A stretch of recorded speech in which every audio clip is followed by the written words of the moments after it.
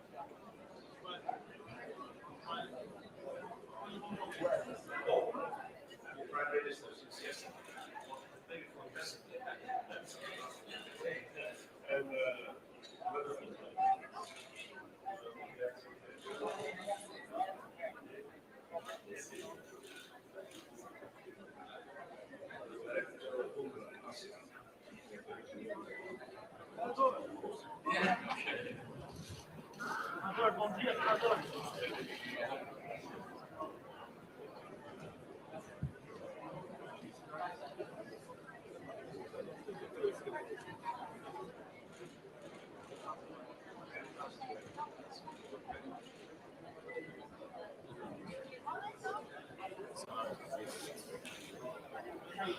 It's tough down here.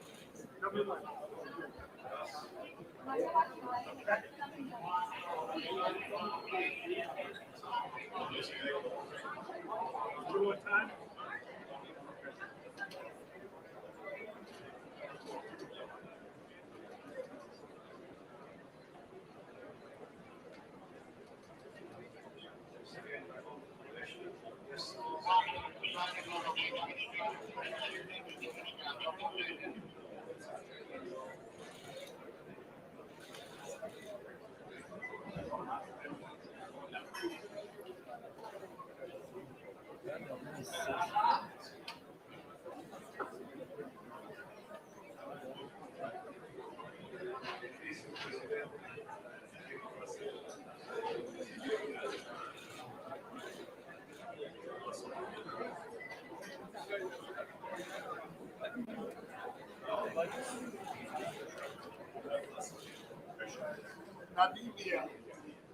Namibia, madam.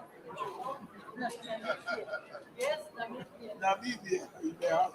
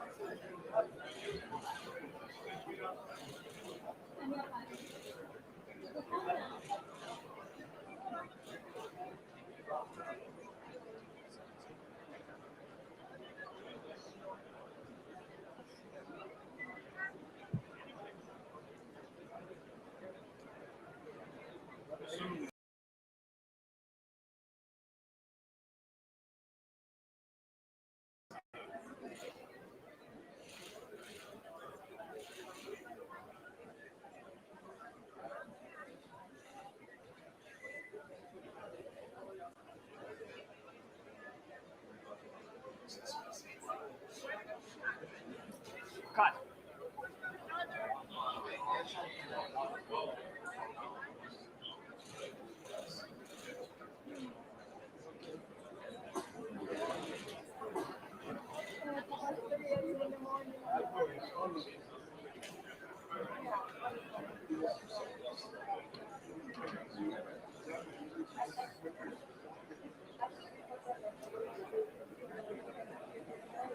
Yeah.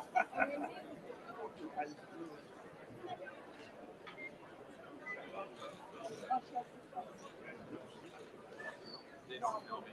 No, they just put them on it.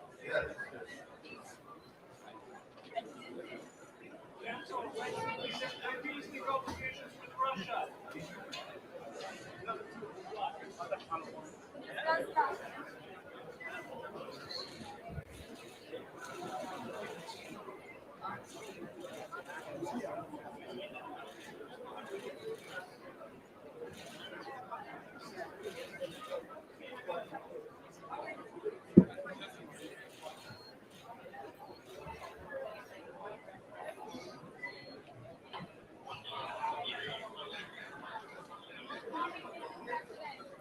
South Africa. South Africa. President Ramaphosa, 1 minute, please, 1 minute. Ay,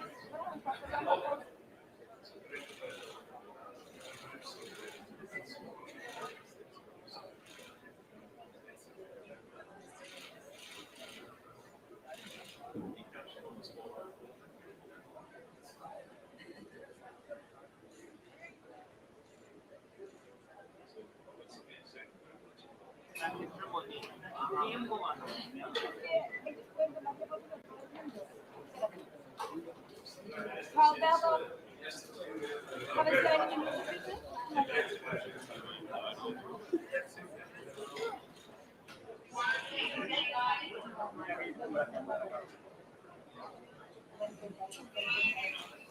Presidente, tiene un minuto a la boca. Presidente, tiene un minuto, por favor, para América Latina, a Colombia.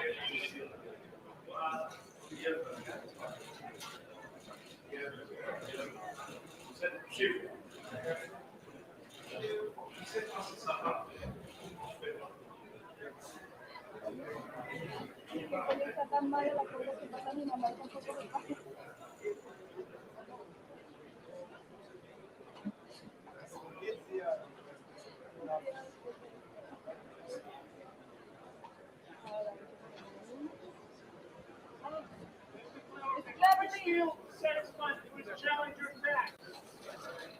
Mr. Cleverly, do you have a minute, please?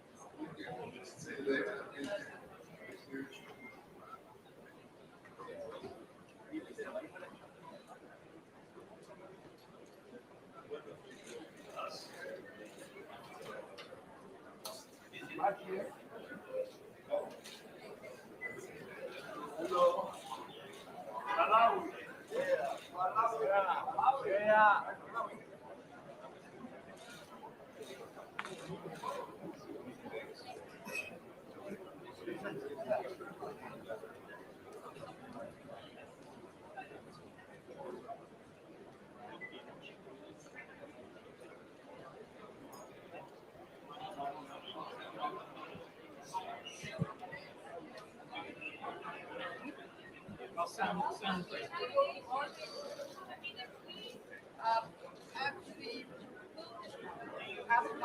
is going on, can we expect the SDGs to move with moving? We must hope that lives and prosperity of people, hundreds of millions of them, depend on us moving forward. Especially Africa. Especially Africa, a continent with great promise, youthful, energetic population. They must feel the solidarity of the rest of the world. You're very welcome. Good morning.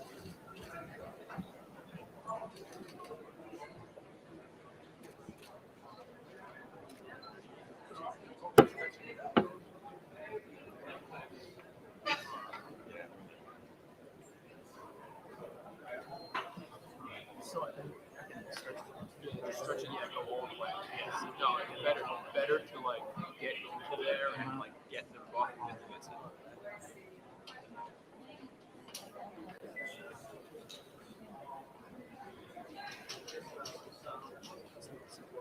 also. Yeah.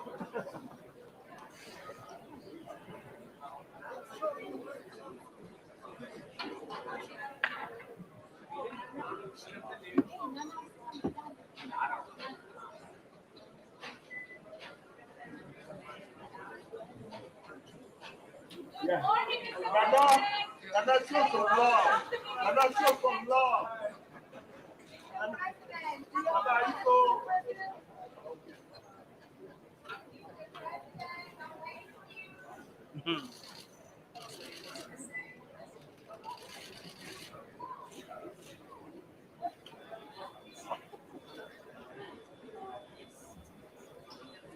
No, porque no supe que a todo el mundo le da la bienvenida. Todo el mundo le dice bienvenida.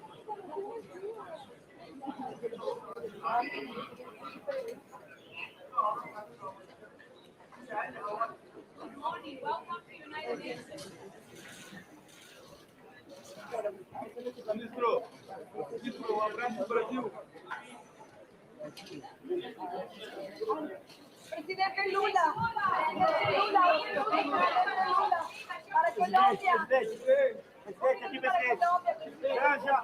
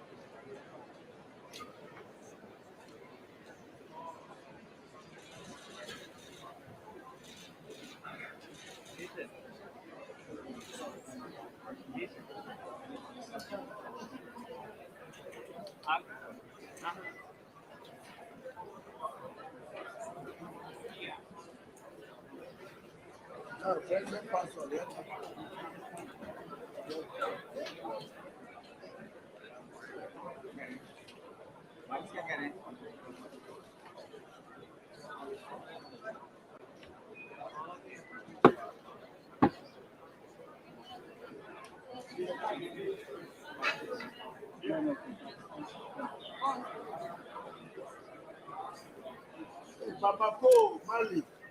Mali in the house. Okay.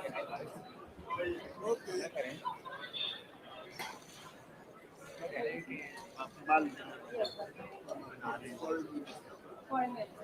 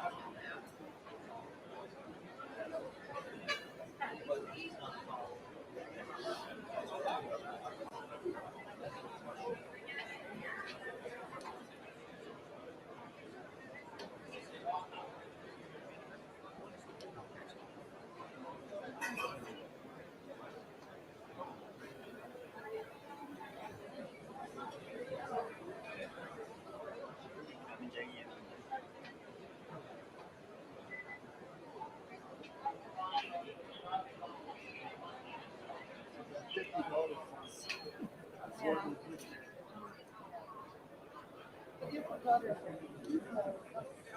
That's fine for you.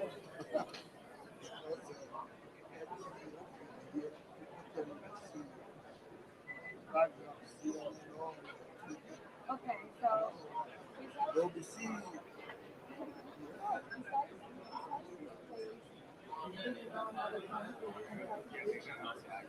If I live here now,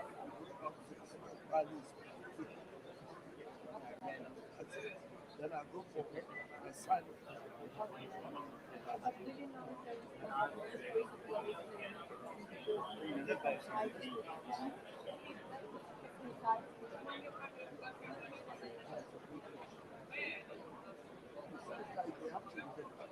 Outside.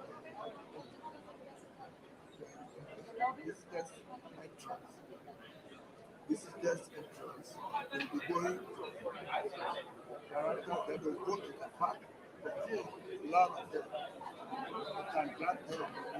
what's the name of the The plaza.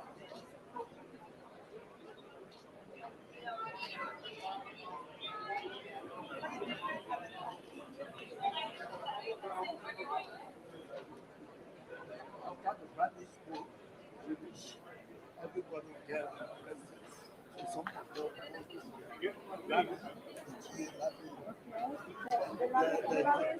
the center.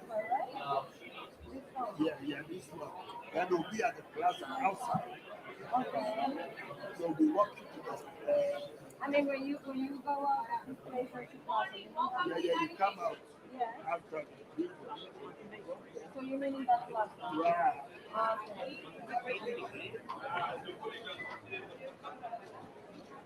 A lot of them do. A lot of them have been going across the green grass going Malawi. I'm gonna try it out. Oh, you get it. Yeah. I have assignment after I do a shoot and then I do conference unit 3. If I go to conference unit 3, I give my business. Then I have 3, I'll go to the park with the car.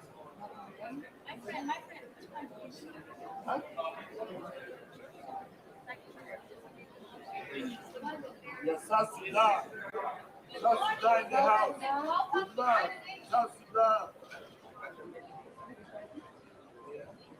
Why?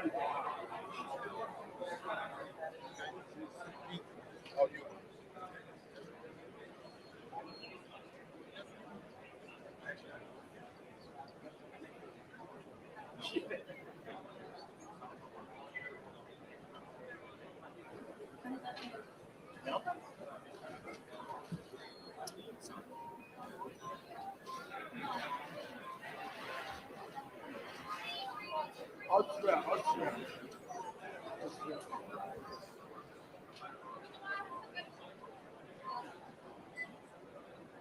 Oh, my phone is ringing. Yeah. When did you speak it for? Yeah. Oh, nobody is coming. Yeah. Yeah, it's good. I know they are looking for me. Yeah.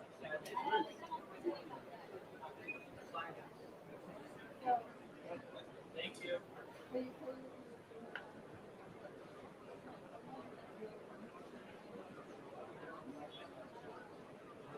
Yeah. No.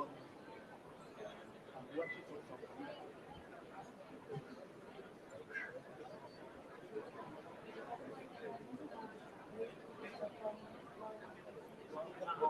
Pakistan meet.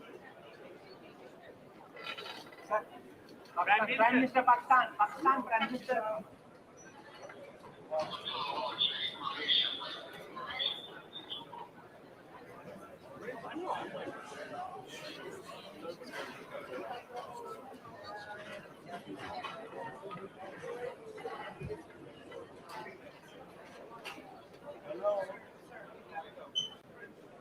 Hello?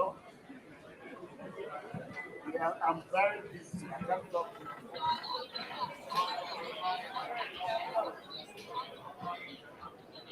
you. Yeah.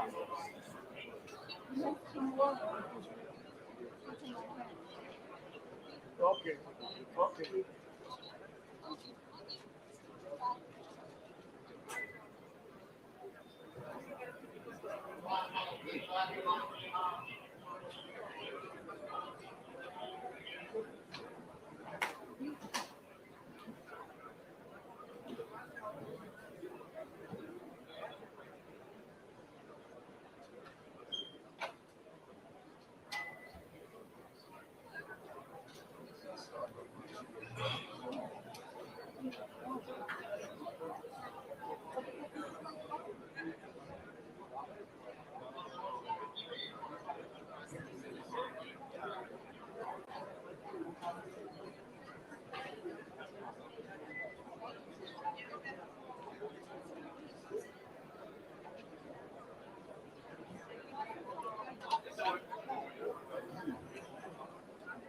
You take the Pakistan already. Which country are you taking? Malawi went already. Long time. You waste your back. I know your president. No. Pass. I know Malawi. He passed here. He already left. Long time. You telling them the far away for the this year. Yeah. Thank you.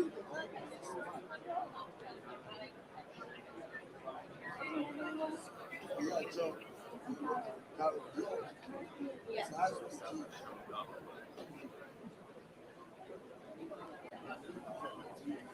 Goodbye.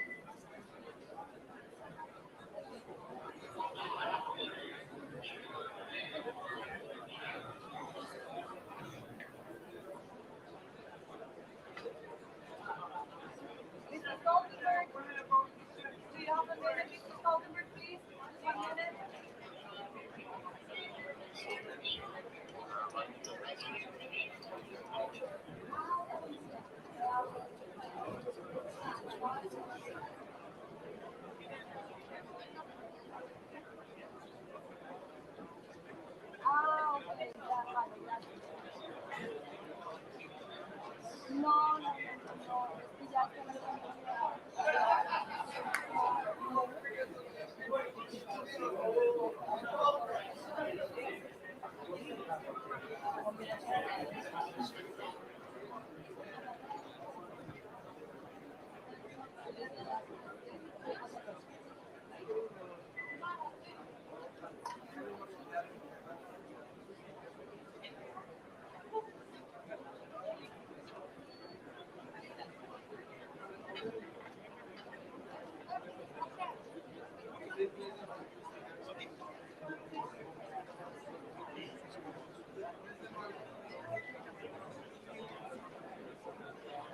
Prime Minister Meloni, ¿tiene un minuto? Un minuto, primera ministra.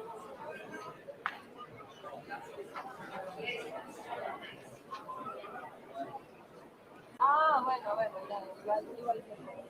No te metí las manos, pero sí. Gracias por decirlo, la próxima le intento así.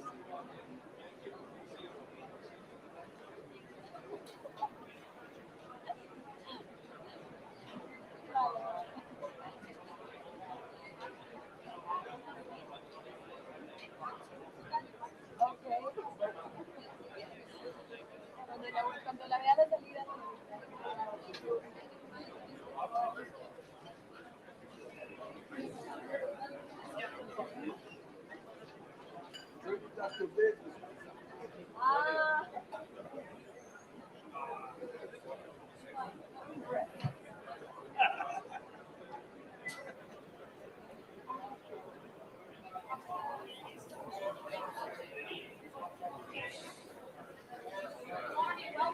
On the line,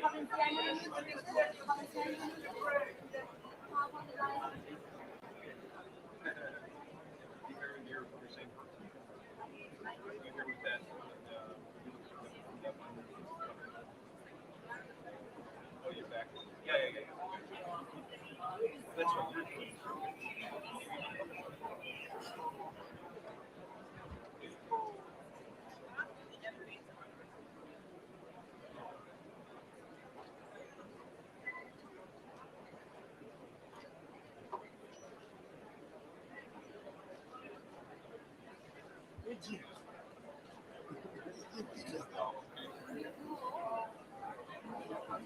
Yeah.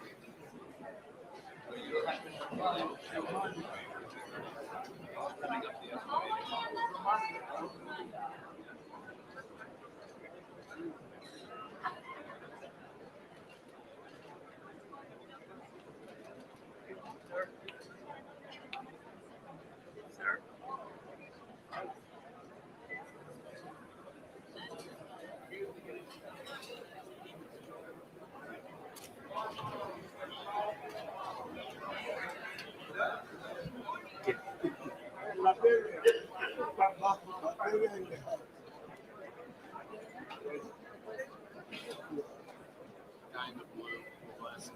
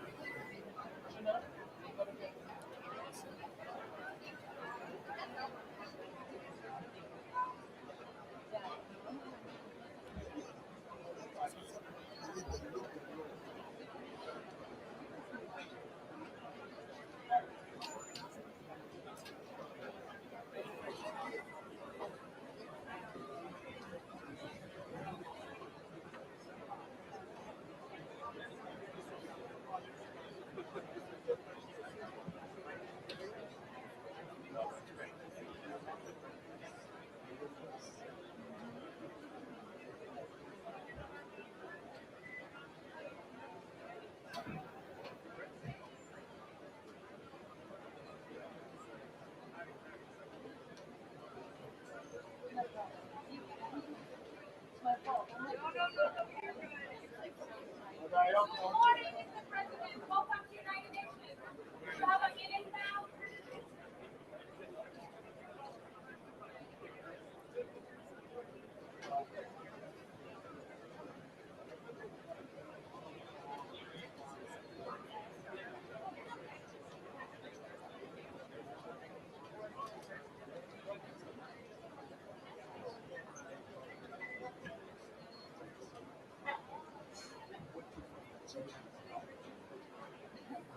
Nigeria's new president is old man on his leave from May to now.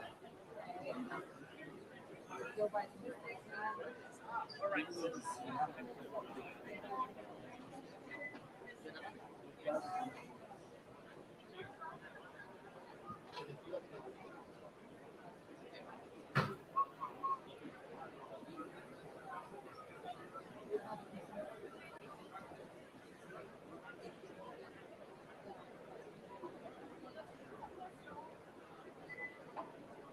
President Nações, do you have a minute, please?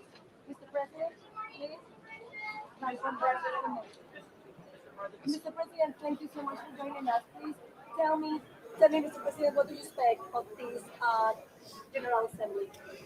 I hope we will have the opportunity to discuss many issues, but of course, Ukraine is the priority number one for my country, and I will raise the issue of accountability for the crimes of aggression, war crimes, which we are committed on the soil of Ukraine, but sustainable development and our ideas to implement the technologies of green economy are very important too, and I delivered my presentation yesterday. But everything should be implemented under conditions of peace. If peace is just destroyed and if we are in uncertain geopolitical situation, it's very difficult to achieve the goals of social welfare and economic prosperity. So this is the reason why we highly appreciate the efforts of United Nations and Secretary General just to look for any possibility to achieve peace, but peace not at any cost. Peace should be predicted by the conditions which should be set by Ukraine. And we cannot bargain on the territorial integrity of Ukraine.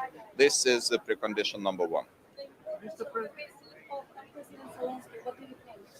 President Zelensky is actively making diplomatic efforts in order to convince some skeptical countries what are the true reasons of this war, who is responsible for many issues, including food crisis.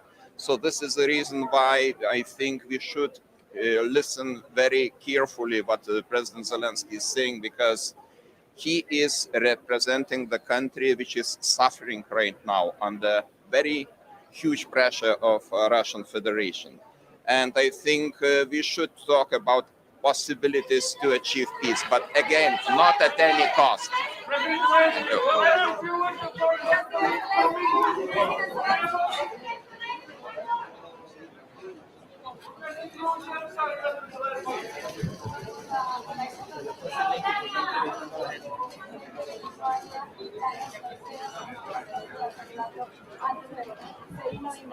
Y bueno, espero que Grace me eche la mano por favor con la traducción para saber qué nos dijo el presidente. Detrás de él y se saludaron, entonces ahí se fue el presidente de Ucrania con él. I think everybody had felt that Nos estamos acercando, si ya vamos a los bancos.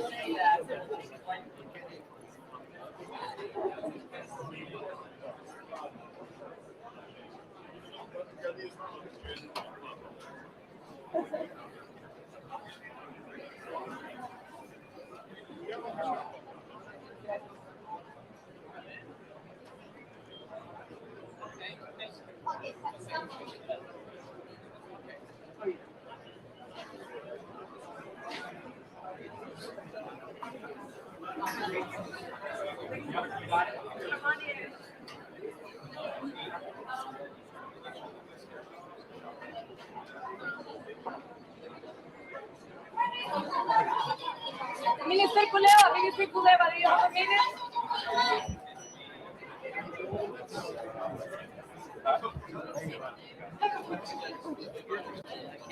Excuse me.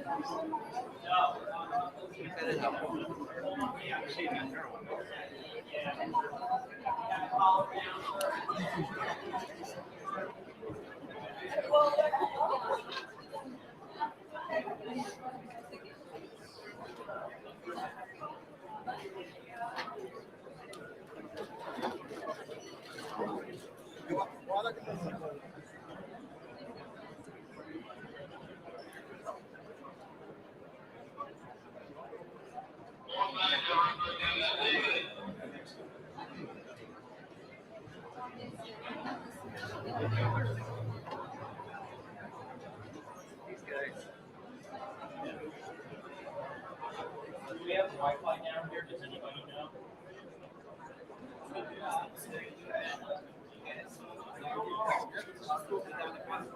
Okay, thank you. Did you guys get it?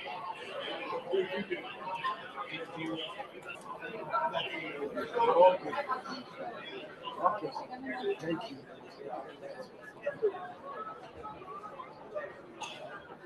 Yeah. Did it come? The president of Poland is yeah, he was his school is very long. Yeah. So at least, which president? Oh, okay, okay. Thank you.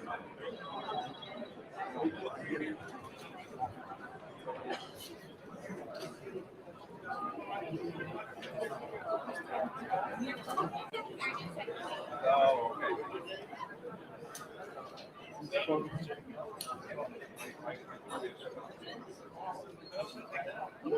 Can't stop.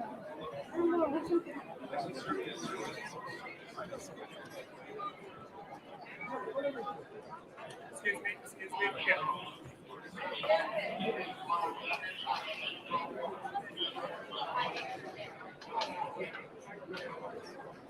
Hey, where's Papa? Papa, Yeah, she did say. She called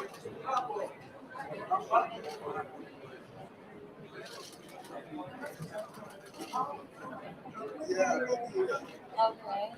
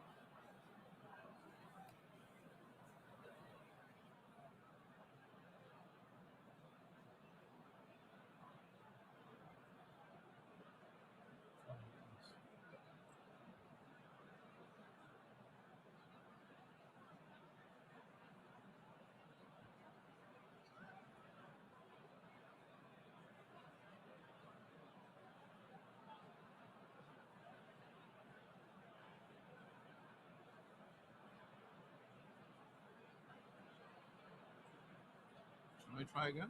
Oh yeah, several times you have to do it, and you have to tell. Distinguished delegates, may I ask you all to please take your seats.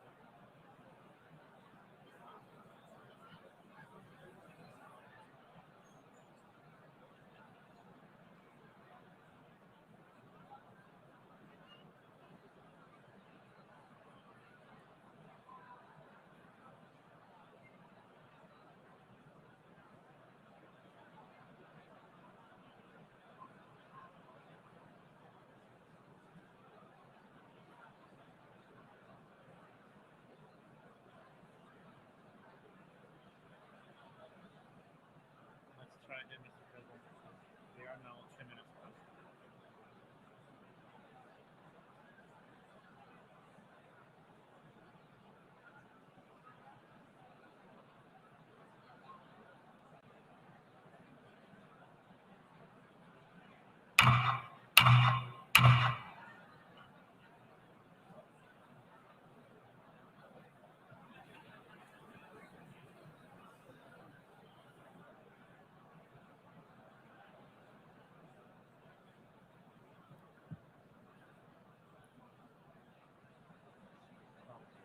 Yes.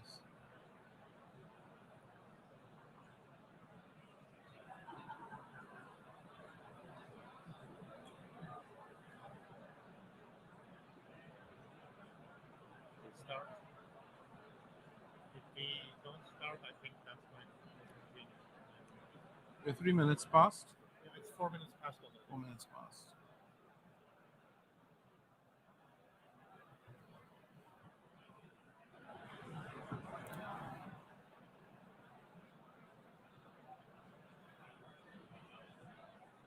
The fourth plenary meeting of the General Assembly is called to order.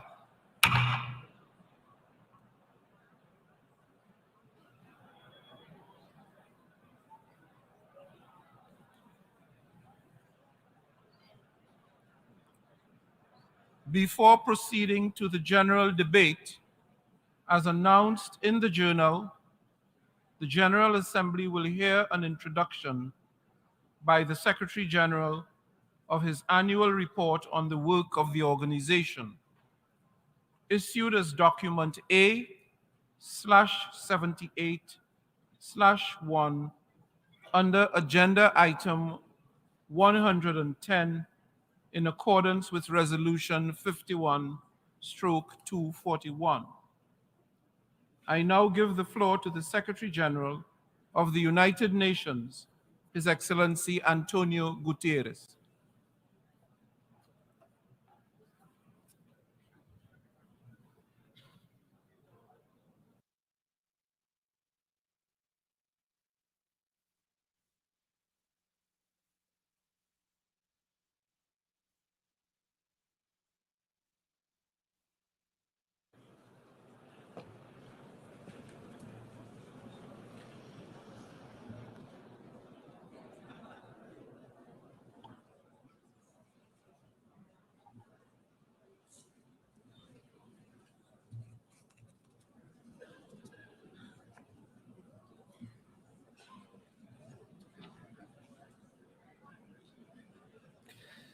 Mr. President of the General Assembly, Excellencies, ladies and gentlemen. Just 9 days ago, many of the world's challenges coalesced in an awful hellscape. Thousands of people in Derna, Libya, lost their lives in epic, unprecedented flooding. They were victims many times over, victims of years of conflict, victims of climate chaos, victims of leaders, near and far, who failed to find a way to peace. The people of Derna lived and died in the epicenter of that indifference, as the skies unleashed 100 times the monthly rainfall in 24 hours, as dams broke after years of war and neglect, as everything they knew was wiped off the map. Even now, as we speak, Bodies are washing ashore from the same Mediterranean Sea where billionaires sunbathe on their super yachts. Derna is a sad snapshot of the state of our world. The flood of inequity, of injustice, of inability to confront the challenges in our midst. Excellencies, our world is becoming unhinged. Geopolitical tensions are rising. Global challenges are mounting. And we seem incapable of coming together to respond. We confront a host of existential threats, from the climate crisis to disruptive technologies, and we do so at a time of chaotic transition. For much of the Cold War, international relations were largely seen through the prism of two superpowers. Then came a short period of unipolarity. Now we are rapidly moving towards a multipolar world. And this is in many ways positive. It brings new opportunities for justice and balance in international relations. But multipolarity alone cannot guarantee peace. At the beginning of the 20th century, Europe had numerous powers. It was truly multipolar, but it lacked robust multilateral institutions, and the result was World War I. A multipolar world needs strong and effective multilateral institutions.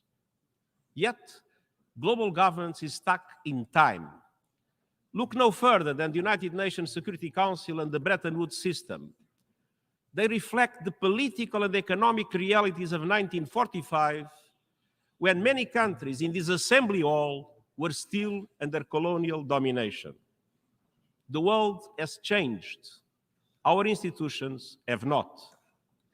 We cannot effectively address problems as they are if institutions do not reflect the world as it is. Instead of solving problems, they risk becoming part of the problem. And indeed, divides are deepening. Divides among economic and military powers, divides between North and South, East and West. We are inching ever closer to a great fracture in economic and financial systems and trade relations, one that threatens a single open internet with diverging strategies on technology and artificial intelligence and potentially clashing security frameworks.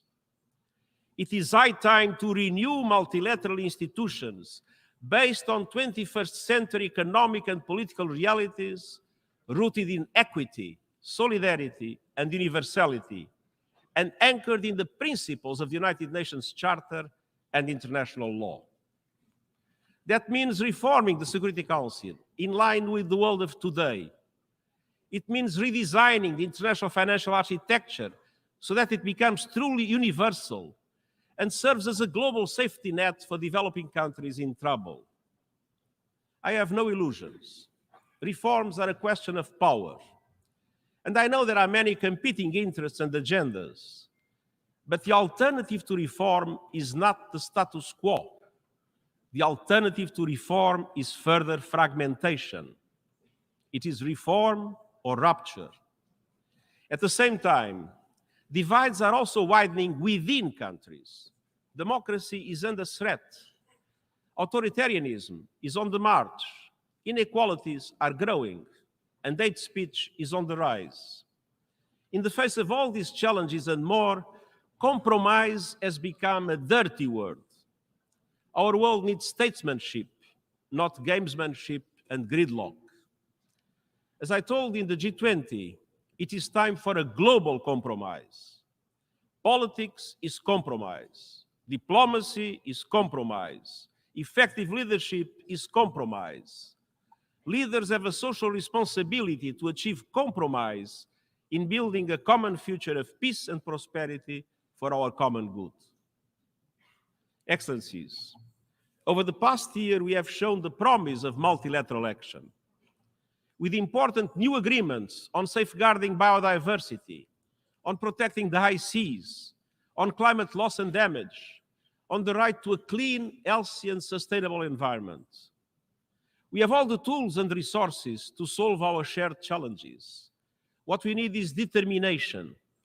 And determination is in the DNA of our United Nations, summoning us with the first words of the Charter.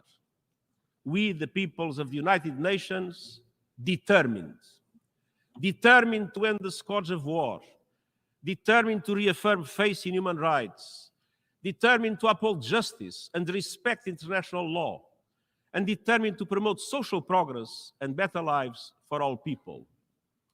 It falls to us, through our actions, to apply that determination to the challenges of today, being faithful to the Charter of the United Nations. Excellencies, it starts with determination to uphold the Charter's pledge for peace. Yet, instead of ending the scourge of war, we are seeing a surge of conflicts, coups, and chaos. If every country fulfilled its obligations under the Charter, the right to peace would be guaranteed. When countries break those pledges, they create a world of insecurity for everyone. Exhibit A, Russia's invasion of Ukraine. The war, in violation of the United Nations Charter and international law, has unleashed a nexus of horror. Lives destroyed, human rights abused, families torn apart, children traumatized, hopes and dreams shattered. But beyond Ukraine, the war has serious implications for us all. Nuclear threats put us all at risk. Ignoring global treaties and conventions makes us all less safe. And the poisoning of global diplomacy obstructs progress across the board. We must not relent in working for peace, a just peace in line with UN Charter and international law. And even while fighting rages, we must pursue every avenue to ease the suffering of civilians in Ukraine and beyond.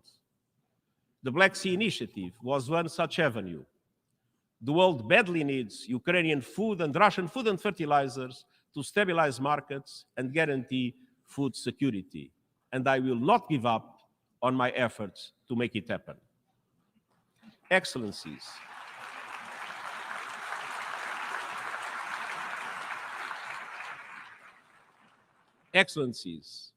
around the globe, old tensions fester while new risks emerge. Nuclear disarmament is at a standstill while countries develop new weapons and make new threats. Across the Sahel, a series of coups is further destabilizing the region as terrorism is gaining ground. Sudan is descending into full-scale civil war.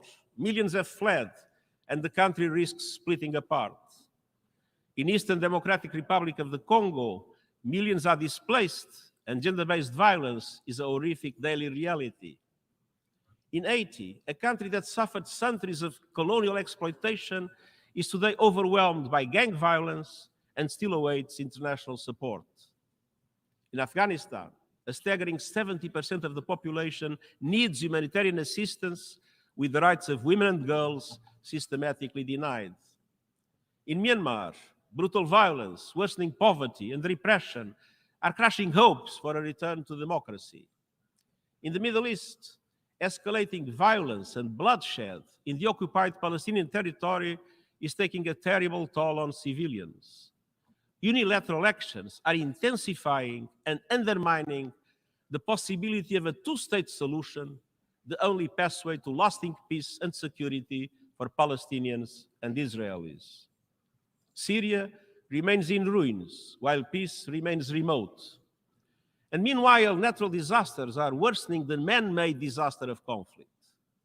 In the face of this mounting crisis, the global humanitarian system is on the verge of collapse. Needs are rising, and funding is drying up. Our humanitarian operations are being forced to make massive cuts.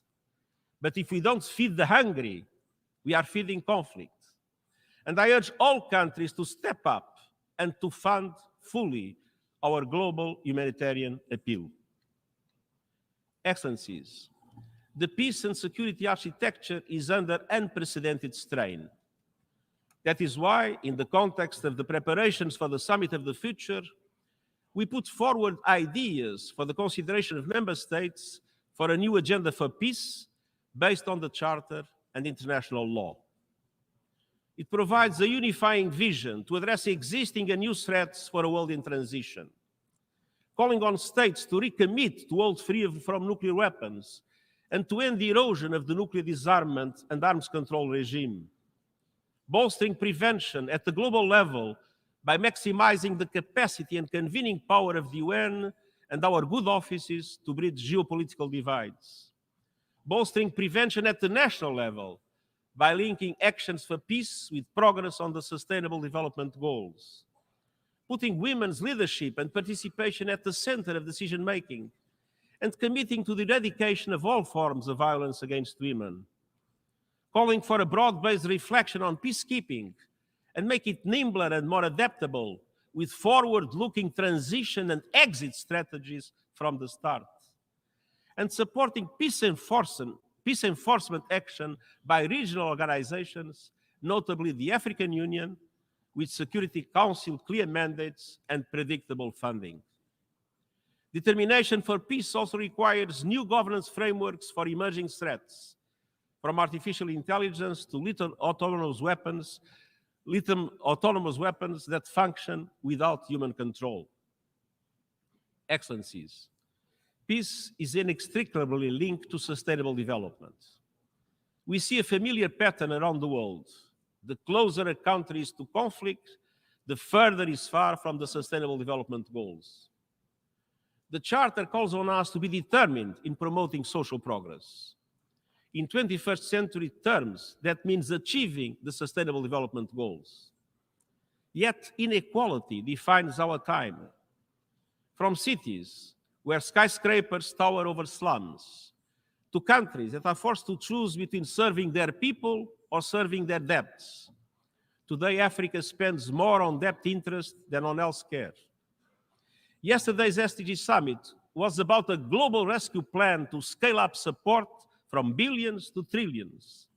And excellencies, the international financial architecture remains dysfunctional, outdated, and unjust.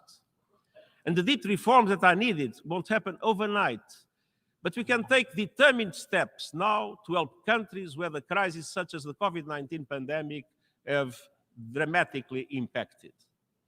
By urgently advancing the SDG stimulus of $500 billion per year and relieving the financial burden on developing and emerging economies.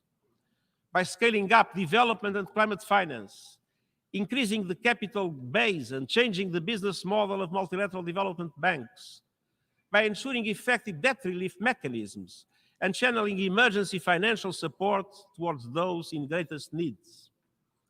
Excellencies, we must be determined to tackle the most immediate threat to our future, our overheating planet. Climate change is not just a change in the weather.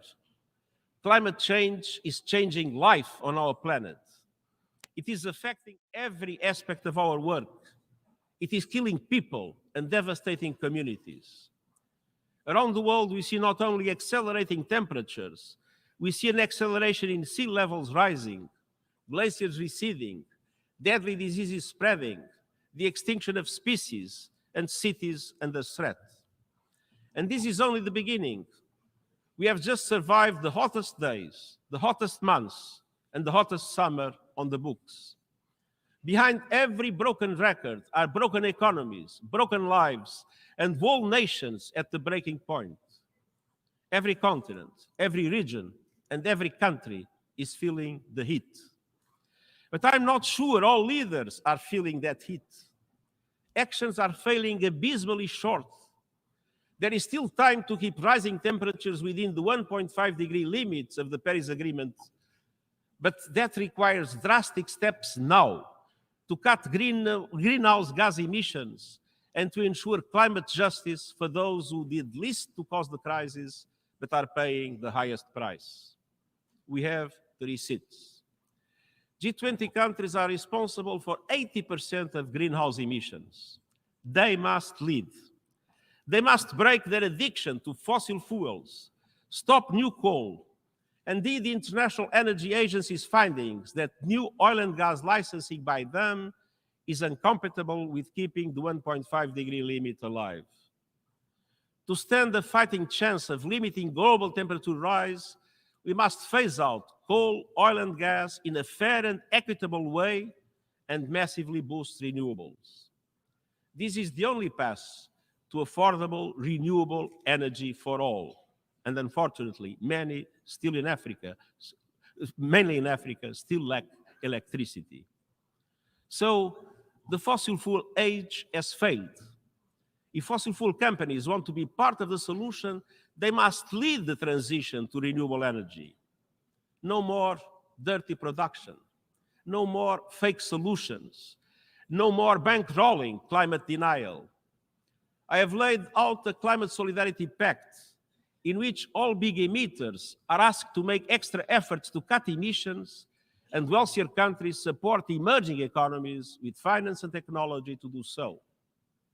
For example, Africa has 60% of the world's solar capacity, but just 2% of renewable investments. And I've also put forward an acceleration agenda to supercharge these efforts. Developed countries must reach net zero as close as possible to 2040, and emerging economies as close as possible to 2050, in line with common but differentiated responsibilities.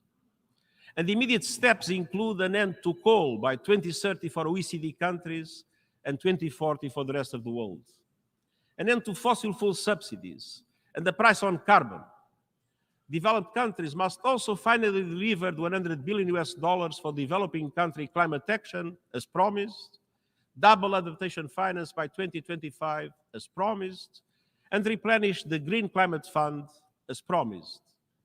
And all countries must work to operationalize the Loss and Damage Fund this year and ensure universal early warning coverage by 2027. Tomorrow, I will welcome credible first movers and doers to our Climate Ambition Summit. And COP28 is around the corner. Climate chaos is breaking new records, but we cannot afford the same old broken record of scapegoating and waiting for others to move first. And to all those working, marching, and championing real climate action, I want you to know that you are on the right side of history and that I am with you. I won't give up this fight of our lives. Excellence. Excellencies.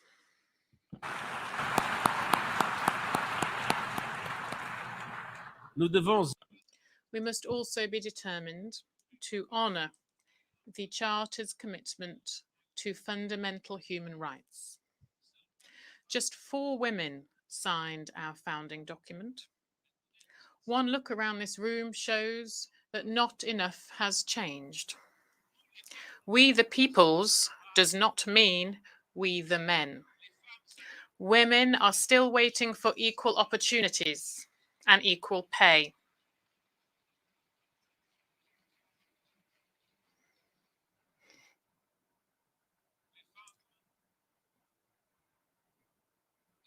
Women are still waiting for equal opportunities and equal pay, for equality under the law, for their work to be valued and their opinions to count. Around the globe, women's rights, including sexual and reproductive rights, are being suppressed and even rolled back, and women's freedoms curtailed.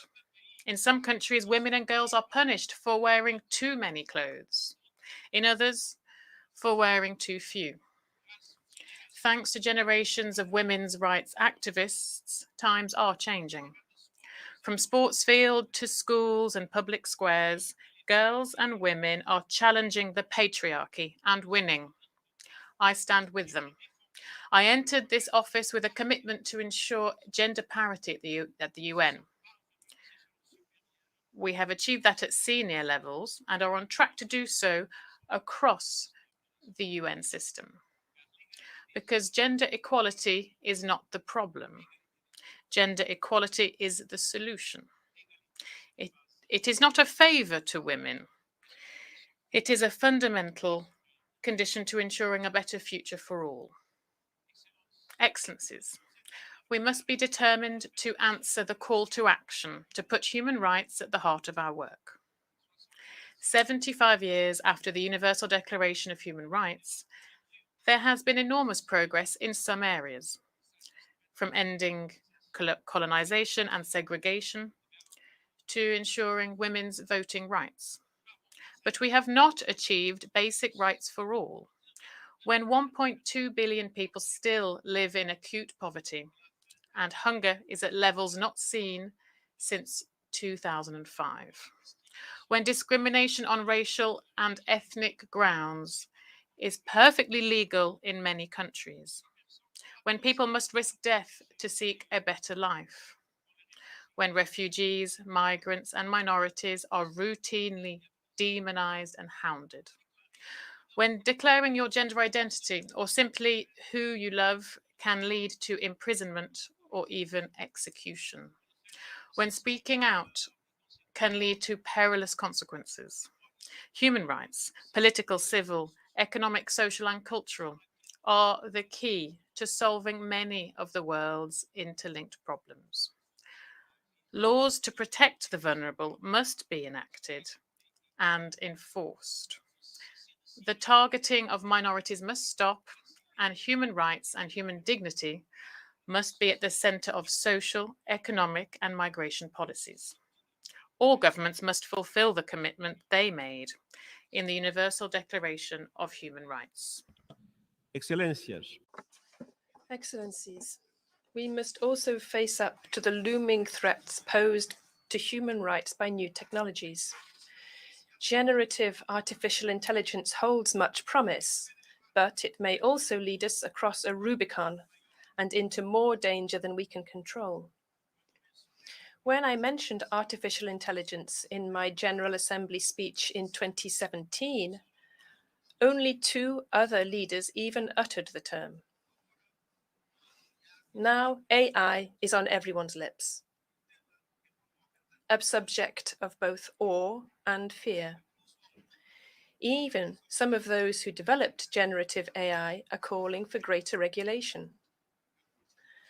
But many of the dangers of digital technology are not looming on the horizon, they are here. The digital divide is inflaming inequalities. Hate speech, disinformation, and conspiracy theories on social media platforms are spread and amplified by AI, undermining democracy and fueling violence and conflict in real life. Online surveillance and data harvesting are enabling human rights abuses on a mass scale. And technology companies and governments are far from finding solutions. we must move fast and mend things. New technologies require new innovative forms of governance, with input from experts building this technology and from those monitoring its abuses. And we urgently need a global digital compact between governments, regional organizations, the private sector, and civil society to mitigate the risks of digital technologies and identify ways to harness their benefits for the good of humanity. Some have called for consideration of a new global entity on AI that could provide a source of information and expertise for member states. There are many different models, inspired by such examples as the International Atomic Energy Agency, the International Civil Aviation Organization, or the Intergovernmental Panel on Climate Change. And the UN stands ready to host the global and inclusive discussions that are needed, depending on the decisions of member states. To help advance the search for concrete governance solutions, I will appoint this month a high-level advisory body on artificial intelligence, which will provide recommendations by the end of this year. And next year's Summit of the Future is a once-in-a-generation opportunity for progress to deal with these new threats in line with the vision of the UN Charter. Member states will decide how to move forward on the new agenda for peace, the Global Digital Compact, reforms to the international financial architecture, and many other proposals to address challenges and bring greater justice and equity to global governance. Excellencies, the United Nations was created precisely for moments like these, moments of maximum danger and minimum agreement. We can and must use our tools in flexible and creative ways. Last month, we saw the dividends of determination off the coast of Yemen. Carrying 1 million barrels of oil, the decaying FSO Safar supertanker was a ticking time bomb a looming ecological disaster in the Red Sea. But no one offered to solve the problem. So the United Nations stepped in and brought the world together. We mobilized resources, assembled the experts, navigated difficult negotiations, and built trust. We have more work ahead and more resources are needed. But last month, the oil was successfully transferred from the Safar. This UN-led action saved the Red Sea. When no one else could or would, UN determination got the job done. Despite our long list of global challenges, that same spirit of determination can guide us forward. Let us be determined to heal divisions and forge peace, determined to uphold the dignity and worth of every person. Red Sea. When no one else could or would, UN determination got the job done. Despite our long list of global challenges, that same spirit of determination can guide us forward. Let us be determined to heal divisions and forge peace, determined to uphold the dignity and worth of every person, determined to realize the Sustainable Development Goals and effectively leave no one behind, determined to reform multilateralism for the 21st century and come together for the common good. And I thank you.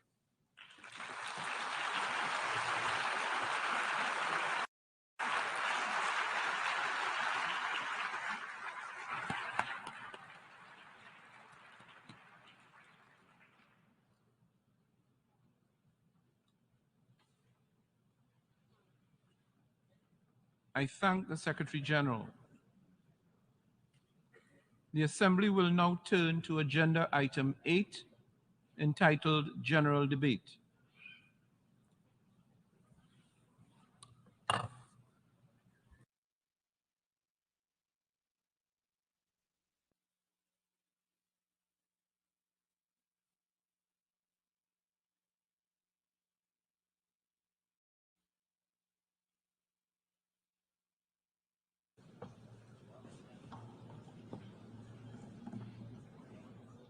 Excellencies, heads of state and government, Mr. Secretary General of the United Nations, honorable ministers, distinguished delegates, and all stakeholders here present. Good morning.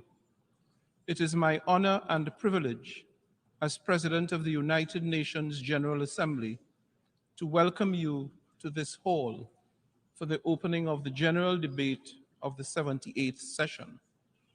Allow me to acknowledge in our midst today several presidents, former presidents of the General Assembly, including His Excellency Han Sang-soo, former Prime Minister of Korea, who served as president of the 56th session of the Assembly, and who now sits as chair of the UN Council of Former Presidents of the General Assembly. Together, this Assembly Hall and this rostrum stand as a living testament to multilateralism and to the extraordinary role and compelling influence of the United Nations over the 75 years of its existence. It is a unique and truly global platform for debate, dialogue, and problem solving through multilateral diplomacy. This year, our imperative is clear: to unite the nations, to be united in conviction of common purpose and in solidarity of joint action. Excellencies, such a common coordinated approach is needed now as much as at any point in our history. War, climate change, debt, energy and food crises, poverty and famine. These crises are directly impacting the lives and well-being of billions of people around the world. They are rolling back decades of hard-won development gains and thus condemning millions to lifelong intergenerational poverty and hardship. It is at times like these that we must search deep within to find our better selves and our common humanity that impels us to meet the moment. I therefore implore you, let us use this forum for that which it was intended. Let us listen and learn. Let us rebuild trust and reignite global solidarity. And let us find common ground to address the challenges we face. In the words of the late, great Madeleine Albright, if the UN did not exist, we would have to invent it. We are fortunate, therefore, that it does indeed exist.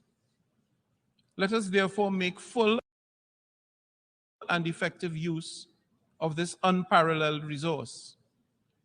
Excellencies, this message is all the more important in light of the continued violation of the territorial integrity and sovereignty of a fellow member of the United Nations, Ukraine. That horrendous war has unleashed untold suffering and destroyed countless families, communities, and lives. Its cascading impacts has also spooked many developing countries in far-flung corners of the globe, unleashing acute shortages of essential commodities, triggering food insecurity and volatility in energy prices.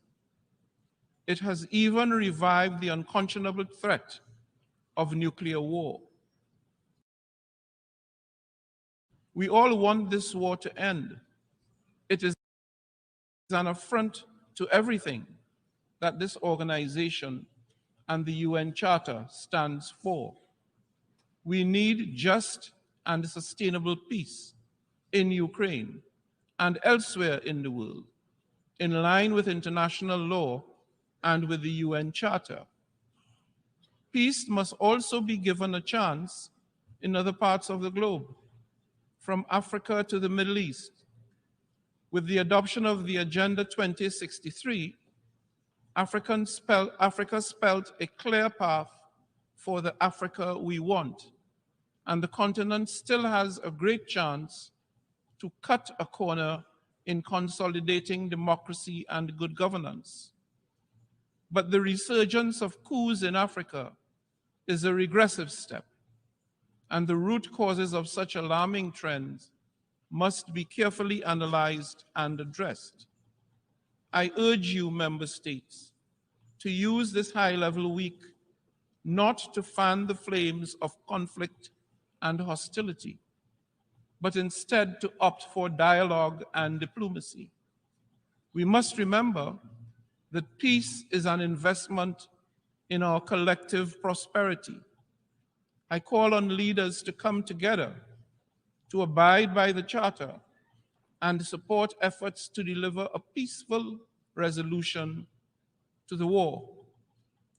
Excellencies, yesterday we began our high-level week with the SDG Summit. It offered a prime moment to take stock of our successes and failures in delivering the Sustainable Development Goals. Front and center with the fact that 1.2 billion people are living in multidimensional poverty as of 2022. While some progress has been made on the goals, the summit is being convened in a context where there have been unacceptable delays and rollbacks. Let me be clear, we do not have the luxury of excuses, nor are we absolved of our responsibilities. The onus is on us, collectively, to make up for the lost momentum and work much harder in the remaining 7 years to accelerate progress on that which we have promised to deliver. The commitment to action presented at the summit should therefore be the tailwind to regain lost ground and supercharge implementation. Excellencies, The SDG Summit was only the start of what is a full agenda during High-Level Week. It naturally interlinks with the General Assembly's high-level dialogue on financing for development, which is key to accelerating the financing impetus for the SDGs. The preparatory ministerial meeting for the Summit of the Future will help to launch the negotiations of the Pact of the Future, giving guidance on how to ensure that the United Nations is fit for purpose in the 21st century. It will give member states the opportunity to come together and to transform our shared future. We will also see 3 health-related high-level meetings on pandemic prevention, preparedness and response, universal health coverage, and on tuberculosis, all of which offer us opportunities to better the lives of our global citizens.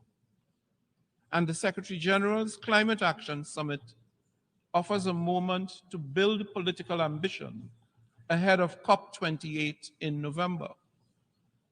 Tomorrow, I will also join hands with several heads of state and government to convene a breakfast summit to address the existential threats posed by sea level rise, an issue of significant concern to small island developing states, especially those in the Pacific region.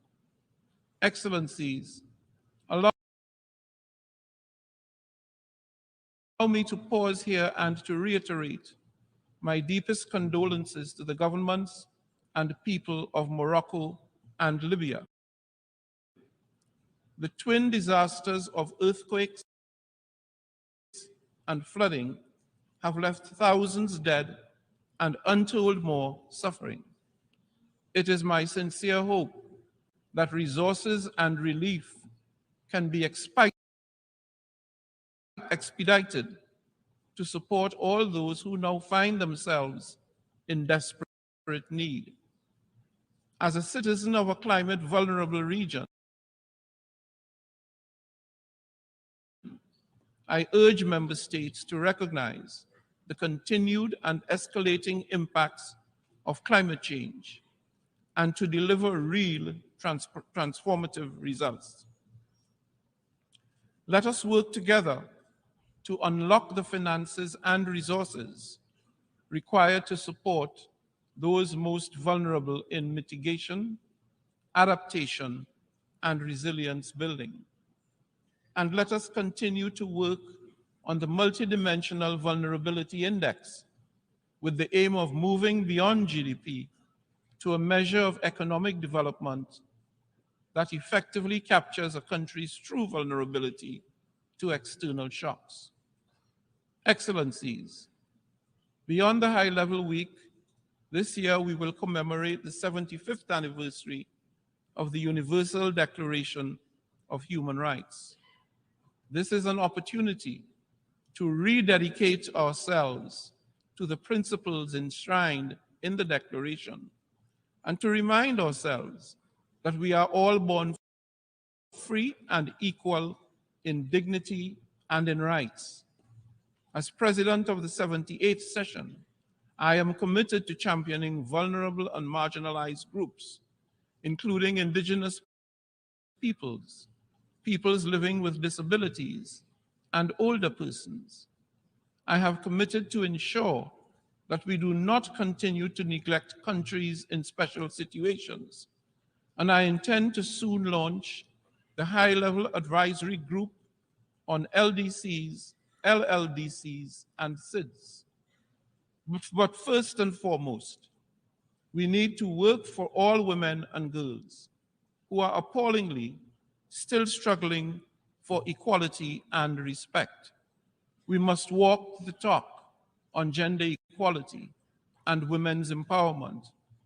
This means according women full, equal, and meaningful participation at every level. As an international gender champion myself, I'm strongly as an international gender champion myself, I'm strongly committed to promoting gender equality and women's empowerment. And I have appointed a special envoy and special advisor on gender equality and women's empowerment to assist me in this endeavor.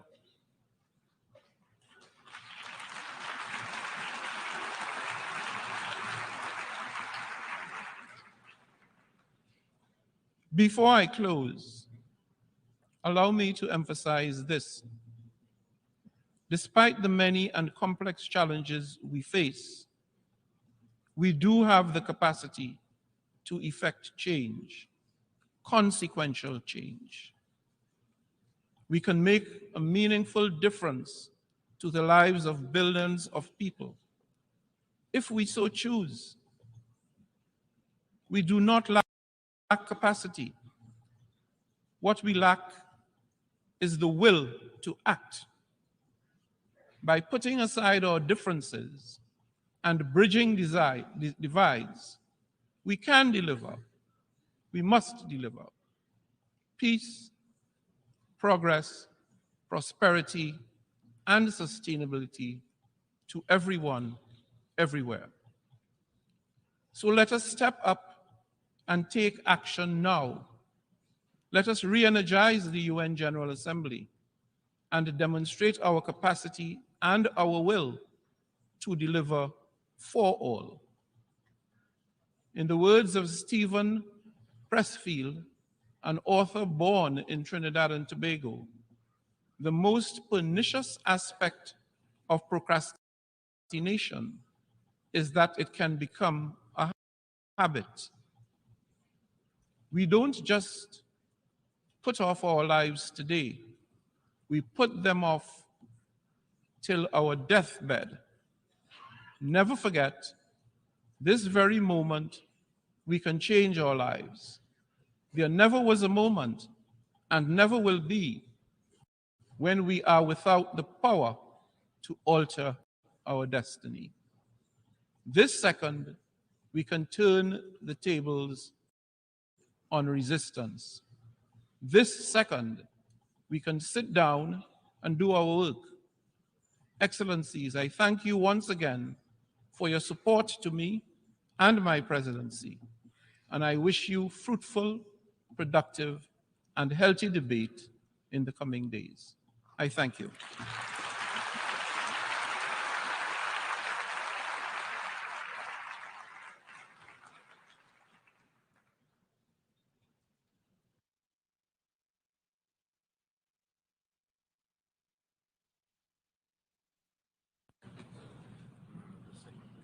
Thank you. Before giving the floor to the first speaker for this morning, I would like to remind members that the list of speakers for the general debate has been established on the agreed basis that statements should be no longer than 15 minutes to enable all speakers to be heard at a given meeting. Within this time frame, I would like to appeal to speakers to deliver their statements at a reasonable pace so that interpretation into the other official UN languages may be provided properly. I would also like to draw your attention to the decision taken by the General Assembly at previous sessions, namely that the practice of expressing congratulations inside the General Assembly Hall after a speech has been delivered is strongly discouraged. After delivering their statements from the rostrum, speakers are invited to exit the General Assembly Hall through room GA 200, located behind the rostrum, before returning to their seats. May I take it that the General Assembly agrees to proceed in this manner? It is so decided. Finally, I should like to draw the attention of members that during the general debate, official photographs of all the speakers are taken by the Department of Global Communications. Members interested in obtaining these photographs are requested to contact the Photo Library of the United Nations. The Assembly will hear an address by His Excellency Luis Inácio Lula de Silva, President of the Federative Republic of Brazil. I request protocol to escort His Excellency. On behalf of the General Assembly, I have the honor to welcome His Excellency Luis Inácio Lula de Silva, President of the Federative Republic of Brazil, and to invite him to address the Assembly. Meus cumprimentos ao presidente da Assembleia Geral, embaixador Denis Francis, de Trinidad e Tobago. É uma satisfação ser antecedido pelo secretário-geral das Nações Unidas, Antônio Guterres. Saúdo cada um dos chefes de Estado, de governo e delegadas e delegados aqui presentes. Presto minha homenagem ao nosso compatriota Sérgio Vieira de Mello e 21 outros funcionários desta organização, vítimas brutal do atentado em Bagdá há 20 anos atrás. Desejo, igualmente, expressar minhas condolências às vítimas do terremoto no Marrocos e das tempestades que atingiram a Líbia. A exemplo do que ocorreu recentemente no estado do Rio Grande do Sul, no meu país, estas tragédias ceifam vidas e causam perdas irreparáveis.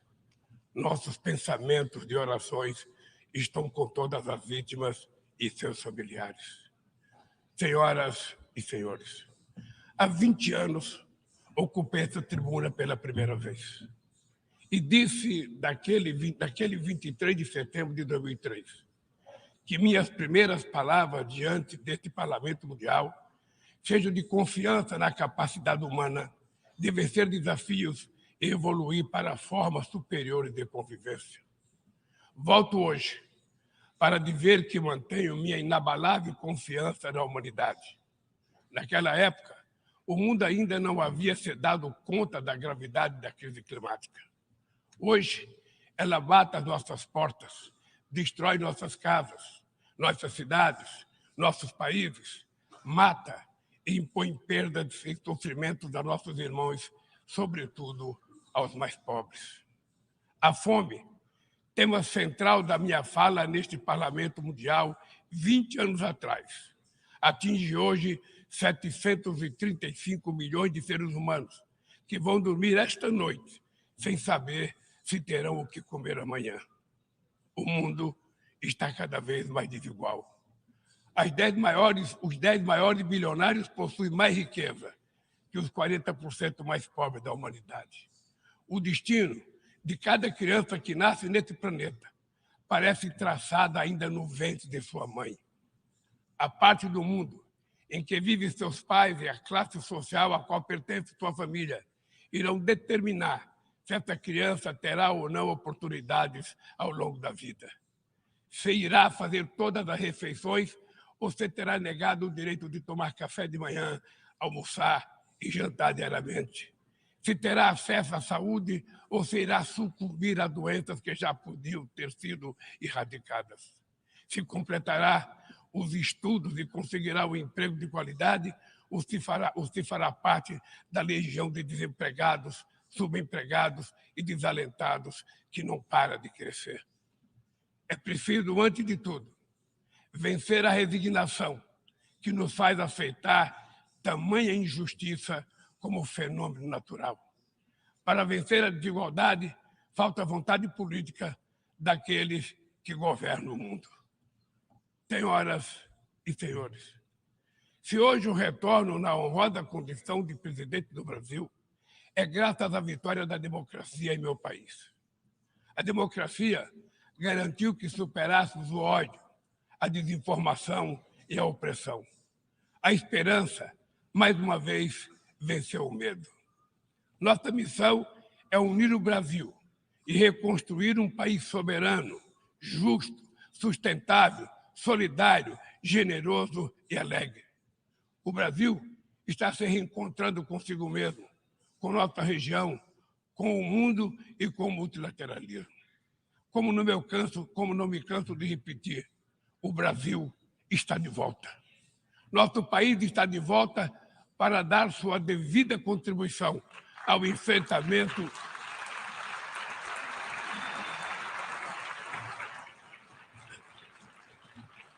Nosso país está de volta para dar sua devida contribuição ao enfrentamento dos principais desafios globais. Resgatamos o universalismo da nossa política externa, marcada por diálogo respeitoso com todos.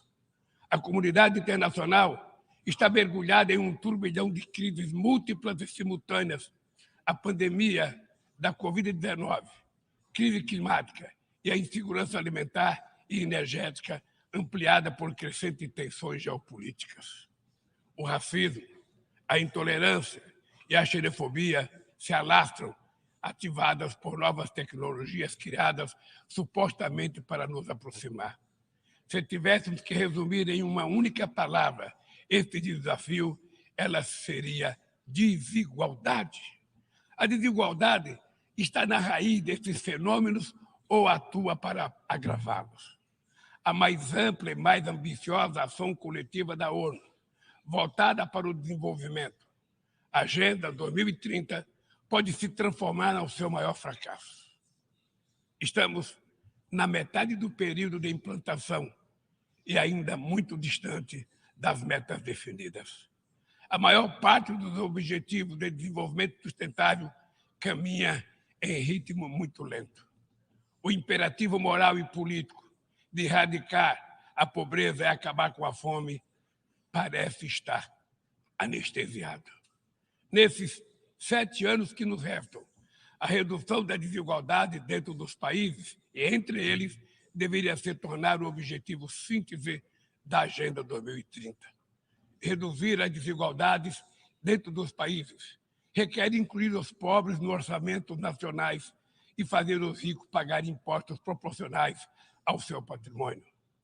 No Brasil, estamos comprometidos a implementar todos os 17 Objetivos de Desenvolvimento Sustentável de maneira integrada e indivisível. Queremos alcançar a igualdade racial na sociedade brasileira por meio de um 18º objetivo que adotaremos voluntariamente.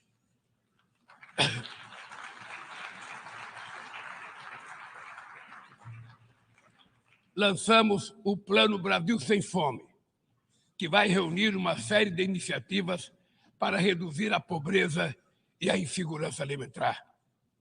Entre elas está o Bolsa Família, que se tornou referência mundial em programa de transferência de renda para famílias que mantêm suas crianças vacinadas e na escola. Inspirados na brasileira Berta Lutz, pioneira na defesa da igualdade de gênero na Carta da ONU, aprovamos a lei que torna obrigatória a igualdade salarial entre mulheres e homens no exercício da mesma função.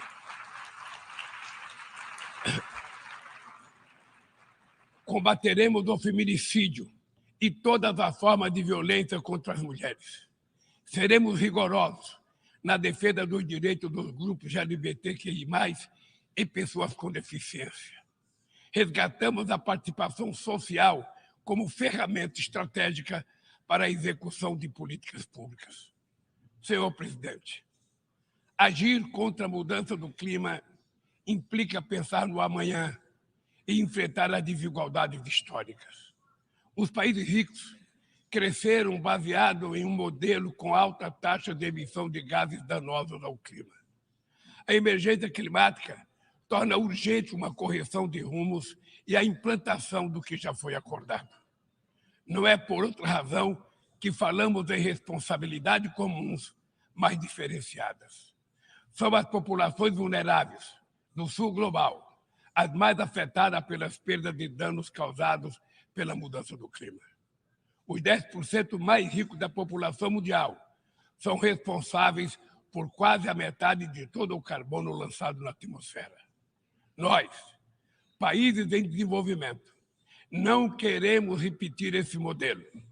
No Brasil, Já provamos uma vez e vamos provar de novo que um modelo socialmente justo e ambientalmente sustentável é possível. Estamos na vanguarda da transição energética. Nossa matriz já é uma das mais limpas do mundo. 87% da nossa energia elétrica provém de fontes limpas e renováveis. A geração de energia solar, eólica, biomassa, etanol, biodiesel cresce a cada ano. É enorme o potencial de redução de hidrogênio verde. Com o plano de transformação ecológica, apostaremos na industrialização e infraestrutura sustentáveis. Retomamos uma robusta e renovada agenda amazônica com ações de fiscalização e combate a crimes ambientais. Ao longo dos últimos 8 meses, o desmatamento na Amazônia brasileira já foi reduzido em 48%. O mundo inteiro sempre falou da Amazônia.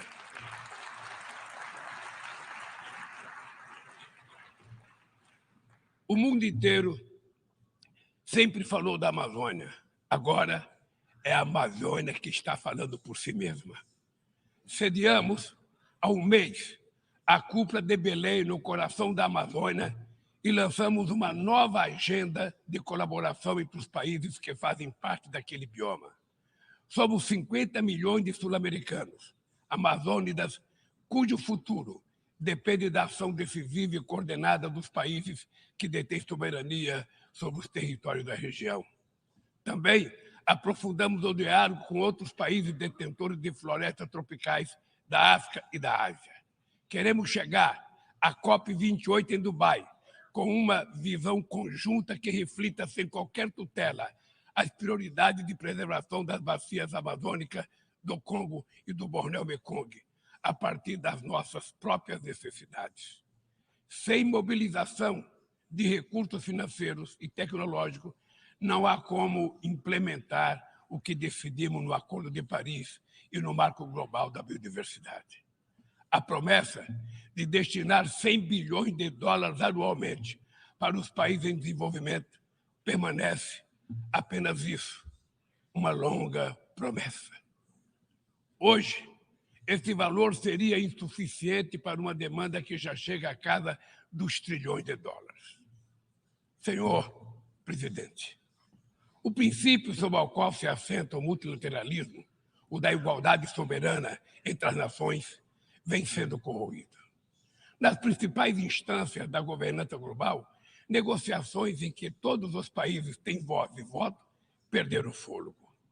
Quando as instituições reproduzem as desigualdades, elas fazem parte do problema e não da solução. No ano passado, o FMI disponibilizou 160 bilhões de dólares em direitos especiais de saque para países europeus e apenas 34 bilhões para os países africanos. A representação desigual e distorcida na direção do FMI e do Banco Mundial é inaceitável. Não corrigimos os excessos da desregulação dos mercados e da apologia do Estado mínimo. As bases de uma nova governança econômica não foram lançadas. Os BRICS surgiu na esteira desse mobilismo e constitui uma plataforma estratégica para promover a cooperação entre países emergentes. A ampliação recente do grupo na cúpula de Joanesburgo fortalece a luta por uma ordem que acomoda a pluralidade econômica, geográfica e política do século XXI. Somos uma força que trabalha em prol de um comércio global mais justo, num contexto de grave crise do multilateralismo. O protecionismo dos países ricos ganhou força e a Organização Mundial do Comércio permanece paralisada, em especial o seu sistema de solução de controvérsias. Ninguém mais se recorda da rodada do desenvolvimento de Doha. Nesse íntere, o desemprego e a precarização do trabalho minaram a confiança das pessoas em tempos melhores, em especial os jovens do mundo. Os governos precisam romper com a dissonância cada vez maior entre a voz do mercado e a voz das ruas. O neoliberalismo agravou a desigualdade econômica e política que hoje assola as democracias. Seu legado é uma massa de deserdados e excluídos.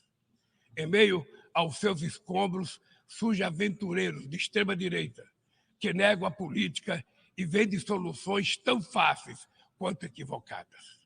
Muitos sucumbiram à tentação de substituir um neoliberalismo falido por um nacionalismo primitivo, conservador e autoritário.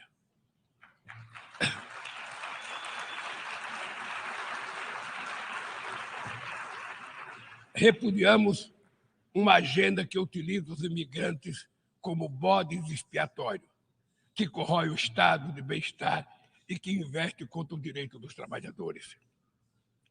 Precisamos resgatar as melhores tradições humanistas que inspiraram a criação da ONU. Políticas ativas de inclusão nos planos cultural, educacional e digital são essenciais para a promoção dos valores democráticos e da defesa do Estado de Direito. É fundamental preservar a liberdade de imprensa. Um jornalista como Julian Assange não pode ser punido por informar a sociedade de maneira transparente e legítima. Nossa luta é contra a desinformação e os crimes cibernéticos. Aplicativos e plataformas não devem abolir as leis trabalhistas pelas quais tanto lutamos. Ao assumir a presidência do G20 em dezembro próximo, não mediremos esforços para colocar no centro da agenda internacional o combate às desigualdades e todas as suas dimensões. Sob o lema Construindo um Mundo Justo e um Planeta Sustentável, a presidência brasileira vai articular inclusão social e combate à fome, desenvolvimento sustentável e reforma das instituições de governança global. Senhor presidente, não haverá sustentabilidade nem prosperidade sem paz. Os conflitos armados são uma afronta à racionalidade humana. Conhecemos os horrores e os sofrimentos produzidos por todas as guerras. A promoção de uma cultura de paz é um dever de todos nós construí-la e requer persistência e vigilância. É perturbador ver que persistem as antigas disputas não resolvidas e que surgem ou ganham vigor novas ameaças. Bem mostra a dificuldade de garantir a criação de um Estado do povo palestino. A este caso se somam a persistência da crise humanitária no Haiti, o conflito no Iêmen, as ameaças à unidade nacional na Líbia e as rupturas institucionais em Burkina Faso, Gabão, Guiné-Conakry, Mali, Níger e Sudão. Na Guatemala, há risco de um golpe que impediria a posse do vencedor das eleições democráticas. A guerra na Ucrânia escancara a nossa incapacidade coletiva de fazer prevalecer os propósitos e princípios da Carta da ONU. Não subestimamos as dificuldades para alcançar a paz, mas nenhuma solução será duradoura se não for baseada no diálogo. Tenho reiterado que é preciso trabalhar para criar espaço para negociações. Investe-se muito em armamentos e pouco em desenvolvimento. No ano passado, os gastos militares somaram mais de 2,224 bilhões de dólares. As despesas com armas nucleares chegaram a 83 bilhões de dólares, valor 20 vezes superior ao orçamento regular da ONU. Estabilidade e segurança não serão alcançadas onde há exclusão social e desigualdade. A ONU nasceu para ser a casa do entendimento e do diálogo. A comunidade internacional precisa escolher. De um lado, está a ampliação dos conflitos, o aprofundamento das desigualdades e a erosão do Estado de Direito. Do outro, a renovação das instituições multilaterais dedicadas à promoção da paz. As sanções unilaterais causam grande prejuízo à população dos países afetados. Além de não alcançarem seus alegados objetivos, dificultam os processos de mediação, prevenção e resolução pacífica de conflitos. O Brasil seguirá denunciando medidas tomadas sem amparo na Carta da ONU, como o embargo econômico e financeiro imposto a Cuba e a tentativa de classificar esse país como Estado patrocinador do terrorismo.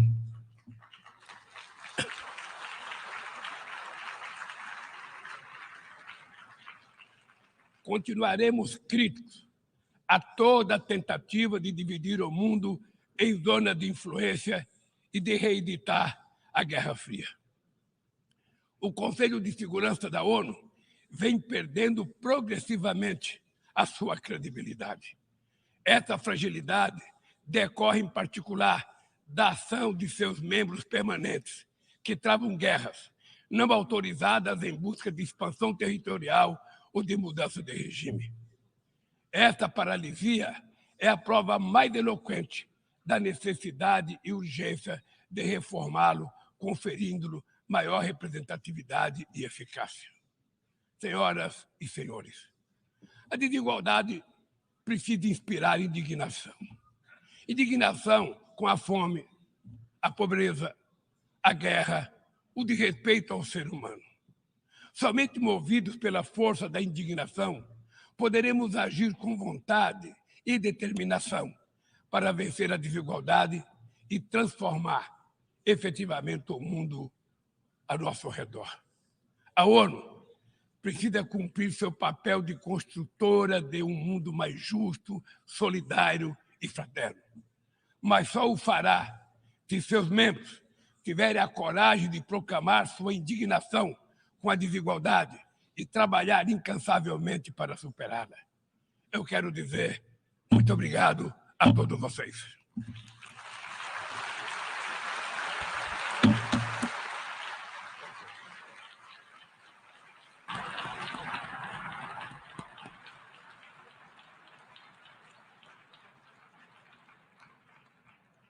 On behalf of the Assembly, I wish to thank the President of the Federative Republic of Brazil for the statement just made, and I request protocol to escort His Excellency.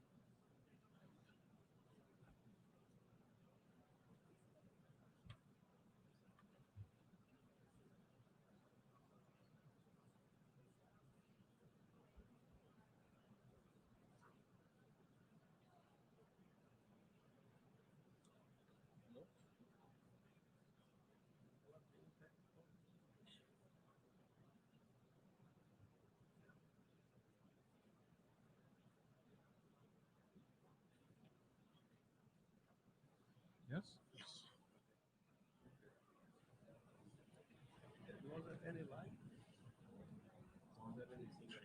Yeah. The Assembly will hear an address from His Excellency Joseph R. Biden, Jr., President of the United States, I request protocol to escort His Excellency.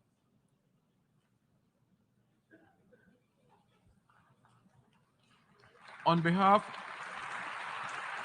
of the General Assembly, I have the honor to welcome His Excellency Joseph R. Biden, Jr., President of the United States of America, and I invite him to address the Assembly.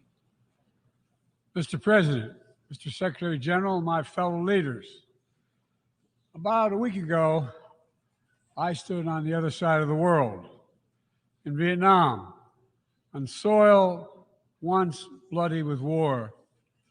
And I met a small group of veterans, Americans and Vietnamese, who witnessed, and I watched the exchange of personal artifacts from that war, identification cards and a diary.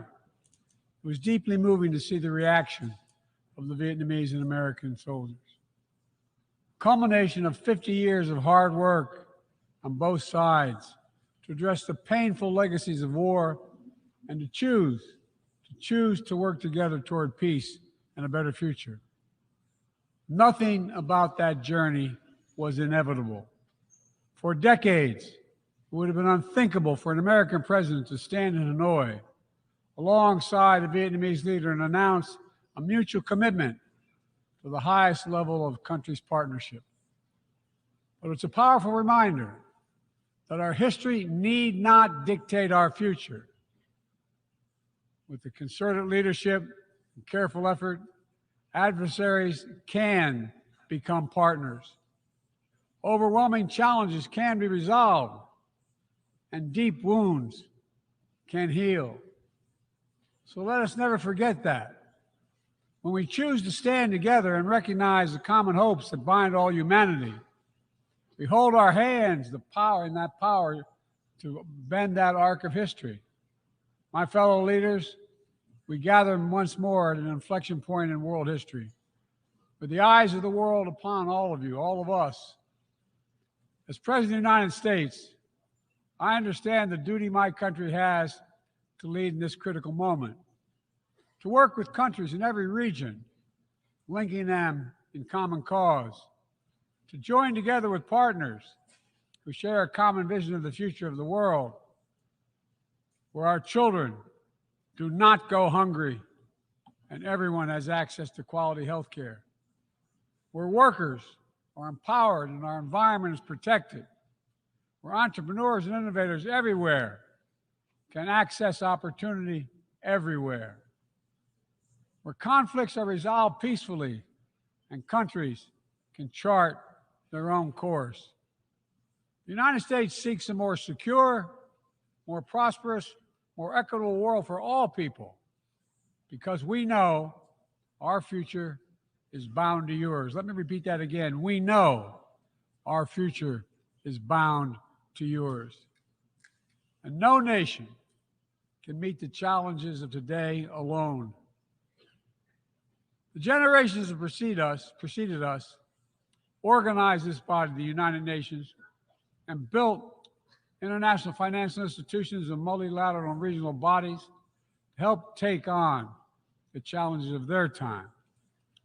It wasn't always perfect, but working together, the world made some remarkable and undeniable progress that improved the lives of all people. We avoided the renewal of global conflict while lifting more than 1 billion people out of extreme poverty. We together expanded access to education for millions of children. We saved tens of millions of lives who would have otherwise been lost to preventable and treatable diseases like measles, malaria, tuberculosis. HIV/AIDS infections and deaths plummeted, in no small part because of PEPFAR's work in more than 55 countries, saving more than 25 million lives. It's a profound testament to what we can achieve when we act together, when we take on tough challenges, and an admonition for all of us to urgently accelerate our progress so that no one's left behind, because too many people are being left behind. The institutions we built together at the end of the Second World War are an enduring bedrock of our progress. And the United States is committed to sustaining them. And this year, we're proud to rejoin UNESCO. We also recognize that to meet the new challenges of our decades-old institutions and approaches, they must be updated to keep peace with the world. We have to bring in more leadership and capability that exists everywhere, especially from regions that had not always been fully included. We have to grapple with the challenges that are more connected and more complex. And we have to make sure we're delivering for people everywhere, not just somewhere, everywhere. Simply put, the 21st century results are badly needed. They're needed to move us along. That starts with the United Nations, starts right here in this room. In my address to this body last year, I announced the United States will support expanding the Security Council, increasing the number of permanent and non-permanent members. The United States has undertaken serious consultation with many member states and will continue to do our part to push more reform efforts forward, look for points of common ground, and make progress in the year ahead. We need to be able to break the gridlock that too often stymies progress and blocks consensus on the Council. We need more voices, more perspectives at the table. The United Nations must continue to preserve peace, prevent conflict, and alleviate human suffering. And we embrace nations stepping up to lead in new ways and to seek new breakthroughs on hard issues. For example, on Haiti, the Caribbean community is facilitating a dialogue among Haitian society. I thank President Ruto of Kenya, I thank him for his willingness to serve as the lead nation of a UN-backed security support mission. I call on the Security Council to authorize this mission now. The people of Haiti cannot wait much longer. The United States is working across the board to make global institutions more responsive, more effective, and more inclusive. For example, we've taken significant steps to reform and scale up the World Bank, expanding its financing to low and middle-income countries so it can help boost progress toward meeting the Sustainable Development Goals and better address interconnected challenges like climate change and fragility. Under the new president of the World Bank, change is already taking root. Last month, I asked the United States Congress for additional funds to expand World Bank financing by $25 billion. And at the G20, we rallied the major economies of the world to mobilize even more funding. Collectively, we can deliver a transformational boost to World Bank lending. And because the multilateral development banks are among the best tools we have for mobilizing transparent, high-quality investment in developing countries, reforming these institutions can be a game changer. Similarly, we proposed making sure developing countries have a strong voice and representation at the International Monetary Fund. We're going to continue our efforts to reform the World Trade Organization, preserve competition, openness, transparency, and the rule of law, while at the same time equipping it to better tackle modern-day imperatives like driving the clean energy transition, protecting workers, promoting inclusive and sustainable growth. And this month, we strengthened the G20 as a vital forum, welcoming the African Union as a permanent member. By upgrading and strengthening our institutions, that's only half of the picture. We must also forge new partnerships, confront new challenges. Emerging technologies such as artificial intelligence hold both enormous potential and enormous peril. We need to be sure they are used as tools of opportunity, not as weapons of oppression. Together with leaders around the world, the United States is working to strengthen rules and policies so AI technologies are safe before they're released to the public. To make sure We govern this technology, not the other way around, having it govern us. And I'm committed to working through this institution and other international bodies and directly with leaders around the world, including our competitors, to ensure we harness the power of artificial intelligence for good while protecting our citizens from its most profound risk. It's going to take all of us. I've been working on this for a while, as many of you have. It's going to take all of us to get this right.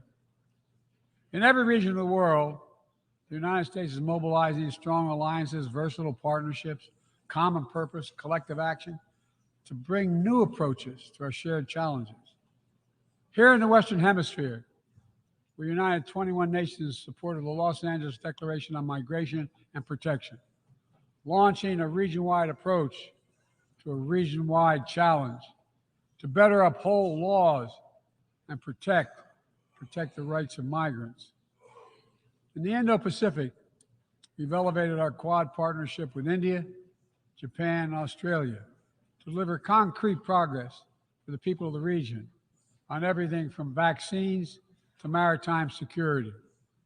Just yesterday, after 2 consultations in diplomacy, the United States brought together dozens of nations across 4 continents to establish a new partnership for Atlantic cooperation so that the coastal Atlantic countries can better cooperate on science, technology, environmental protection, and sustainable economic development. We brought together nearly 100 countries in a global coalition to counter fentanyl and synthetic drugs to reduce the human cost of this affliction, and it is real. And as the nature of the terrorist threats evolve and the geography expands to new places, we're working with our partners to bring capabilities to bear to disrupt plotting, degrade networks, and protect all of our people. Additionally, we convened the Summit for Democracy to strengthen democratic institutions, root out corruption, and reject political violence. And in this moment where democratically elected governments have been toppled in quick succession in West and Central Africa, we're reminded that this work is as urgent and important as ever. We stand with the African Union and ECOWAS and other regional bodies to support constitutional rule. We will not retreat from the values that make us strong. We will defend democracy, our best tool to meet the challenges we face around the world. And we're working to show how democracy can deliver in ways that matter to people's lives. The Partnership for Global Infrastructure and Investment addresses the enormous need and opportunity for infrastructure investment in low and middle income countries, particularly in Africa, Latin America, and Southeast Asia. Through strategic, targeted public investments, we can unlock enormous amounts of private sector financing. The G7 has pledged to work with parties to collectively mobilize $600 billion in infrastructure financing by 2027. The United States has already mobilized more than $30 billion to date.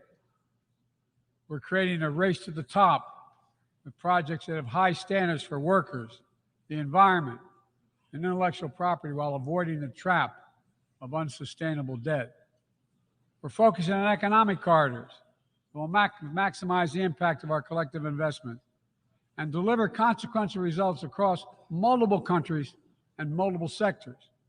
For example, the Libido Corridor will extend across Africa from the western port of Angola to the DRC to Zambia, boosting regional connectivity and strengthening commerce and food security in Africa.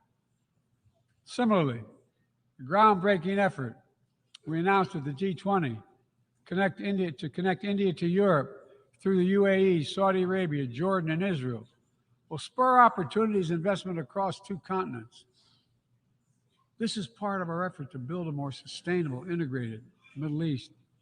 It demonstrates how Israel's greater normalization and economic connection with its neighbors is delivering positive and practical impacts, even as we continue to work tirelessly to support a just and lasting peace between the Israelis and Palestinians, 2 states for 2 people. Now, let me be clear. None of these partnerships are about containing any country. They're about a positive vision for our shared future. When it comes to China, I want to be clear and consistent. We seek to responsibly manage the competition between our countries so it does not tip into conflict. I've said we are for de-risking, not decoupling with China. We will push back on aggression and intimidation and defend the rules of the road, from freedom of navigation to overflight to level economic playing field that have helped safeguard security and prosperity for decades. But we also stand ready to work together with China on issues where progress hinges on our common efforts. Nowhere is that more critical than accelerating the climate crisis, than the accelerating climate crisis. We see it everywhere. Record-breaking heat waves in the United States and China, wildfires ravaging North America and Southern Europe, a fifth year of drought in the Horn of Africa, tragic flooding in Libya. My heart goes out to the people of Libya. That's killed thousands of people. Together, these snapshots tell an urgent story of what awaits us if we fail to reduce our dependence on fossil fuels and begin to climate-proof the world. For one day, my administration, the United States, has treated this crisis as an existential threat from the moment we took office, not only for us, but for all of humanity. Last year, I signed into law in the United States the largest investment ever anywhere in the history of the world to combat the climate crisis and help move the global economy toward a clean energy future. We're also working with the Congress to quadruple our climate financing to help developing countries reach their climate goals and adapt to climate impacts. And this year, the world's on track to meet the climate finance pledge that made under the Paris Agreement, $100 billion to raise collectively. But we need more investment from public and private sector alike, especially in places that have contributed so little to global emissions, but face some of the worst effects of climate change, like the Pacific Islands. The United States is working directly with the Pacific Island Forum to help these nations adapt, build resilience to the climate impacts, even as we lead the effort to build innovative new partnerships that attack the global challenges from all sides.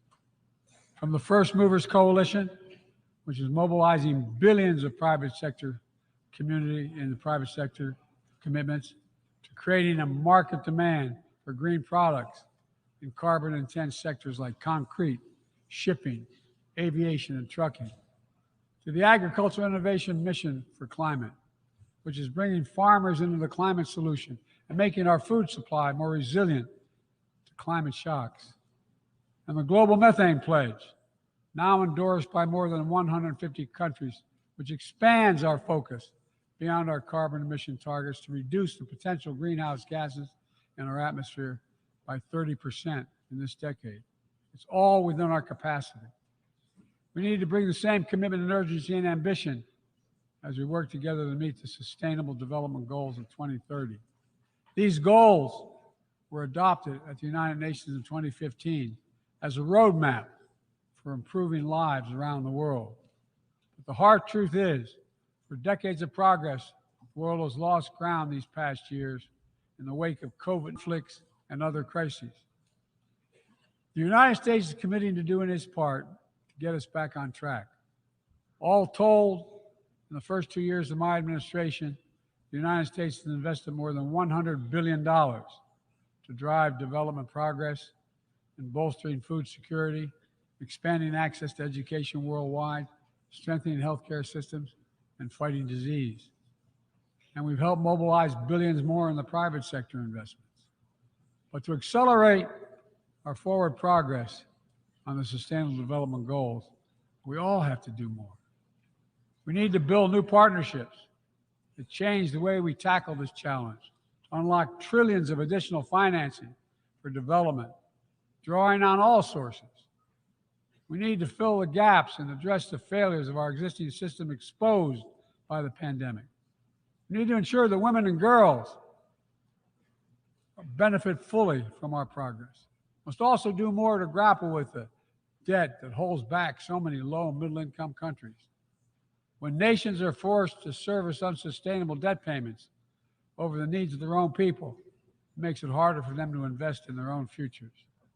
And as we work together to recover from global shocks, the United States will also continue to be the largest single country donor of humanitarian assistance at this moment of unparalleled need in the world. Folks, cooperation, partnership, these are the keys to progress on the challenges that affect us all, and the baseline for responsible global leadership. We don't need to agree on everything to keep moving forward on issues like arms control, a cornerstone of international security. After more than 50 years of progress under the Non-Proliferation Treaty, Russia is shredding long-standing arms control agreements, including announcing the suspension of the New START and withdrawing from the Conventional Forces in Europe Treaty. I view it as irresponsible and makes the entire world less safe.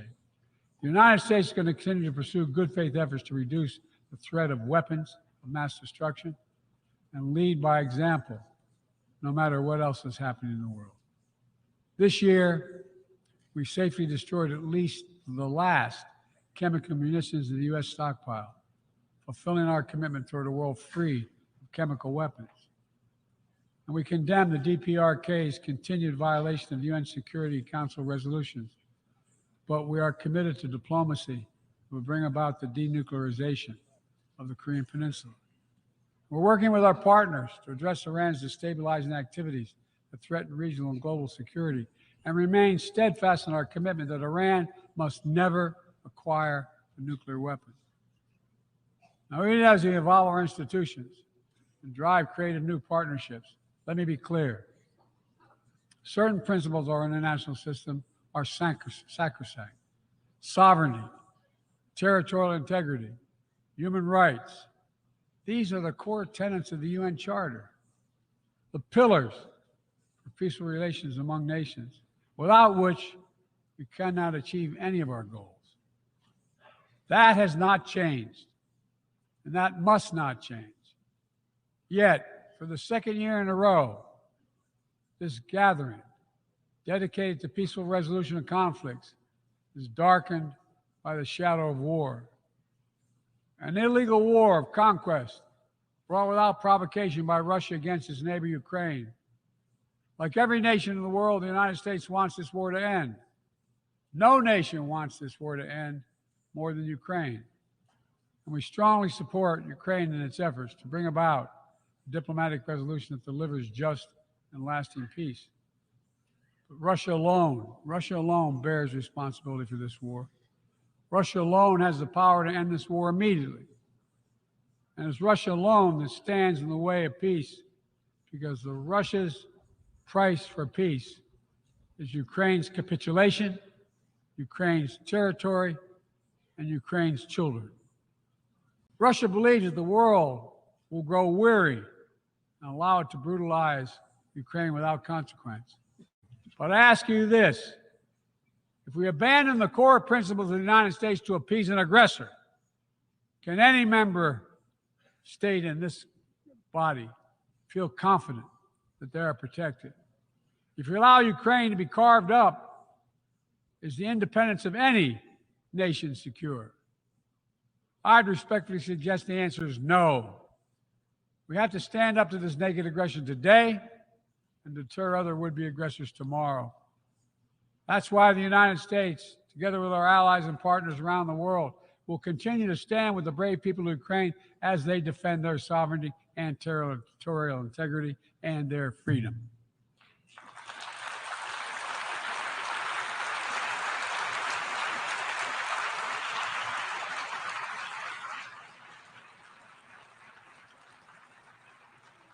It's not only an investment in Ukraine's future, but in the future of every country that seeks a world governed by basic rules that apply equally to all nations and uphold the rights of every nation, no matter how big or small.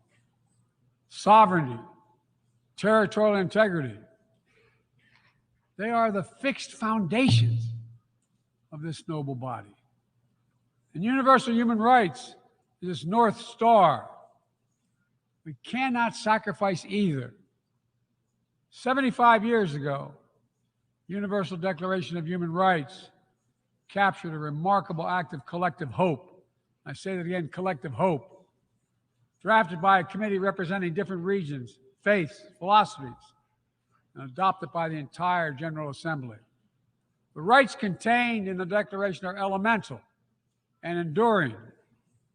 And while we still struggle to uphold equal and inalienable rights of all, they remain ever steady and ever true.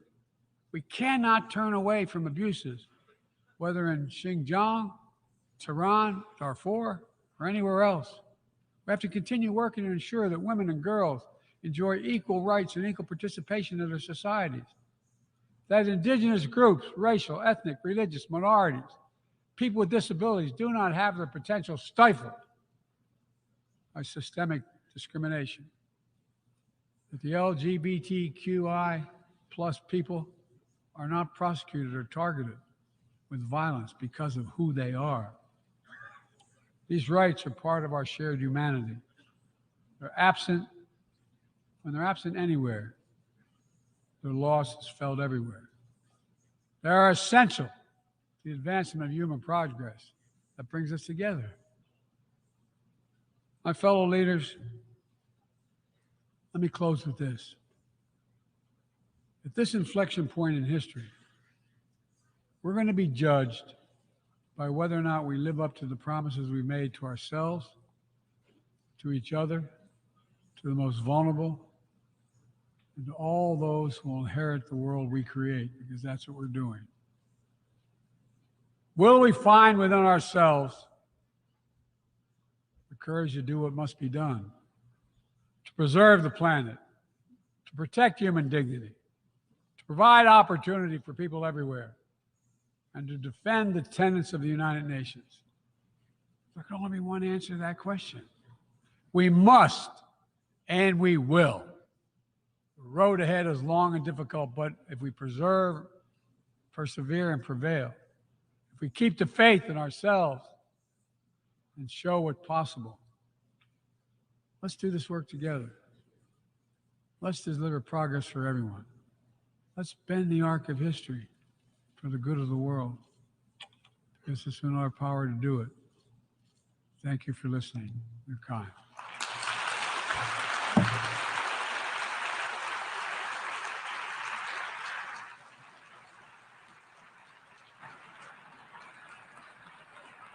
On behalf of the Assembly, I wish to thank the President of the United States of America for the statement just made, and I request protocol to escort His Excellency. May I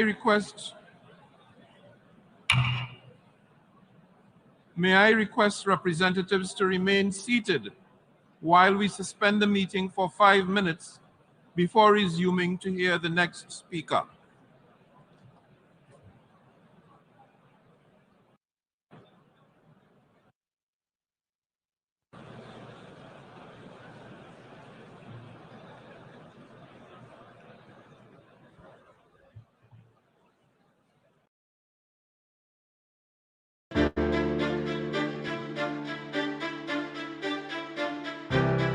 No dia 6 de setembro de 2022, o Instituto Conhecimento Liberta recebeu o evento 200 anos de independência para quem? Com a União Popular, Leonardo Pericles e Rita Von Hunt. O encontro aconteceu no Auditório Paulo Freire, um espaço para debates sem censura, com equipamentos de altíssima qualidade e muito poder de difusão. Este é um projeto inovador do ICL, a materialização de um sonho, o de poder compartilhar muito mais conhecimento, porque o diálogo também constrói pontes e liberta. Em breve, você também poderá fazer parte disso. Olá, pessoal. Eu sou Suzy Pisa, sou filósofa, sou formada pela Unicamp, atualmente sou professora da Universidade Federal do ABC e gravei um curso aqui para o Instituto Conhecimento Liberta sobre filosofia, e é sobre ele que eu vim aqui conversar um pouquinho com vocês hoje. Esse curso ele apresenta alguns pensadores e algumas pensadoras clássicos da filosofia, trazendo para aqueles que não têm muita familiaridade com esse saber uma aproximação, mas também traz alguns pensadores e pensadoras que, no geral, não estão muito no escopo dos cursos de filosofia, para que aqueles que já têm alguma familiaridade com a filosofia possam também se aprofundar e conhecer a filosofia por outros meios. Então, ele é um curso que tem uma proposta bastante plural, que tem, ao contrário de muitos cursos que muitas vezes a gente tem acesso, filósofos e filósofas, que têm filosofias não apenas europeias, mas também filosofia latino-americana, também filosofia africana, e que eu construí pensando num eixo de trazer a filosofia para a nossa realidade. Então, a cada aula, além de apresentar minimamente, a partir de alguns fragmentos dos textos dessas pensadoras e desses pensadores, um pouco, né, do que eles representam, eu procurei ir colocando a filosofia ligada aos nossos fins, às nossas finalidades. Autores clássicos como Kant, como Hegel, como Marx, como Nietzsche, e também autores ainda não tão conhecidos do grande público, como Peter Sloterdijk, Chantal Mouffe, Ernesto Laclau, Silvia Federici, fazem parte dessa proposta que a gente criou aqui para vocês com muito carinho. Espero que vocês gostem. Gostaria de convidar vocês a conhecer não só o meu curso de filosofia, mas mais de 200 cursos que estão disponíveis na plataforma. Tenho certeza que vai ajudar bastante na formação geral de vocês, grandes professores e grandes professoras, contribuindo aí para a formação de cada um. Você já ouviu falar em Noam Chomsky? Very pleased to have this chance to meet with you. Leonardo Boff? A opção pelos pobres, contra a pobreza, a favor da justiça social e da libertação. Marilena Chauí? A questão da violência e do autoritarismo da sociedade brasileira e a nossa dificuldade para ser uma democracia. Esses e outros grandes nomes do conhecimento do Brasil e do mundo estão no ICL. Acesse o site, clique em Quero Ser Membro e tenha acesso a mais de 200 cursos.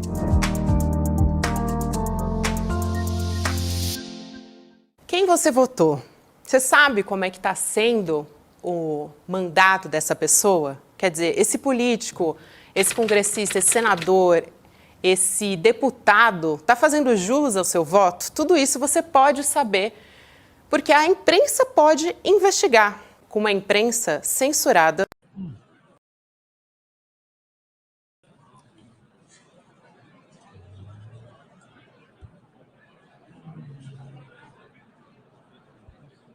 Extraordinary.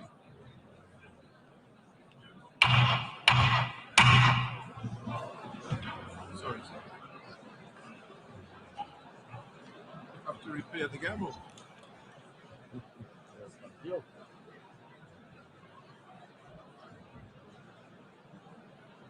This is extraordinary. Excellencies, ladies and gentlemen, can I ask that the Assembly come to order to receive the statement of His Excellency Gustavo Petro Urrego, President of the Republic of Colombia. Thank you. Gracias. Thank you, Antonio, Dennis, my wife Veronica, and my youngest daughter Veronica here. I, a week ago, was in Santiago de Chile, and I've made my journey to here from there to commemorate the 50th anniversary of a homicidal and bloody coup against President Salvador Allende. I then went through my own country and a popular neighborhood of Medellin, where the mafia used to attract young people to offer them the possibility of learning computer programming. I then arrived in Havana, an unjustly blockaded country, where a president of my country suggested and achieved that it be included in the list of terrorist sponsoring countries simply because it helped to make peace in Colombia. And now I am here, ladies and gentlemen, to make my speech to you. Over this year, since the last speech that I gave in the United Nations, we have only seen a deepening of what the wealthy, meeting in Davos, call a polycrisis. The war is continuing. Hunger continues. The recession is increasing, and the climate crisis has shown its teeth as never before, claiming thousands of lives and heating our lands and our seas like never before. This has been a year where humanity has been losing and has unfailingly hastened the era of extinction. All of these crises are, in fact, just one crisis, the crisis of life. It seems that world leaders have become the enemies of life. The crisis of life is being expressed in one devastating indicator. This began at the furthest corners of the earth, far away from the remotest regions, a silent march of people from different cultures who are intermingling on their way, like an infinitely nuanced painting. The colors are mixing together in an uncontainable march. A multitude of all the colors is moving along the tracks, through the seas, through the jungles. It is making up a kind of work of art on the canvas of the earth. A flow of tones, sounds, different clothes and cultures in an amalgam which does not forget its beginnings, in an amalgam in a great march from the south to the north. This is the exodus of humanity which has begun. Today, there are tens of millions. Tomorrow, according to experts, by 2070, the figure will have reached 3 billion, fleeing from their beloved homes because these homes will be uninhabitable. In my homeland, the country of beauty, Colombia, the country of an explosion of life, by 2070, only deserts will remain. The people will go to the north, no longer attracted by the mirage of wealth, but rather by something simpler, something more vital, water. Since the beginnings, the millenary beginnings of humanity, people have gone to where water is, to the north. Billions of people will defy armies and will change the earth to do this. This exodus of the peoples to the north is an exact reflection of the dimension of the failure of governments.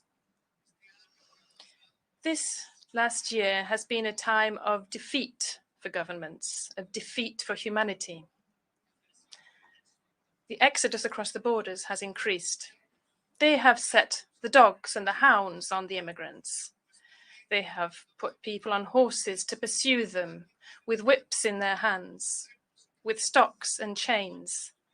They have built prisons. So much the hatred has grown of the foreign, of the strange. These prisons have even been built at sea, so that these women and men cannot tread the earth of the white people who still believe themselves to be the superior race and are nostalgic for this. And through their choices and elections, they revive the leader who said so and who killed millions as a result. The exodus has increased over this year, showing how much the crisis of life is advancing. But the minutes are ticking on in defining life or death on our planet. And rather than halting this march of time and talking about how to defend life for the future, thanks to greater knowledge and expanding life to the universe, we are deciding instead to waste our time killing one another. We are not thinking about how to expand life to the stars, but rather how to end life on our own planet. We have devoted ourselves to war. We have been called to war. Latin America has been called upon to produce war machines, men to go to the killing fields.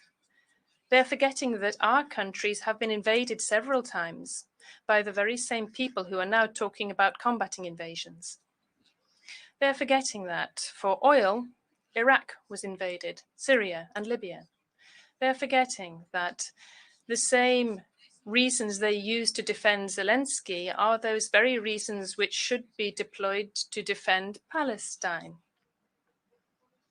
They forget that to meet the Sustainable Development Goals, all wars must be brought to an end.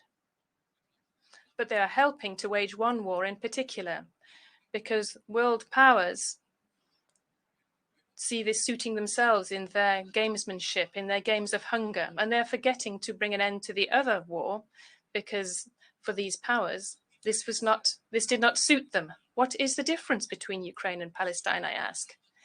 Is it not time to bring an end to both wars and other wars too, and make the most of the short time we have to build paths to save life on the planet?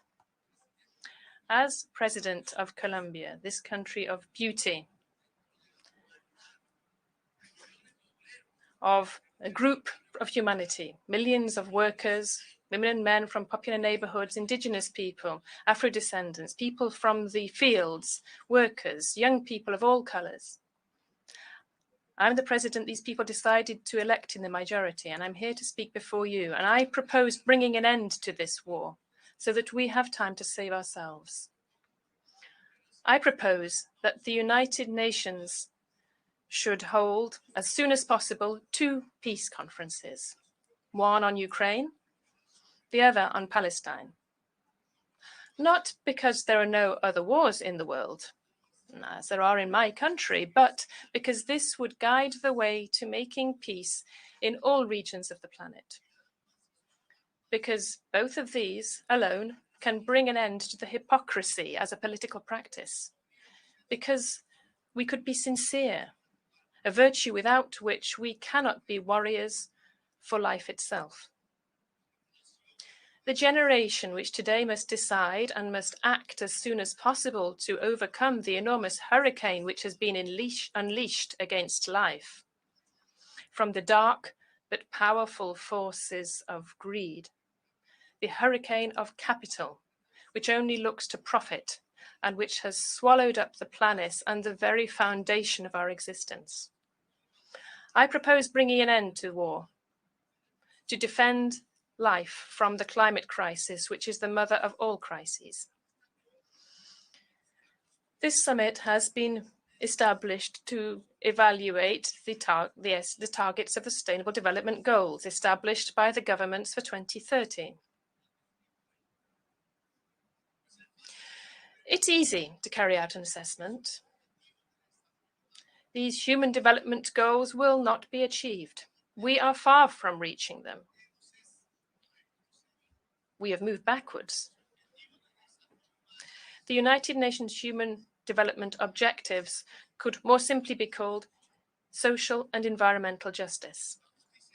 Social justice will not be achieved for humanity by 2030, because what we have sown is injustice in our planet.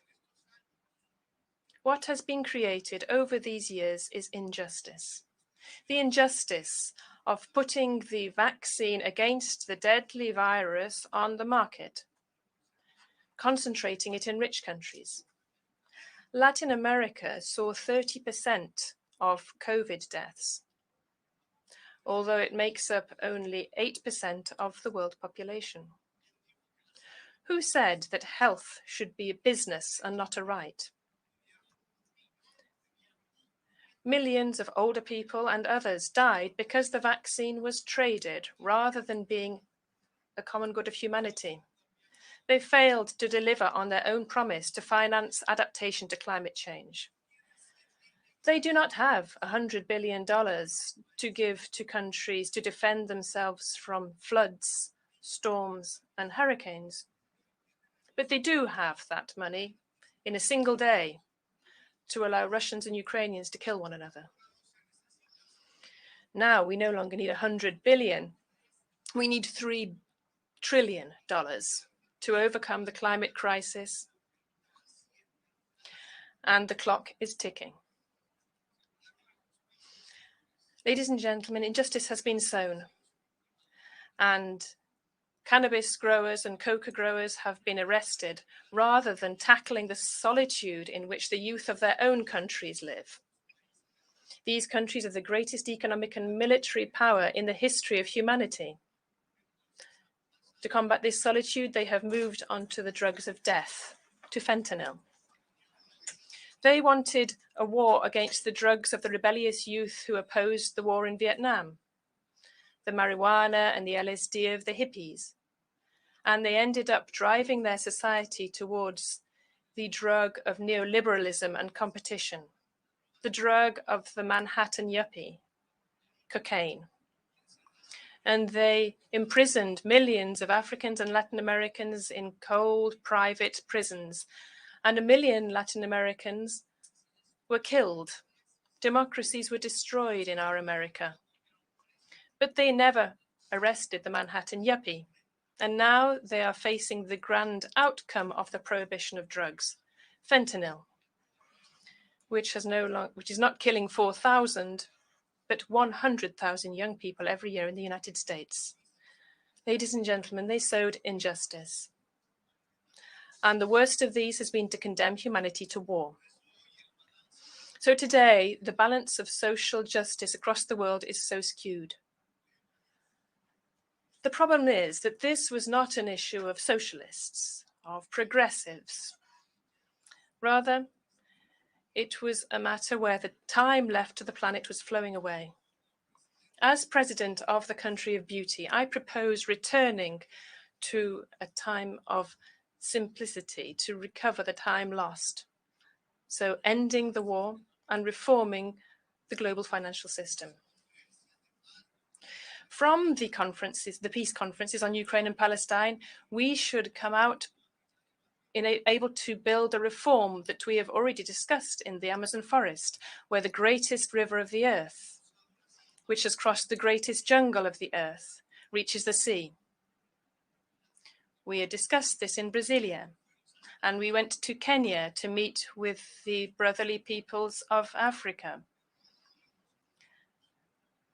where we came from at the time of one of the other great injustices of power, slavery. And we went to Paris to see whether multitudes there were still crying for liberty, equality, and fraternity.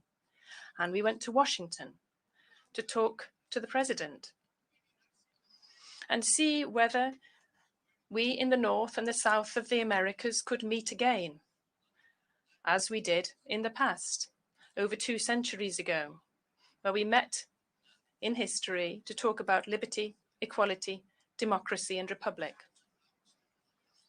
And let us talk in all possible ways about getting to the root of the climate crisis and its solution. If fossil capitalism has no financing, it will die. Its death throes will be hard, but this is necessary for there to be humanity, nature, and life. The decarbonized capitalism will have to be financed, but we know that green capital will only flow to places where there is profit. That is what governs it. And its structure is a very narrow one to contain the decarbonization of the entire world.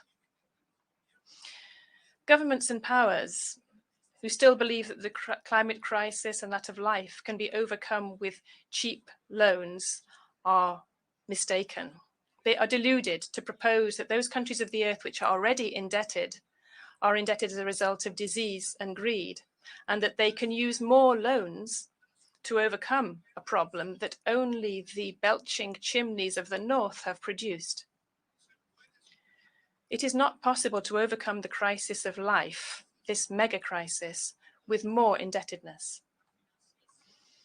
the financing of life, the flow of medicines, which must be pumped into the veins of the economies and societies of the world to meet the challenge of leaving behind coal and oil under the earth, leaving it under the earth in those very places where the true veins of the earth flow, as Roberto Cobarilla, the Ua indigenous native from Colombia, said over 30 years ago. As he said, extracting oil was to remove the blood from the earth, and life would then die. The majority of the investment to decarbonize the world's economy should come from public funds, the efforts of societies, bringing together states so as to bring together humanity. Today they call this multilateralism. Governing the earth with the vision of democracy and not a vision of empire. Empires do not save life. They merely unleash wars. If the mega crisis of life is to be resolved, it will be through a democracy which achieves a global scale, a deeper democracy, which will not fear interlinking states and societies and planning for the great Marshall Plan of the revitalization of the planet. The market will help us somewhat, but we cannot ask for solutions from a mechanism which has no humanity. And when it was this mechanism which produced the very problem. Private funds can be used, but they will be limited by their own logic. The force to do this will come from public funds, and these funds are currently weakened by debt. The great battle of our generation is defending life for our children and grandchildren, and this can only be fully financed by what is public, by what belongs to all of us. We must liberate the public to save life. Many people may not like this, but if the voice of the public, of the state, of humanity, of multilateralism is to be heard again, this means the voice of change will be heard again. Because in order to save life, this is fundamental. Saving life requires an epoch of change, and it is urgent. Change and life are now synonymous. Youth of all colors today, in order to live, must fly the flags of change, of transformation, of a new humanity. It is democracy and not authoritarian regimes which is looking more and more like the Nazis. It is global democracy. These plans, the power of those states who are not tackling war, but are tackling and attacking the plans for life. These plans to achieve the transition to a decarbonized economy and to finance it. The decarbonized economy will, without a doubt, be a more humane and a more just economy. So, I, as President of the Country of Beauty, propose a reform of the global financial system, of the IMF, of the Multilateral Bank, and bringing an end to economic blockades and guiding funds from private capital. If everybody's debt is reduced, paying off the creditors with an IMF issuance of special drawing rights, there will be a decrease in the global public debt and a real increase in budgets and public funds. In this way, we will be able to finance the Marshall Plan for the Sustainable Development Goals, for the social and environmental justice of the planet. The plan to overcome, through mitigation and adaptation, the climate crisis, which is the crisis of life. This is reviving Keynes worldwide after forgetting him. This wise old man already said this, as did other wise people before him, and their words too are forgotten. The words that they expressed from their deep ideas. What a beautiful perspective in the midst of today's darkness and storms. A perspective which looks hopeful. The objective of life and justice can be achieved by treading the path of global democracy. and of returning value to what is public, to what is common and shared, which can be reached by all. I want my grandchildren, who are babies today, Luna, Victoria, and Luca, and my daughter Antonella, to be able to live far from the apocalypse and the era of extinction. I want them to live in times where humanity was able to stop killing itself and killing the planet, and through the very diversity of its cultures, managed to achieve understanding and to achieve its mission, spreading the virus of life to the stars of the universe. Thank you very much.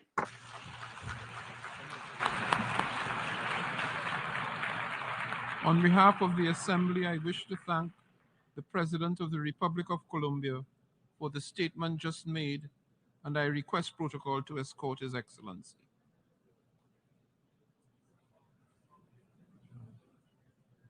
The Assembly will hear an address by His Majesty King Abdullah II ibn al-Hussein II, King of the Hashemite Kingdom of Jordan. I request protocol to escort His Majesty.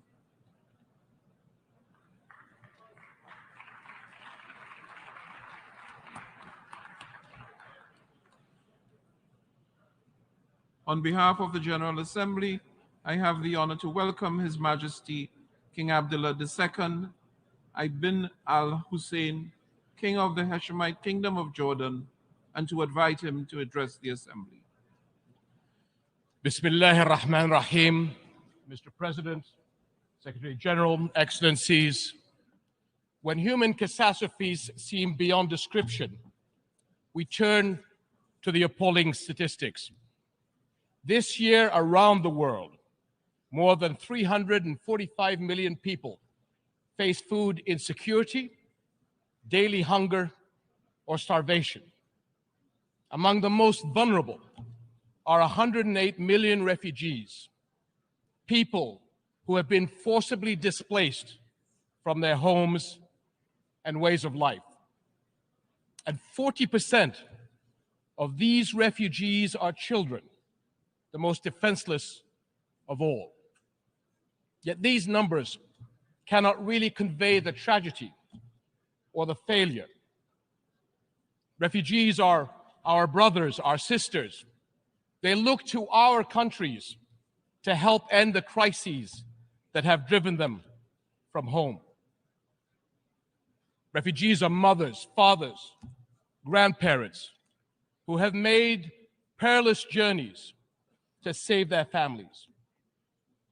They are young people with big dreams and little children who deserve the chance to dream big. They depend on the international community for their survival, and multiple UN agencies provide vital services to help meet the need. But in recent months, one by one, these agencies have been delivering difficult news. A severe shortfall in international funds has forced them to cut support. Is this what we've come to? Is the international community going to watch as refugee families find themselves forced to send their children to work instead of school? In Jordan, where refugees make up over 1/3 of our 11 million population, cuts have already thrown the lives of hundreds of thousands of refugees into uncertainty. The impact of such humanitarian shortfalls is never limited to a country or a region. Fear and want bring on sharp increases in the number of refugees fleeing to Europe and beyond, on journeys that too often end in tragedy. My friends, Jordanians are serious about our duty to those in need. We have done everything we can to secure a dignified life for refugees. nearly half of the almost 1.4 million Syrians we host are under 18 years of age. For many of them, Jordan is the only place they have ever known. Over 230,000 Syrian children have been born in Jordan since 2011. We are sharing precious resources to help them meet basic needs: food, energy, and especially water. We are among the water poorest countries in the world, even as our water supplies face extraordinary demand. And we face these pressures just when another crisis has hit our region: climate change, with its destructive heat waves, drought, and flooding. And to meet the refugee burden, we have been carefully managing to combine our limited resources with essential support from the international community. Because the responsibility to act falls on everybody's shoulders. Because the world cannot afford to walk away and leave a lost generation behind. But today, Jordan's capacity to deliver necessary services to refugees has surpassed our limits. Syrian refugees' future is in their country, not in host countries. But until they are able to return, we must all do right by them. And the fact is, refugees are far from returning. On the contrary, more Syrians are likely to leave their country as the crisis persists. And Jordan will not have the ability nor the resources to host and care for more. We must find a political solution consistent with UN Security Council Resolution 2254, the step-for-step approach that offers a path forward, proposed by Jordan as the basis for engagement with the Syrian government and coordinated with the UN. This approach sets a roadmap to incrementally resolve the crisis and deal with all its consequences. Until then, we will protect our country against any future threats the crisis could pose to our national security. My friends, Jordan's case is a microcosm of our entire region. For all our people's immense potential, repeated crises have held back the promise of greater development and prosperity. Our region is a focal point where some of the most urgent global challenges are converging. How will our world respond? Will we come together in global solidarity to get to the root of the problem, the conflicts and the crises that destroy life and hope? Will we work as one to rebuild the lost trust in international action and help those in want? My friends, our region will continue to suffer until the world helps lift the shadow of the Palestinian-Israeli conflict, the central issue in the Middle East. No architecture for regional security and development can stand over the burning ashes of this conflict. But 7.5 decades on, it still smolders. Where are we going? Without clarity on where Palestinians' future lies, it will be impossible to converge on a political solution to this conflict.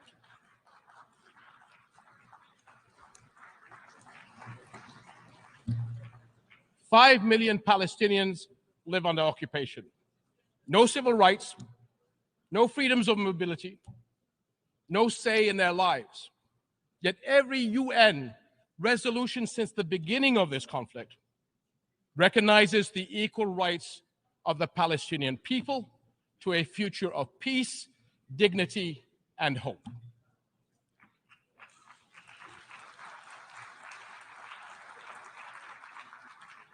This is the heart of the two-state solution the only path to a comprehensive, lasting peace. We can see the Israeli people actively defending and engaging in the expression of their national identity. Yet the Palestinian people are deprived of that same right to express and fulfill their own national identity. The basic requirement for that right is the establishment of their own independent and viable state on the June 4th, 1967 lines, with East Jerusalem as its capital, living alongside Israel in peace, security, and prosperity.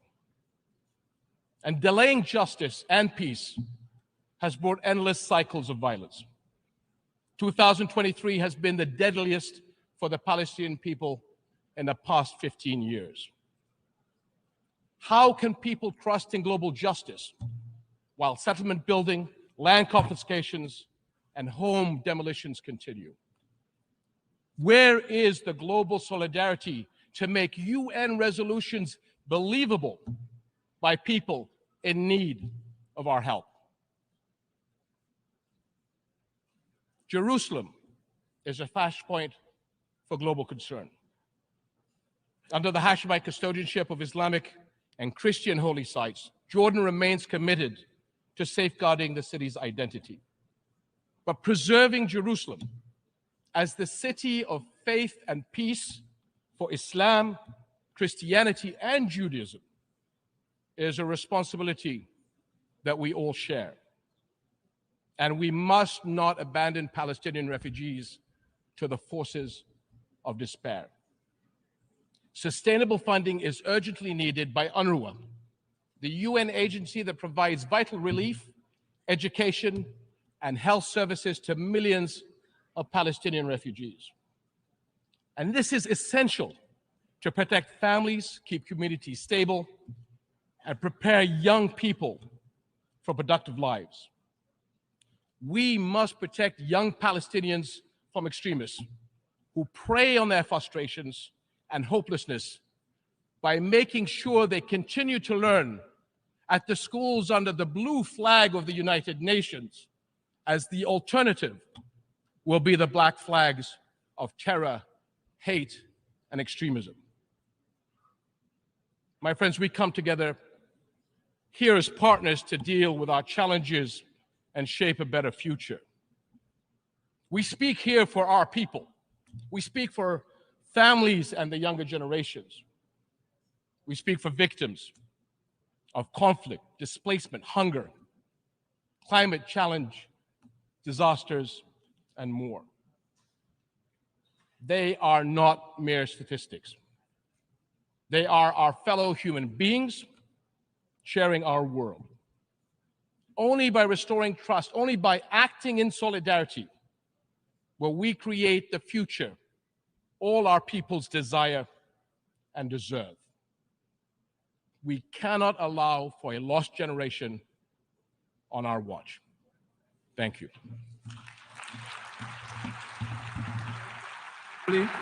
I wish to thank the King of the Hashemite Kingdom of Jordan for the statement just made, and I request protocol to escort His Majesty.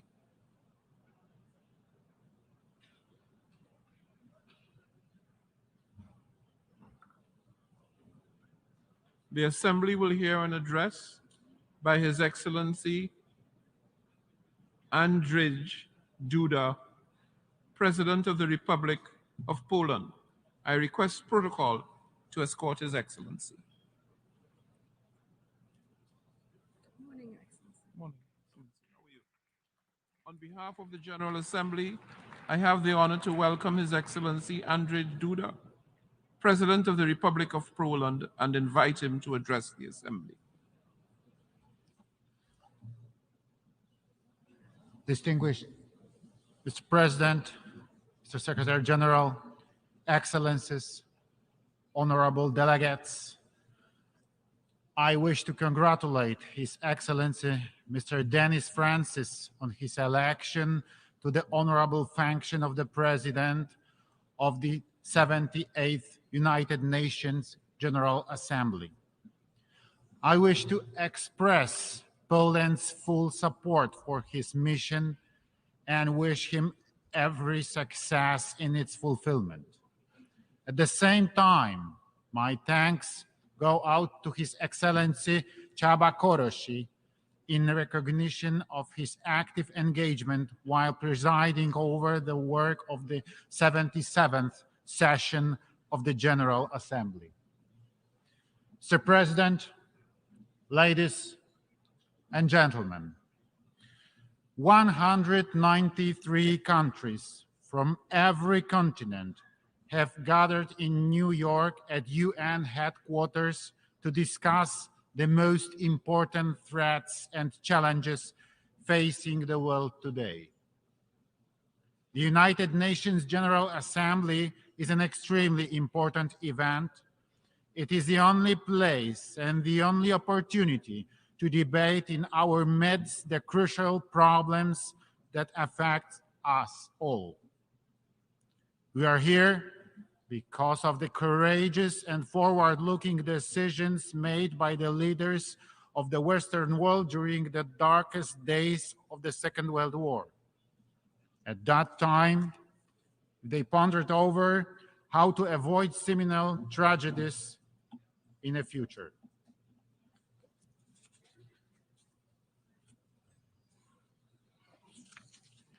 The leaders of the United States and Great Britain, President Roosevelt and Prime Minister Churchill, and soon the other countries of the anti-Hitler coalition, including Poland, signed the Atlantic Charter.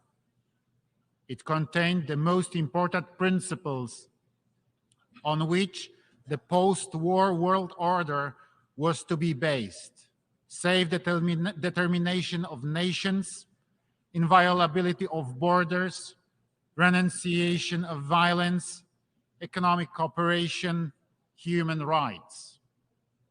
The Atlantic Charter, together with the Washington Declaration, were the cornerstone in a building of the United Nations organization. Ladies and gentlemen, today once again, it befell on us to live in dangerous times.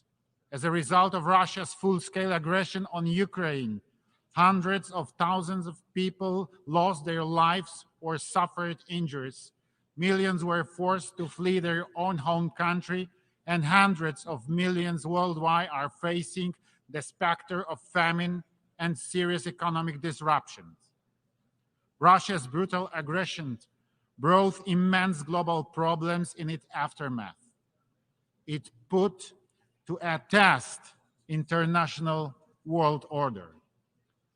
Costs of those barbarian actions, humanitarian, material, and environmental, are incalculable and still growing. For long, world peace has never been as threatened as it is today. We, Poles, know fully well that peace is not to be taken for granted. September in the history of my home country is a special month. On 1st September 1939, Nazi Germany invaded my homeland, Poland. The Second World War broke out. On 17th September 1939, we received a blow from another direction. The Soviet Union also made an onslaught on Poland. In the wake of the alliance between Hitler and Stalin, Nazi Germany and Soviet Russia, Poland lost its independence, was wiped out from the map of the world, and subjected to extremely brutal occupation. This is precisely why we understand the tragedy of Ukraine better than any other country in the world, and the tragedy of other countries experiencing the pandemonium of war. In the Second World War, 6 million of our citizens perished, including 3 million Polish Jews, and Warsaw, the capital of Poland, was razed to the ground. And yet our history stands as a testament that even crimes and persecution are not able to suppress the true spirit of freedom, that freedom will finally prevail. Enslavement, imperialism, and neocolonialism are a denial of freedom as much as insane dreams of dominating the others. When unleashing the war in Ukraine, Vladimir Putin wanted to restore the Russian Empire, to divide the world, and to make Europe systematically dependent on his raw materials.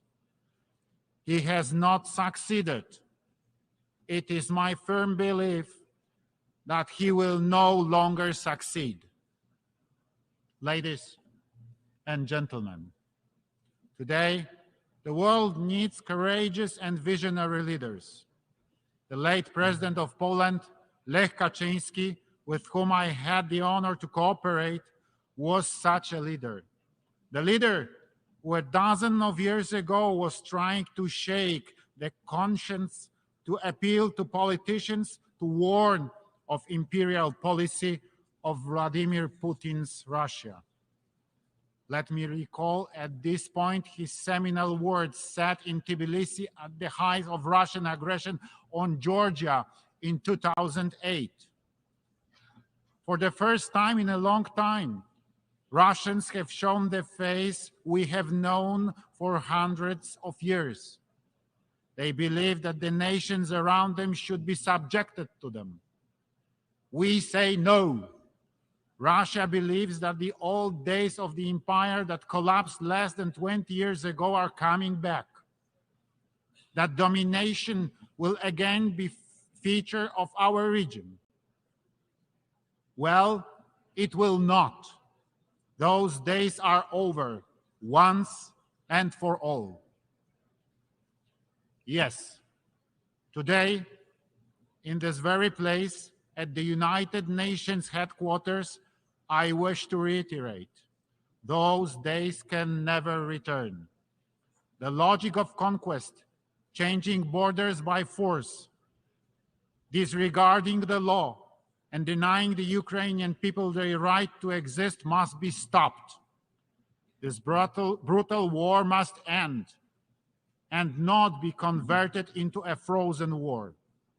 This can only be done by restoring the full territorial integrity of Ukraine within its internationally recognized borders. Ladies and gentlemen, Poland's position in the face of any war is clear and straightforward. We demand absolute respect for internationally recognized national borders. The inviolability of these borders is a fundamental element of the world order. Today, the victim is Ukraine. Tomorrow, it could be any one of us if we do not follow these ironclad rules, if we do not insistently enforce compliance with international law. Forgotten and unpunished war crimes, crimes against humanity, build a sense of impunity among the perpetrators. Such crimes give permission to their successors and imitators who, following suit, commit similar crimes when they want to dominate and determine the fate of other states and nations. The crimes in a war in Ukraine are the living proof thereof. That is why we are engaged in initiatives to hold Russia accountable for gross violations of fundamental norms of international law. We strongly support the work of the International Criminal Court and the International Court of Justice. We support the work of the Independent International Commission under the UN Human Rights Council to investigate violation of human rights and humanitarian law in the context of Russian aggression, and to collect, verify, and preserve evidence.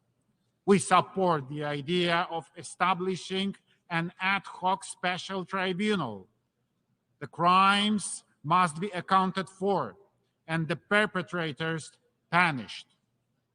Ladies and gentlemen, information wherefore goes on. Lie is used to cover up and justify Russian crimes on civilian population. Russia continually tries to shape international public opinion by building a false vision of the reality. In Poland, this comes as no surprise to us, but the world is just about to discover the scale of manipulation and disinformation. This spearhead is often directed also at my country, Poland, labeled in many various ways. This is because we have consistently been opposing Russia's imperial and neo-colonial policy and have supported Ukraine in its defense from the outset. We, as international community, must draw conclusions from the situation. We must confront manipulation and disinformation. We must fight against the hypocrisy of history, the reversal of the roles of the henchman and a victim. What is evil should be called evil. A crime should be called a crime. Ladies and gentlemen, these days, many states are blamed for prolonging the war as they supply necessary weapons to Ukraine in its defense war. This is a completely false logic, as if putting the blame on a neighbor who comes to aid to the people next door defending their own home against mugger. If someone attacks your household, you have the right to defend it, and the neighbors should not to stay indifferent. Ukraine would not be able to resist the aggression and effectively stand for its independence if it were not for the assistance of other countries, and primarily on the biggest scale, the United States of America. It is the United States that has been playing a pivotal role in assuring security in Europe for more than a century. I'm saying so as a president of the European country, which was plagued by war experience on so many occasions.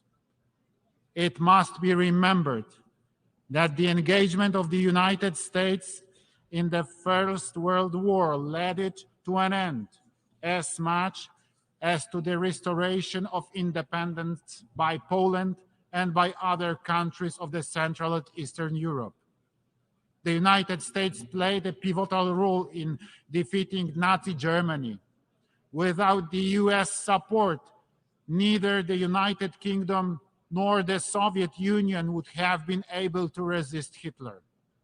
Finally, the United States was instrumental in the reconstruction of Western Europe in the aftermath of war and in fending off the threat posed by the Soviet Union throughout the Cold War.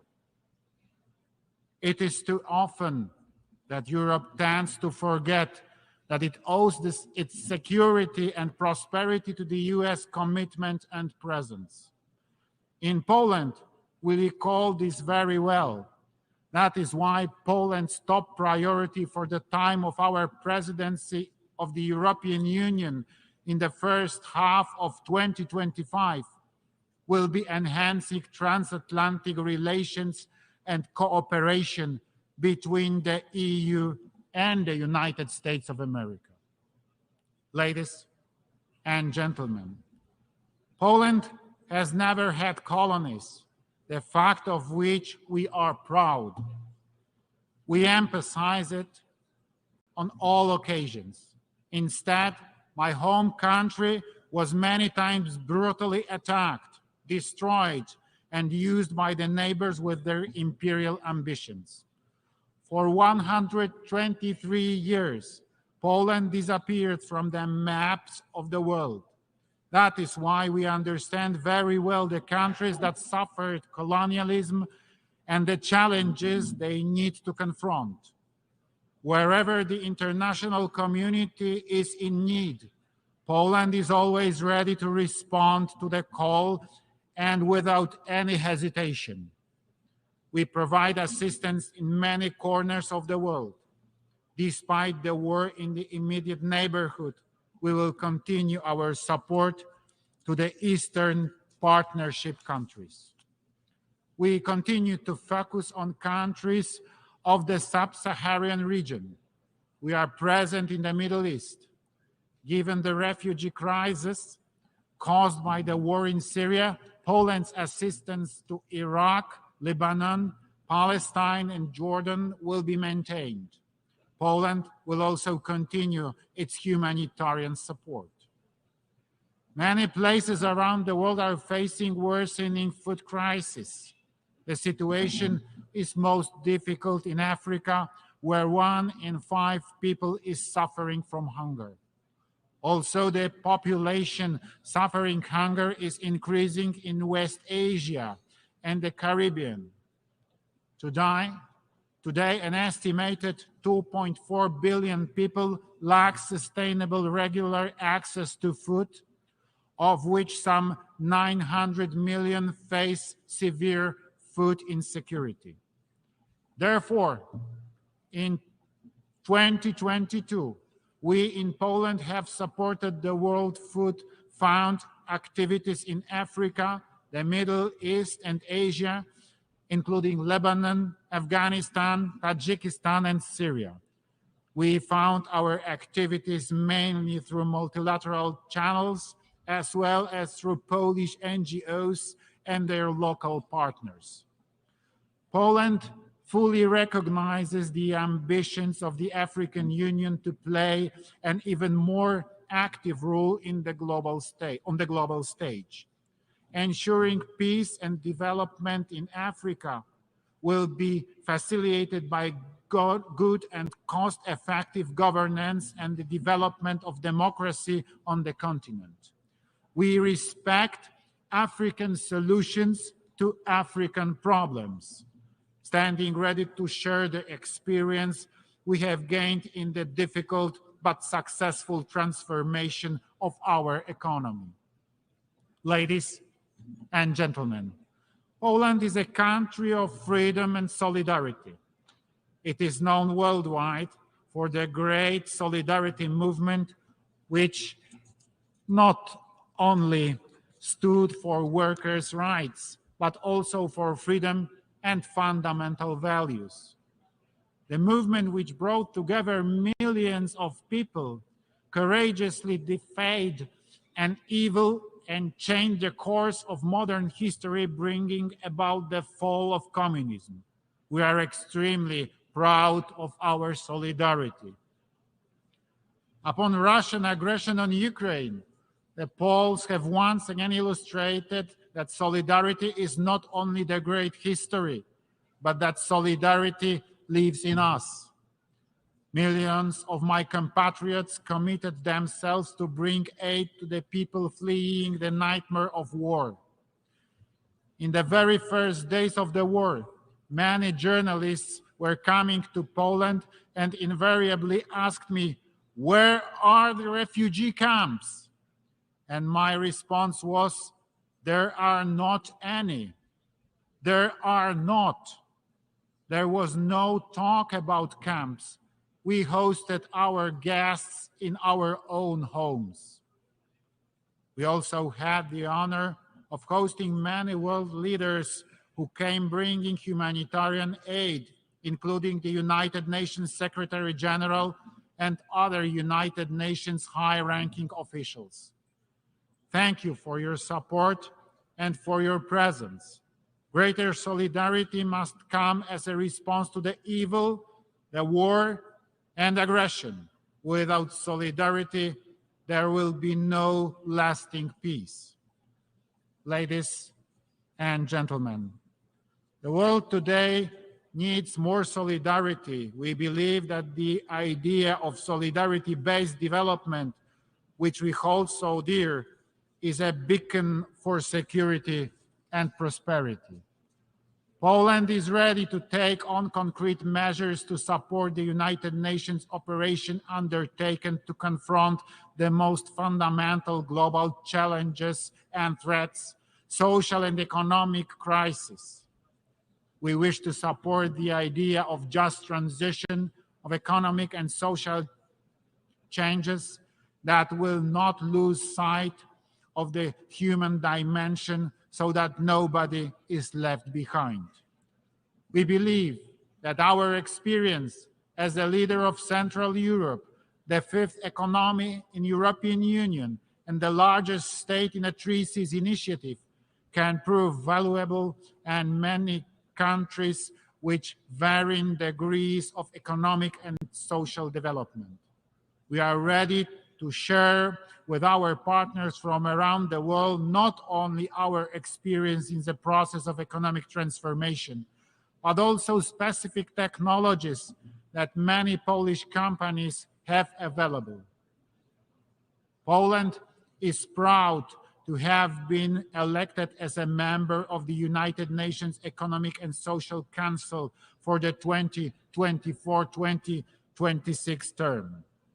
A key priority for our ECOSOC membership will be to draw the international community's attention to the impact of global crises such as armed conflicts, the energy crisis, the COVID-19 pandemic, and climate change, their impact on socio-economic development. Time is running out to achieve the goals of the 2030 Agenda and the Sustainable Development Goals, and there are still many challenges ahead, so we must unite and intensify our efforts to accelerate the implementation of the individual tasks. Ladies and gentlemen, today the United Nations measures its strength against various challenges. The decision-making impasse in Security Council, the situation in which Russia, one of the permanent members of the Council, is deliberately violating the UN Charter. The lengthy debates are considered a symptom of the weakness of both the organization and its constituent states. There are some people who ask questions about whether the UN is needed at all. Does it fit the times? On behalf of Poland, a neighbor of attacked Ukraine, a country that has taken in millions of refugees, I emphatically answer, yes, the United Nations is very much needed. No better system for international cooperation has been invented. The United Nations best justifies its experience not here in the New York or Geneva, but by bringing aid and assistance to those most in need, children, victims of war, the persecuted and the hungry, every day, all over the world. In 2025, the UN will celebrate 80th years of its existence. We remember why it was founded. Today, in these dangerous times, we need a return to the thinking and actions of the founding fathers of the United Nations. There will be no lasting peace without cooperation, without solidarity between richer and poorer countries, and ultimately without respect for international law. Poland wants cooperation. Poland wants solidarity. Poland wants peace. Thank you very much for your attention.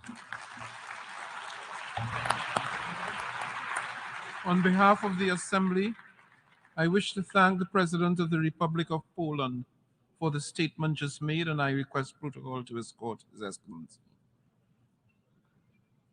The Assembly will hear an address by His Excellency Miguel Diaz-Canel Bermudez, President of the Republic of Cuba. I request protocol to escort His Excellency.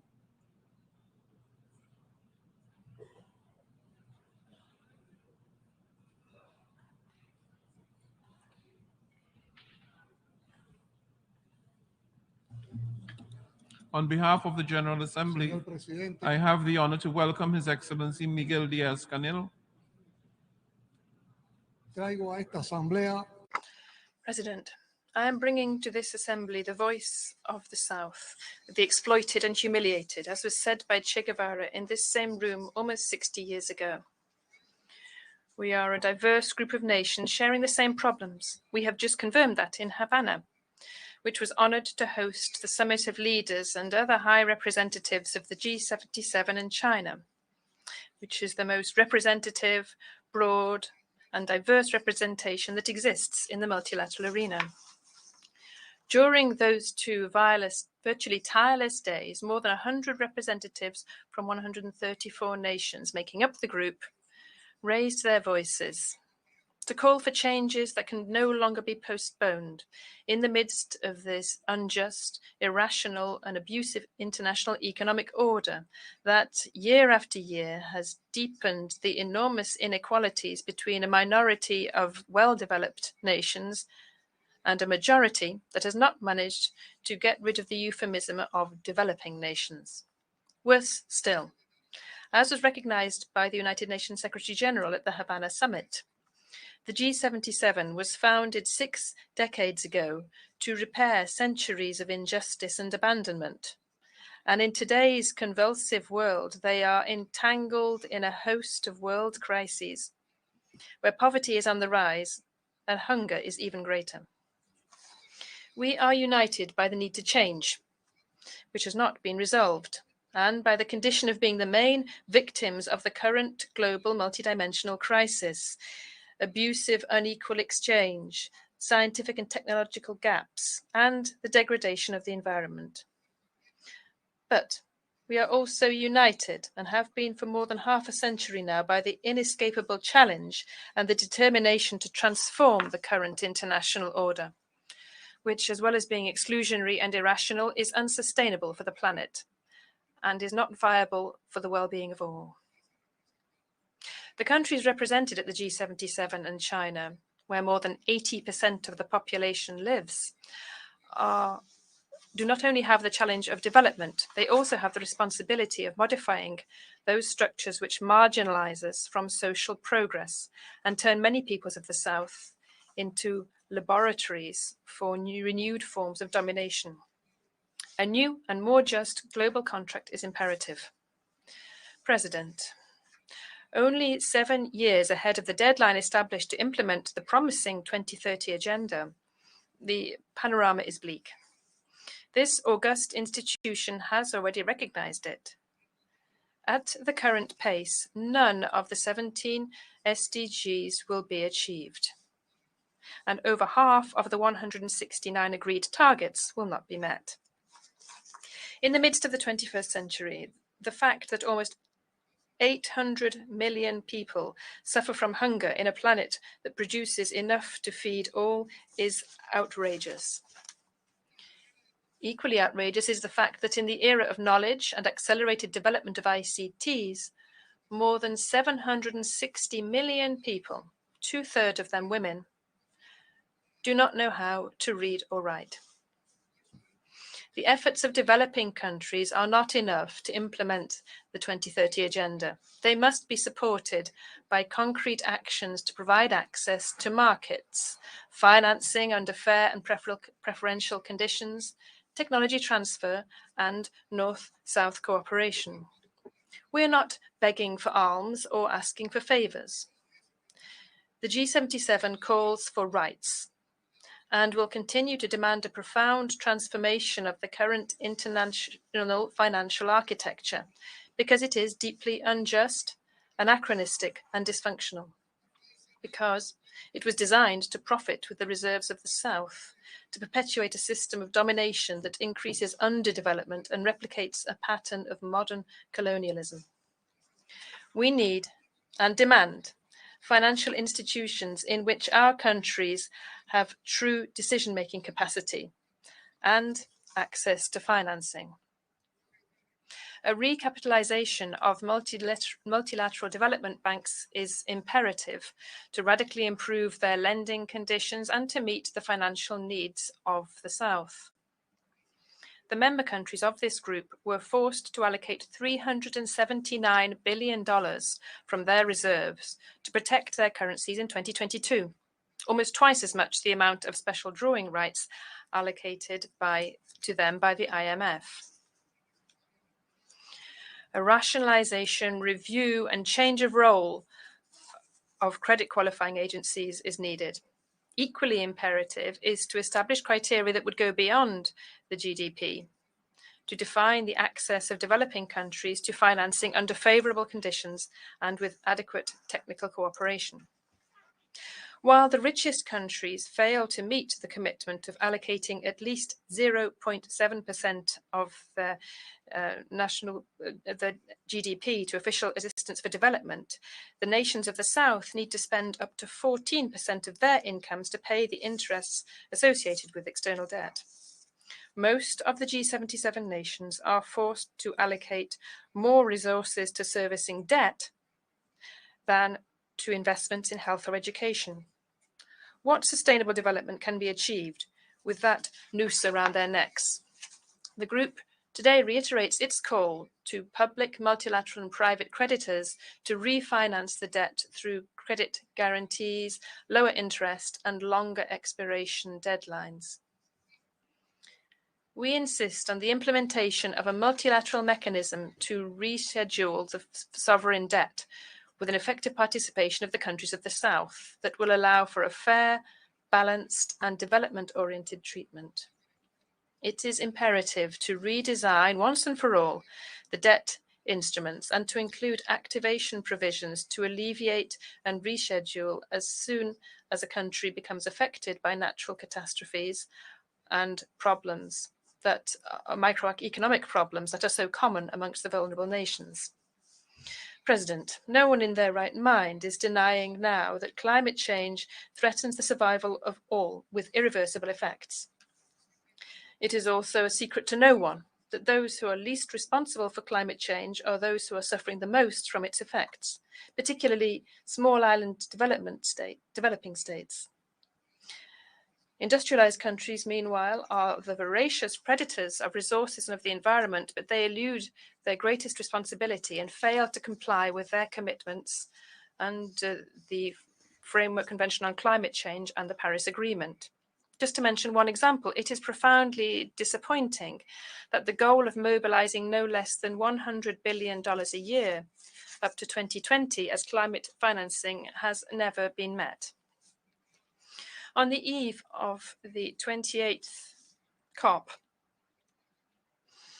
the G77 countries will have as a priority the exercise of the global balance, the implementation of the Loss and Damage Fund, the definition of the framework for the adaptation goal, and the establishment of the new climate financing goal, which fully abides by the principle of common but differentiated responsibilities.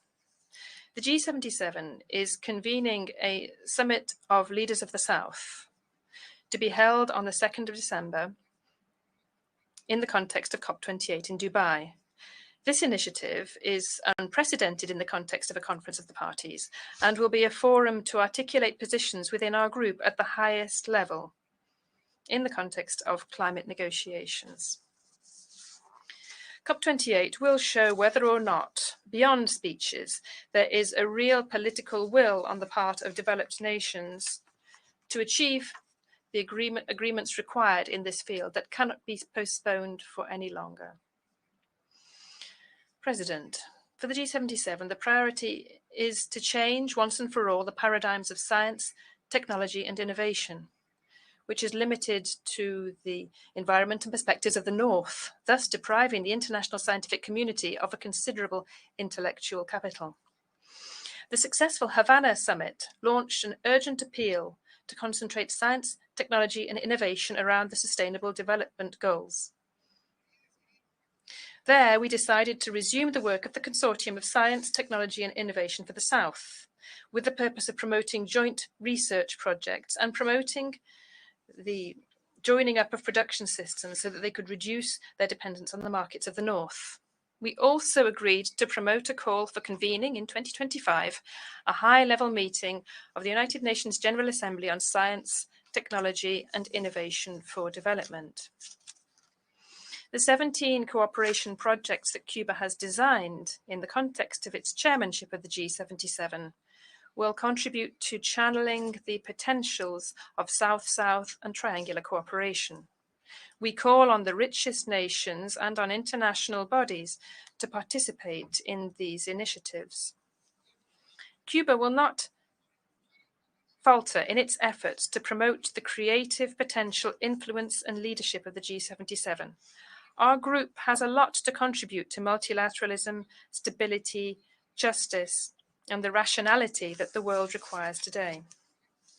Excellencies, added to the problems and challenges characterizing the reality of our nations and mobilizing peoples are the unilateral coercive measures, euphemistically called sanctions, which have become a practice of powerful states that intend to act as universal judges and to weaken and destroy economies and isolate and subject sovereign states.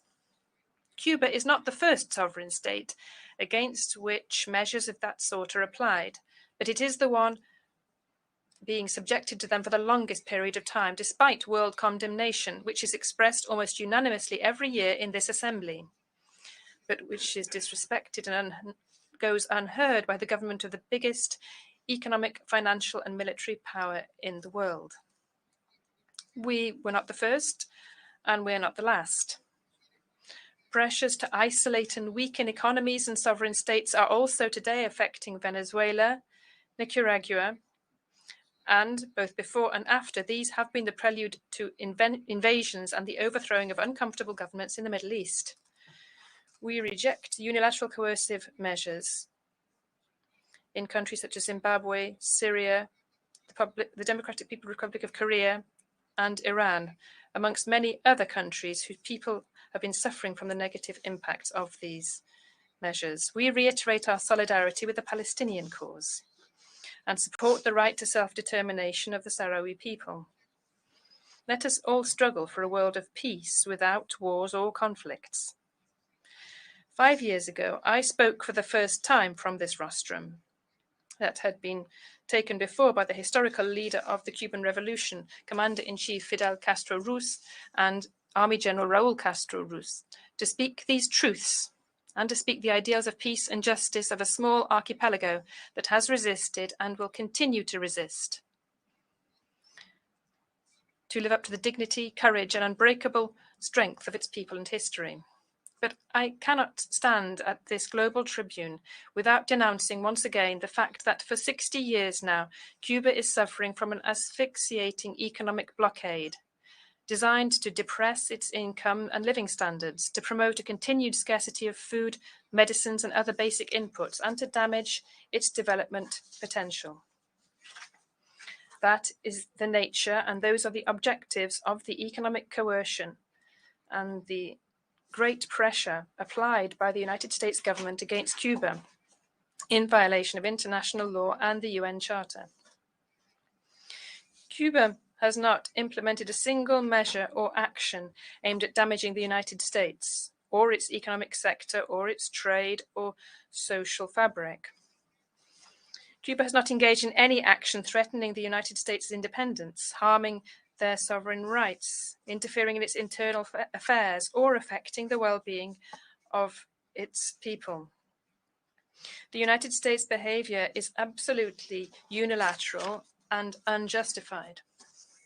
The Cuban people is resisting and overcoming isolation day after day creatively against this merciless economic warfare, which since 2019, in the midst of the COVID pandemic, was opportunistically escalated to an extreme, cruel, and inhumane dimension. The effects are brutal. The United States government is pressuring entities for them not to provide the oxygen of medicine, which are needed in Cuba to face the pandemic. Our Cuban scientists created vaccines and developed the ventilators which were needed to save the country and which we put at the disposal of other countries of the world as well. With surgical and vicious precision, they calculated both in Washington and Florida how to inflict the greatest possible damage to Cuban families. The United States continues its actions and has tried to prevent the supply of fuel and lubricants to our country, which would be unthinkable in times of peace. In a globalized world, it is not only absurd, but criminal to prohibit access to technologies, including medical equipment, which have over 10% of United States components. It is shameful their action against the medical cooperation provided by Cuba to numerous nations. It even goes so far as to openly threaten sovereign governments for requesting this contribution and meeting the needs for public health amongst their populations. The United States is depriving its citizens of the right to travel to Cuba, defying its own constitution. The intensification of the blockade has an impact on migratory flows in our country over the last few years, which means a painful cost for Cuban families and has demographic and economic consequences of an adverse nature for the nation. The government of the United States lies and causes great harm to international efforts to combat terrorism when it accuses Cuba, in an utterly baseless way, of being a sponsor of this scourge. Under the shield of this arbitrary and fraudulent accusation, they extort hundreds of banking and financial entities throughout the world and force them to choose between continuing their relations with the United States or maintaining their links with Cuba. Our country is truly under siege. It's suffering from a cruel, silent, extraterritorial economic war. This is accompanied by a powerful political machinery for destabilization, with vast funds approved by the United States Congress, with the aim of capitalizing on the shortfalls caused by the blockade and undermining the constitutional order of the country and its people's serenity. Despite the hostility of this government, we will continue to build bridges with the people of the United States, as we do with all peoples of the world. We will strengthen still further the links with Cuban immigrants in any part of the world. President, promoting and protecting human rights is a shared ideal, which requires a genuine spirit of respect and constructive dialogue between states. Regrettably, 75 years since the adoption of the Universal Declaration of Human Rights, reality is very different from this. This has become a political weapon for powerful nations who seek to force their geopolitical designs upon independent nations, mainly those from the South. No country is immune from challenges, and none has the authority to consider itself an example in terms of human rights and to stigmatize other models, cultures, or sovereign states.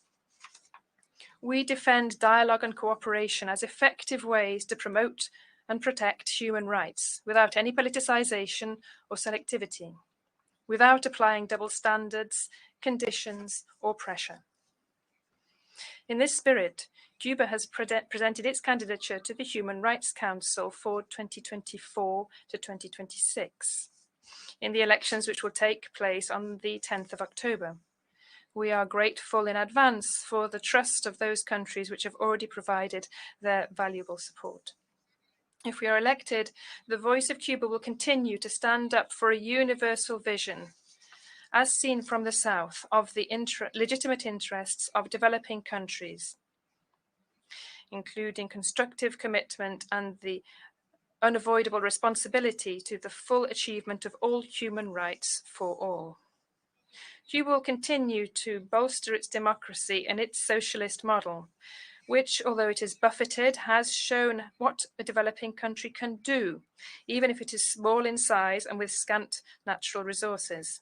We will continue our transformative efforts to seek exits from the siege which is imposed upon us by the United States imperialism and ways to achieve the prosperity with social justice that our people deserves. In this endeavor, we will never renounce the right to defend ourselves. President, distinguished heads of delegation and other representatives, I conclude by extending an invitation to all of you to work to overcome differences and to address shared challenges urgently. To do this, the United Nations and this General Assembly, including with all their limitations, are the most powerful instrument that we have. You can always count upon Cuba to defend multilateralism and together to promote peace and sustainable development for all. It will always be an honor to fight for justice, sharing the difficulties and challenges with the peoples of the South, who are ready to change history. We will prevail. Thank you very much.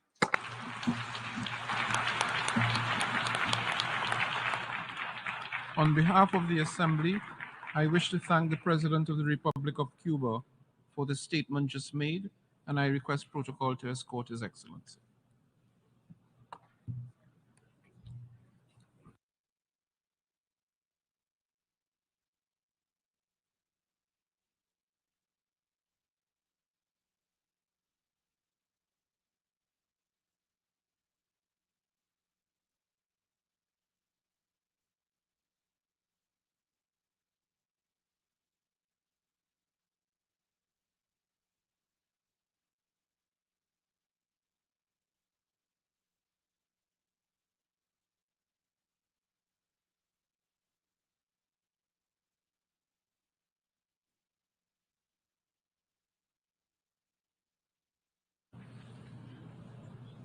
The Assembly will hear an address by His Excellency Recep Tayyip Erdogan, President of the Republic of Turkey. I request protocol to escort His Excellency.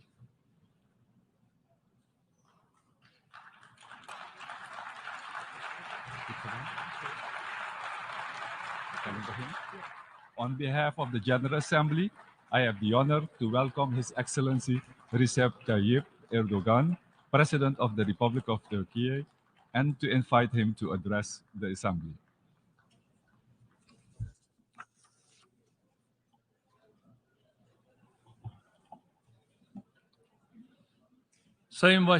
Distinguished President, distinguished heads of states and governments, distinguished Secretary General, valuable delegates, I would like to salute you all with my most heartfelt emotions on behalf of myself and on behalf of the Turkish nation.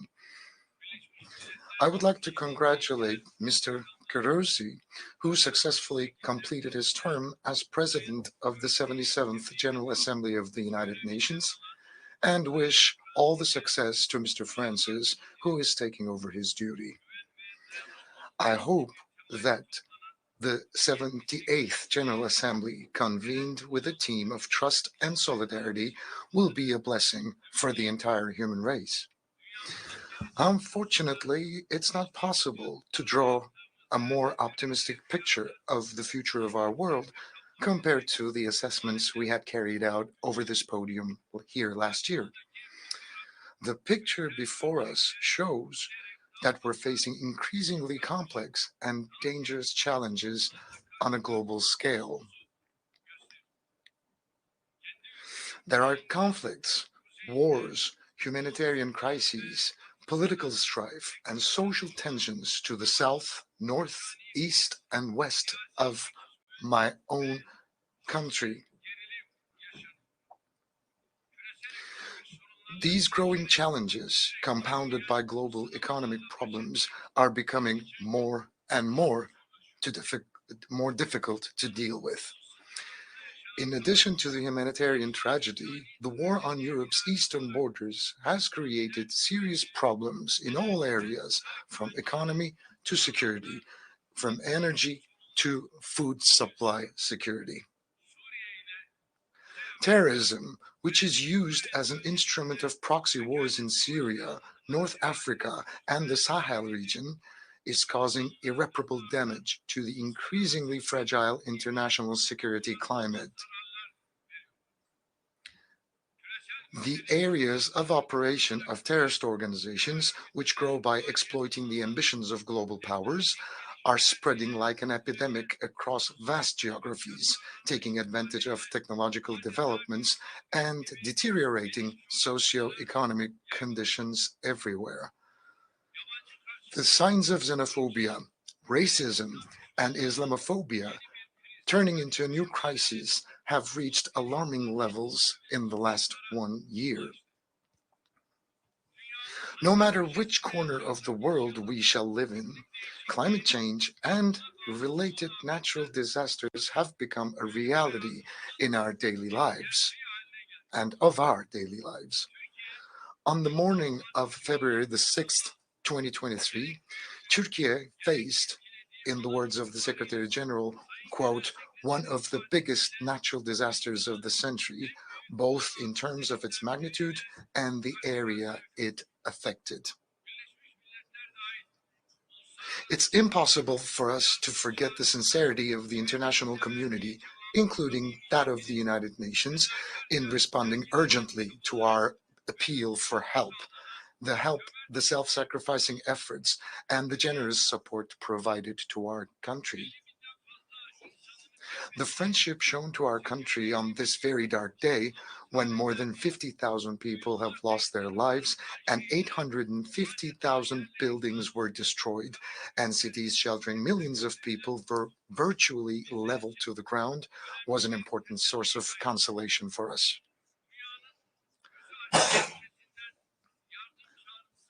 We have friends from all across the globe, from 100 countries. I would like to thank you sincerely for the helping hand you have so generously extended to us. Our efforts are underway in an uninterrupted fashion in order to reconstruct our destroyed cities and the buildings in there. And a few days ago, Libya, with which we have strong historical ties, was subjected to heavy destruction and significant loss of life caused by storms and floods. Following the disaster, Turkey immediately mobilized to help Libya, where 12,000 people have lost their lives and thousands are still unaccounted for.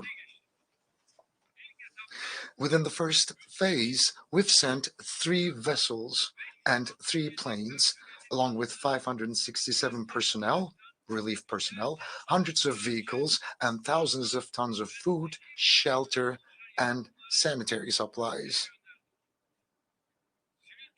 Our non-governmental organizations are also participating in the relief efforts in that region with their own means and their capabilities. As a country that stands by the side of the victimized and oppressed people, wherever they might be in the world, we haven't and we will not leave our Libyan brothers and sisters alone. And the friendly countries hopefully will be mobilized in order to extend a helping hand to Libya. And I would like to wish an expeditious recovery to our Moroccan brothers and sisters who were hit by a very strong earthquake, just like the one we had recently experienced. Distinguished delegates, we are pleased to see that this year's theme of the General Assembly is in line with Turkey's goals, because our vision of the Turkey's century, which we started to realize in the 100th anniversary of our republic, is the most concrete expression of this overlapping vision. A vision that eliminates global injustices, addressing economic inequalities, and producing peace, security, stability, and prosperity. Effective, inclusive, that embraces humanity. In short, it's our call for the establishment of an international system for the benefit of the entire humanity. And this vision is finding more and more resonance. We agree with the distinguished Secretary General, Mr. Guterres' recent observation, whereby he stated that the institutions established after the Second World War no longer reflect today's world. This statement expresses our call for the world is bigger than 5. The Security Council has ceased to be the guarantor of world security and has become a battleground for the political strategies of only 5 countries. We consider the recent events taking place in Cyprus as a manifestation of this hollowed-out institutional structure that doesn't inspire justice and trust anymore. As a country that has pioneered numerous initiatives to strengthen peace and stability, we attach great importance to Mr. Guterres' call for a new agenda for peace. With this understanding, since the beginning of the Russian-Ukrainian war, we have been endeavoring to keep both our Russian and Ukrainian friends around the table with a thesis that war will have no winners and peace will have no losers. We will step up our efforts to end the war through diplomacy and dialogue on the basis of Ukraine's independence and territorial integrity. With the Black Sea Initiative, which we had launched together with the United Nations, we have prevented the threat of a global hunger crisis by ensuring the delivery of 33 million tons of grain through the Black Sea to the global markets. However, the failure to implement this agreement in all its elements has left the world facing a new crisis. This initiative had been extended 3 times, in part with my efforts.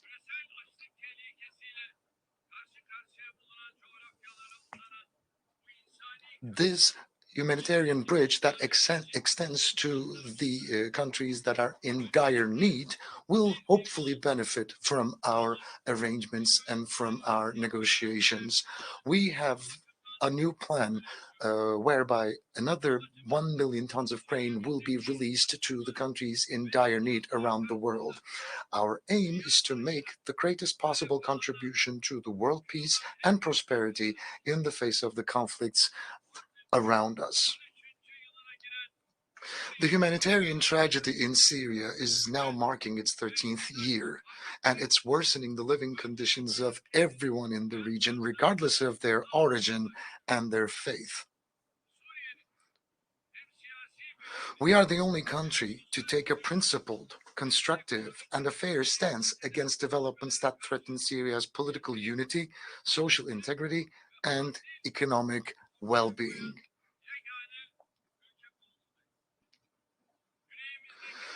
It's becoming increasingly important to end the crisis in the south with a comprehensive, lasting, and a sustainable solution which meets the legitimate expectations of the people. The devastating impact of the February 6th earthquakes, which affected 14 million people in our country, was also deeply felt in Syria. Especially in northwestern Syria, the already troubled humanitarian situation has only worsened. It's unfortunate that the United Nations cross-border humanitarian aid operations in the region was interrupted at such a time. As Turkey, we will not leave more than 4 million people struggling to survive in the north of Syria to their fate and demise.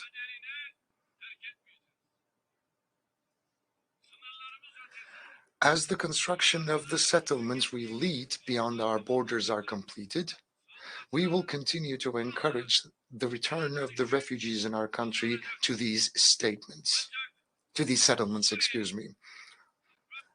However, the biggest threat to Syria's territorial integrity and political unity is the support given to terrorist organizations guided by the powers that have designs on this country. The Syrian people are overwhelmed by the PKK-PYD terrorist organizations and the radical groups organized on the basis of sectarian divisions, and on the other hand, different groups have reached the point where it is no longer unbearable for the people. As a matter of fact, various consequences of this have started to emerge recently. Iraq, another neighbor, is also making sincere efforts to overcome the internal and external challenges it faces. We act with an understanding that strengthens Iraq's political unity, territorial integrity, and reconstruction efforts, and we do not discriminate between the constituent elements of the country. As the countries of the region, the path to development will be established so that the regional integration will be ensured. The games of those who cling to the Daesh excuse every time they're in trouble in the region have now been all but exposed. As the leader of a country that has actually fought the biggest battle against Daesh, inflicted the biggest losses on this organization, and knows the realities in front of and behind the problem, I want to speak very clearly and frankly. We are sick and tired of the hypocrisy of those who use Daesh and similar organizations as a front to their own political and economic interests in the Middle East, North Africa, and Sahel, but especially in Syria and Iraq. We're tired. The threat in these regions is not only confined to Daesh. The real threat is the terrorist organizations, paramilitary groups, mercenaries, and local elements that are used and that are being nurtured as tools of proxy wars. And whoever pays the highest price will use these elements. Despite this reality, countries that continue to work with terrorist organizations for their own political and economic interests have no right to complain about terrorism and its problems as an extension. In such a world, no one is safe, whether they live right next to a conflict zone or far away on a land surrounded by oceans. Nobody can be safe. That's why we say that under the auspices of the United Nations, we must rapidly restructure the institutions charged with ensuring the security, peace, and prosperity of the world. We must build a global governance architecture that is capable of representing all origins, beliefs, and cultures in the world with its geography and demographies. In conclusion, we say once again, with all of our hearts, the world is bigger than 5, and a fairer world is possible.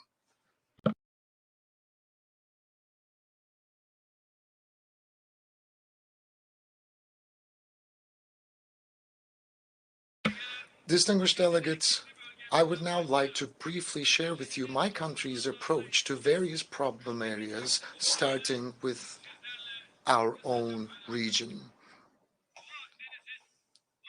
The transformation of the Eastern Mediterranean into a sovereign region of peace, prosperity, and stability will only be possible if the rights and the law of all parties are respected. We have no eyes on anybody's rights, and we do not and will not allow anyone to ignore our rights. This is the 60th anniversary of the emergence of the Cyprus question. The Turkish Cypriot side has always made sincere efforts to find a just, lasting, and sustainable solution to the Cyprus issue. It is a widely accepted fact that this solution can no longer be realized on the basis of the federation model. That's why we invite the international community to recognize the independence of the Turkish Republic of Northern Cyprus and to establish diplomatic, political, and economic ties with this country. We also expect the United Nations peacekeeping force on the island to observe meticulously the impartiality it is obliged to display. We do not want this already discredited force to face another loss of credibility in Cyprus. And we are making sincere efforts for Yemen.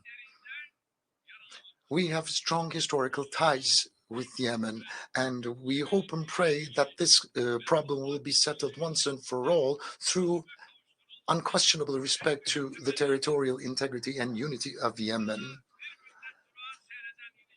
Our relations with Egypt used to be a little stagnant for a while, but we have recently entered an era where the relations are developing quite expeditiously, and our relations are growing on the basis of mutual interests and benefits.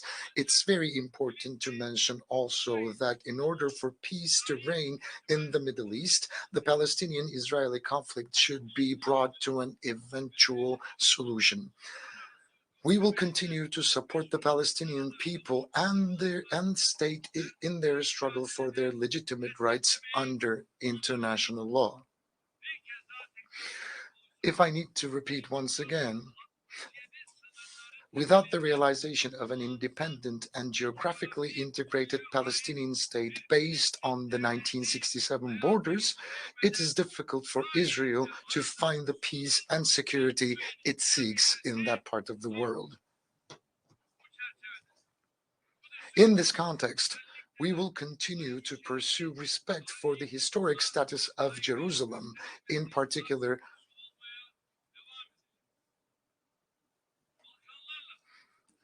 we have strong political, economic, and humanitarian ties with the Balkans, going back in history, and we are working hard on bilateral, regional, and international platforms to ensure stability in this critical region of Europe and to resolve the disputes through dialogue. We actively support the we actively support the process for the normalization of relations between Kosovo and Serbia, which have been strained recently. The increasingly complex nature of regional and global challenges points to the need for Turkey and European Union relations to move forward on a healthy basis more than ever before. We expect the European Union to quickly start fulfilling its long neglected obligations towards our country, especially the ambiguous attitude against Turkey should be stopped once and for all. Latin America and the Caribbean is another region where we are mobilizing all elements of our humanitarian foreign policy and where our ties of friendship are getting stronger day by day. In the forthcoming period, we aim to transform these relations into a Turkey, Latin America, and the Caribbean partnership policy. On the 60th anniversary of its establishment, the African Union is a monumental symbol of the continent taking its destiny into its own hands and standing up. The process that started with the will to find African solutions to African problems has turned into one of the most important developmental projects in the world.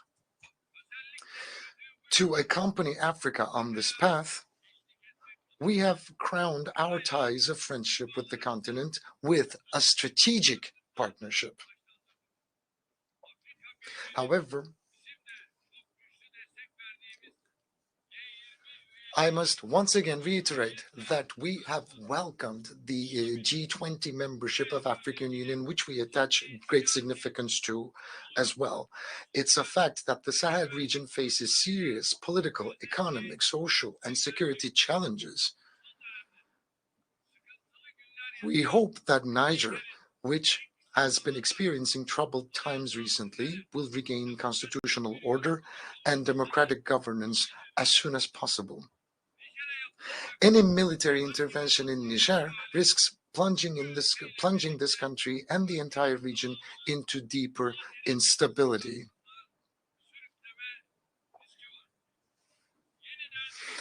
Our Asia Anew initiative has become a symbol of our will to further advance our relations with Asia, our ancestral homeland, on the basis of mutual benefit and common priorities.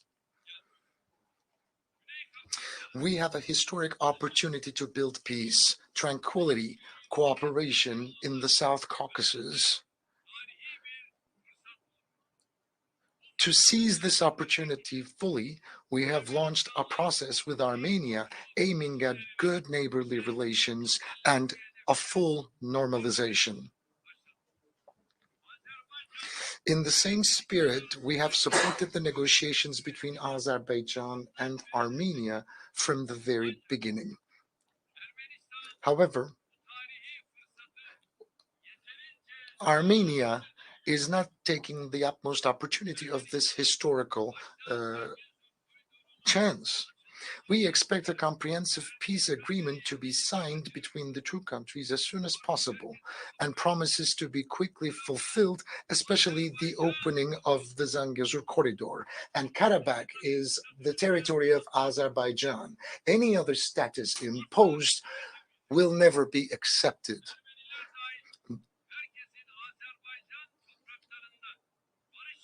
Everybody has the right to coexist on the Azerbaijani soil, including the Armenians, and that should be our primary goal. There will be one, we are moving together with Azerbaijan under the slogan, under the motto that we are two nations, one state.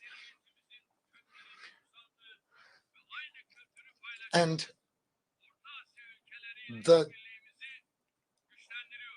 the efforts for the strengthening of our cooperation with the countries of the Central Asia, where the roots of our ancient civilization lie and where we share the same culture, are currently underway. We are pleased that the Organization of Turkic States is becoming an increasingly effective regional and global actor. The Afghani people, who have been going through difficult times for half a century, are in dire need of humanitarian assistance and support, regardless of political motives.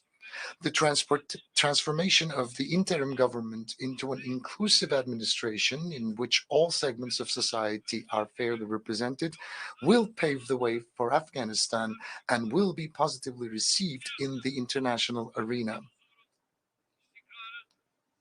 Another development that will pave the way for regional peace, stability, and prosperity in South Asia will be the establishment of a just and lasting peace in Kashmir through dialogue and cooperation between India and Pakistan. As Turkey, we will continue to support the steps to be taken in this direction. We emphasize at every opportunity that we respect China's territorial integrity and sovereignty. However, we will continue to express our sensitivity regarding the protection of the fundamental rights and freedoms of Uyghur Turks, with whom we have strong historical and humanitarian ties. We are a country that has extended a helping hand to Rohingya Muslims living in difficult conditions in Myanmar and Bangladesh since the first day. Our support for the displaced Rohingyas will continue until their safe, voluntary, dignified, and permanent return to their homeland is ensured. Dear delegates,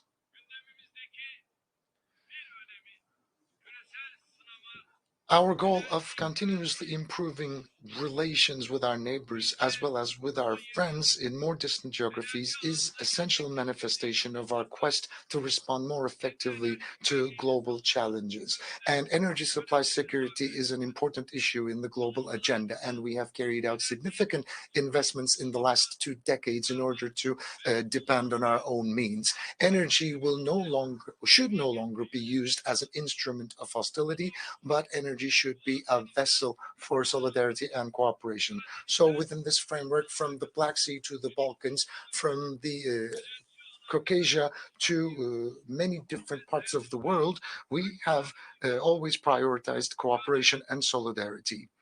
And we are striving to do more.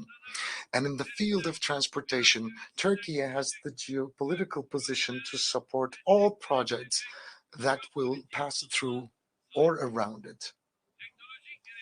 Technological innovations should be seen as an opportunity to solve global and regional challenges, not as a trump card to increase competitiveness.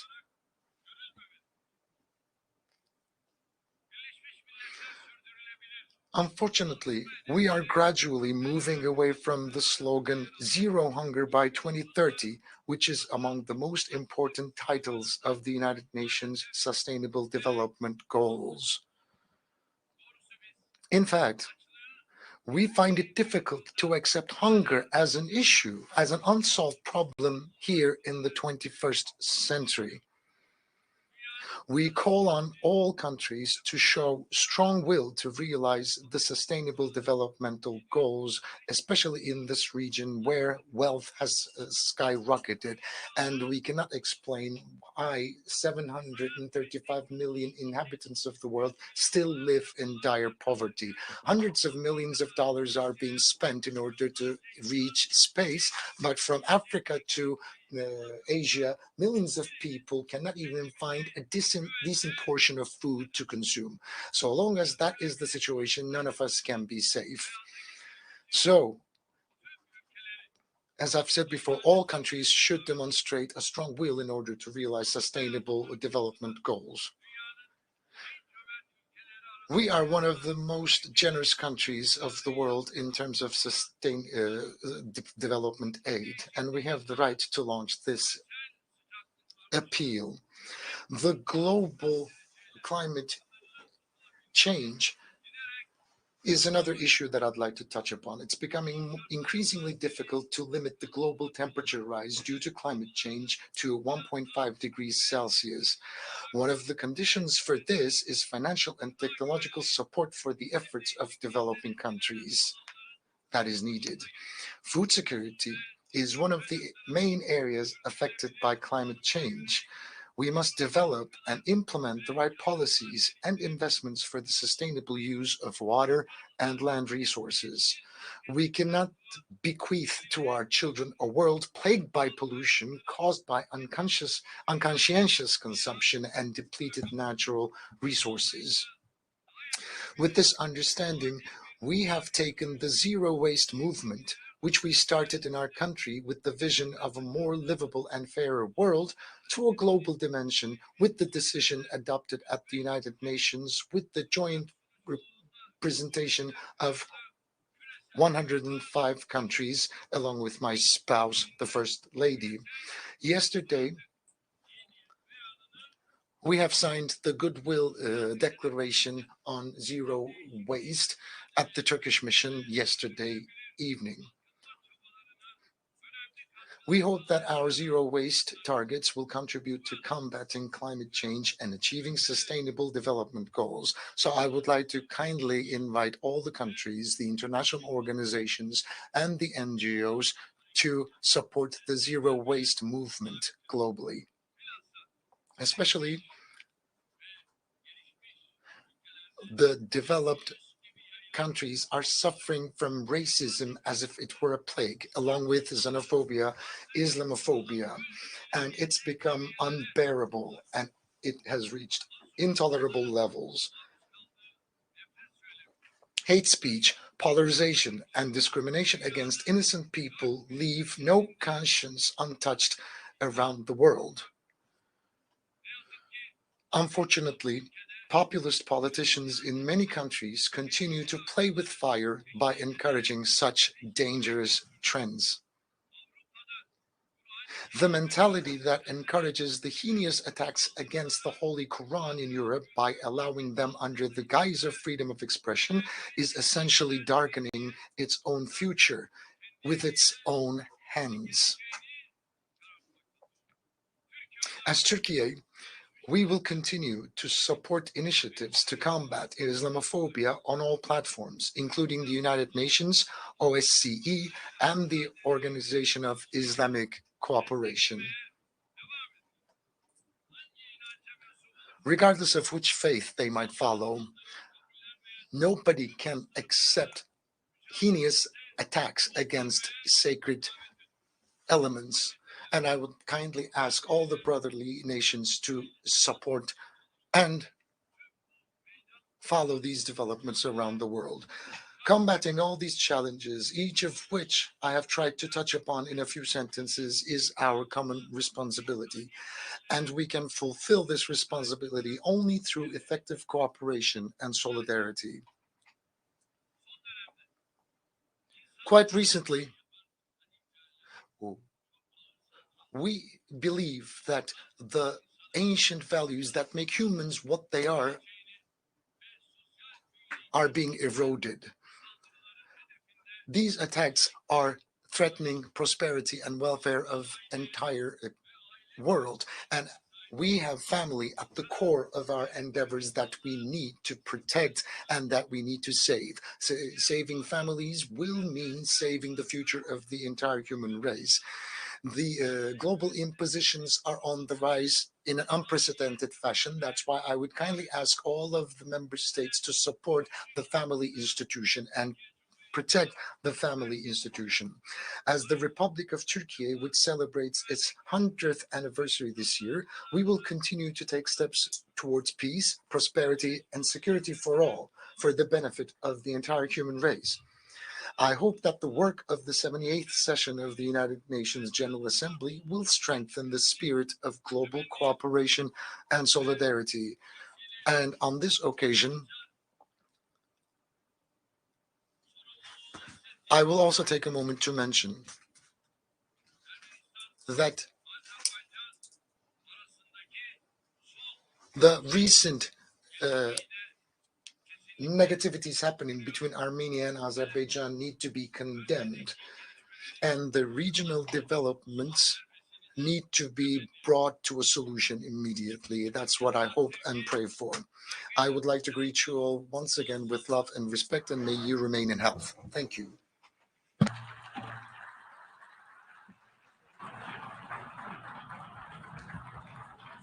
On behalf of the Assembly, I wish to thank the President of the Republic of Turkey for the statement just made, and I request protocol to escort His Excellency.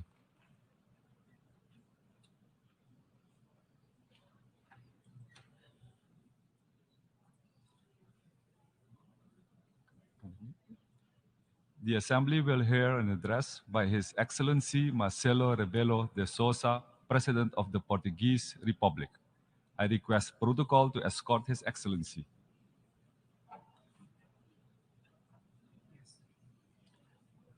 On behalf of the General Assembly, I have the honor to welcome His Excellency Marcelo Rebelo de Sousa, President of the Portuguese Republic, and to invite him to address the Assembly.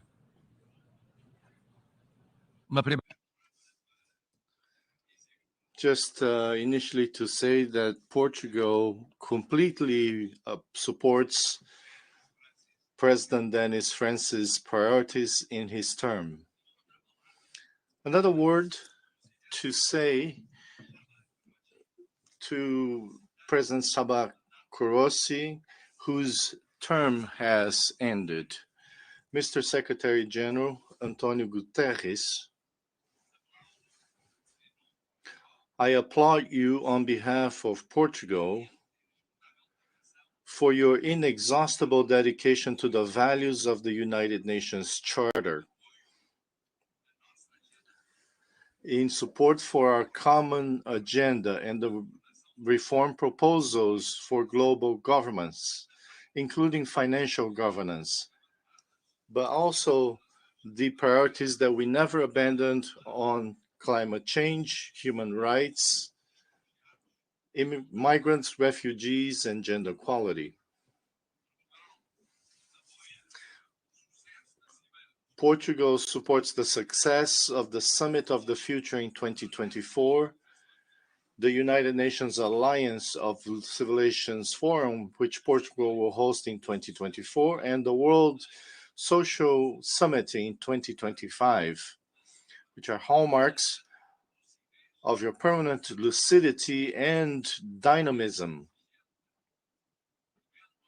at this juncture of the world to build peace and international cooperation. Your Excellencies, we heard the report from the Secretary General of the United States Nations. We also heard Presidents Lula da Silva and Joe Biden. And despite several positions, they agreed on the essential. We urgently need to respect the United Nations Charter to maintain peace in the world.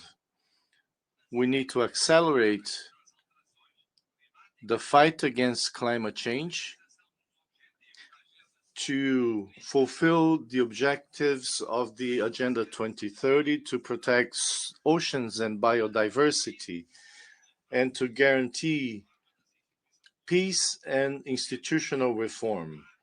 We urgently need to reform the institutions which were formed in the last century, some of which in the first half of the last century, which are totally different from today's reality. The international financial institutions, as the Secretary General said, we must approve a new Bretton Woods. These three urgencies are connected.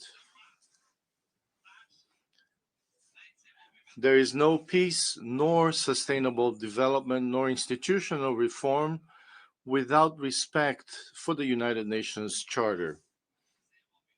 There is no sustainable development, nor respect for the United Nations Charter without the reform of international institutions. And there is no reform without respect for the Charter, without the goals of the Agenda 2030 achieved, and our goals for climate change. But the problem is not this. The problem is something else. What is the urgency? What is the credibility for us to come here every day, every year, to say what is in fact not treated with the appropriate urgency? This has been the appeal of the Secretary General for many years. It is urgent to respect the United Nations Charter because without it, there is no sovereignty of the states nor human rights. And there can be no peace. Peace in the Ukraine, that's the struggle for the Ukrainian people and for the whole world. In other regions, such as the Sahel, the Middle East and Asia, in Africa, the problem is the same. Based on the principles of international law and the United Nations Charter. Therefore, we cannot differentiate the Ukrainian people's struggle from the struggle for respect for the United Nations Charter. It's also not possible to build peace without accelerating the goals of development for 2030. We are lagging behind. We need to promote equality among states and among peoples. We cannot achieve these goals without reforming international institutions. The concept of security corresponds to a world that no longer exists. Portugal has defended that countries like Brazil and India become permanent members. This decision should be made. These countries cannot be ignored. Similarly, existing financial institutions are incapable of financing sustainable development with equity and with justice. The richer have preference over the poorer nations. And the three urgencies are connected, and they continue to be connected year after year. Portugal defends the respect for the United Nations Charter. Portugal defends the acceleration of the struggle against climate change, trying to move forward in decarbonization, in promoting clean energy, in promoting the ocean, in protecting the oceans and biodiversity, in defending the reform of institutions in the United Nations and the international financial institutions. We will not cease to support the Secretary General of the United Nations, because it's easy to come here every year and to make the same promises and never deliver on those promises, not to contribute to peace, not respecting international law and the United Nations Charter, not contributing to justice and sustainable development, delaying the Sustainable Development Goals by 2030, to promise a new world governance with concrete solutions for institutional reform, talking about financing for those that need it without giving examples of such financing. Portugal just signed with Cabo Verde, a country that is part of the world of 300 million Portuguese-speaking persons. We signed a environmental and climate fund committing debt to the economic development, sustainable of Cabo Verde. This should happen systematically because existing debt and converted into sustainable development. Our goal and that of other countries that speak Portuguese. Mr. President, Mr. Secretary General, Excellencies, year after year, we lose time. Time has come for us to deliver on respect for international law, on building peace. It is time to deliver on international cooperation, on the correction of world inequalities, on climate change, on the reform of the United Nations. It is time to deliver on the reform of international financial institutions. Without this, there is no possible multilateralism. There is no lasting cooperation and no peace throughout the world. Every day we lose is another day of inequality, selfishness, conflict, war. Every day we gain is another day of justice, development, and peace.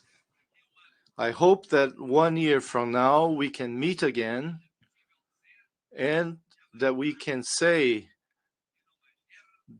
there is more peace than war, there is more justice than injustice, there is more equality than inequality, there is more climate action than climate inaction.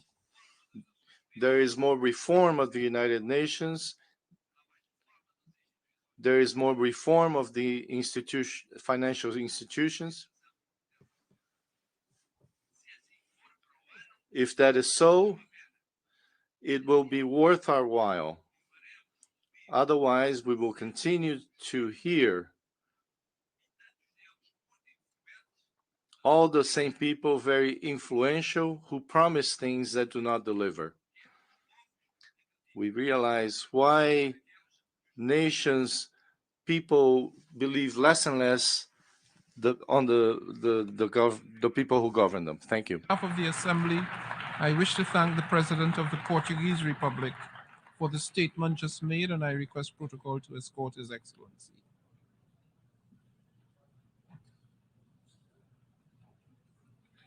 The Assembly will hear an address by His Highness Sheikh Tamim bin Hamad Al Thani, Amir of the State of Qatar. I request protocol to escort His Highness.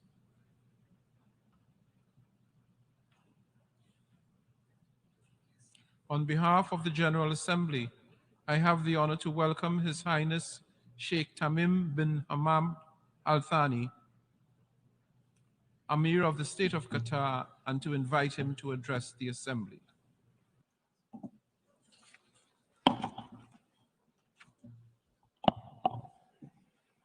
Bismillah. In the name of God, most gracious, most merciful, Your Excellency, the President of the General Assembly, Your Excellency, the Secretary General of the United Nations, honorable audience, may God's peace, mercy, and blessings be upon you. At the outset, I would like to congratulate His Excellency Mr. Dennis Francis for assuming the presidency of the 78th session of the General Assembly, wishing him success.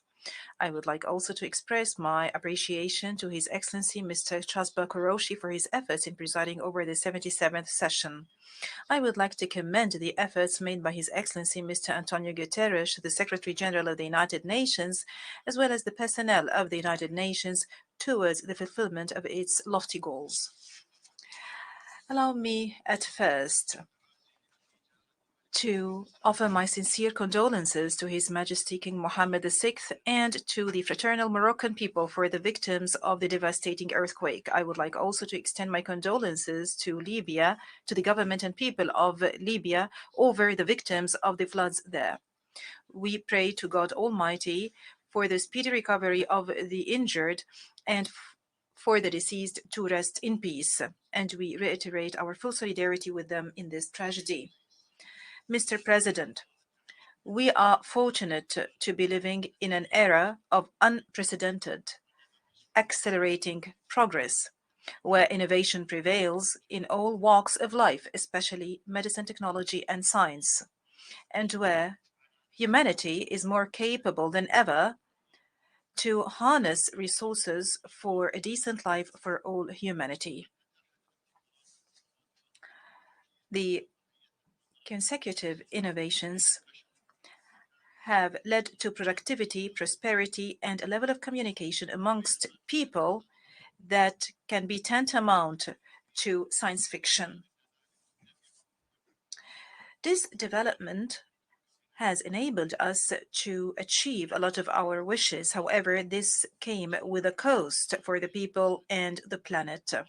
The average life expectancy and the standard of living of the majority of humanity have risen. However, this is coupled with an increase in the rates of poverty and unemployment, not to mention that there is growing awareness of the lack of justice in wealth distribution and the dire consequences on environment. And in terms of genetics and artificial intelligence, we have a lot of potential that could achieve prosperity for the whole humanity. However, the gap between the possibilities and reality is widening.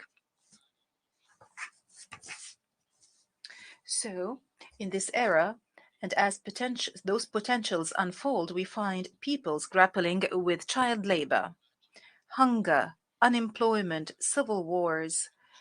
Meanwhile, the developed countries guard their borders against the influx of refugees, as if the peoples on this earth live in two different eras. The accelerating technical development and the growing reliance thereon open up unprecedented prospects for humanity to develop for the better, and undoubtedly, science and technology are crucial for increasing productivity and improving human life quality. However, embracing the means without responsibly thinking of the ends to which those means are used have led to major disasters, such as using nuclear weapons, conducting dangerous experiments on humans, as well as genocide in concentration camps. It is incumbent on us to keep pace with the scientific and technical development and to encourage the same in our countries. Meanwhile, barriers between countries in this field must be removed. However, at the same time, we should not ignore risks such as deep fakes, violation of privacy, hacking, phishing, identity theft, educational process disruption by facilitating plagiarism, as well as human deception ploys. Therefore, and in addition to the necessity of cooperation and investment in developing those technologies, we reiterate our call for unison to prevent the misuse of cyberspace and to regulate this vital aspect on the basis of the rules of the international law. In this context, the Web Summit 2024 is set to take place in Doha. This will be a very important opportunity to review development in the field of technology and to create new cooperation opportunities in the realm of technology for the benefit of humanity as a whole.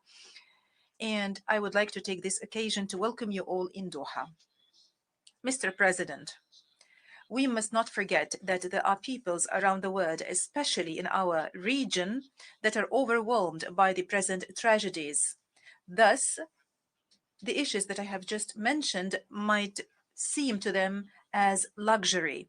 Thus, if we truthfully call ourselves international community and not merely entities, separate entities, we have to work and to strive towards ending injustice afflicting those people, at least in accordance with the resolutions of this body and the international law.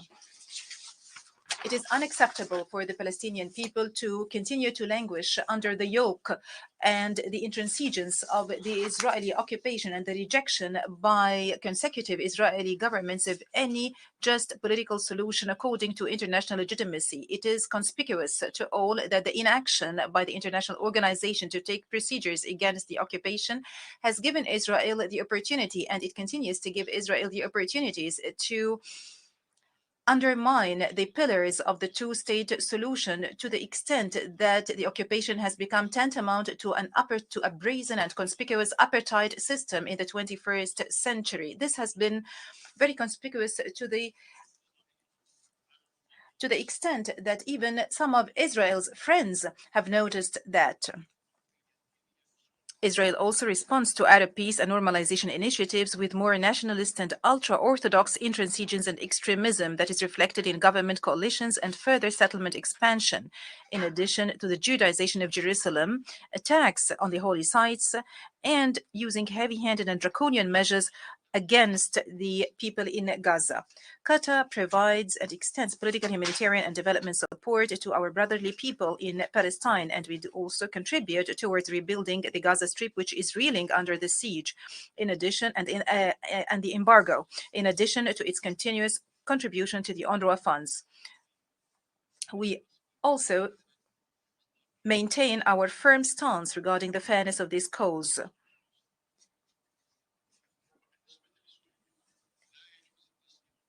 As for Syria, it is unacceptable to condone the injustice sustained by the fraternal people of Syria as destiny.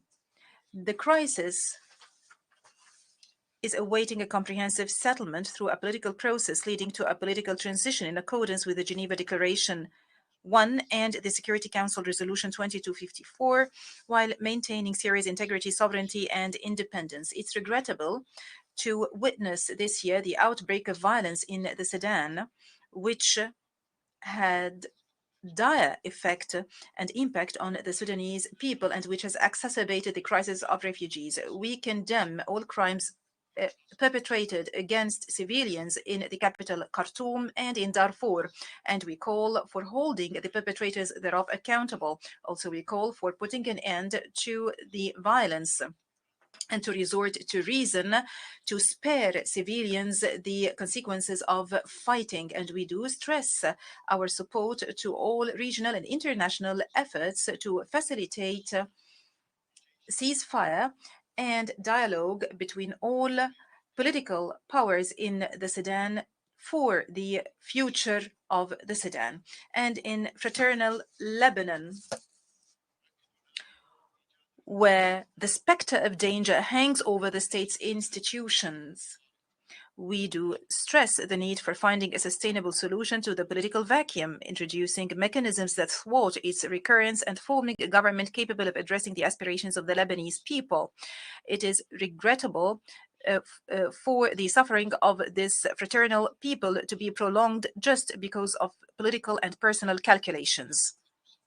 And in Yemen, we call for settling the crisis according to the National Dialogue, the Gulf Initiative, and the relevant Security Council resolutions. And when it comes to Libya, we do stress our unwavering support for the endeavors of the Special Representative of the Secretary General and the head of the United Nations Support Mission in Libya. We do support his efforts to achieve tangible results to resolve the Libyan crisis. It is clear that solution in all fraternal countries that I have mentioned lies in consensus on the rule of law, state, and citizenship. Regarding the situation in Afghanistan, we continue to coordinate international efforts and facilitating dialogue with the United Nations and the countries concerned, in addition to the caretaker government of Afghanistan, to ensure compliance to the Doha Agreement, to avoid the recurrence of past mistakes and to prevent Afghanistan from spiraling into a difficult to manage humanitarian crisis or becoming a safe haven for terrorist individuals and groups. We also have to work to ensure that the Afghan people receive the needed international support and assistance and enjoy human rights, particularly minority rights and women's rights to education and work. When we speak about our region, we would like to reiterate our appreciation of the détente and the breakthrough that we have witnessed this year, which is represented in the constructive dialogue and the re-establishment of ties between the sisterly countries, the Kingdom of Saudi Arabia and the Islamic Republic of Iran, as well as between the Arab Republic of Egypt and the Republic of Turkey.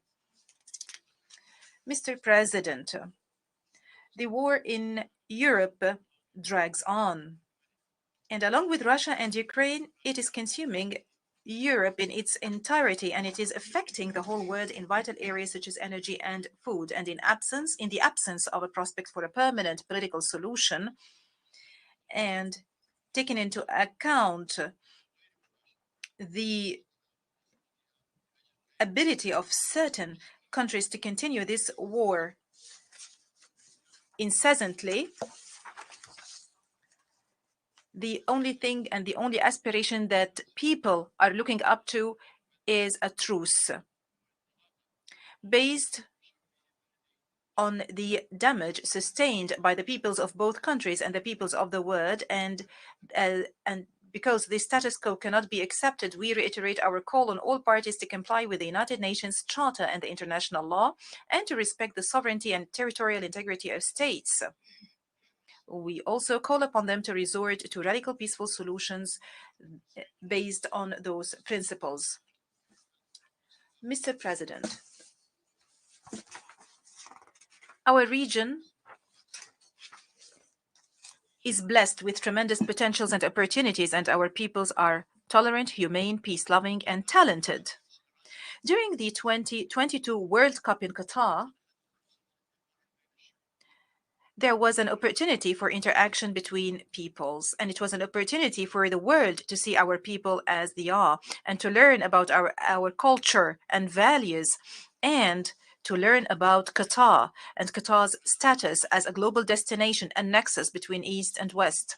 And we emphasized the role that sports could play in building bridges of communication and rapprochement between peoples and cultures. I hope we had contributed through this tournament to breaking the stereotypes and presenting a new, exciting, and safe tournament formula to the world. In Qatar, we had a dream.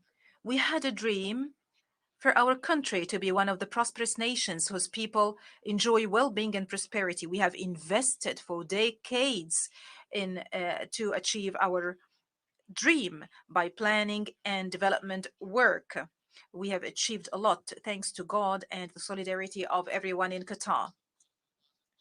While investing in liquefied gas was a leverage to realize that dream, this investment also enabled us to play an important role in addressing the energy challenge around the world.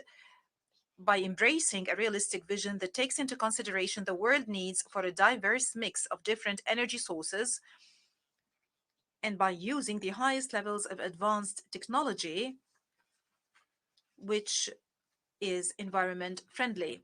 We do realize that energy export imposes obligations on us as a reliable partner with world countries. At the same time, it makes it incumbent on us to be responsible before our people and our future generations. Thus, Qatar continues to develop its sovereign fund and diversify the sources of its income, including investment in clean energy.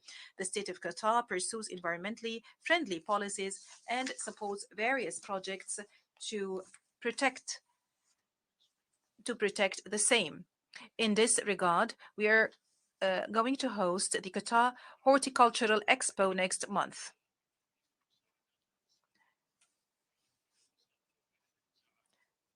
The state of Qatar responsibly works towards strengthening its role in providing humanitarian aid and mediation efforts and to resolve conflicts that affect the world.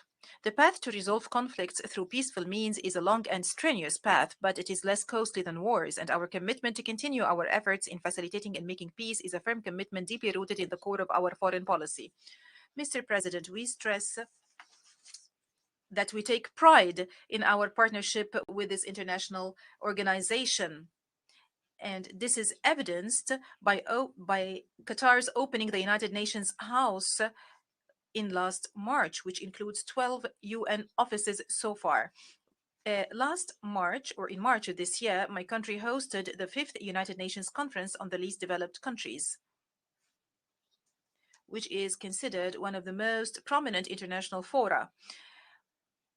During this forum, efforts were galvanized to achieve the ambitious goals of the Doha Action Program for the benefit of the least developed countries during the decade of 2020-2031. We do reiterate that the state of Qatar is a major and active partner in the endeavors made to respond to the priorities and needs of these countries. Thus, we welcome the Sustainable Development Goals Summit held yesterday. We are also pleased to announce that the state of Qatar is once again undertaking a leading role in major debates under the umbrella of the United Nations, most recent of which is our collaboration with Ireland to facilitate government negotiations on the political declaration adopted by the Sustainable Development Goals Summit yesterday. We believe that cooperation in those areas contributes to hedge against the waves of refugees, which have become a real problem for Europe as well as for neighboring African and Asian countries. Allow me at this point to stress the importance of combating racism and the campaigns of enticement against entire peoples, religions, and civilizations. And on this occasion, I would like to tell my Muslim brethren that we should not fall prey to any idiot or mentally sick person who occurs to provoke us by burning the Quran. And the Quran says, God Almighty says in the Quran, embrace forgiveness and enjoin what is right and turn away from the ignorant. At the same time, I would like to tell all those who justify those ugly and hideous acts as freedom of expression, I would like to tell them that comprising the sanctity of others deliberately should not be seen as an example of the freedom of expression. In conclusion, it is incumbent on all leaders to empower their peoples and to enable their peoples to live in peace and security and to look forward to a better future for their posterity. There are obstacles at the level of the international community, mainly represented in the failure to subject contradictions and competition between major countries on certain issues to the minimum binding principles owing to the variations in governance systems. These issues, which concern all of humanity, include climate change, environmental matters in general, poverty, and the blatant injustice represented by occupation, racism, and war crimes. This is the consensus or the unanimity that should take place in this international organization, in order not to be overwhelmed by details and to safeguard the future of entire peoples from loss due to the unwillingness of those countries to cooperate in implementing international law. And peace be upon you. On behalf of the Assembly, I wish to thank the Emir of the State of Qatar for the statement just made, and I request protocol to escort His Highness.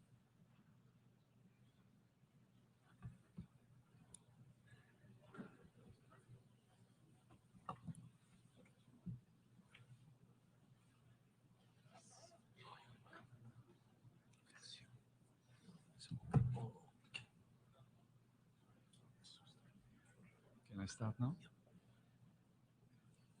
The Assembly will hear an address of His Excellency Matamela Cyril Ramaphosa, President of the Republic of South Africa. I request protocol to escort His Excellency. Yeah. On behalf of the General Assembly, I have the honor to welcome His Excellency Matamela Cyril Ramaphosa, President of the Republic of South Africa, and to invite him to address the Assembly. President of the 78th session of the UN General Assembly, the United Nations Secretary General, Mr. Antonio Guterres, Excellencies, heads of state and government, ministers, and ladies and gentlemen. 78 years ago, in the aftermath of the Second World War, the nations of the world made a solemn commitment to save future generations from the horror and the suffering of war. Through the United Nations Charter, these nations accepted a shared mandate to foster peace and promote fundamental human rights, to promote social progress, and to ensure that there's a better standard of life for all. And yet, as we gather here, much of humanity is confronted by war and conflict, by want and hunger, by disease and environmental damage and disaster.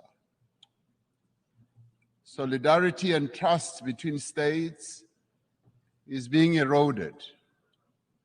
Inequality, poverty, and unemployment are deepening across many nations in the world.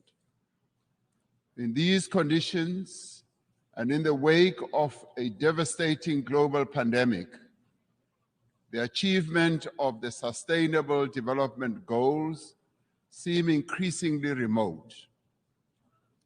At the moment when every human effort should be directed towards the realization of Agenda 2030, our attention and our energies have once again been diverted by the scourge of war. But these woes, these divisions, these seemingly intractable troubles can and must be overcome.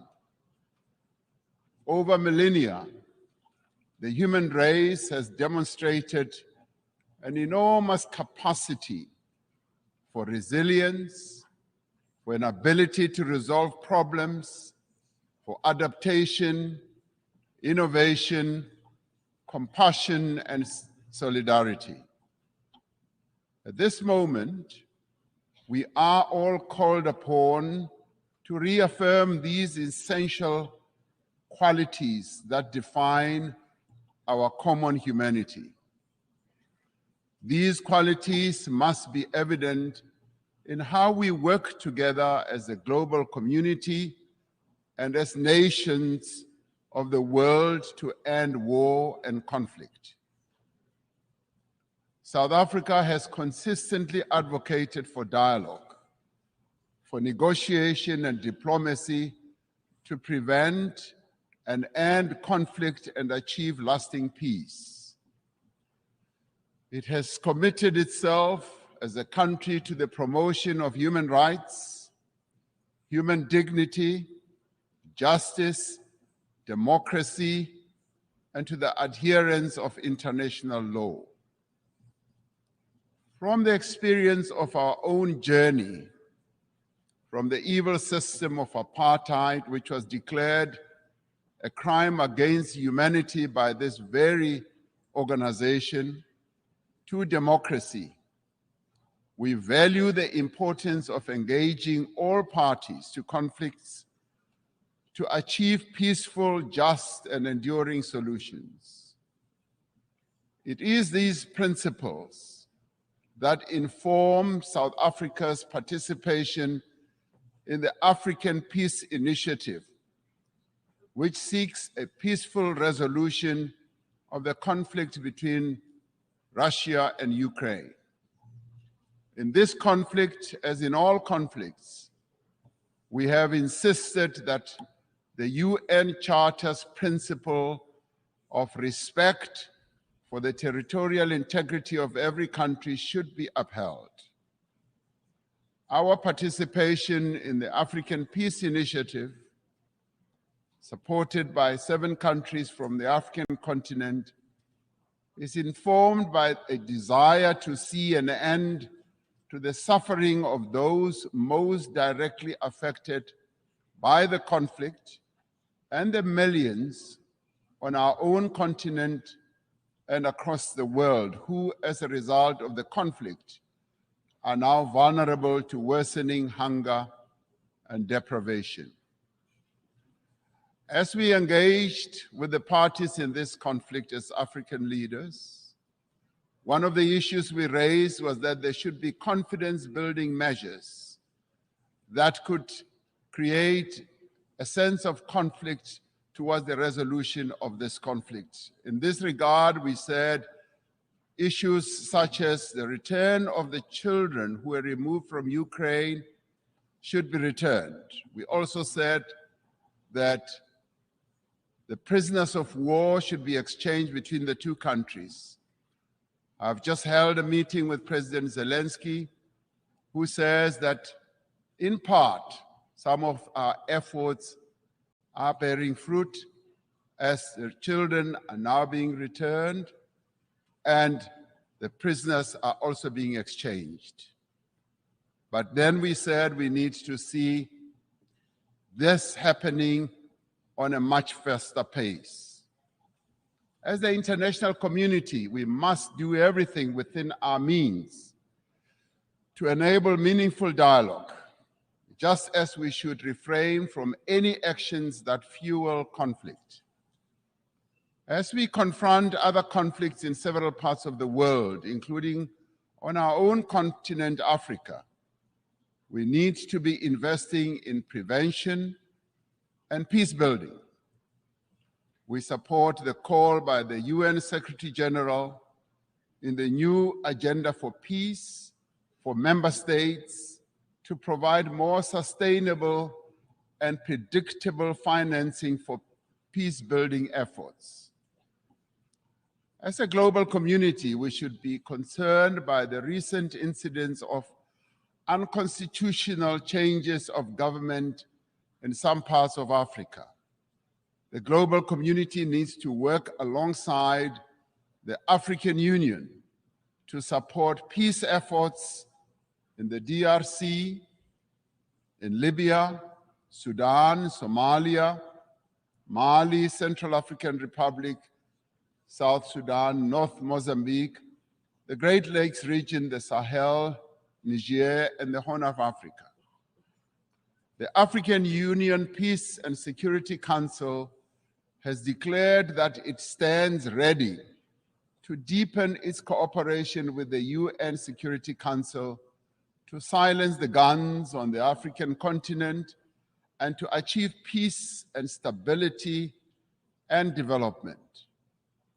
We are called upon to remain true to the founding principles of the United Nations by recognizing the inalienable right of the people of Western Sahara for self-determination in line with the relevant UN General Assembly resolutions. We must work for peace in the Middle East for as long as the land of the Palestinians remains occupied, for as long as their rights are ignored and their dignity is denied, such peace will remain elusive. The actions of the government of Israel have imperiled the possibility of a viable two-state solution. The principles of the UN Charter on Territorial Integrity and on the prohibition of the annexation of land through the use of force must be applied in this situation as well. South Africa continues to call for the lifting of the economic embargo that was imposed 60 years ago against Cuba, an embargo that has caused untold damage to the country's economy and the people of Cuba as well. The sanctions that are also being applied against South Africa's neighbor, Zimbabwe, should also be lifted as they are imposing untold suffering on ordinary Zimbabweans, but also have a collateral negative impact on neighboring countries as well, such as my own country, South Africa. As many people around the world are confronted by hunger and want, the essential human qualities of cooperation and solidarity must be evident in the actions that we take to bridge the divide between the wealthy and the poor. We must summon the necessary will and resolve to regain the momentum towards the achievement of the 2030 agenda. This means that we must address the fundamental developmental challenges that have long characterized as well our unequal world.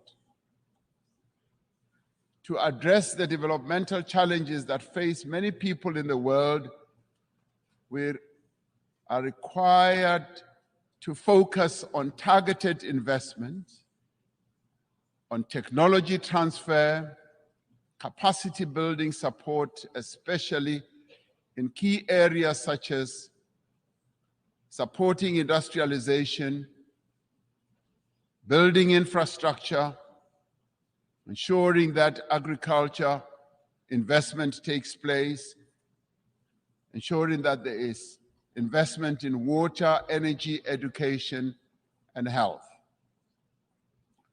This also requires predictable and sustainable financial support, including supportive trade policies from the international community. We call on the partners of the wealthier countries to meet the financial commitments they have made. It is a matter of great concern to us from the global south that these wealthier countries in the global north have failed to meet the undertakings they made to provide $100 billion a year for developing economies to take climate action. This must be changed, and the money must be made available in the interest of development. We support the proposals outlined in the Secretary General's Sustainable Development Goal Stimulus. In particular, we support the call to tackle debt and debt distress that many countries, particularly in the global south, are burdened by. And we support the call to massively scale up affordable long-term financing to $500 billion a year and to expand contingency financing to countries that are in need. It is a grave indictment on this international community that we can spend so much money on war.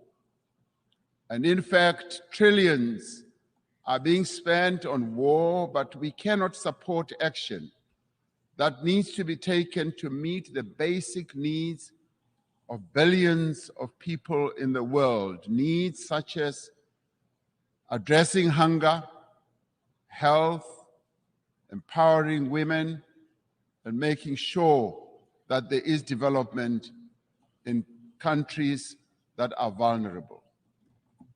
The achievement of the Sustainable Development Goals depends fundamentally on the empowerment of women in all spheres of life.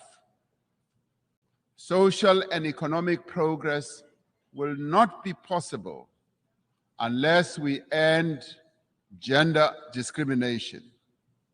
We must ensure that there is equal access for women to healthcare, education, as well as economic opportunities.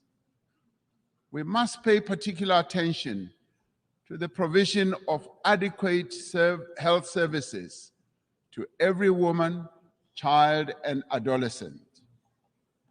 By doing so, we will fundamentally improve the health and well-being of all. The empowerment of women must be central to the actions we now take towards the realization of Agenda 2030. The women of the world need empowerment. They have a right to empowerment. They have a right also to participate equally in decision-making structures of all institutions in the world. I am proud that in South Africa, 50% of the members of the cabinet of South Africa are women. And today I'm accompanied by an all-women delegation to this United Nations General Assembly. It should be a matter of concern to us all that the majority of people who are sitting in this assembly are men. The question we have to ask, where are the women of the world? The women of the world have a right to be here to represent the views of women across the world. The essential human qualities of innovation and adaptation must be evident in the actions we take to prevent the destruction of our planet. Africa is warming faster than the rest of the world. We are told that the 20 climate hotspots in the world that we have, we find 17 of them in Africa. Africa is least responsible for the climate damage that has been caused, and yet it bears the greatest burden. Centuries after the end of the slave trade, decades after the end of the colonial exploitation of Africa's resources, the people of our continent are once again bearing the cost of industrialization of the North and the development of the wealthy nations of the world. This is a price that the people of Africa are no longer prepared to pay. Many countries in the North count their assets in the mineral resources that are beneath the African soil. The wealth of Africa belongs to Africans. The mineral wealth that is beneath the soil of Africa must, in the end, accrue to Africans. We urge global leaders to accelerate the global decarbonization while pursuing equality and shared prosperity. We need to advance all three pillars of the Paris Agreement: mitigation, adaptation, and support, with equal ambition and urgency. African countries, alongside other developing economic countries, need increased financial support to both implement the 2030 Agenda and to achieve their climate change goals in a comprehensive and integrated manner. We need to operationalize the Loss and Damage Fund for vulnerable countries hit hard by climate disasters, as agreed at COP27. Africa has embraced this challenge. Africa is determined to deploy smart, digital, and efficient green technologies to expand industrial production, to boost agricultural yields, to drive growth and create sustained employment for Africa's people. As the global community, we must ensure the essential qualities that define our humanity are evident in the institutions that manage the conduct of international relations. We require institutions that are inclusive, that are representative, that are democratic, and advance the interests of all nations. We require a renewed commitment to multilateralism based on clear rules and supported by effective institutions. This is the moment to proceed with the reform of the United Nations Security Council, to give meaning to the principle of the sovereign equality of nations, and to enable the Council to respond more effectively to current geopolitical realities. We are pleased that the common African position on the reform of the Security Council is increasingly enjoying wide support. This process must move to text-based negotiations, creating an opportunity for convergence between member states. The recently held BRICS summit in Johannesburg also affirmed the view that the United Nations Security Council should be reformed and should ensure that those who are not represented, that is, nations that are not represented, are also represented. We must ensure that the voice of the African continent and the global south is strengthened in the United Nations and broader multilateral system. All the peoples represented here in this United Nations had their origins in Africa. In Africa, they developed the tools and capabilities to spread across the world and achieved remarkable feats of development and progress. And all this was due to the skills and the talent that originated from the African continent.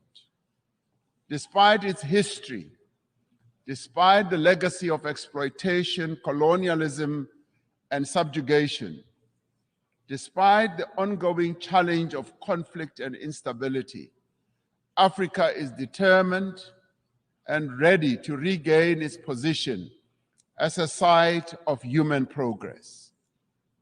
The era of African development has arrived. Through the African Continental Free Trade Area, which is creating a wider, seamless trading area and also accelerated interconnectivity, African countries are mobilizing their collective means and resources to achieve shared prosperity. Through this treaty, African countries are establishing for themselves the foundation for a massive increase in trade, accelerated infrastructure development, regional integration, and sustainable industrialization. As the global community, we have the means and we have the desire to confront and overcome enormous challenges that face humanity today. As the nations gathered here in this General Assembly, let us demonstrate that we have both the will as well as the resolve to secure a peaceful, prosperous, and sustainable future for our world, but more importantly, for future generations that will follow, leaving no one behind. That is the duty that we all now have. I thank you.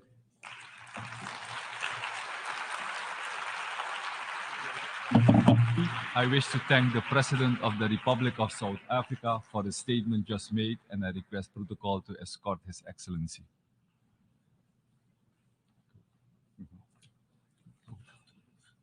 Sorry. The Assembly will hear an address by His Excellency Serdar Bir Dima Mahamadov, President of Turkmenistan. I request protocol to escort His Excellency. On behalf of the General Assembly, I have the honor to welcome His Excellency Serdar Berdi Mohamedov, President of Turkmenistan, and to invite him to address the Assembly.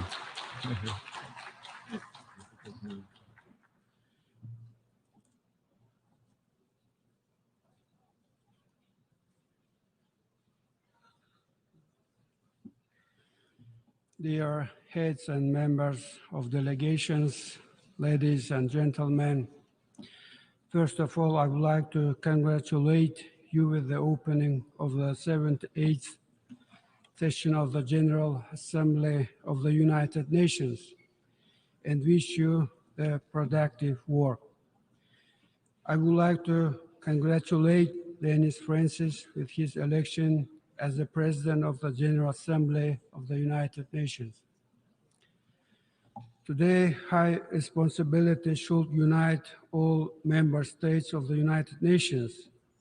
Each of them should and has the means to significantly contribute to the tackling of the tasks of the UN. Current world faces very serious challenges out of multiple reasons. All of them, despite their difference in appearance, influence the course of the interstate relations in a greater or lesser extent, and often negatively influence the implementation of agreed plans and programs on key areas of the global agenda. This, in turn, may lead to the blurring of the very foundation of global security as a principle of the UN, which should not be allowed. Out of this, Turkmenistan over several years firmly and persistently upholds the principle of unity, of security, and its integrity. We are convinced that military and political security should not be considered separately from economic, ecological, energy, transport, food, biological, and information security. None of those mentioned areas cannot be secondary or irrelevant, and their solution cannot be postponed. I think that the main challenge of the UN is to provide the integral approach to the security challenge, mobilize the current experience, competence, active manner, and step back from the short-term gains and advantages to attain truly crucial goals which will provide lasting peace, security, and development in a long term. This could only be achieved collectively and with UN in the main role.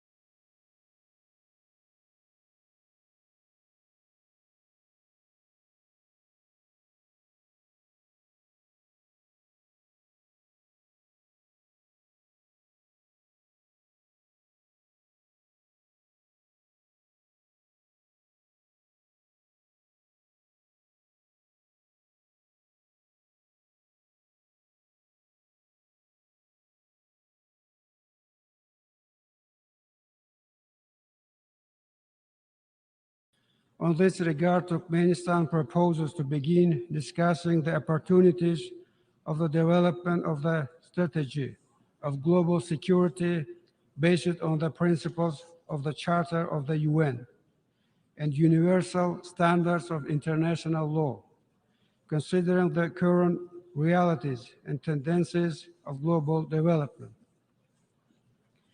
In our opinion, such strategy should reflect the existence of new risk factors, which appeared recently, along with traditional risk factors. Also, we consider it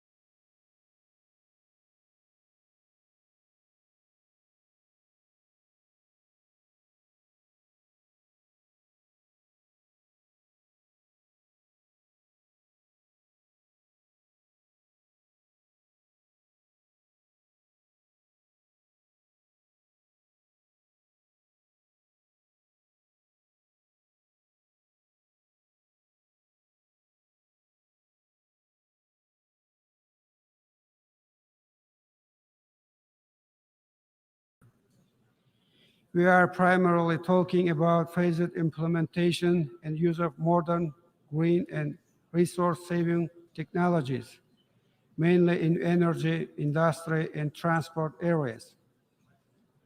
At the same time, we welcome the efforts of the global community for realizing global methane pledge. And of course, we expect substantive cooperation and targeted assistance from the specialized agencies of the UN, member states of the organization, and other interested partners. On this context, the roadmap on the development of the international cooperation aimed at study on joining of Turkmenistan to the global methane pledge was recently approved. Soon we will send this document to the UN Secretariat. Overall, I believe that the time has come for the UN to pay close and effective attention to the ecological issues in Central Asia, overcome certain delays in addressing them, and begin taking targeted and specific actions to create a coherent ecological strategy of the UN regarding the region with near 80 million population, covering a vast area with its unique natural resources and biodiversity, and at the same time located at the region with serious ecological risks. As a significant step to take a strategic approach in ecological issues of Central Asia, Turkmenistan is proposing the establishment of a specialized agency, Regional Center for Technologies related to climate change in Central Asia, which will work substantially and systematically on the topic of climate. We are ready to offer organizational and technical terms for the functioning of such center in the capital city of Turkmenistan, Ashgabat.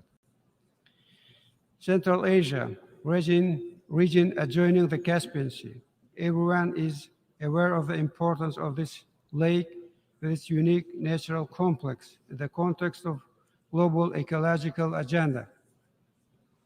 As a result of active and respectful long-term cooperation of coastal countries, the key principles of politics on the Caspian were developed, including the Convention on the Legal Status of the Caspian Sea. Last summer, on the Sixth Caspian Summit in Turkmenistan, all the participants firmly affirmed their readiness for tight cooperation on ecological issues. I believe that it gives a good opportunity for the beginning of wide, systematic interaction of coastal countries with the UN. On this regard, Turkmenistan is proposing the creation of the Caspian Ecology Initiative, which will be aimed at becoming a platform for substantive and professional interaction on a wide range of issues associated with environmental protection of the Caspian, preserving its biological resources, and tackling of the several pressing ecological issues.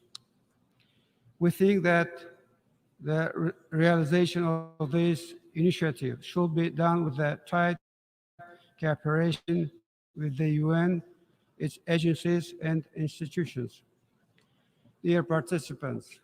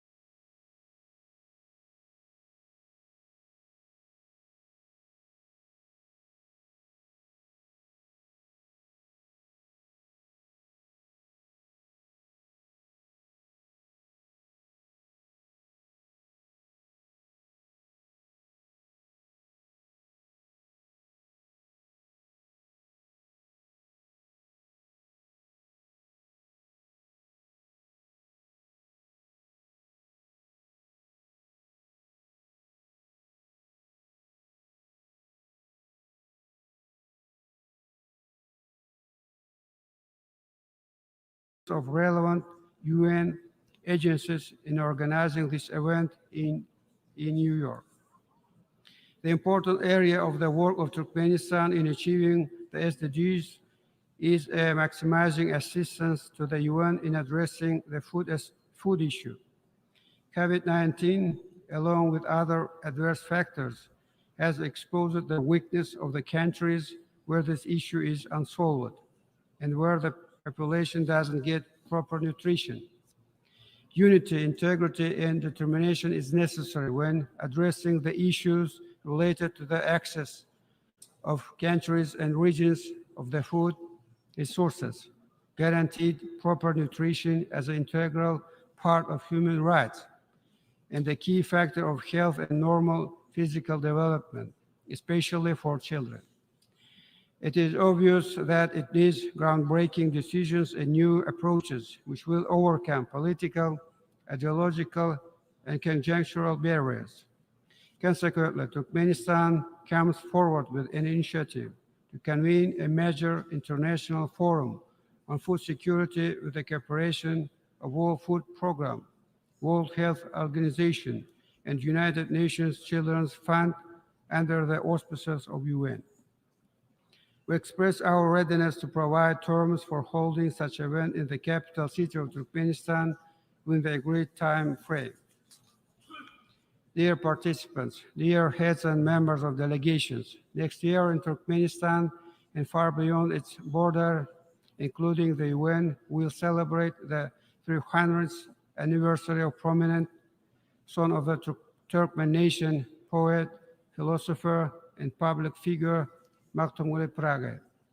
Whole humanity honors the memory of him and pays due respect to the great humanitarian who majorly contributed not only to the world literature, but also to the development of Eastern civilization and of the whole world.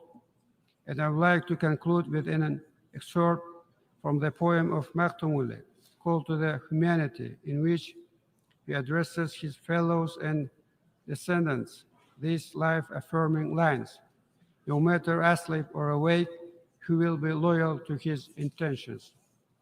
Let the loyalty to the creative thoughts, ideals of peace, justice, and progress serve as a main and clear guide in our joint work. Thank you very much.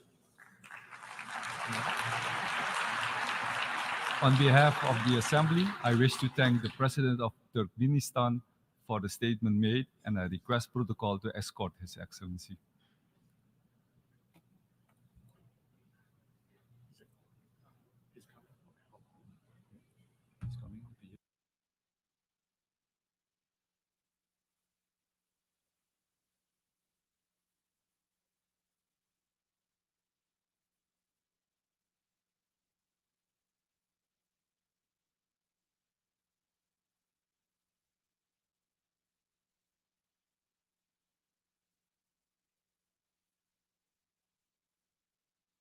Assembly will hear an address by His Excellency Volodymyr Zelensky, President of Ukraine. I request protocol to escort His Excellency. On behalf of the General Assembly, I have the honor to welcome His Excellency Volodymyr Zelensky, President of Ukraine, and invite him to address the Assembly.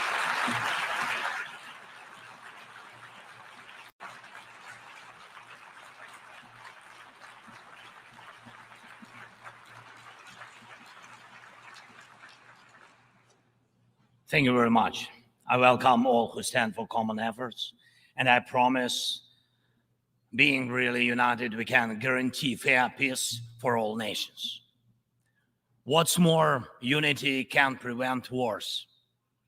Ladies and gentlemen, Mr. Secretary General, Mr. President, fellow leaders, this call so many wars, but not as active defender against the aggressions. In many cases, the fear of war, the final war, was the loudest here, the war after which no one would gather in the General Assembly Hall again. The Third World War was seen as a nuclear war, a conflict between states on the highway to nukes.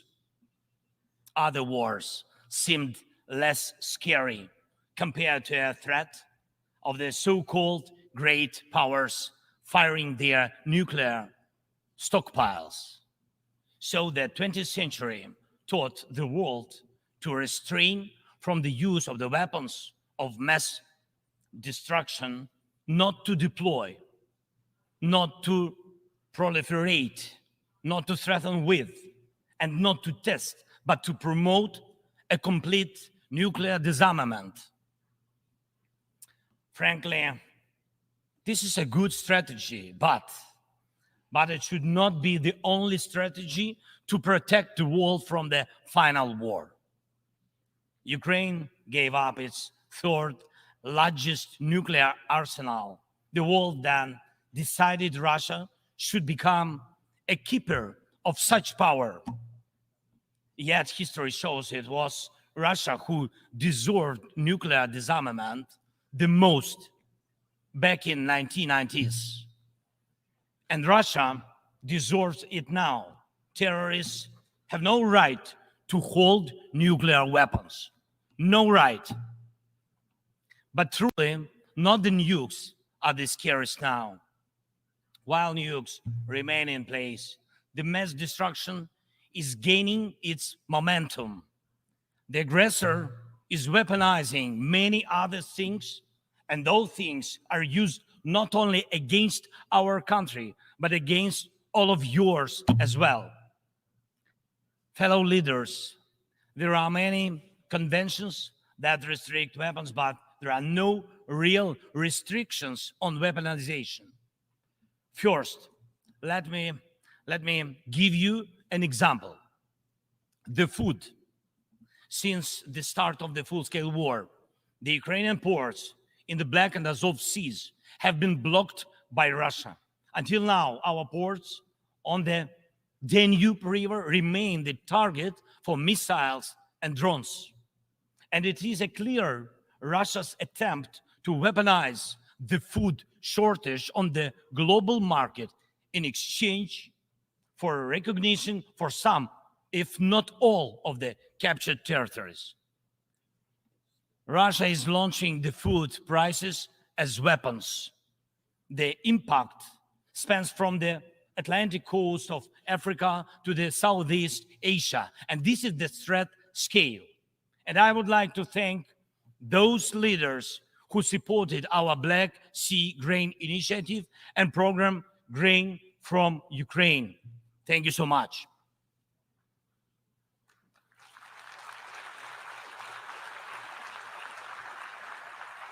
United, we made weapons turn back into food again. More than 45 nations saw how important it is to make Ukrainian food products available on the market, from Algeria to Spain to Indonesia and China. And even now, when Russia has undermined the Black Sea Grain Initiative, we are working to ensure food stability. And I hope that many of you will join us in these efforts. We launched a temporary sea export corridor from our ports, and we are working hard to preserve the land routes for grain exports. And it is alarming to see how some in Europe, some our friends in Europe, play out solidarity in political theater, making thriller from the grain. And they may seem to play their own role, but in fact, they are helping set the stage to a Moscow actor. Second, weaponization of energy. Many times the world has witnessed Russia using energy as a weapon. Kremlin weaponized oil and gas to weaken the leaders of other countries when they came to the Red Square. And now this threat is even greater. Russia is weaponizing nuclear energy. Not only it is spreading its unreliable nuclear power plant construction technologies, but it is also turning other countries' power plants into real dirty bombs. Look, please, what Russia did to our Zaporizhia power plant. Shelled it, occupied it, and now blackmails others with radiation leaks. Is there any sense to reduce nuclear weapons when Russia is weaponizing nuclear power plants? Scary question. The global security architecture offers no response or protection against such a treacherous radiation threat, and there is no accountability for radiation blackmailers so far. The third example is children. children. Unfortunately, various terrorist groups abduct children to put pressure on their families and societies. But never before the mass kidnapping and deportation would become a part of the government policy. Not until now. We know the names of tens of thousands of children and have evidence on hundreds of thousands of others kidnapped by Russia in the occupied territories of Ukraine and later deported. The International Criminal Court issued arrest warrant for Putin for this crime. And we are trying to get children back home. But time goes by. What will happen with them? What will happen to them? Those children in Russia are taught to hate Ukraine, and all ties with their families are broken. And this is clearly a genocide. When hatred is weaponized against one nation, it never stops there. Each decade, Russia starts a new war. Parts of Moldova and Georgia remain occupied. Russia turned Syria into ruins. And if not Russia, the chemical weapons would have never been used there in Syria. Russia has almost swallowed Belarus. It is obviously threatening Kazakhstan and other Baltic states. And the goal of the present war against Ukraine is to turn our land, our people, our lives, our resources into a weapon against you, against the international rules-based order. Many seats in the General Assembly Hall may become empty if Russia succeeds with its treachery and aggression. Ladies and gentlemen, the aggressor scatters deaths and brings ruins even without nukes, but the outcomes are alike. We see towns, we see villages in Ukraine wiped out by Russian artillery, leveled to the ground completely. We see the war of drones. We know the possible effects of spreading the war into the cyberspace. The artificial intelligence could be trained to combat well before it would learn to help the humanity. Thank God, people have not yet learned to use climate as a weapon. Even though humanity is failing on its climate policy objectives, this means that extreme weather will still impact the normal global life, and some evil state will also weaponize its outcomes. And when people in the streets of New York and other cities of the world went out on climate protest, we all have seen them. And when people in Morocco and Libya and other countries die as a result of natural disasters, and when islands and countries disappear underwater, and when tornadoes and deserts are spreading into new territories, and when all of this is happening, one unnatural disaster in Moscow decided to launch a big war and kill tens of thousands of people. We have to stop it. We must act united to defeat the aggressor and focus all our capabilities and energy on addressing these challenges. As nukes are restrained, likewise the aggressor must be restrained, and all its tools and methods of war. Each war now can become final, but it takes our unity to make sure that aggression will not break in again. And it is not a dialogue between the so-called great powers somewhere behind the closed doors that can guarantee us all the new wars era, but open war of all nations for peace. Last year, I presented the outlines of the Ukrainian peace formula at the UN General Assembly. Later, an Indonesia, I presented the full formula. And over the past year, the peace formula became the basis to update the existing security architecture. Now we can bring back to life the UN Charter and guarantee the full power for the rules-based world order. And tomorrow, I will present the details at a special meeting of the UN Security Council. The main thing is that it is not only about Ukraine. More than 140 states and international organizations have supported the Ukrainian peace formula fully or in part. The Ukrainian peace formula is becoming global. Its points offer solutions and steps that will stop all forms of weaponization that Russia used against Ukraine and other countries and may be used by other aggressors. Look, for the first time in modern history, we have a real chance to end the aggression on the terms of the nation which was attacked. And this is a real chance for every nation to ensure that aggression against your state, if it happens, God forbid, will end, not because your land will be divided and you will be forced to submit to military or political pressure, but because your territory and sovereignty will be fully restored. We launched the format of meetings between national security advisors and diplomatic representatives. Important talks and consultations were held in Hiroshima, in Copenhagen, and in Jeddah on the implementation of the peace formula. And we are preparing a global peace summit. And please, I invite all of you who do not tolerate any aggression to jointly prepare the summit.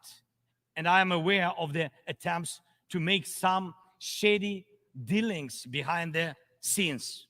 Evil cannot be trusted. Ask Prigozhin if one bets on Putin's promises. Please hear me. Let unity decide everything openly. While Russia is pushing the world to the final war, Ukraine is doing everything to ensure that after Russian aggression, no one in the world will dare to attack any nation. Weaponization must be restrained. War crimes must be punished. Deported people must come back home, and the occupier must return to their own land. We must be united to make it, and we'll do it. Slava Ukraini!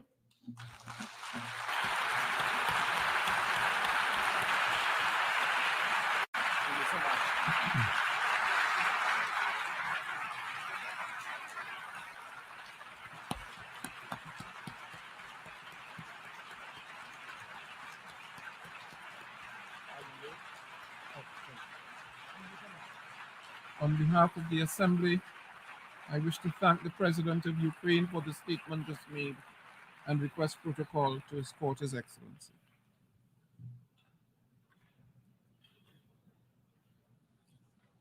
The Assembly will hear an address by His Excellency Alejandro Giammattei Pela, President of the Republic of Guatemala.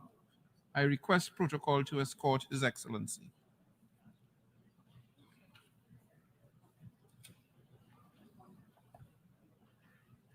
On behalf of the General Assembly, I have the honor to welcome His Excellency Alejandro Giammattei Pela, President of the Republic of Guatemala, and to invite him to address the Assembly.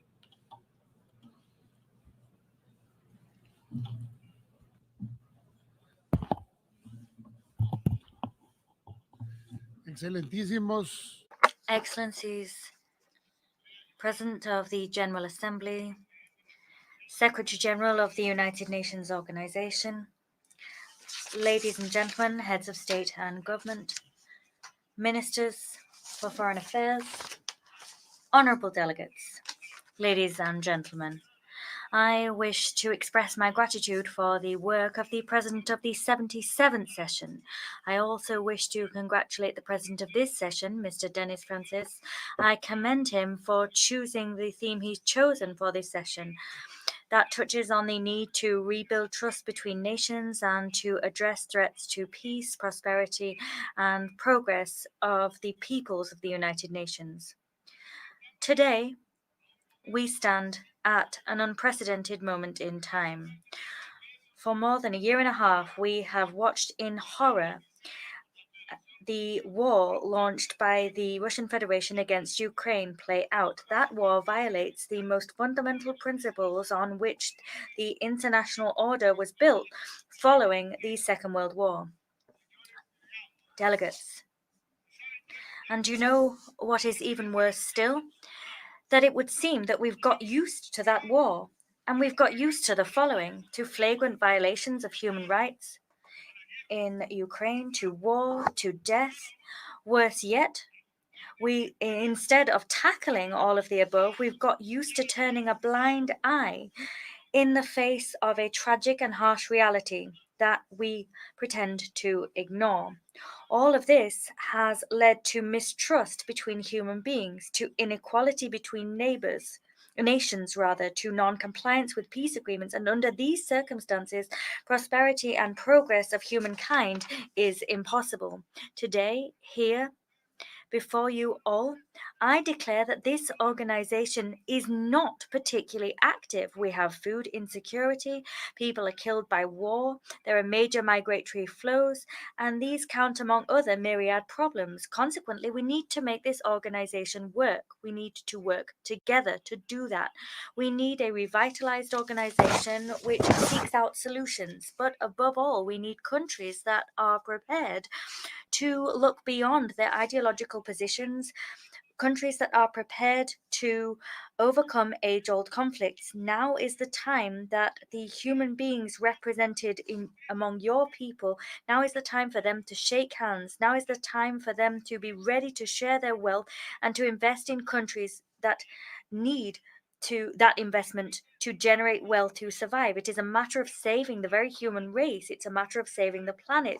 It's a matter of having future generations that will be able to live in peace and development. A case in point would be here the vast flows of human beings fleeing crises in their countries. They're fleeing as a result of insecurity, a lack of food, or due to economic hardship. Consequently, under this new order that we need to usher in, we have to build a United Nations striving for peace and human development. We must demand adherence to international law. We must demand respect for the principle of the peaceful resolution of disputes, and we must demand the respect of these self-determinations of peoples. In order for these goals to be achieved, every country must raise its voice. Every country needs to say enough is enough. And today, my country adds its voice to those crying out to say enough is enough. My country is adding its voice to the global call for the immediate withdrawal of Russian forces, for the respect of the territorial integrity and unity of Ukraine within its internationally recognized borders. Slava Ukraini.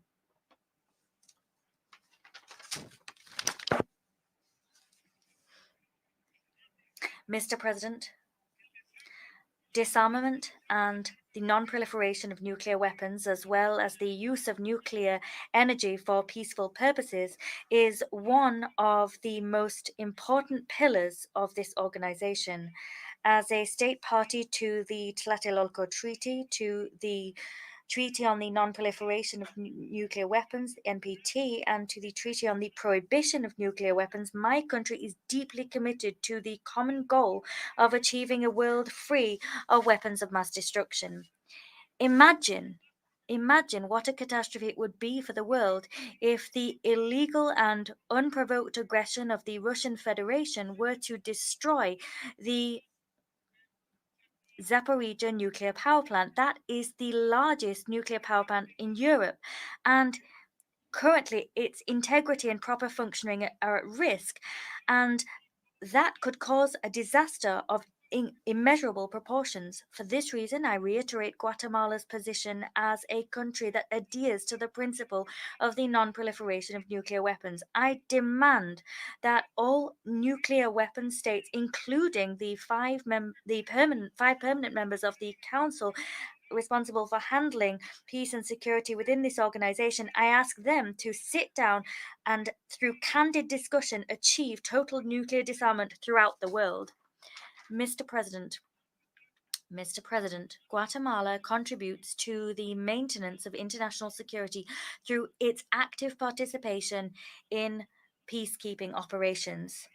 As a staunch advocate for peace, Guatemala has committed to the United Nations by deploying Guatemalan officials in PKOs. We are the TCC, which contributes the fourth largest number of troops to these operations across the Americas. Mr. President, we reiterate our staunch commitment to and solidarity with the development and prosperity of the Haitian people. That people is on the brink as a result of a multi-dimensional crisis. That is a crisis of politics, of internal security, of development, and a humanitarian crisis. As an international community, we must react and tackle the prevailing disasters before they become even more devastating. Consequently, if this organization decides that a new peace mission is to be deployed on Haitian territory, it can count on the participation of Guatemala. We will help to train and build the capacity of Haitian forces for as long as that peacekeeping mission remains in the country. Mr. President, there is a project afoot to change the very foundations of the United Nations so that it can have the mechanisms that make it possible for it to rise to the challenges facing humankind that is so in need of peace and development. Guatemala calls upon this community of states to rapidly move forward with a proposal drafted under the aegis of country-level experts. That proposal should define the substantive reforms necessary in the United Nations so that it can return to the commendable path it embarked upon following its foundation in 1945. Over the years, we have strayed too far from that path. I would propose that without delay, we undertake a fourth amendment to our founding charter. These amendments must ensure that it adopts a new approach, that it is in sync with our current times. Of course, these are difficult times, but ours is an era which brings with it major opportunities. When making these amendments, we must ensure proper recognition for the sovereign equality of states. That must be a reality. The resolution of conflicts between countries via peaceful means must be an obligation. Nuclear energy must be used exclusively with peaceful purposes. But perhaps the most important of all is that when amending this charter, the members of the United Nations exclude no one. As our holy book, Popol Vuh, states, it is the holy book of one of the greatest civilizations of the world, the Maya civilization. It states, no one must stay behind, everyone must rise up. Today I wish to say to you that I am the leader of a founding nation of the United Nations. As such, I recognize that the transformation of this body will prompt a radical shift in multilateralism. That new multilateralism must recognize the importance of inclusion and the universality of this organization. How can it be that in the midst of the 21st century, this organization keeps a country like Taiwan outside its doors? That country is one which contributes to science, high technology, healthcare, development, and many other fields. But what's most significant is that we have kept the Taiwanese citizens from having a voice that represented in this organization. Guatemala exhorts the United Nations to use any and all means necessary to guarantee international peace and security on the Taiwan Strait.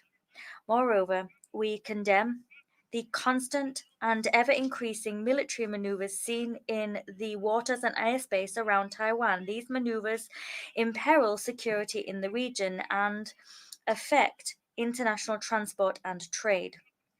Mr. President, 4 years ago, I took office as the President of the Republic of Guatemala, and over that time, I have heard great speeches made.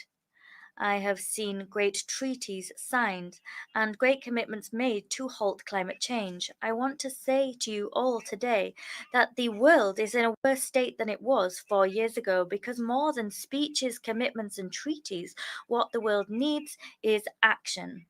The region that suffers most the ravages of climate change is the Caribbean and the Central American region. And that is true despite the fact that we produce an infinitesimal percentage of global greenhouse gases. And in spite of that fact, we are the ones that suffer the most damage year on year. Our resources are being depleted, and we must get into debt to rebuild countries which next year are simply damaged once more. This prompts us to take out loans from international sources, which are only too happy to grant them. But these are organizations which live off immorally high interest rates. However, the reports issued by United Nations rapporteurs talk about the scant development of our peoples. They point it out to us and they criticize us. But who is pointing the finger at those who, following their industrialization and as a result of their paltry commitment to tackling the effects of climate change and greenhouse gases, cause the death of human beings throughout the world? There are countries that neither accept UN agreements on climate change nor pay their contributions to the climate budget. These nations Neither do these nations take responsibility for the toxic pollution of their industries, and far less for the destruction that these industries cause. Is that fair? Mr. President, the serious threat posed by the consumption of drugs, particularly synthetic drugs, must be a source of grave concern to the international community. These drugs represent an invisible enemy that is affecting health and that is also undermining governance and hampering development in various countries. This organization must alter the way in which it broaches this issue.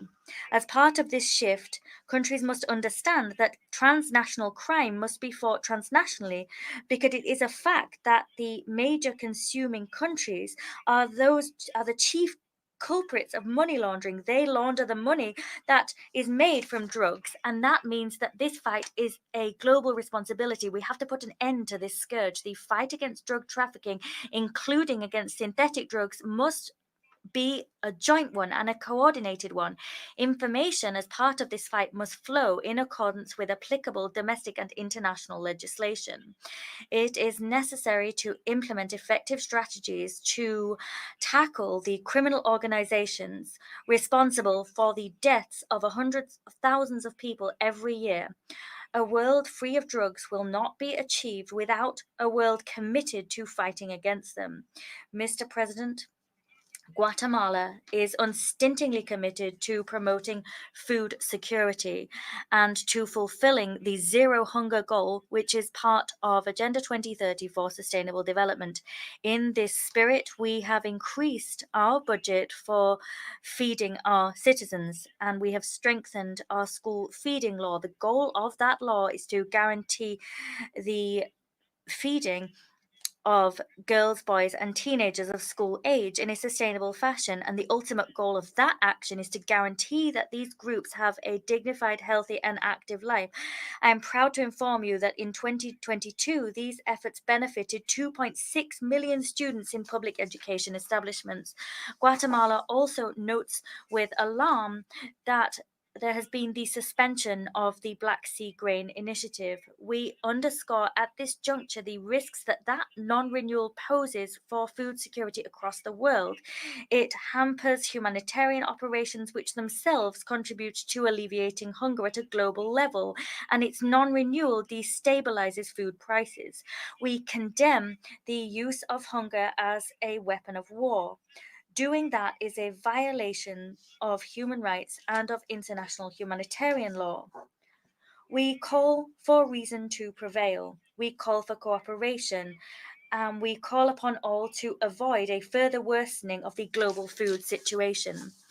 Mr. President, a topic which seemed to not be particularly important, but which should have been treated as pivotal within a revitalized organization, is cultural heritage, because the mosaic of cultural diversity of our world is under threat. That threat is particularly acute in times of war.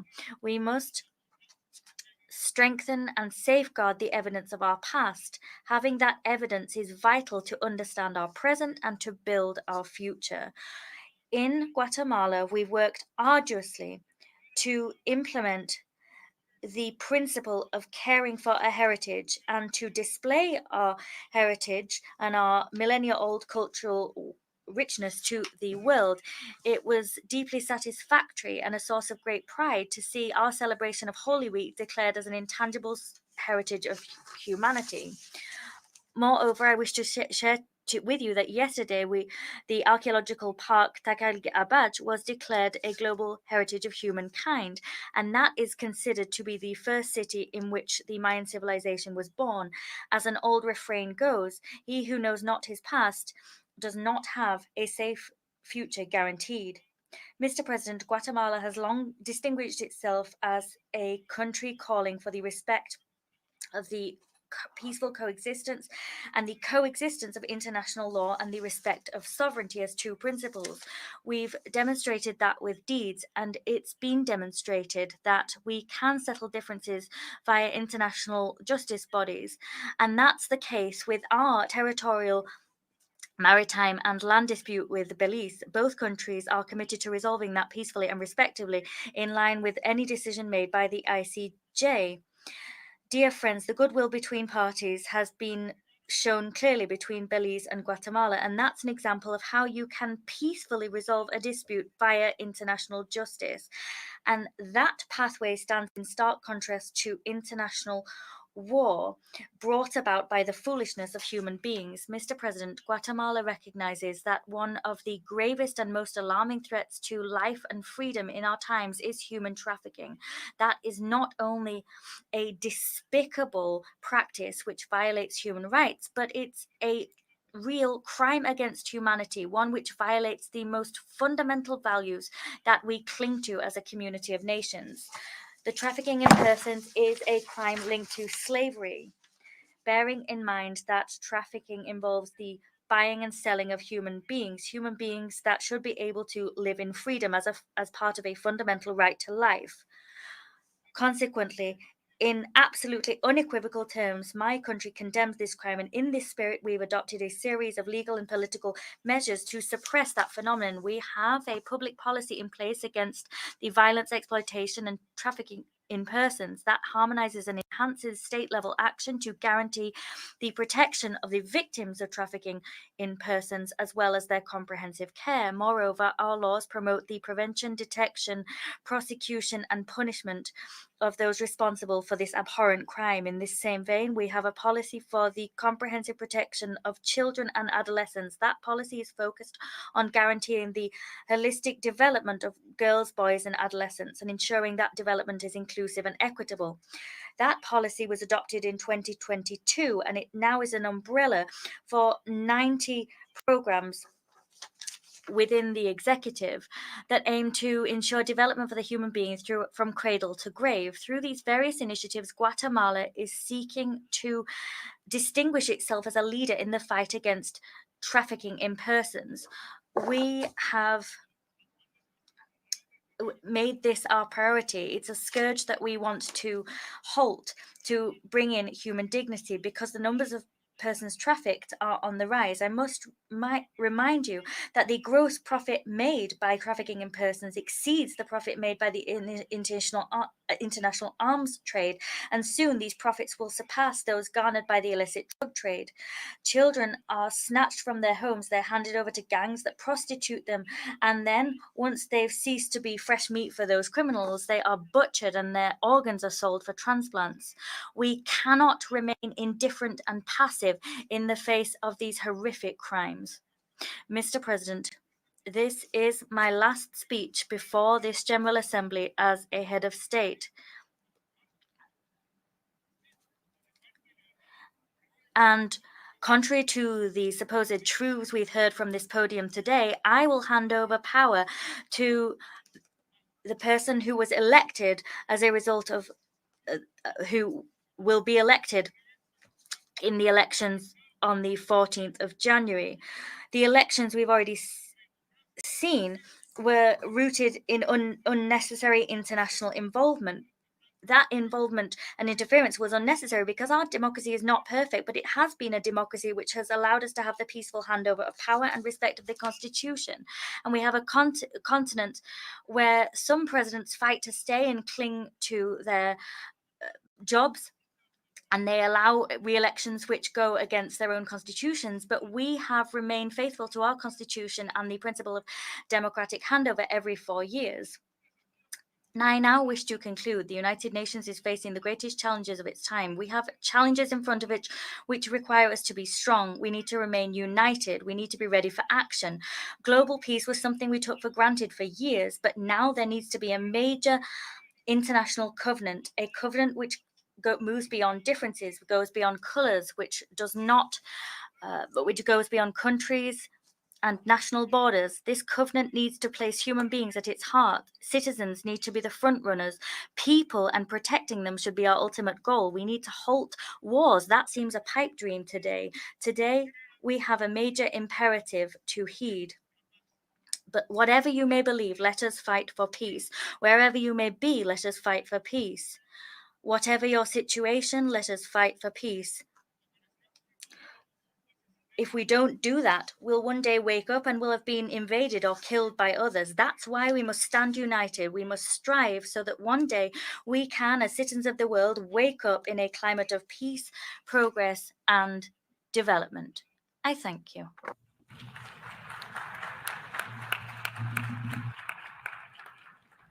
A nombre de la Asamblea, On behalf of the Assembly, I thank the President of the Republic of Guatemala for the address just delivered, and I request protocol to escort His Excellency.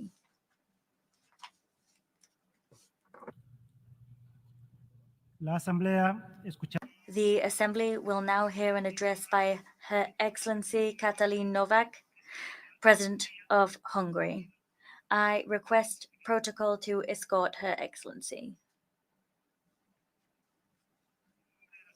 On behalf of the General Assembly, I have the honor to welcome Her Excellency Katalin Novak, President of Hungary, and I invite her to address the Assembly. Of the people, by the people, for the people. We all know the most famous words of the Gettysburg Address. However, fewer people know that Abraham Lincoln borrowed these words from one of the greatest Hungarians, Lajos Kossuth, the leader of our 1848 War of Independence, who was born on this very day, the 19th of September. Dear President, Excellencies, ladies and gentlemen, all for the people and all by the people. Nothing about the people without the people. This is the main purpose of the sovereign Hungarian state and the guarantee of our freedom. The Hungarian people want peace and security. We have 1,000 years of turbulent history in the heart of Europe, in the droughty Carpathian Basin, with wars, oppression and occupation, revolutions and wars of independence. We know the feeling of vulnerability. We know what it is like to live divided and what suffering wars cause. We know how precious freedom is and how painful it is to be deprived of it. I myself was born during the decades of Soviet oppression, when my country was not free. A childhood spent in a softening communist dictatorship left indelible marks on my generation. The rejection of any kind of oppression has become an instinct in us. That is why we condemn clearly and unequivocally the violation of international law, the attack on another state, the Russian aggression against Ukraine, which has caused immense suffering and destruction and has destroyed the peaceful life of Europe. We are for the victims and against further escalation. This is why we are providing humanitarian aid to Ukraine and to all those fleeing the war. We help beyond our size and strength. This is why we emphasize that there are 150,000 Hungarians living in Ukraine, in Transcarpathia, who share every hardship and struggle, sacrifice and success. This war also directly affects us Hungarians. It is not just in our neighborhood. Hungarian fathers and sons living in Ukraine are also giving their lives in the trenches. Thus, we want peace. In our country, in Ukraine, in Europe, in the world, peace and the security that comes with it. Excellencies, ladies and gentlemen, Hungary stands for the territorial integrity and independence of Ukraine. We understand Ukraine's desire to be part of the community of European countries. Thus, we expect it to uphold the values that characterize our community, including expressly the protection and full guarantee of the rights of national minorities. Not in words, in deeds. At the invitation of President Zelensky, I have been to Kiev twice since the outbreak of the war. I have seen the suffering of the families. I have seen what they experience when the peace is broken. I have met Ukrainian and Hungarian people who have lost family members. I have met Ukrainian children for whom the kindergarten was set up with the help and support of Hungary. Children from whom the war is depriving a happy childhood. The war and the suffering affects families first and foremost. Mothers who lose their husbands and sons. Fathers who go into battle with their barely grown-up sons.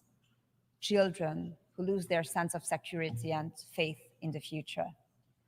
There is no alternative to peace. The killing, the terrible destruction must stop as soon as possible. War is never the solution. We know that peace is only realistically attainable when at least one side sees the time for negotiations as having come.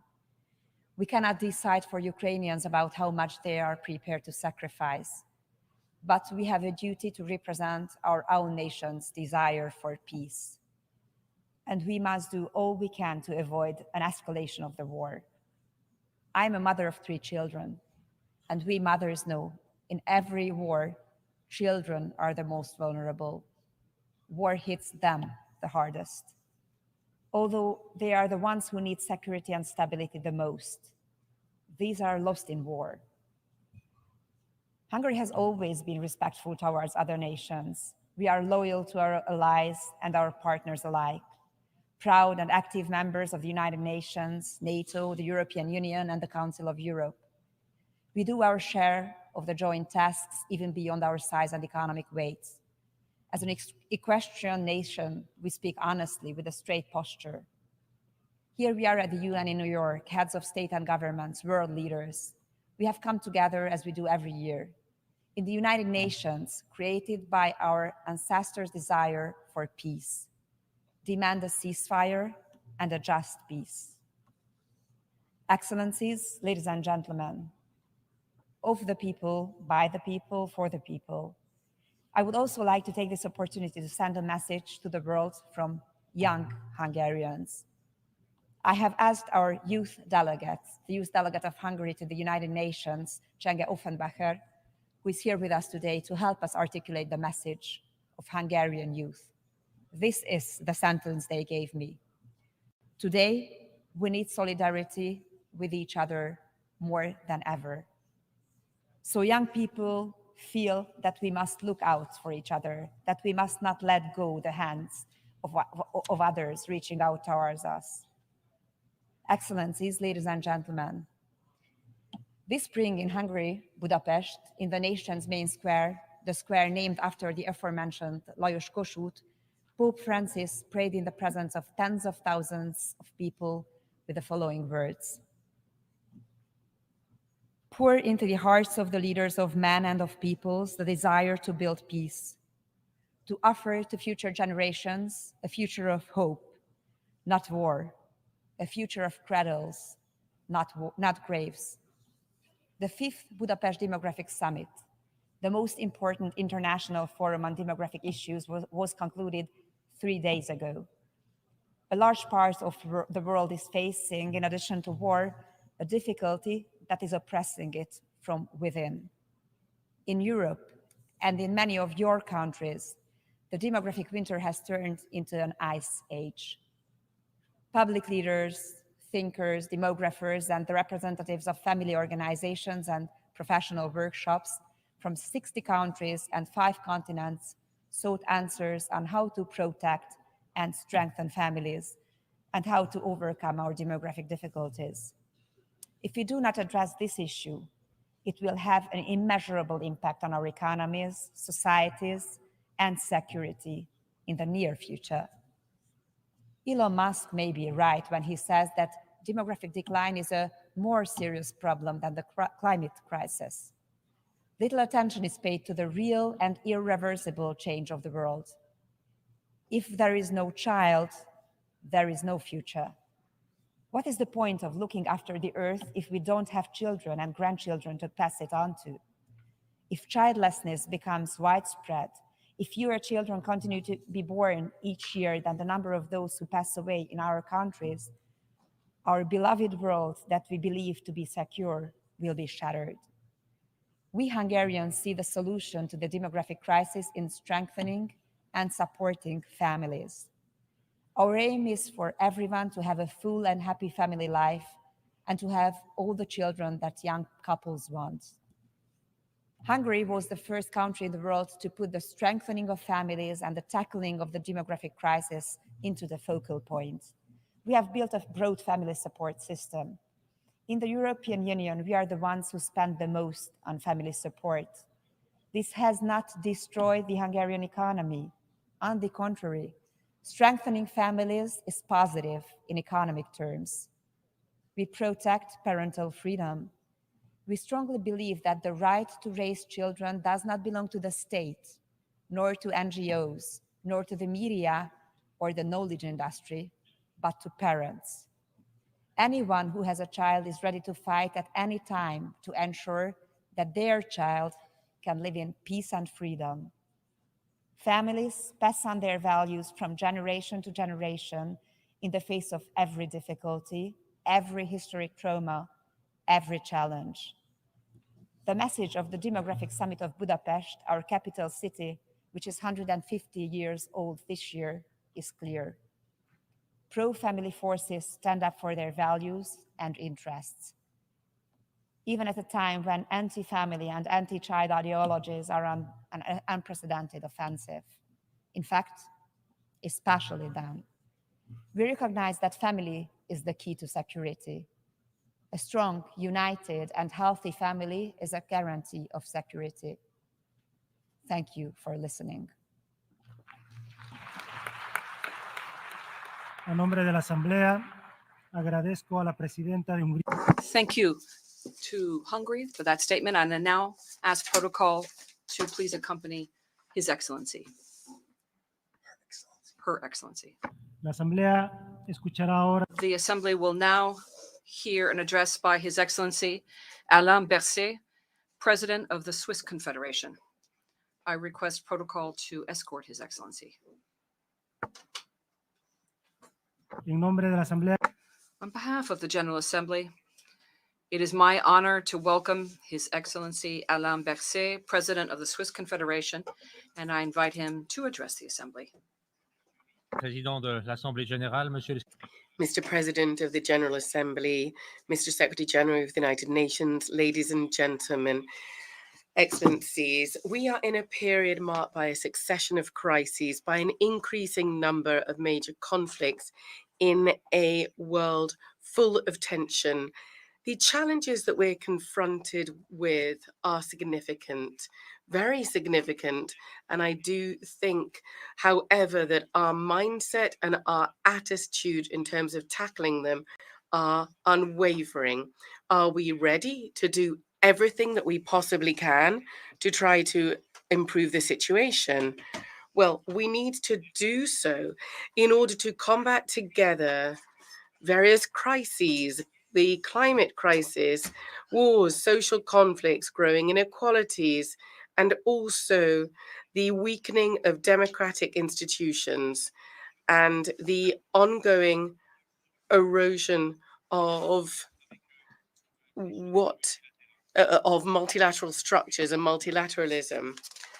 Your Excellencies, almost everywhere, protectionism and self-centeredness and looking inwards are making progress. But we know that these things and threats and violence have never provided the slightest solution to problems and inequalities in the world. It's true that we can all see this clearly. We are going through a crisis, most probably the most significant one since the end of the Second World War. The Russian Federation, by launching a war of aggression against Ukraine, has attacked not only a peaceful country, but also has attacked international law and also multilateral structures. What is specific is that this aggression was action taken by a permanent member of the Security Council of the UN, which, according to the UN Charter, nevertheless shoulders the primary responsibility for the maintenance of international peace and security. Today, we should reiterate this. The key principles are in the UN Charter, and we, of course, need to seek to uphold the mandate that was conferred upon us in this context. What we see is that it is the poorest and most vulnerable states which would suffer the most if our confidence in the international system should waver. I mentioned the United Nations Charter. That is a cornerstone of public international law. This year, it is the 75th anniversary of the Universal Declaration of Human Rights. This is a unique opportunity to reiterate the global consensus enshrined in this declaration. So this is a key point in time to unify and to strengthen the international community. The United Nations, indeed, are the bedrock of peaceful cooperation and mutual trust between states. And I believe there's no doubt these challenges cannot really be overcome through isolated initiatives. Our action has to be joint action. It must be collective action. I'd like to talk now about combating inequalities. Strong multilateral institutions are crucial for combating inequalities, which unfortunately are always exacerbated in crises. Climate change also exacerbates social inequalities and economic inequalities. These inequalities spike not only between countries, but also within countries, whether we're talking about social inequalities, gender inequalities, or economic disparities. I was struck to read recently that over the past 20 years, the income back between the 10% richest people and the 50% poorest people has doubled.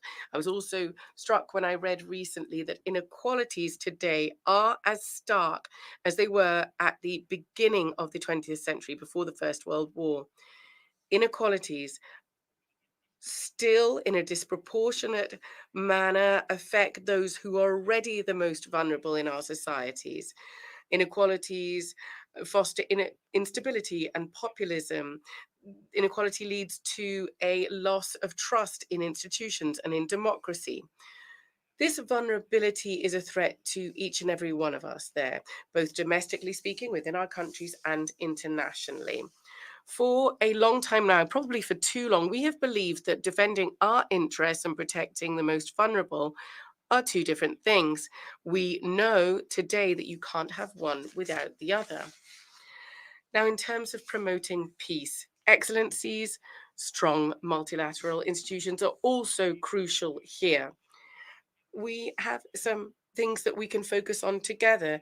The new agenda for peace of the Secretary General that stresses a particularly important point, namely that prevention, I reiterate, is the starting point for all peace efforts. Inequalities of access, inequality of opportunity in terms of food, healthcare, employment, property, these lead to conflicts. We need to do everything that we can to ensure that each and every person in each country can fully participate in political, economic, social, and cultural life in their countries. Threats, persecution, acts of violence, those in particular targeting women, in particular those people who are there to defend human rights, all of these need to be resolutely combated. Young people need to have real prospects for development and for prosperity as well. I talked about inequalities. I talked about promoting peace. There's also a key role to be played by multilateral institution to protect civilians. All armed conflicts are different. However, the common denominator in all of them is an exacerbation of inequality, suffering, and civilian suffering in particular. Thus, strong multilateral institutions are key, including the respect for international humanitarian law. That's a top priority for Switzerland. That respect is at the heart of Switzerland's work within the Security Council.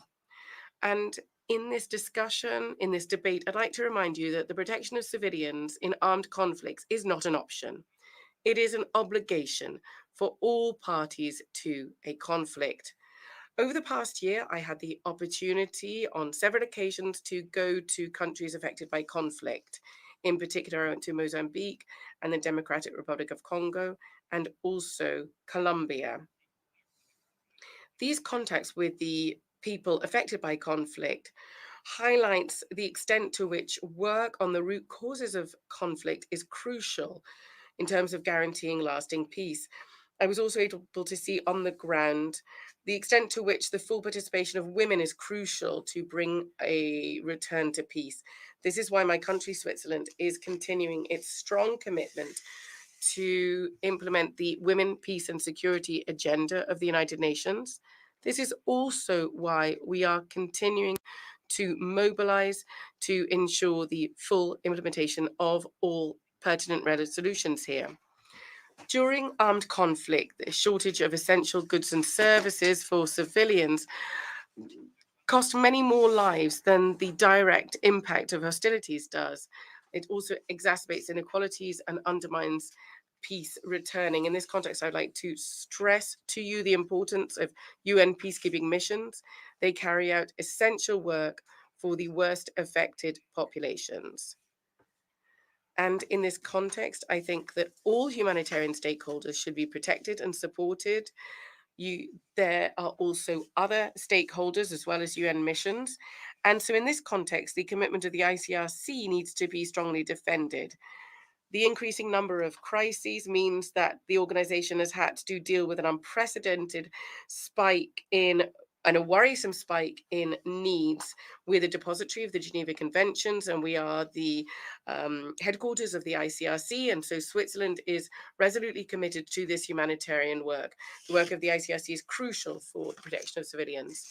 Ladies and gentlemen, excellencies, I have cited a few examples, and we see that there are numerous huge challenges. We need to see where are our common interests, not certainly in global disorder that some people are trying to promote to their gain, but rather in a renewed global order that guarantees stability, trust, and shared objectives. This is precisely why we need to take a stance. This is precisely why we need to undertake to ensure that this international cooperation thrives. The United Nations doesn't come from nowhere. It embodies the hope, institutionalized hope of a better world. It was an idealistic project. It was born during a different time of war, of brutality and despair. And it is based on the belief that cooperating at the international level is crucial. It is based on the belief that the world can only be better if each and every person shoulders their responsibilities. And it is based on the belief that ultimately what unites nations and what unites people is much, much stronger than that which separates them. This should make us optimistic in a period where there's a lot of pessimism. But this should encourage us not only to strengthen, but also step up our work together at the global level. With this General Assembly, we have a unique opportunity, a rare opportunity to come together to display trust and together to prepare for the Summit of the Future in 2024, to strengthen cooperation on key matters, to address any shortcomings in global governance, and to reaffirm existing commitments. This is in particular the case for the 2030 agenda. It is very interesting to be able to participate in the discussions yesterday. And the SDG Summit that did indeed take place yesterday should give us an opportunity to breathe new life into this agenda, because it is nothing less than our shared roadmap for a better future for us all. Let us show responsibility and solidarity to build a fairer, more egalitarian world for not us so much, but for those who are going to come after us, for future generations. And we must say this is a responsibility that we have to shoulder. It can't be delegated. This is our responsibility. Thank you. En nombre de la Asamblea, On behalf of the Assembly, I wish to thank the President of the Swiss Confederation for the statement just made, and I request protocol to escort His Excellency. The Assembly will now hear an address by Her Excellency Natasha Musar, President of the Republic of Slovenia. I ask protocol to escort Her Excellency. en nombre de la Asamblea General, tengo On behalf of the General Assembly, I have the honor to welcome Her Excellency Natasha Musar, President of the Republic of Slovenia, and I invite her to address this Assembly. Ladies and gentlemen, Your Excellencies, Mr. President, let me first congratulate you on your election as the President of the 78th session of the General Assembly. It is truly a great honor to address you for the first time as the President of Slovenia. You lead this institution in the most challenging of times such as have not been seen since the establishment of the United Nations. I will return to this point again later. We live in a world in which various actors, including private companies and individuals, affect international relations at all levels and across sovereign boundaries. It is a world that has changed demographically and technologically. It is a world in which human dignity is still not guaranteed for all and is increasingly challenged for the most marginalized and vulnerable people. It is a world with a set of normative commitments, including legally binding treaties, which are not being implemented. It is a world where there are many wars, deadly conflicts, aggressions against states, and the suffering of many civilians who fear for their lives or are affected by the socioeconomic destruction caused by conflicts. It is a world that has not universally recognized the seriousness of climate change unfolding before our eyes. It is a world that lacks global solidarity for the implementation of the development goals that we all have committed to.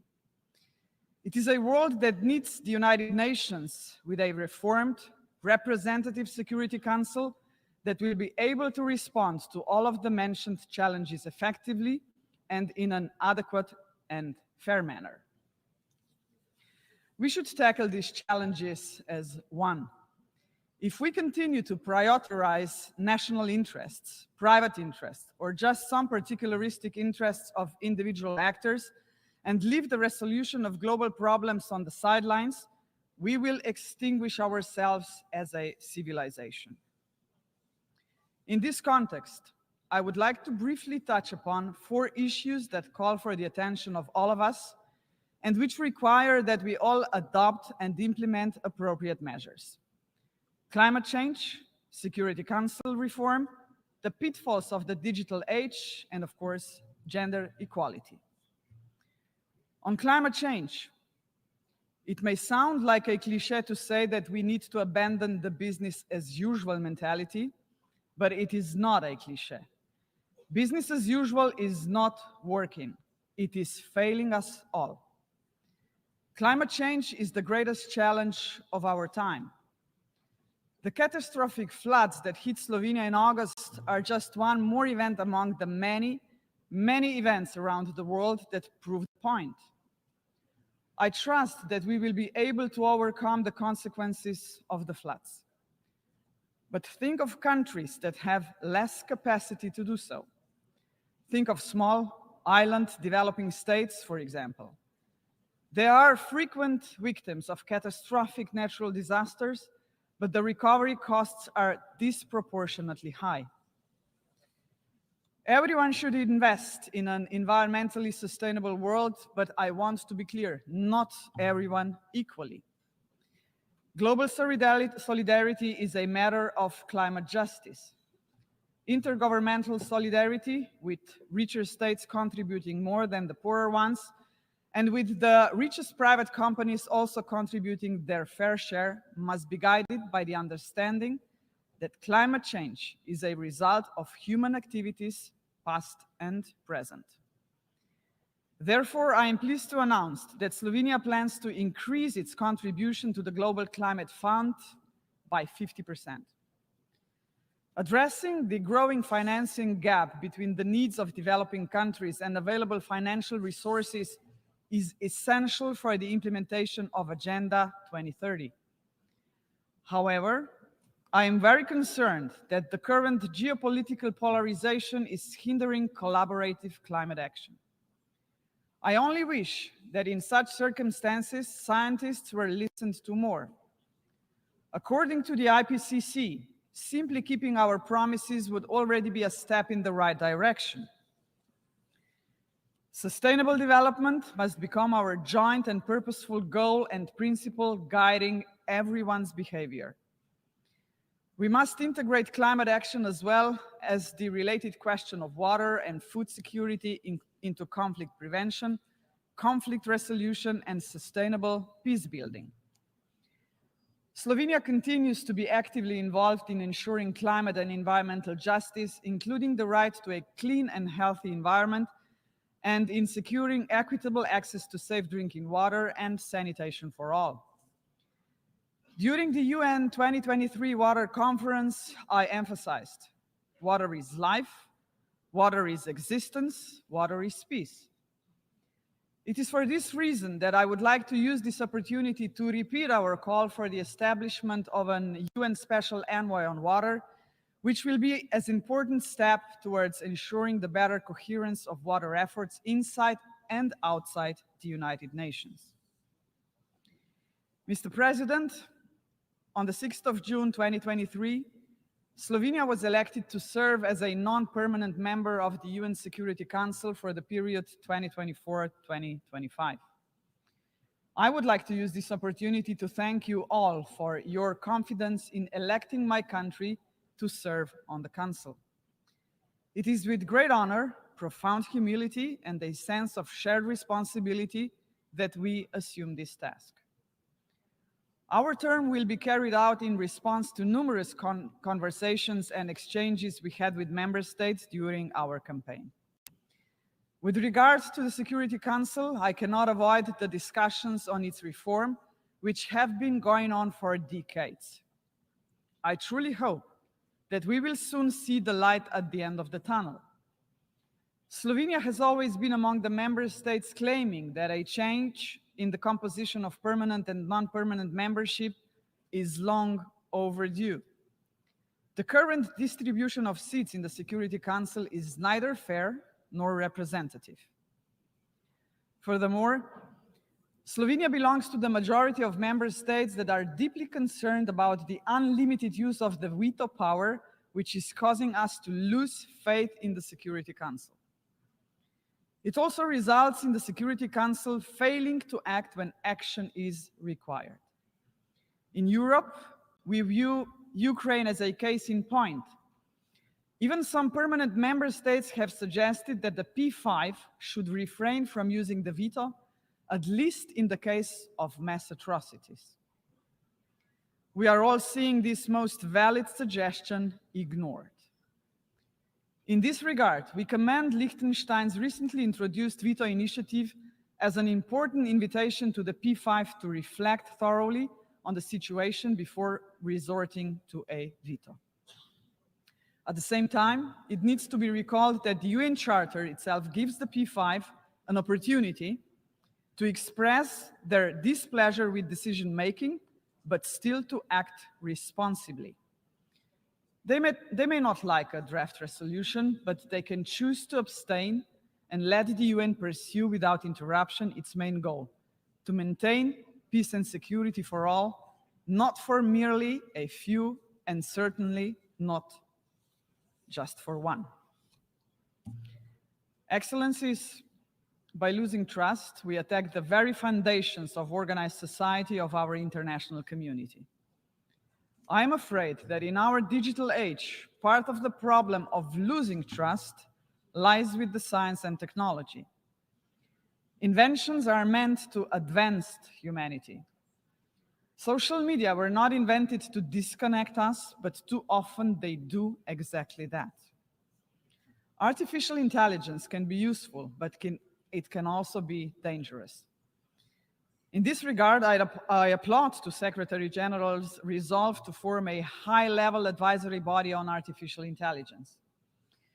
We need to find a way to govern the development of new technologies, including artificial intelligence, in a way that does not impede economic, developmental, social, and research opportunities, while not putting us at risk. A human-centric and human rights-based approach to the full life cycle of technologies, comprising their design, development, and application, as well as decline, should be the answer. The Global Digital Compact must be centered on this notion. Things can be done, but all actors, including private companies, will need to be on board with honest and meaningful commitment. Ensuring that human rights are the foundation of an open, safe digital future is not going to be an easy task. In saying so, I look at the key menace of our time: disinformation. Unfortunately, our time is once again a time of competing of narratives, only that now they are much more complex as regards the threat they pose to humanity. It is an era of snack news, attention economy, the fabrication of facts, and of increasing disagreements about facts precisely because we no longer trust any narratives. We may have the freedom of information, but we are not protected against false information, manipulation, and deceit. Mr. Secretary General is to the point in referring to the proliferation of hate and lies in the digital space as grave global harm. Big tech companies should take more systematic responsibility for the content they host and moderate. They should better protect users from hate speech, disinformation, and other harmful online content. What is unacceptable offline should not be acceptable online. Excellencies, ladies and gentlemen, I am about to say a few words on a subject so important that I have saved it for the last part of my address: gender equality. This year we are celebrating the 75th anniversary of the Universal Declaration of Human Rights. It saddens me that today we are still facing the fact that half of the world's population, women and girls, experience inequality, exclusion, and even brutal violence. The societal marginalization of women and girls, often coupled with poverty, a lack of opportunities to receive quality education, and exclusion from labor markets and decision-making processes, is not only unjust. It also results in a monumental waste of potential for our societies. To ensure dignity for everyone, including women and girls, we all must pursue this goal, whether in the West or East, the North or South, or anywhere in between. We should start at home, also in our United Nations home. In this regard, I would like to recall an outstanding detail that illustrates the need to take SDG goal number 5 very seriously. Namely, that it will take 140 years to achieve the equal representation of women in leadership positions in the workplace. This is simply unacceptable. The Secretary General agrees. The achievement of women's full, equal, and meaningful participation in political and public life is part of his new agenda for peace. That is why I am very much in favor of initiatives to achieve this objective, including within the framework of the United Nations. On this particular point, I'm thinking of the initiative from the group of women leaders' Voices for Change and Inclusion concerning the alternation of the gender of the presidency of the UN General Assembly. Mr. President, you are presiding over an assembly of the most important global institution. We are all painfully aware of the fact that hitherto only four presidents of the General Assembly have been women. Only 4 in its entire history.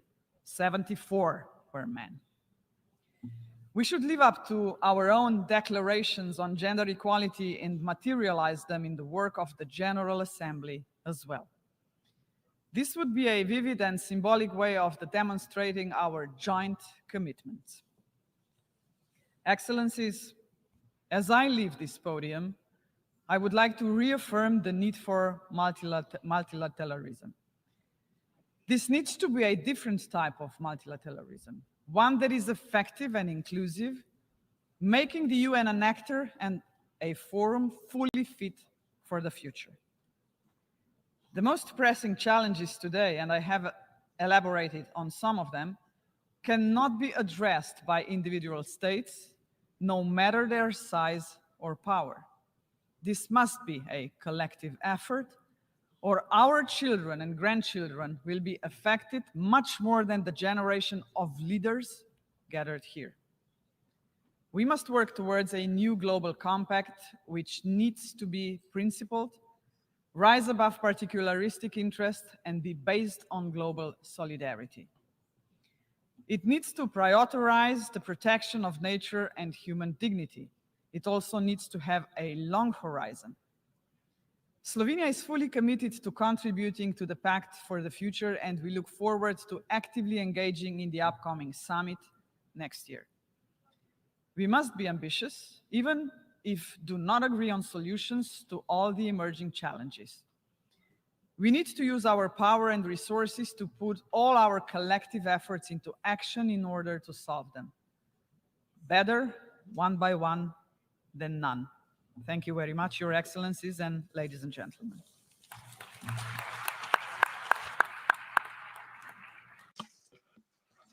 On behalf of the General Assembly, I thank the President of the Republic of Slovenia for the statement that she has made, and I would ask a protocol to escort Her Excellency.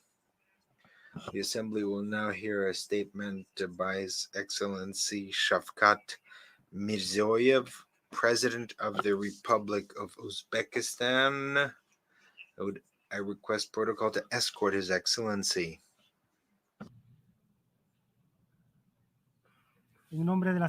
On behalf of the General Assembly, I have the honor to welcome His Excellency Shavkat Mirziyoyev.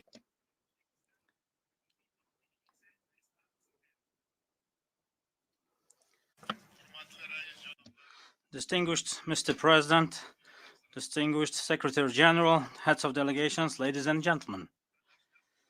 Today's session of the United Nations General Assembly is taking place in the context of fundamental changes in the system of international relations.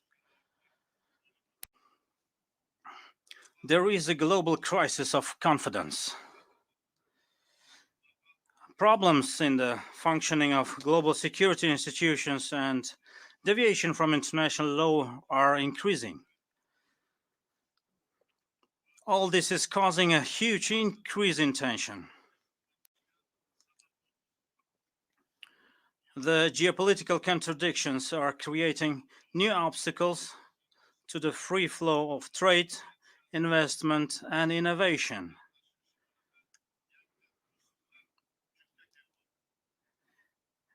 Even on the issues that concern the fate of humanity as a whole, such as climate change, hunger, and inequality, one can feel that mutual communication has been lost.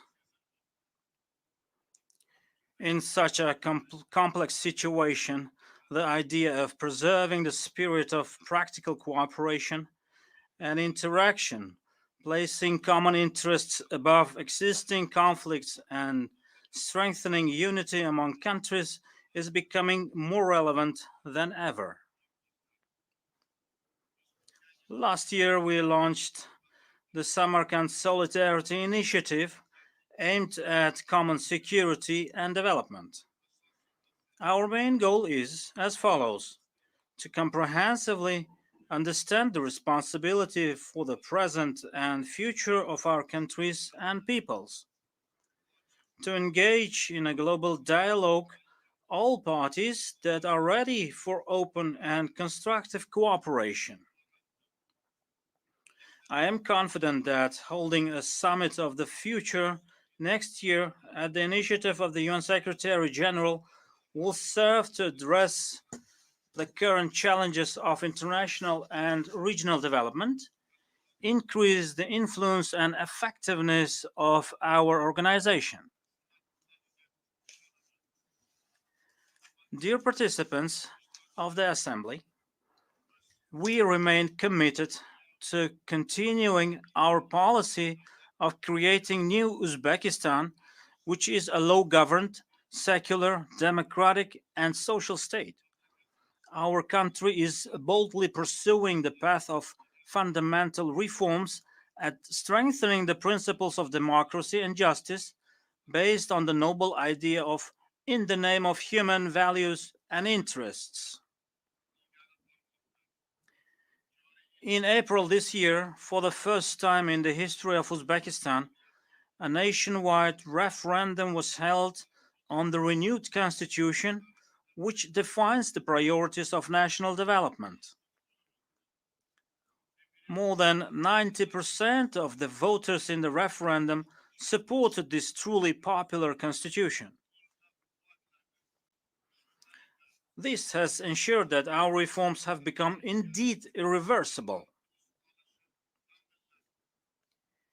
In our basic law, we have reaffirmed our commitment to the principles of equality of all citizens, human rights, freedom of speech and conscience, regardless of nationality, language, or religion.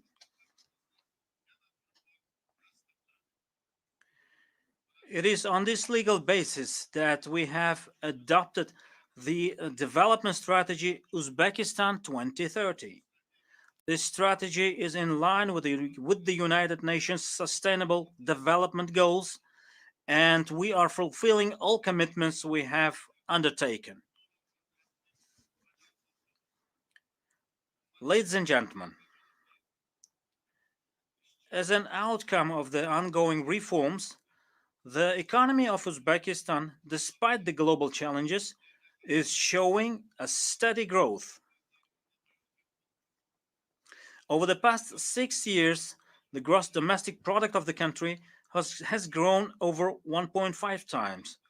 Our main objective is to double this figure by 2030. Another priority of our economic liberalization is to become a full member of the World Trade Organization in the near future. Since 2017, poverty in our country has been halved thanks to the policies aimed at improving the living standards of our people. We plan to reduce it to 7% by 2030. We intend to increase by several times the scale of water supply, healthcare, education, and other social services to population. We support the UN Secretary General's initiative, Global Accelerator on Jobs and Social Protection.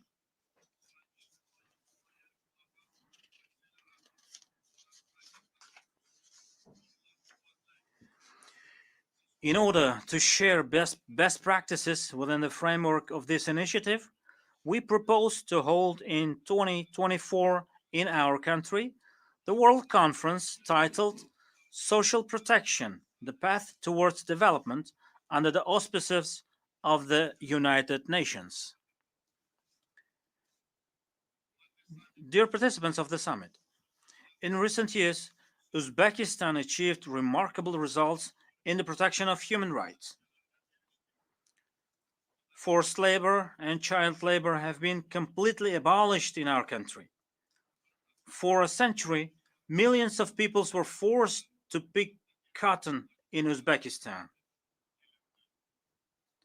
The vast majority of the population, teachers and doctors, entrepreneurs, workers and employees, and unfortunately, school children and university students were mobilized to pick cotton every year from September to December. As a result, boycotts of Uzbek cotton were announced, and the country was blacklisted for several years. Thanks to our strong will and determination, now it is all history. Our people have been completely liberated from cotton slavery. The ban on forced labor is guaranteed in our renewed constitution, and the criminal liability for the involvement in forced labor has been introduced. I believe that it is necessary to intensify the global fight against forced and child labor. Our experience shows that it is possible to put an end to this.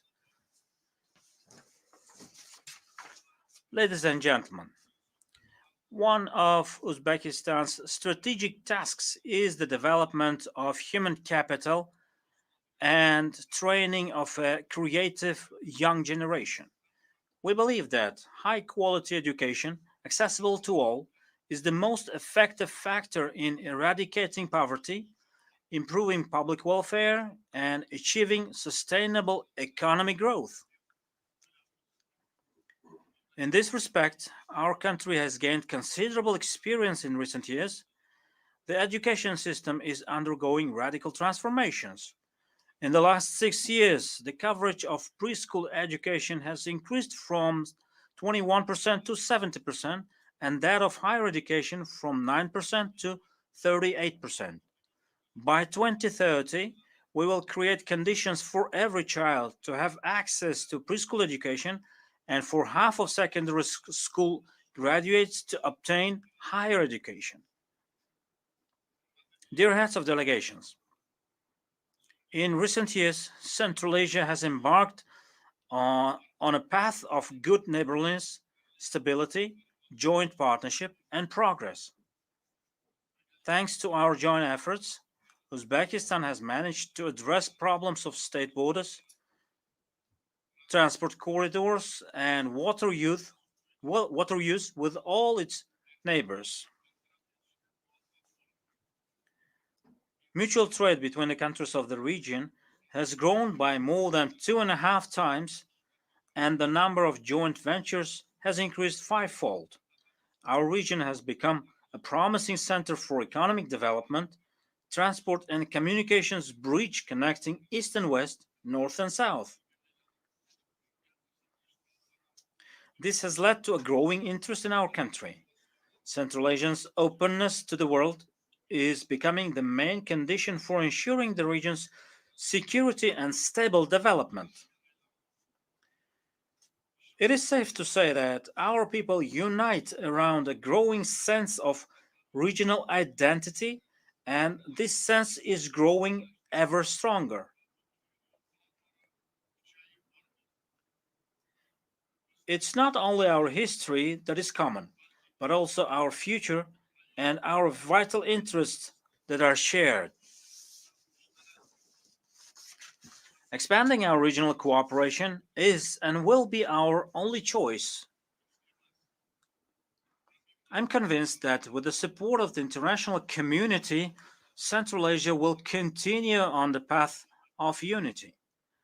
In this regard, transforming Central Asia into a peaceful and prosperous region will henceforth remain a priority goal of Uzbekistan's foreign policy.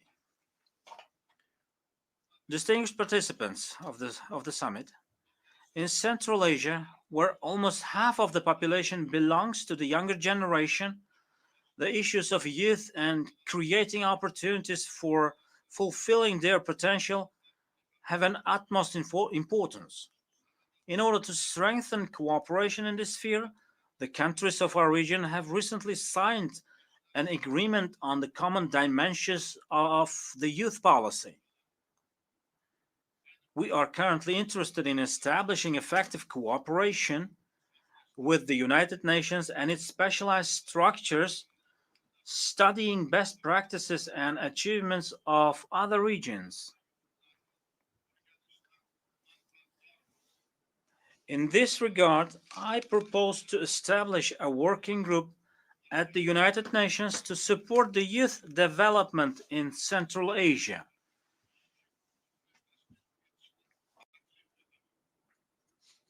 As part of this, it would be expedient to develop the program Central Asia's Youth Agenda 2030.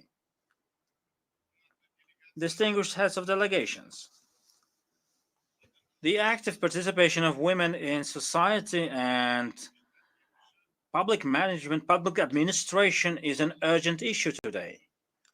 The noblest goal of our national policy is to ensure family stability, legal protection, and peaceful life for women and girls. In addition, we are carrying out systemic work to achieve equality between men and women. For example, last year, 49% of university enrollments accounted for girls. For the first time, women's share in the public administration reached 35%. A special law has been passed to protect women and minors from domestic violence. We are interested in further expansion of cooperation with UN Women.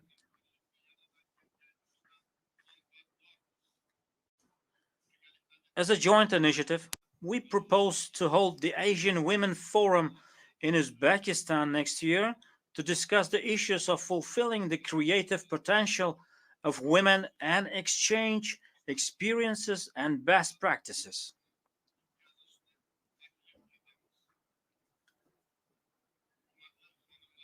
Ladies and gentlemen, currently the world is facing a critical environmental situation.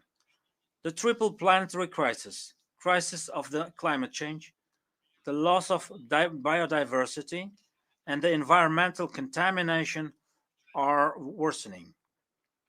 In such challenging conditions, while Central Asian countries grapple with the RLC tragedy, the region is becoming one of the most vulnerable parts of the world in the face of climate change. Uzbekistan is doing its best to mitigate the consequences of the RLC tragedy, which remains a global problem. In recent years, 1.7 million hectares of green areas with drought-tolerant plants had been created on the dried-up bed of the RLC. The support of the international community is essential for us to continue these vital efforts. Over the next 30 years, the air temperature in our region has increased by 1.5 degrees. This is more than twice the global average warming. As a result, nearly 1/3 of the total area of glaciers in the region has melted. If this tendency continues, the flow of the two major rivers in our region, Amudarya and Sidarya, may decrease by 15% in the next 20 years. It is expected that per capita water supply will decrease by 25% and agricultural yields by 40%. Unless we take timely and effective measures, the consequences of these problems will seriously undermine our region's socio-economic stability.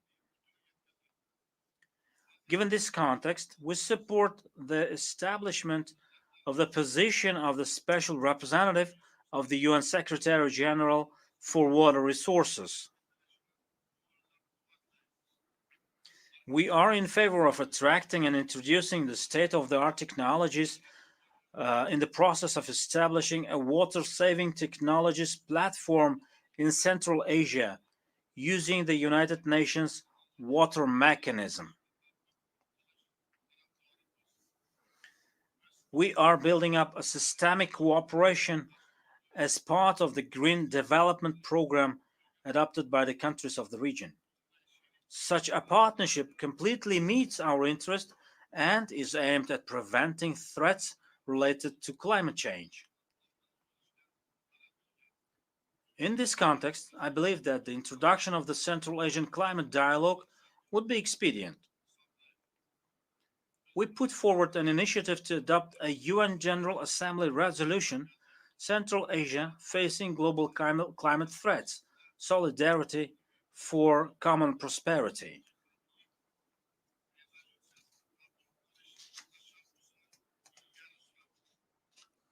We propose to discuss its substance at the International Climate Forum to be held in Samarkand next year.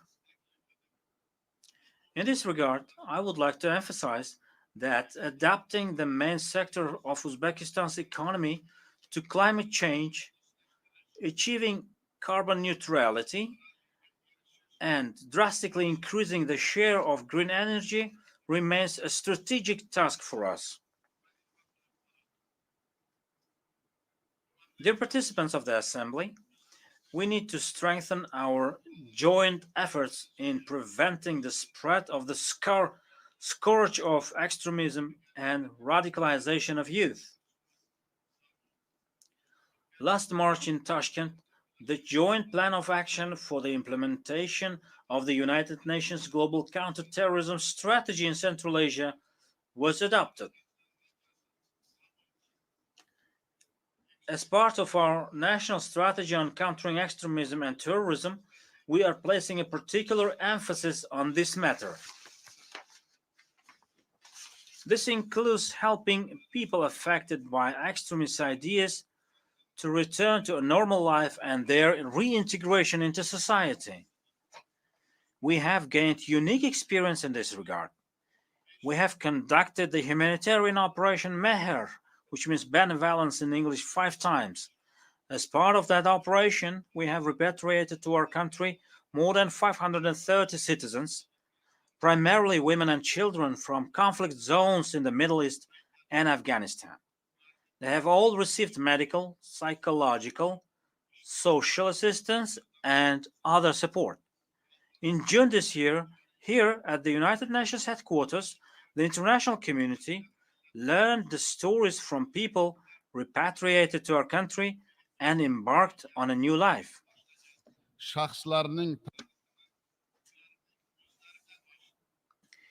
In order to continue ongoing actions in this direction and promote a permanent exchange of experience, we have taken specific measures to establish the Regional Expert Council on systemic work with persons repatriated from combat zones under the auspices of the United Nations Counterterrorism Office. United Nations member states must be more unified and work together to combat common threats such as international terrorism. I would like to emphasize another important matter. We believe that the recent manifestations of religious intolerance and Islamophobia that have taken place in some countries are unacceptable. In order to promote globally the ideas of religious tolerance and cooperation, we propose to establish in Uzbekistan the International Center for Interreligious Dialogue and Cooperation under the auspices of UNESCO. We take great pride that our country is a homeland of profound scholars and thinkers, such as Al-Khwarizmi, Al-Biruni, Ibn Sina, Imam Bukhari, Mirza Ulugh and Ali Shirnavoy, who made incomparable contributions to the development of science and shown Islam to be a religion of knowledge and peace. In order to study the rich heritage of these great scholars and to reveal to the world the true humane essence of Islam, we propose to organize in Uzbekistan next year the international conference titled Islam, a Religion of Peace and Kindness. Esteemed participants of the session, the developments in Afghanistan directly impact international security. The country is facing a new situation and demands a unique approach to resolving the Afghan issue. Leaving Afghanistan again alone with its own problems would be a grave mistake. Ignoring, isolating, and imposing sanctions only exacerbates the hardships faced by the ordinary Afghan people. We believe that humanitarian aid to the Afghan people should not be reduced. We call for the development of appropriate mechanisms to utilize Afghanistan's frozen international assets to address the acute social problems in this country. We need an open, peaceful, and sustainable Afghanistan that is actively engaged in regional cooperation initiatives and is ready for mutually beneficial partnerships with its neighbors and other countries. Standing here at this high rostrum, I urge the international community to come together in resolving the issue of Afghanistan. I believe it is essential that under the leadership of the United Nations, we jointly develop a flexible and constructive approach to the Afghan issue.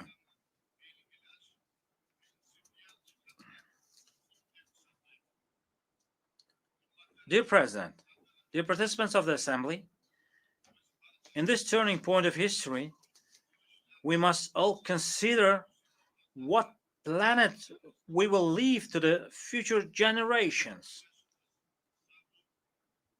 Only through shared aspirations and collective action can we achieve lasting peace and prosperity. Now, more than ever, we need mutual trust, unity, and a spirit of cooperation. Concluding my statement, I would like to reiterate that Uzbekistan, in this path, always remains committed to strengthening deep and long-term cooperation with United Nations structures and with all countries. Thank you for your attention. A nombre de la Asamblea. On behalf of the Assembly, I thank the President of the Republic of Uzbekistan for the statement he's just made. I would ask the protocol to escort His Excellency. We've heard the last statement in the debate of this session. The fifth plenary session will continue immediately as soon as this session is adjourned. The session is adjourned. Declaro. I declare open the fifth plenary session of the General Assembly. I call to order, rather. The Assembly will now hear the statement by His Excellency Luis Alberto Arce Catacora, Constitutional President of the plurinational state of Bolivia. I would ask the protocol to escort His Excellency. On behalf of the General Assembly, I have the honor to welcome His Excellency Luis Alberto Arce Catacora, Constitutional President of the plurinational state of Bolivia, and I invite him to address this General Assembly, the President of my country. Thank you very much, Brother Vice President of the General Assembly of the United Nations, Diego Pare Rodriguez. It is a source of happiness and pride to see you at the helm of this assembly,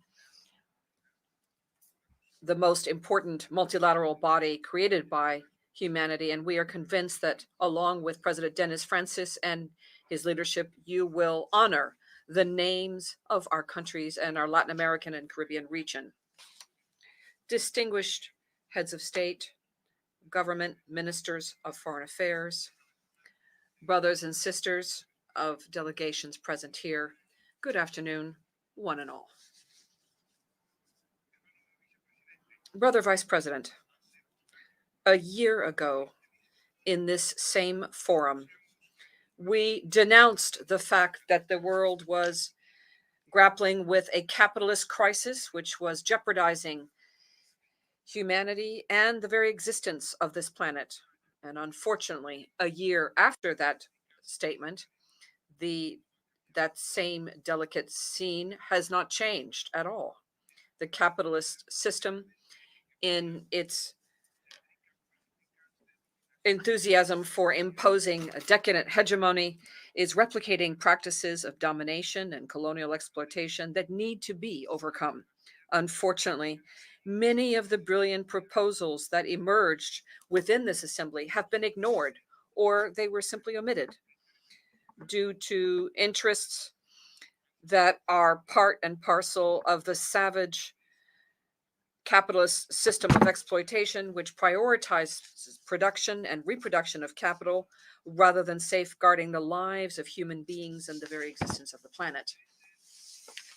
It is clear that we find ourselves before increasing precariousness of the economy due to the impact of the many bellicose conflicts that are shaking the world today. Peace and security are very much at imminent risk, given the lack of determination by the international community to propose solutions that would emphasize dialogue and put an end to bellicose efforts and warmongering promoted by the transnationals of war. To that, we must add the serious impact of the environmental crisis, the impact on all living systems in all corners of the world. According to experts, due to the prevailing system, we have exceeded 6 of the 9 planetary limits within which humanity and Mother Earth as a whole need to be able to live in order to continue developing and prospering. It's worth highlighting here that this tragic situation was further exacerbated in recent decades due to the unipolarity and unilateral inaction and due to unfulfilled commitments. Pending challenges continue to be many and enormous, and today we find ourselves, however, at the dawn of a new international configuration. We are convinced that we are bearing witness to the building of a new international order, a situation whereby the United Nations and the General Assembly needs to uphold the principles for which it was created and play a vital role. A new world order where we can all participate equally, with equal rights and obligations, without impositions of any kind, without any masters or slaves, without double standards to measure some and others, without sanctions or those that are sanctioned. This needs to be a new order where solidarity would prevail. Complementarity and collaboration need to go above and beyond egotism and pettiness. With that certainty, it is possible and necessary to create such a world, and the plurinational state of Bolivia to that end would like to share the following ideas and suggestions. First, we reiterate that, like we said last year, our proposal is that the world be declared as a territory of peace. We must put an end once and for all to the arms race, and we must prioritize dialogue, sincere dialogue and diplomacy amongst peoples in order to settle armed conflict that threatens the very existence of humanity. It is urgent that our nations unite in a collective effort, bringing together diverse voices, especially those from regions that are far removed from the rhetoric of confrontation, and yet these far removed peoples are those that suffer the repercussions from war in different dimensions. We need to give peace a chance. And in that endeavor, the Organization of the United Nations has a fundamental role to play in order to reduce tension and to make progress in dialogue that would make it possible to consolidate sound diplomatic policies and settlements of disputes which are on the agenda of our organization. And along these ideas, we'd like to reiterate our deep-seated concern due to the escalation of violence of the conflict in Eastern Europe. and the threat of several countries to exacerbate the situation through confrontation and the use of weapons of mass destruction, weapons that use impoverished radioactive elements, and non-conventional weapons, which are banned by international law through various international instruments which are binding. We note with great alarm that military expenditures around the world have reached historical numbers. Up to April of 2023, the world invested more than $2.24 trillion in weapons and the industry of war. If those resources were to be invested in peace, in mediation, in dialogue, in the development of peoples, and invested in life rather than investing in destruction and death, we would not find ourselves on the verge of a crisis which further exacerbates inequality around the world and which are contrary to the very objectives set forth in this scenario and further exacerbate poverty around the world. The ways and means of waging war should not be unlimited. An increasing number of countries is seeking to use outer space in order to improve their military capacity with a view to protect their national security, and yet further endangering the peace and security of our planet in doing so. We deeply regret that maintaining peace and security has become a goal which is increasingly challenging. A genuine peace can only be achieved through the effective implementation of the mechanisms set forth in the United Nations Charter and in the complete elimination of all types of weapons. Bolivia will always be committed to defending and strengthening multilateralism and to continue to contribute to disarmament by upholding international law, international humanitarian law, and doing so from a vision based on peace and social justice, the well-being of people, and peaceful coexistence. We reiterate our regional commitment to proclaim Latin America and the Caribbean as a zone of peace, based on the promotion and respect of the proposals and principles set forth in the United Nations Charter and in international law. As we expressed in the context of the 7th Summit of Heads of State and Government of the Community of Latin American and Caribbean States, CELAC. Also, at this summit between the European Union and CELAC, which was held in Brussels last July, we indicated our desire to have a Latin American, Caribbean, and Europe living in peace. Our desire that our peoples would be able to bring about peace in a capitalist model which cannot actually offer us peace, and thereby abandon practices which in past histories have not been satisfactory in terms of achieving an equitable and complementary relationship between our regions. It's necessary to therefore break the international unfair order, which is smothering our peoples, and we feel it is time now to debate within the context of the United Nations how to build a new covenant for the future. But to do that, we need to recall the past. We need to resolve the present and prepare ourselves for the future. We are compelled to address the needs of present generations and future generations in an equitable manner. We cannot allow a child to die of hunger today in order to ensure the meal of a child that has not yet been born. Eliminating poverty and inequality today will prevent unimaginable conflicts of economic distribution and environmental conflict in the future. To build trust, we need to abandon petty interests and work through reciprocity. For example, by freeing all transfers of technology that enable us to save lives and restore Mother Earth. In order to revive global solidarity, we need to recognize each other and our relations within the context of all of us being humans. For example, in the context of climate change, let us recall that each state needs to earmark resources for the damage and loss fund in proportion to the historic responsibility that should be shouldered with regard to producing greenhouse gases. Action for the Agenda 2030 will only be possible if we make peace and solidarity the driver of prosperity.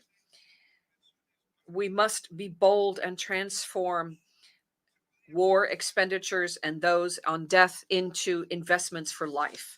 And with these resources, we can overcome and meet the goals of sustainable development. This is the only way to make Mother Earth sustainable within a space that functions in a safe way for all humanity. It's the only sustainable, fair, environmental, and socially appropriate way to convert the system into one that is progressive. We must achieve these goals in a fair and equitable manner for all, without any political or financial impositions. Third, it's necessary and urgent to change the capitalist system in a time of neoliberalism, which multiplies and reproduces forms of domination, exploitation, and exclusion for the great majority.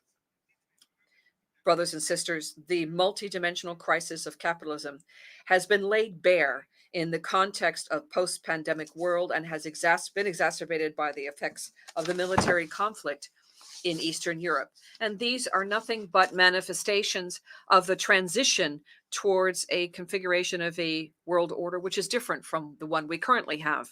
In response to this, and has never happened before, the global South is raising up in a peaceful and constructive manner. They are standing for regional and interregional processes of cooperation and integration. And the clamor has increased to reconfigure the international financial system and transform our understanding of what scientific development should be, that is respectful in turn of Mother Earth, and how to pursue this in an equitable manner while also recognizing the historical responsibilities that need to be shouldered vis-a-vis our nations and in all dimensions.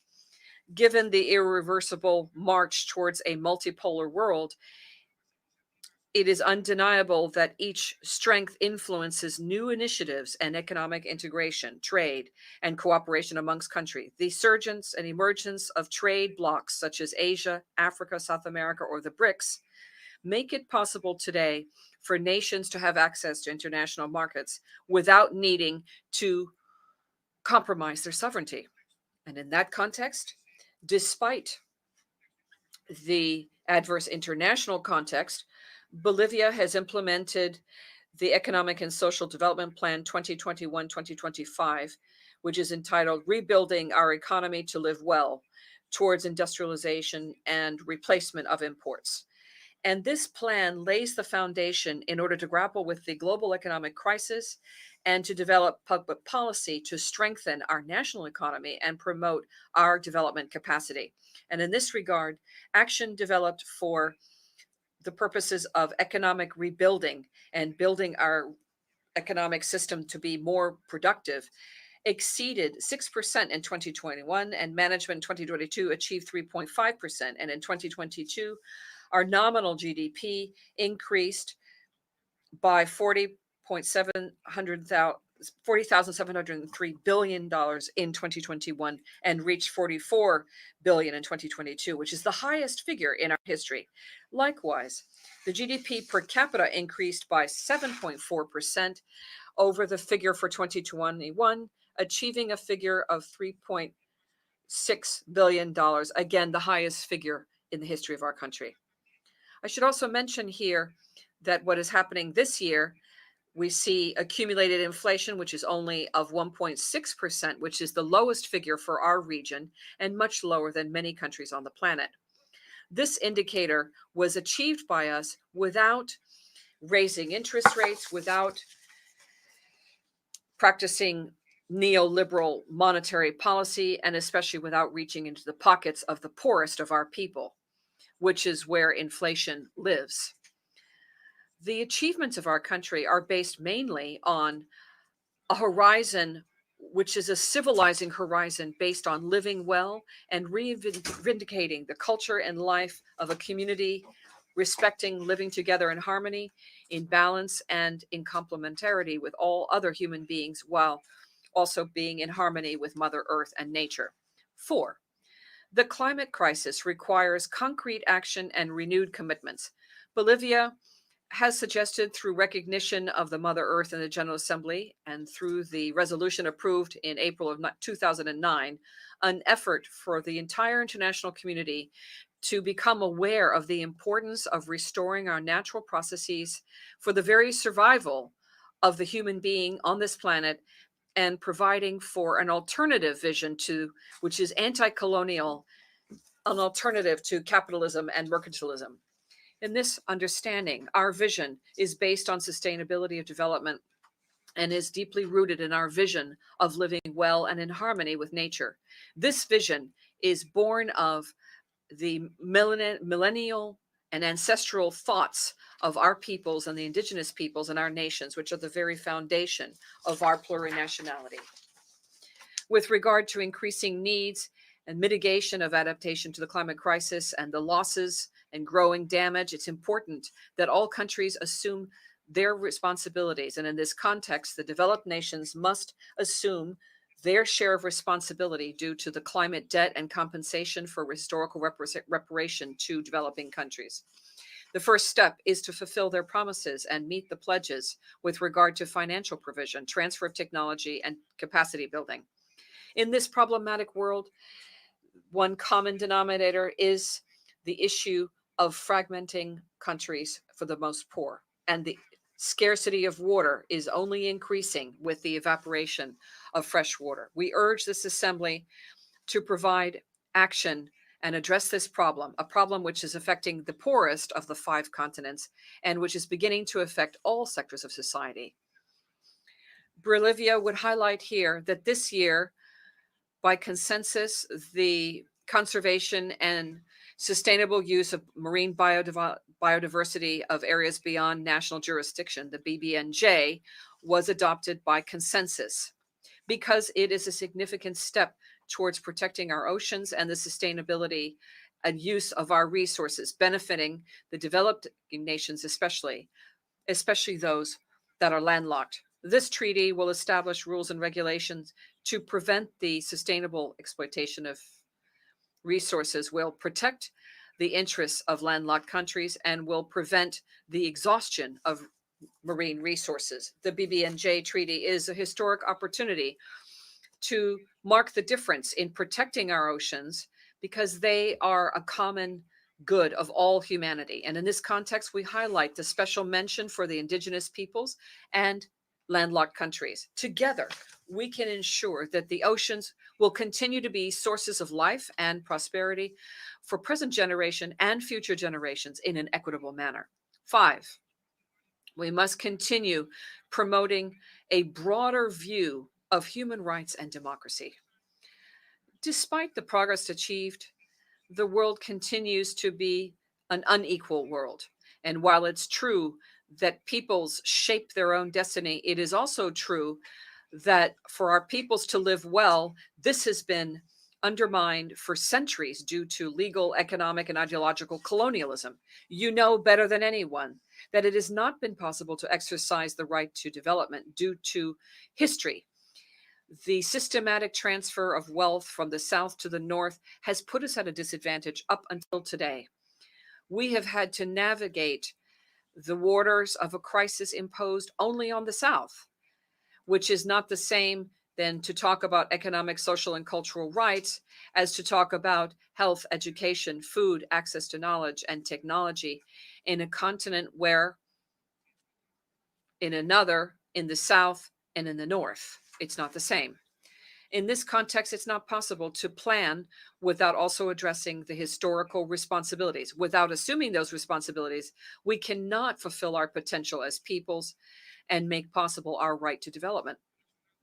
In the plurinational state of Bolivia, we have understood that democracy is not possible without development, and development cannot have better indicators than the exercise of collective rights, rights that are promoted, protected, and guaranteed by the state, but rights also that go hand in hand with a high level of democratic participation of social collectives.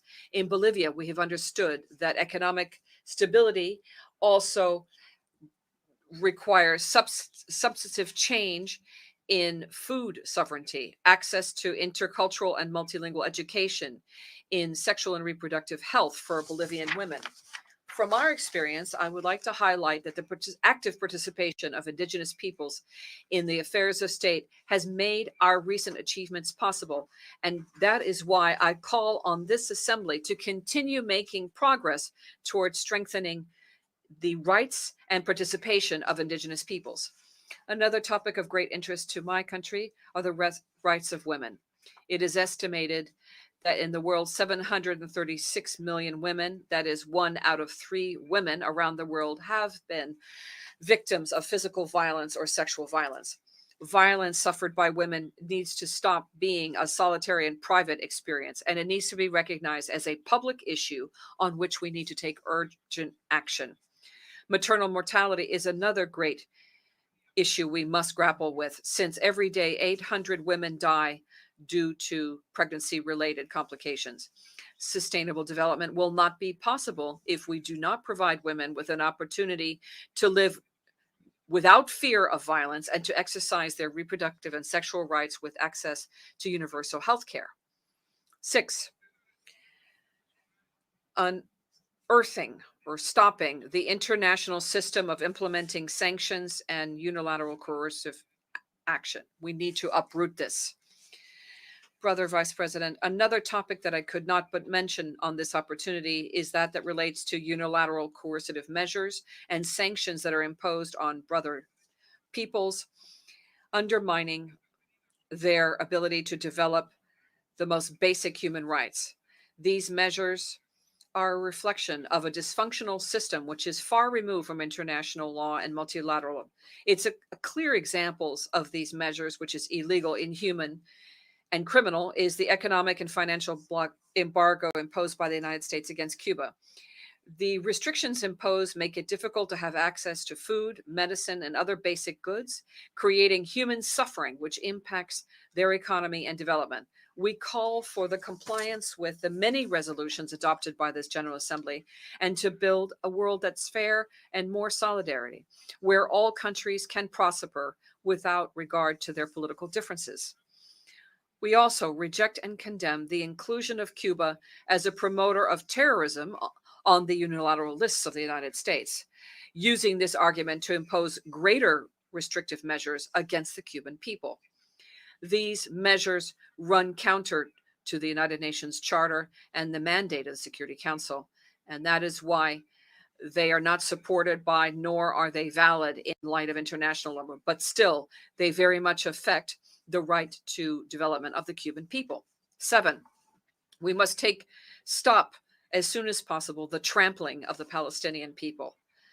With regard to the Israeli occupation of Palestine, we cannot continue allowing the suffering of the Palestinian people. Reiterate our support to world and regional initiatives, international law, and the United Nations resolutions that seek to guarantee a solution whereby the Palestinian people can exercise its right to self-determination and build its own state, which is free, independent, and sovereign within the borders, pre-1967 borders, and with East Jerusalem as its capital. Finally, brothers and sisters, the current crisis urgently requires a United Nations organization that stands strong, that upholds the principles that created it, that is committed to peace, and that maintains its intergovernmental nature without, however, subordination to any hegemonic power, be it economic, political, or military. Because the solutions to the many challenges facing humanity will only become a reality with sincere commitment and the political determination of all countries and their actors, and prioritizing the common interests of humankind and of especially the most vulnerable people and sectors of humanity. Thank you. A nombre de la Asamblea. On behalf of the Assembly, I thank the Constitutional President of the Plurinational State of Bolivia for the statement that he's made. I would ask protocol to escort His Excellency. The Assembly will now listen to a statement by His Excellency Kasim Yomar Tokayev, President of the Republic of Kazakhstan. I request protocol to escort His Excellency. On behalf of the General Assembly, I have the honor to welcome His Excellency Kasim-Jomart Tokayev, President of the Republic of Kazakhstan, and I invite him to address this assembly, General Assembly. Mr. President, Mr. Secretary General, ladies and gentlemen, today humanity faces enormous shifts unseen in a century and has entered yet another period of geopolitical confrontation. The essence of the threat comes from the simultaneous erosion of fundamental principles of international law embodied in the Charter of the United Nations. The displacement of these pillars puts an increasingly heavy burden on the existing structure of international relations and creates confrontations. The pattern of non-compliance, suspension, and withdrawal from key international legal instruments is extremely concerning, as it could lead to the point of no return. This situation disrupts the trading system, weakens the supply chains that drive economic life, damages food security, and accelerates inflation. Current negative trends further exacerbate human suffering. 108 million people are forcibly displaced. More than 1 billion live in poverty, and 2 billion do not have access to essential medicines. The ultimate result is humanity's loss of confidence in the future stable development of the world. The younger generations no longer believe that the world they inherit will be a better one. Therefore, Kazakhstan finds it necessary to restate its unwavering commitment to the principles of the United Nations Charter. The leaders gathered here are responsible for the fate and future of humankind. Yet, as we approach the United Nations 80th anniversary, we have come almost full cycle to the organization's point of departure. The resolution of political issues by force, in fact, results only in deadlock. Dialogue is the only way to create a conducive environment that enables agreement on new principles and norms. Despite best efforts, conflicts persist in many regions of the world. We urge all parties to seek diplomatic solutions to the conflicts based on the UN Charter and universally recognized international law. In this regard, Kazakhstan commends all efforts and plans proposed by different states and groups of countries in support of a political settlement of the Ukrainian crisis. Diplomacy and dialogue should always prevail in seeking the resolution of international disputes. We must therefore together exert the greatest efforts to stabilize the only system of global institutions we have. We will not succeed in tackling these challenges without a comprehensive reform of the Security Council. It's an urgent need of our time that meets the interests of the vast majority of humanity. I'm strongly convinced that the voices of middle powers and all developing countries in the Council need to be amplified and clearly heard. Since the Security Council appears unable to move beyond deadlock, it should become more representative so that other countries, including Kazakhstan, can play a greater role in the maintenance of peace and security. In our region, the growing engagement of member states has been a positive force in the transformation of the Conference on Interaction and Confidence Building Measures in Asia into a full-fledged international organization that can contribute to continental mediation and peacemaking. Similarly, as the current chair of the Shanghai Cooperation Organization, Kazakhstan put forward the initiative of World Unity for a Just Peace and Harmony. This initiative, which we invite you to join, comprises a new security paradigm, a fair economic environment, and a clean planet. Open dialogue between the Global South and the Global North is its central pillar. Of all the challenges we face, perhaps the most destructive is the threat of use of nuclear weapons. 30 years ago, Kazakhstan voluntarily renounced the fourth largest inherited nuclear arsenal. That's why the logic of the nuclear agenda must be reversed. Only mutual trust and cooperation between nuclear powers on the path to a world free of nuclear weapons can produce global stability. In this context, Kazakhstan declares its continuous commitment to the Treaty on the Prohibition of Nuclear Weapons. We support the development of new mechanisms in the field of disarmament and non-proliferation. A strategic plan for the complete renunciation of nuclear weapons by 2045 could well be the most significant contribution to the global security of this generation of leaders. At the same time, COVID-19 has painfully illustrated our vulnerability to future biological risks and threats.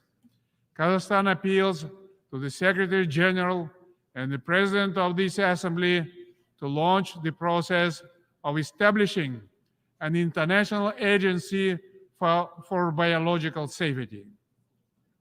We welcome the Secretary General's new agenda for peace. This strategic document must confront a trust vacuum and growing hostility in the world. In the upcoming Summit of the Future next year, Kazakhstan will play a constructive and supportive role to adopt a pact for the future. But the search for peace is not just about the banning of weapons or the signing of declarations. Interreligious and interfaith dialogue plays a key role in fostering a culture of peace. We are therefore concerned about recent acts of profound disrespect towards holy books. Such barbaric acts against Islam or any other religions cannot be accepted as expressions of freedom, free speech, and democracy. All holy books, including Quran, deserve legal protection against vandalism. Finally, a culture of peace can only be based on the principles of unity in diversity and mutual respect. I am proud, therefore, of the outstanding role of the Astana-based Congress of the Leaders of World Religions. In brief, Kazakhstan is a peace-loving nation that pursues its own national interest while continuously searching for peaceful solutions of pending international issues. Independence, territorial integrity, and sovereignty are core principles that will guide my people now and in the future. We will continue cooperation with our major allies on all strategic issues. Ladies and gentlemen, we need new assessments that will enable us to tackle pressing global economic problems while ensuring the right to development. To do this, we require an open, transparent, and inclusive multilateral trading system based on WTO principles and rules. We also need to think about a better global food security system. Nearly 10% of the world's population faced hunger last year. We must boost voluntary information exchange on food security, including volumes of production, and the export or import of food products. In concert, we must enable the transparent tracking of funding from the international community in response to food crisis. Kazakhstan is ready to act as a regional food supply hub. We have all the required resources, infrastructure, and logistics in place for these purposes. Kazakhstan is already a reliable link for nearly 80% of overland transit traffic between Asia and Europe. The Trans-Caspian International Transport Route, the so-called Middle Corridor, can significantly strengthen East-West engagement.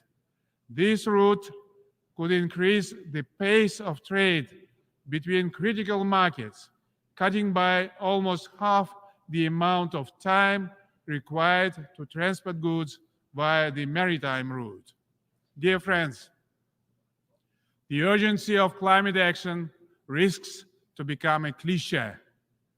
But it is a dangerous cliché because immediate, effective, and transformational steps are urgently required to prioritize environmental protection. Central Asia is one of its front lines.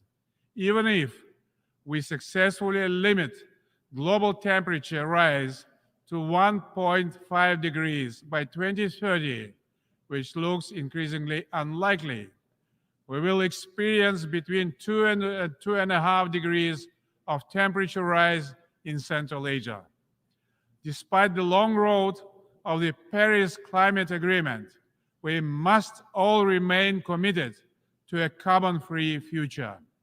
The climate agenda should not be used to introduce measures restricting trade and investment cooperation. Instead, we must focus on positive change, such as climate-positive actions identified by the United Nations, including investing in green jobs, ending fossil fuel subsidies, and ensuring that all climate actions are fair, inclusive, and involve women at all levels. Yet, without proper funding, ambitious plans to combat climate change will remain unmet. In this regard, we propose to launch Just Energy Transition Partnership in Kazakhstan, a gradual, sustainable, and socially responsible transition away from coal would be a big bonus for global climate change goals. Kazakhstan's initiative to open the project office for Central Asia on climate change and green energy in Almaty can lead on these issues. We look forward to hosting a regional climate summit in Kazakhstan in 2026 under the United Nations auspices. In our region, we have seen that water scarcity has created serious economic and other challenges in transboundary river basins. This will be replaced across the world. By 2040, global demand for water may outstrip supply by as much as 40%. We must therefore combine political will and economic resources to address this critical global issue simultaneous with climate action.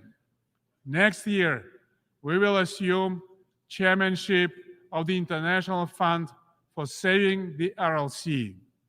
We will continue efforts to prevent further degradation of the environment and its impact on livelihoods around what was once the fourth largest lake on the planet.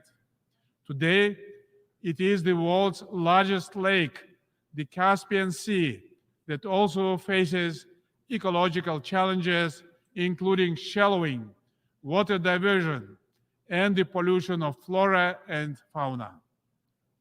Saving the Caspian Sea must be a matter of common priority that requires long-term international cooperation.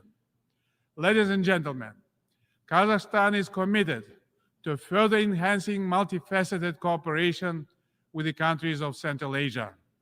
Our region can play a more active role as a cohesive and independent part of the international community while contributing to global development processes. Fortunately, economic activity is growing. Over the last 5 years, intra-regional trade doubled to $10 billion US. Our regional agenda includes Afghanistan, which must become a stable, prosperous state and a reliable trade partner. In this context, it's timely to establish a UN Regional Center for SDGs for Central Asia and Afghanistan in Almaty. I call on all member states to support our initiative. Excellencies, let me also present a brief update on our domestic reform efforts. Despite global, regional, and geopolitical challenges, our society and government are building a just and fair Kazakhstan. In a very short period of time, we have reformed our institutions, amended our constitution, curtailed the powers of the presidency, reset political and economic systems, and battled corruption. Much was done in only 2 years. The mindset of our people, particularly of the younger generation, has already changed substantially in that time. The presidential mandate has been limited to 1 7-year term. This proposal was supported by the people of Kazakhstan in the public referendum and will remain unchanged in the future. We will firmly adhere to the formula of a strong president, an influential parliament, and an accountable government. These reforms are based on the principles of justice, equality, fairness, and freedom. It is my personal credo that the rule of law must prevail in all circumstances. We understand that only political reform and investments in human capital can make our economy more resilient and robust. Kazakhstan has made significant progress in achieving gender equality and empowering women and girls. We introduced a 30% quota for women, youth, and persons with disabilities in the electoral party lists. It will allow them to participate more actively and equally in the political life of the country. In my recent State of the Nation address, I have presented a new economic policy that is designed, first of all, to provide all citizens the necessary opportunities for decent life. We are giving great attention and value to young people who work hard and, with the support of the government, will contribute to the sustainable development of the country and its leading position in international fora. The health, well-being, and good education of the younger generation are key priorities of Kazakhstan's state policy. I place my hope in the younger generation. They will drive our country into the future. At home and abroad, we are working for that better future. Let us rekindle the spirit of unity and collective action that underpins the United Nations. Let us remember that our shared commitment to a better world transcends our differences. Kazakhstan stands ready to collaborate with all member states in the pursuit of a brighter, more just, and sustainable world. Thank you for your attention. A nombre de la Asamblea, On behalf of the General Assembly, I would like to thank the President of the Republic of Kazakhstan for the statement just made, and I request protocol to escort His Excellency. The Assembly will now hear an address by His Excellency, Mr. Sayyid Ibrahim Raisi, President of the Islamic Republic of Iran. I request protocol to escort His Excellency.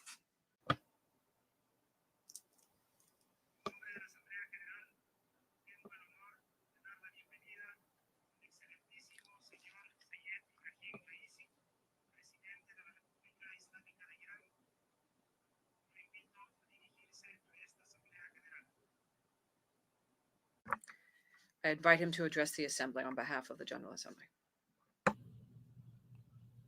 Assalamu alaikum. Bismillah ar-Rahman ar-Rahim. Alhamdulillahi Rabbil Alameen. Wa sallallahu ala Sayyidina wa Nabiyyina Muhammadin wa alihi at-tahirin wa sahbihi al-muntajabin. فبشر عباد الذين يستمعون القول فيتبعون احسنه. آقای رئیس، انتخاب جناب عالی را به ریاست 78مین نشست مجمع عمومی سازمان ملل متحد تبریک میگویم. I congratulate you and give you felicitations on the 78th General Assembly of the United Nations. Since last year, when I addressed everyone from this podium, the world has witnessed bitter as well as sweet events.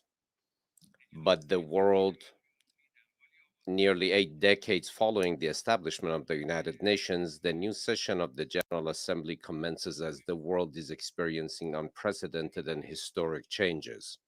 Meanwhile, the assurance of a luminous future for human society lies in the devoted observance of lofty virtues that guide people towards excellence and noble ideals.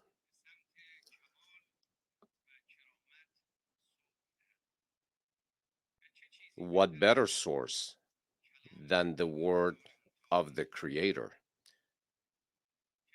to encapsulate the essence of humanity and elevate the inherent values of mankind? Distinguished delegates, ladies and gentlemen, the Holy Quran beckons humanity towards rationality, spirituality, the truth, and justice.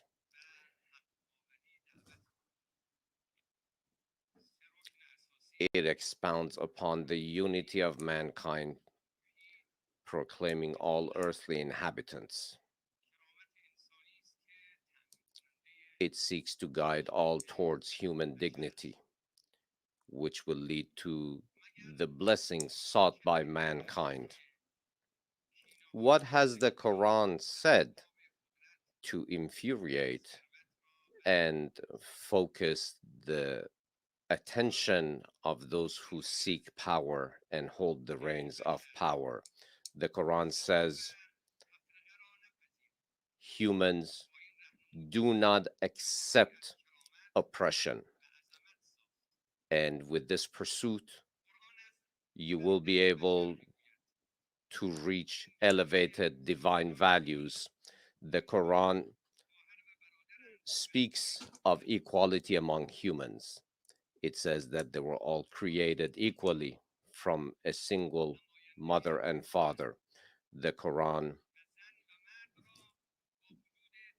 even though there are differences, natural differences between men and women, sees them as completing one another and direct in the eyes of the Creator and equal in the eyes of the Creator. The Quran defends the sanctity of the family and sees children as gifts entrusted to us by God. Moreover, the Quran believes in serving those who have less than we do, and it directs our beliefs and faiths as forbidden, recognizing the sanctity of these values. Is this the first time that the words of God, of the Omnipotent, are being burned? Presuming while they do so that they can extinguish the divine voice for eternity?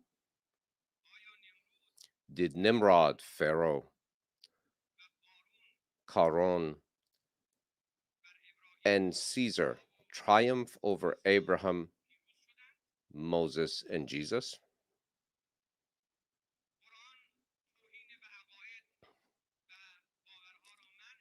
The Quran forbids all forms of violence in human interactions and deems respect towards Abraham, Moses, and Jesus on par and equal to with the sanctity for the Prophet Muhammad, peace be upon him.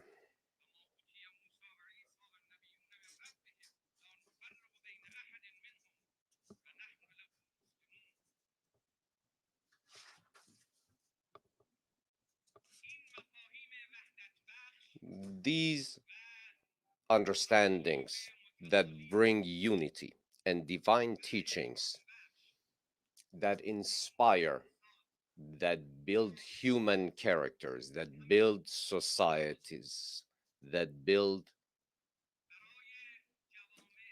progress for human societies will never be burned, is eternal. They remain impervious. The fires of disrespect will not overcome the truth, the divine truth. Mr. President,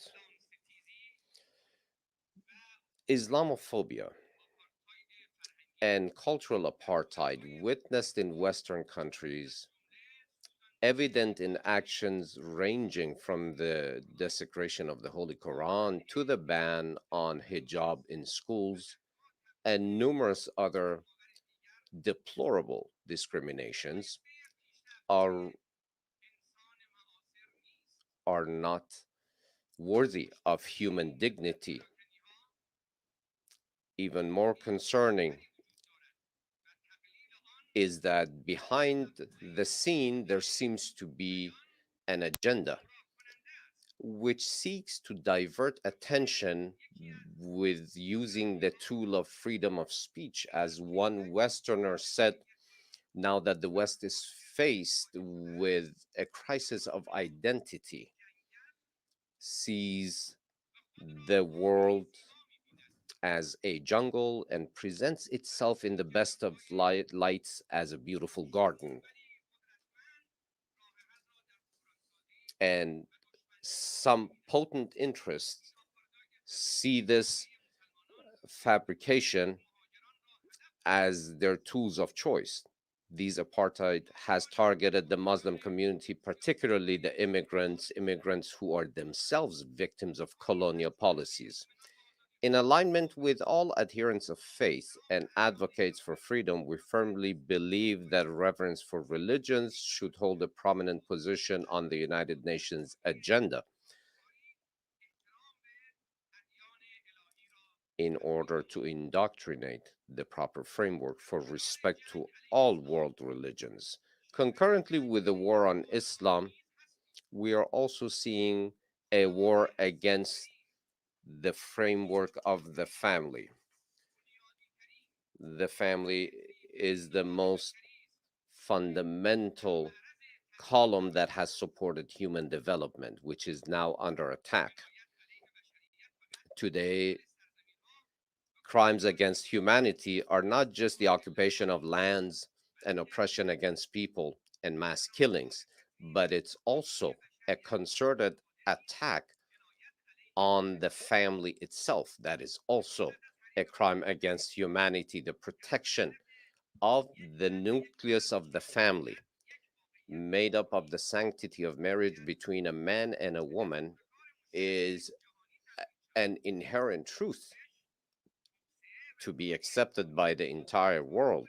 The proper teachings of the populations at large throughout the world, unless done so within the framework of the family, will not yield the desired results. These are divine words: mother, father, natural words and concepts such as family, actions that can be seen as wanting to bring cessation to the human race itself. We are today in need of a world movement that brings commitment to the existence of the framework of the family, so that all members of the families can experience life in peace and stability next to each other. We ask, therefore, all religious leaders to adhere to their historical responsibilities in defending the sanctity of the family and move against fabrications. We expect from the United Nations to put a very high priority on its agenda and give the proper protection to the framework of the family. Ladies and gentlemen, we find ourselves at a critical junction in history. The global landscape is also undergoing a paradigm shift towards an emerging international order, a trajectory that is not reversible. The equation attributed to the hegemony of the West no longer resonates with the diverse realities of today's world. The former old liberal order, catering to the ambitions of voracious rulers whose hunger has no end, and to that of the capitalist, has been relegated to obsolescence. In short, to endeavor to universalize American ideals throughout the world have proven to be failures. The Iranian nation takes pride in having instrumentally unmasked the true nature of the rulers in both the East and West through its Islamic Revolution. In conjunction with other nations of West Asia, Iran has played a significant role in defeating the global arrogance. Now that global nations exhibit heightened resistance and awareness as non-Western powers have emerged, there is a collective hope for the establishment of a novel and equitable world order. Central to the forthcoming international order is the abandonment of global arrogance in favor of regional cooperation and orders. The Islamic Republic of Iran advocates for maximum economic and political convergence within and between regions, and is interested in interacting with the global community under the principle of justice. However, as independent nations increasingly align themselves towards cooperation and convergence, certain powers are attempting to incite conflicts in different regions. Employing a Cold War mentality, they strive to reconstitute blocs on a global scale. This regressive endeavor poses a significant threat to the security and prosperity of nations. The Islamic Republic of Iran staunchly maintains that the formation of new East-West divides should not be permitted to take shape, making trade corridors unsafe, diminishing countries from allies to dependents, stifling the economic progress of sovereign nations, and fomenting proxy wars across Asia and Europe are all elements of this sinister chain.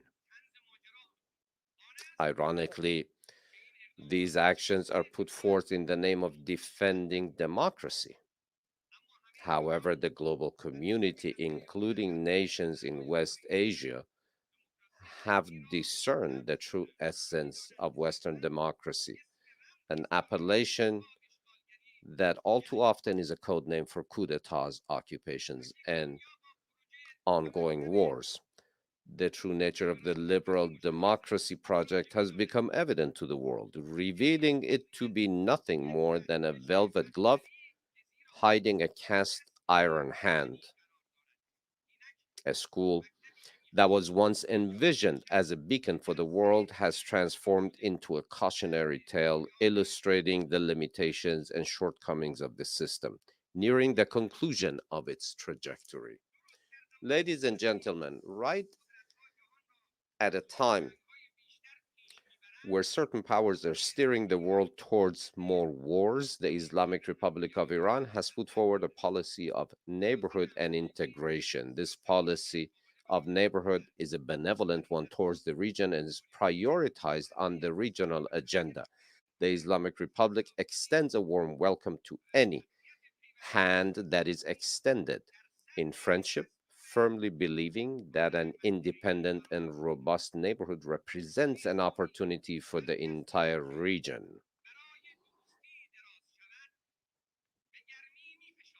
We will welcome any extended hand quite warmly.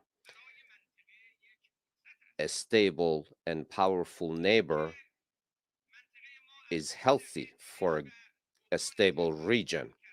Having traversed 2 decades of imposed tensions and crises within our region, the fruit of resilience from free nations from Syria to Palestine to Yemen to Afghanistan,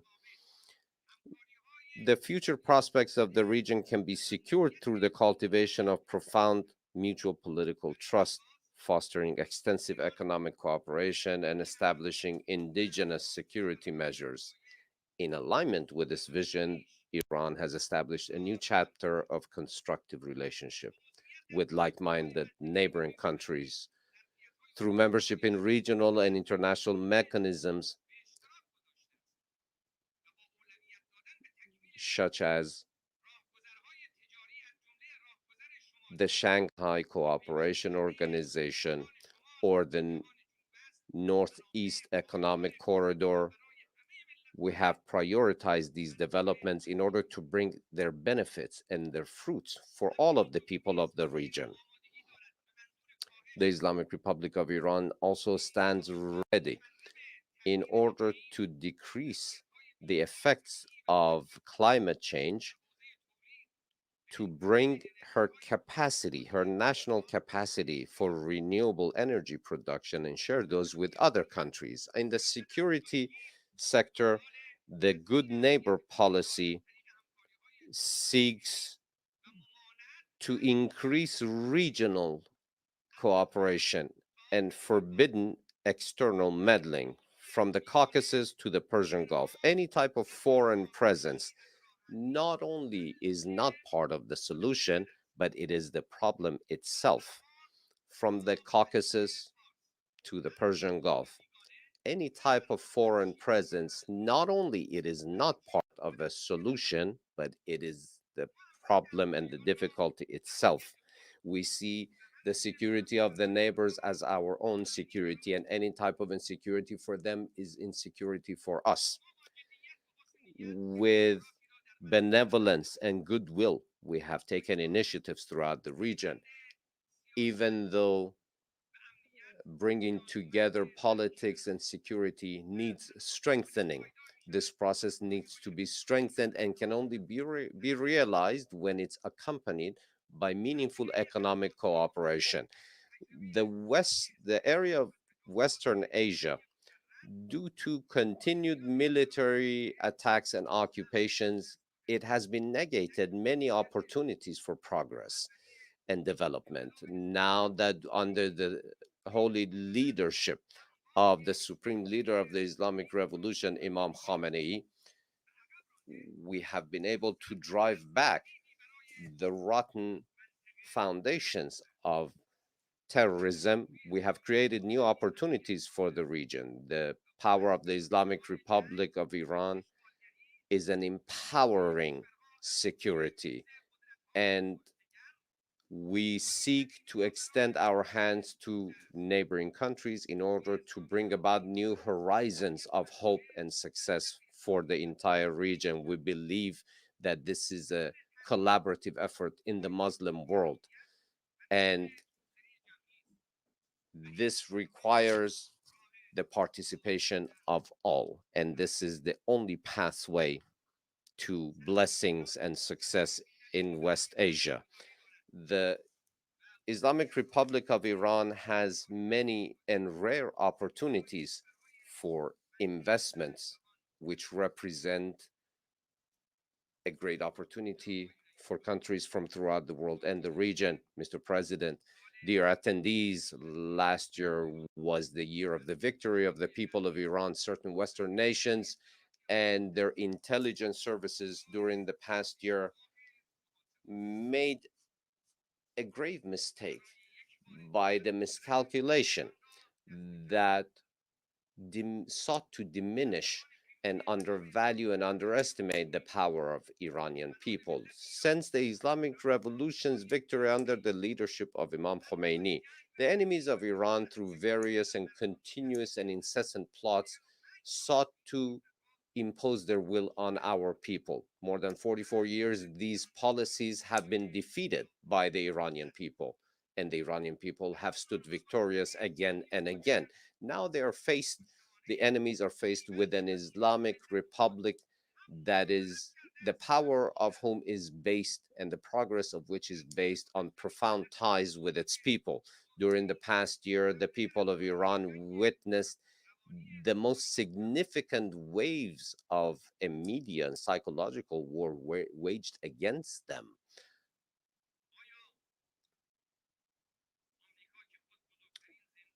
The United States of America, which now possesses the biggest women's prison, therefore mothers' prisons in Iran, can sincerely be the defender of women's rights.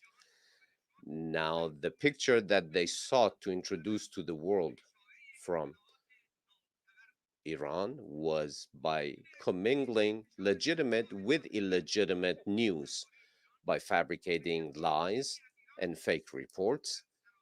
Realities from Iran were censored throughout the world in order to negate the truth. Have you ever heard anything about the chemical bombardment against the Iranian people, those chemical weapons that were supplied by certain European countries to Saddam Hussein? Have you seen those whose bodies are severely and gravely damaged by chemical attacks who are still alive but in hospital for 35 years? Have you seen their photos and images? Have you seen ill children who cannot overcome immune system diseases because of sanctions imposed on us that prevents obtaining proper medication for their treatment? Have you seen those photos? Have you seen the pictures of patience, of sacrifice, and steadfast fortitude of the Islamic people of Iran? Have you seen those pictures? Have you seen the unprecedented movement of the remembrance of the martyrdom of Imam Hussein, the Prophet Muhammad's grandson? 22 million strong marching towards his burial site for the anniversary of his martyrdom. Many countries' safeties today throughout our region are owed to the sacrifices of our martyr general Haj Qasem Soleimani. Had it not been for his sacrifice, the hero of anti-terrorism activities, many of the countries in the region would have burned to the ground in the fires set by ISIS and Daesh. Have you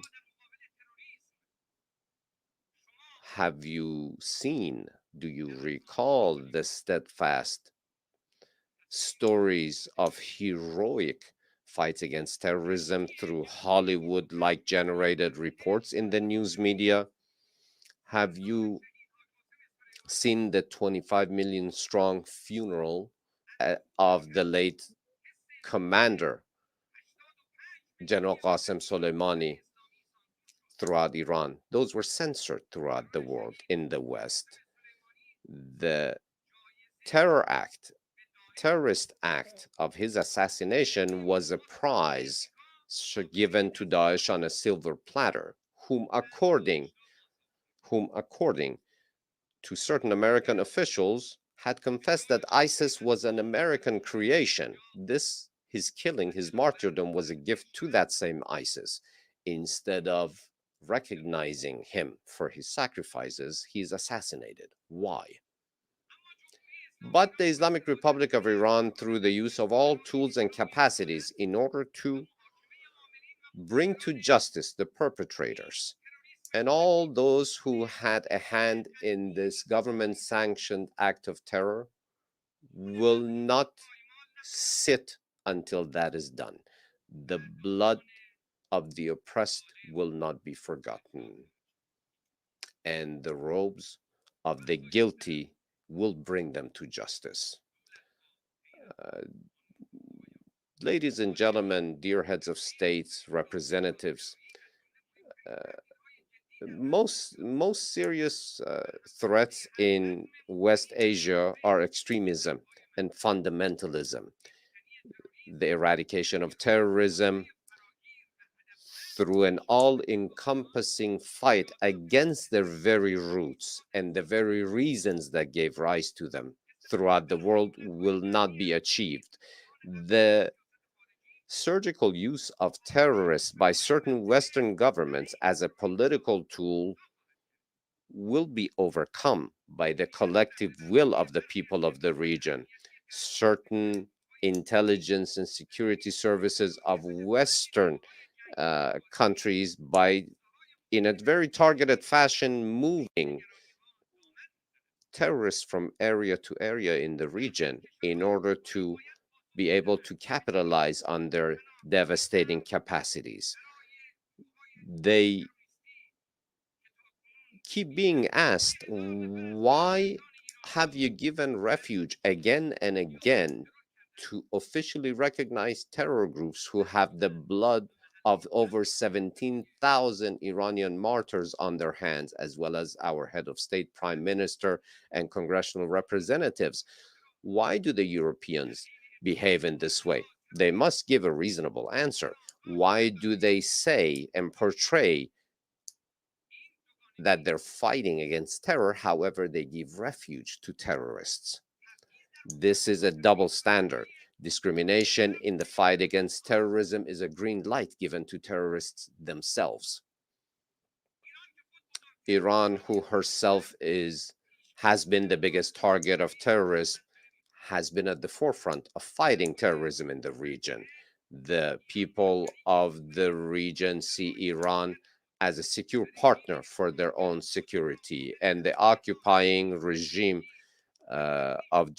in Jerusalem is seen as the perpetrator of much of the violence in the region. Has the time not come to bring an end to 7.5 decades of the occupation of Palestinian lands, of the demolition of their homes, of the blood of their women and children, and for the people of Palestine to be recognized officially as a country?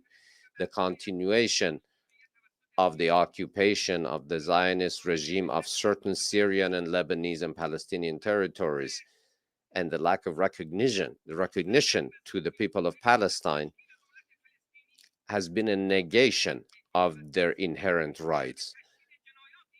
And the lack of formulation of a proper Palestinian government with its rightful capital in Jerusalem has been a tool used at the hand of certain governments in the region.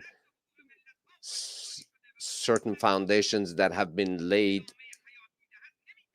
in the region by certain countries based on lies and destruction and occupation, those countries cannot be partners for peace. The situation today in Afghanistan represents another example of foreign meddling in the region, which has led to the killing of over 70,000 men, women, and children. In Afghanistan, Iran insists on an all-encompassing government with the participation of all Afghan groups and population, but the assistance of the world is needed in order to address the crisis of refugees who have been driven from their land, from Afghanistan, a great many of whom are being given refuge in Islamic Iran today. Vis-a-vis the Ukrainian crisis and the war, I would like to remind everyone again of our position, unambiguous position. As the Islamic Republic, we do not stand nor support any war anywhere, not in Europe nor anywhere else. We do not see any war to benefit any sides in Europe. Any type of tension and fanning the flames of violence in Ukraine has been done by the United States of America in order to weaken the European countries. And this is a long-term plan, unfortunately. We support any initiative for an cessation of hostilities and the war, and support any political measure. We fully announce our support for such initiative. Mr. President, ladies and gentlemen, the Americans leaving the JCPOA showed an official trampling upon their commitments by that government. It was an inappropriate response to our fulfillment of commitments within that framework by having broken the agreement within the framework of Resolution 2231 passed by the UN Security Council.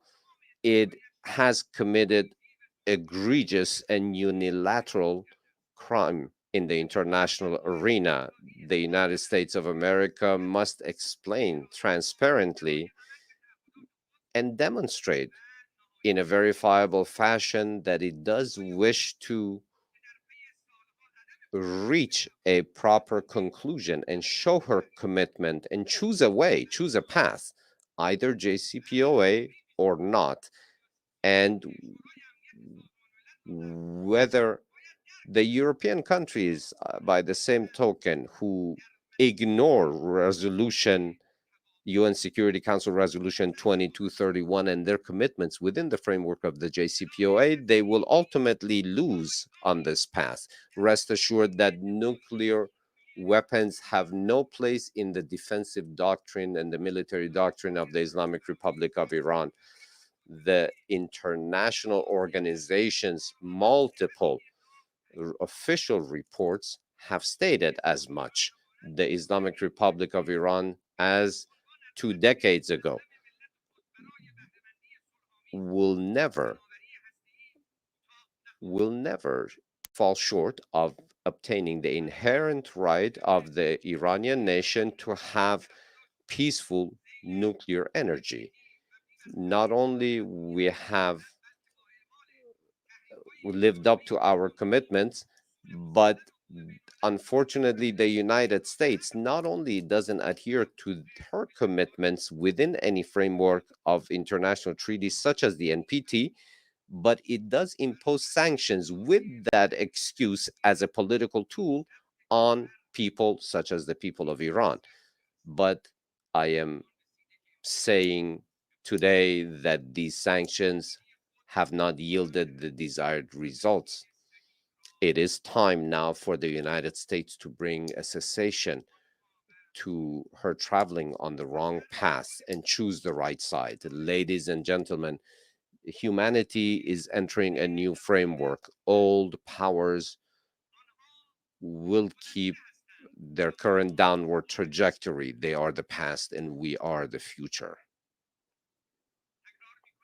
I repeat once again, they represent the past and we represent the future. We are the future. Our viewpoint towards the future is one of hope. The world awaits the day that has been promised by all faiths throughout the world, by all Abrahamic faiths, that ultimate seeker of justice does exist. We do believe that according to divine will, just as divine prophets have promised, justice and fairness will overtake the world. And the rule of the sincere people, those who truly follow the path of the omnipotent, will reverberate throughout the world. A world that rejects ignorance. The world awaits the day in which the old path will come to an end. I do thank you for all of your attention and your presence here today. May the blessings of the Omnipotent be upon you and your loved ones. A nombre de la Asamblea. The Assembly would like to thank the President of the Islamic Republic of Iran for the statement just made, and I request protocol to escort His Excellency. The Assembly will now hear an address by His Excellency Abdelmajid Tebboune, President of the People's Democratic Republic of Algeria. I request protocol to escort His Excellency. On behalf of the General Assembly, it is my honor to welcome His Excellency Abdelmajid Tebboune, President of the People's Democratic Republic of Algeria, and to invite him to address the Assembly.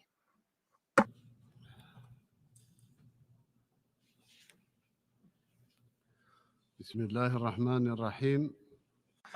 In the name of God, the compassionate, may peace be with the messengers.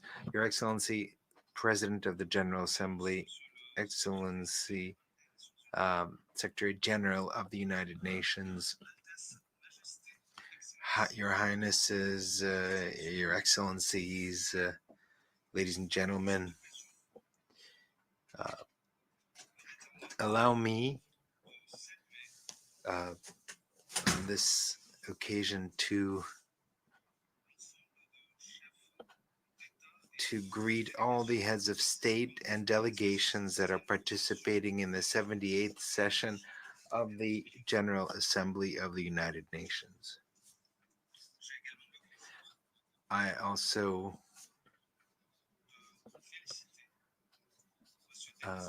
would like to congratulate Mr. Denis Francis for his appointment, election to be the president of the session, and I wish him every success in this noble task. I also want to thank Mr. Chaba Koroshi, president of the previous session, for his outstanding work.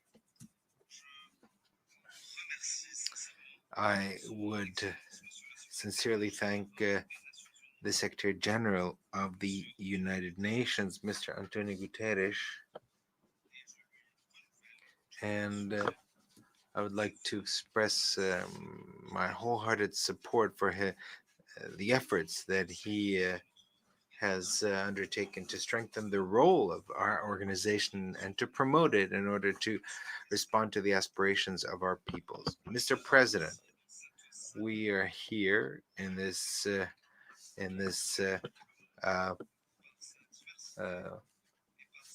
global hall that welcomes the entire world with all its differences and diversity, and we are here. We hope to promote dialogue and discussion amongst us and to make this hall a true basis for making the world a world of cooperation, solidarity, and equality among nations. My country, and this is the case for over 50 years from this noble tribune, has pointed to the dysfunctioning of the global order, and has pointed the way towards correcting this global order in order to achieve greater equality among our member states.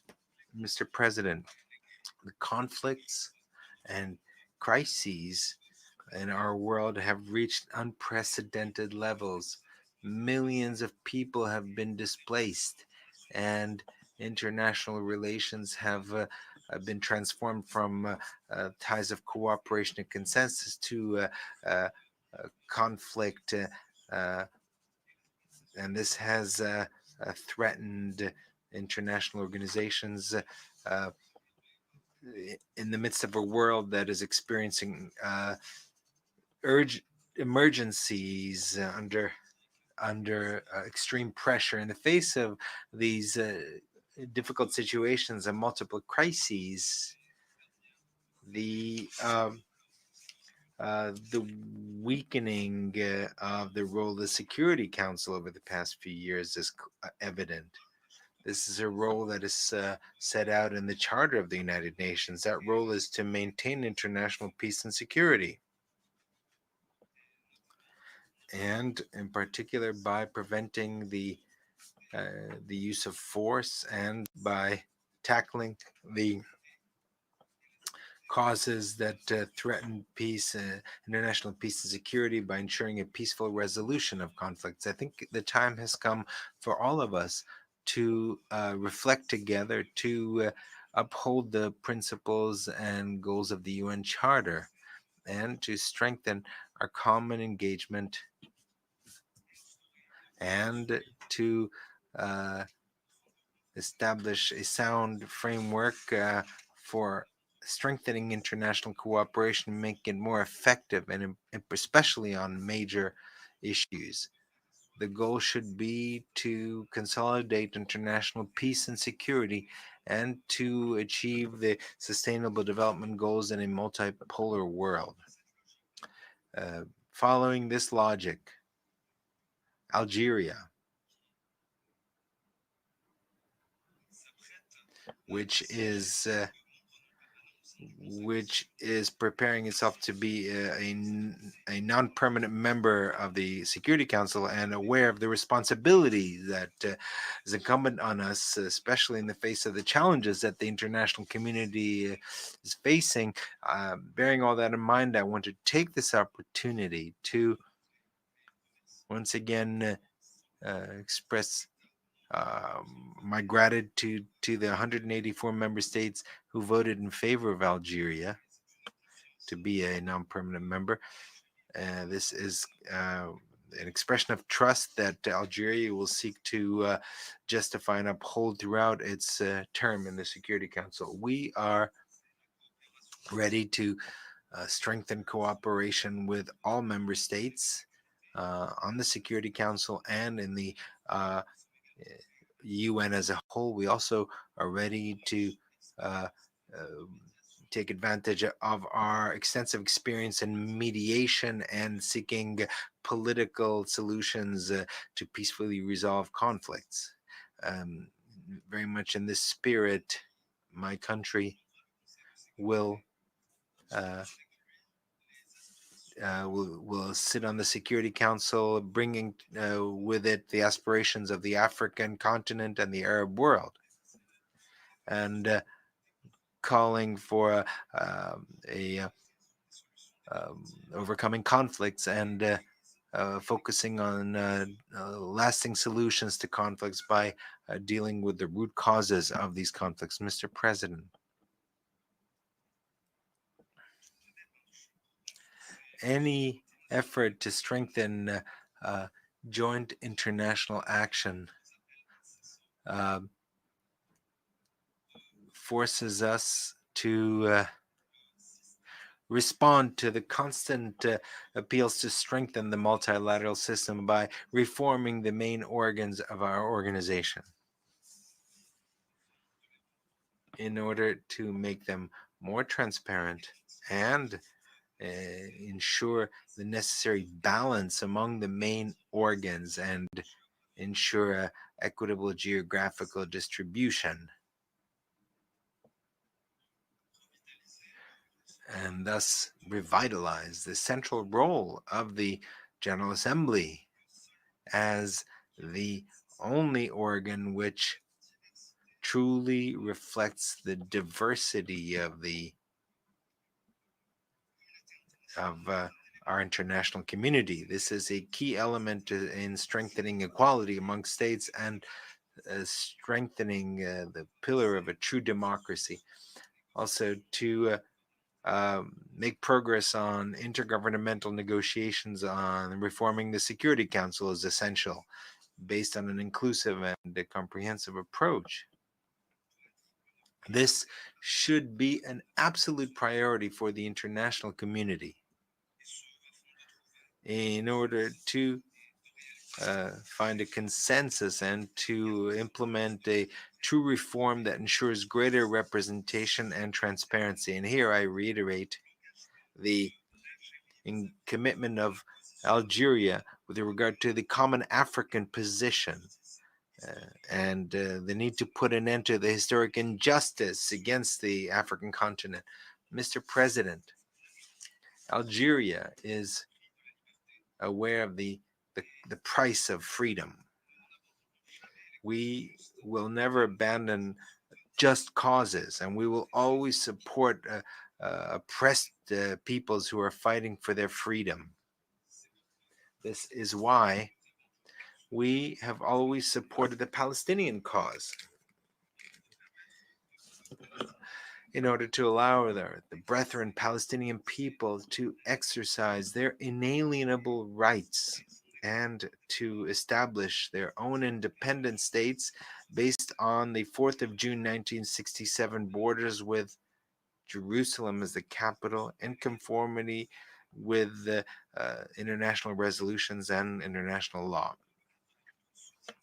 As part of our support for the Palestinian cause, which is a just cause, last year, my country, under my own personal supervision, held a summit to bring together the various Palestinian factions at a summit which was crowned with the adoption of the Algiers Declaration.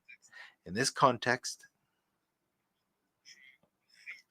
I would like to reiterate our attachment to the Arab Initiative, Peace Initiative, as a framework for resolving the Palestinian issue and putting an end to the occupation, which is the main cause of instability in the Middle East region.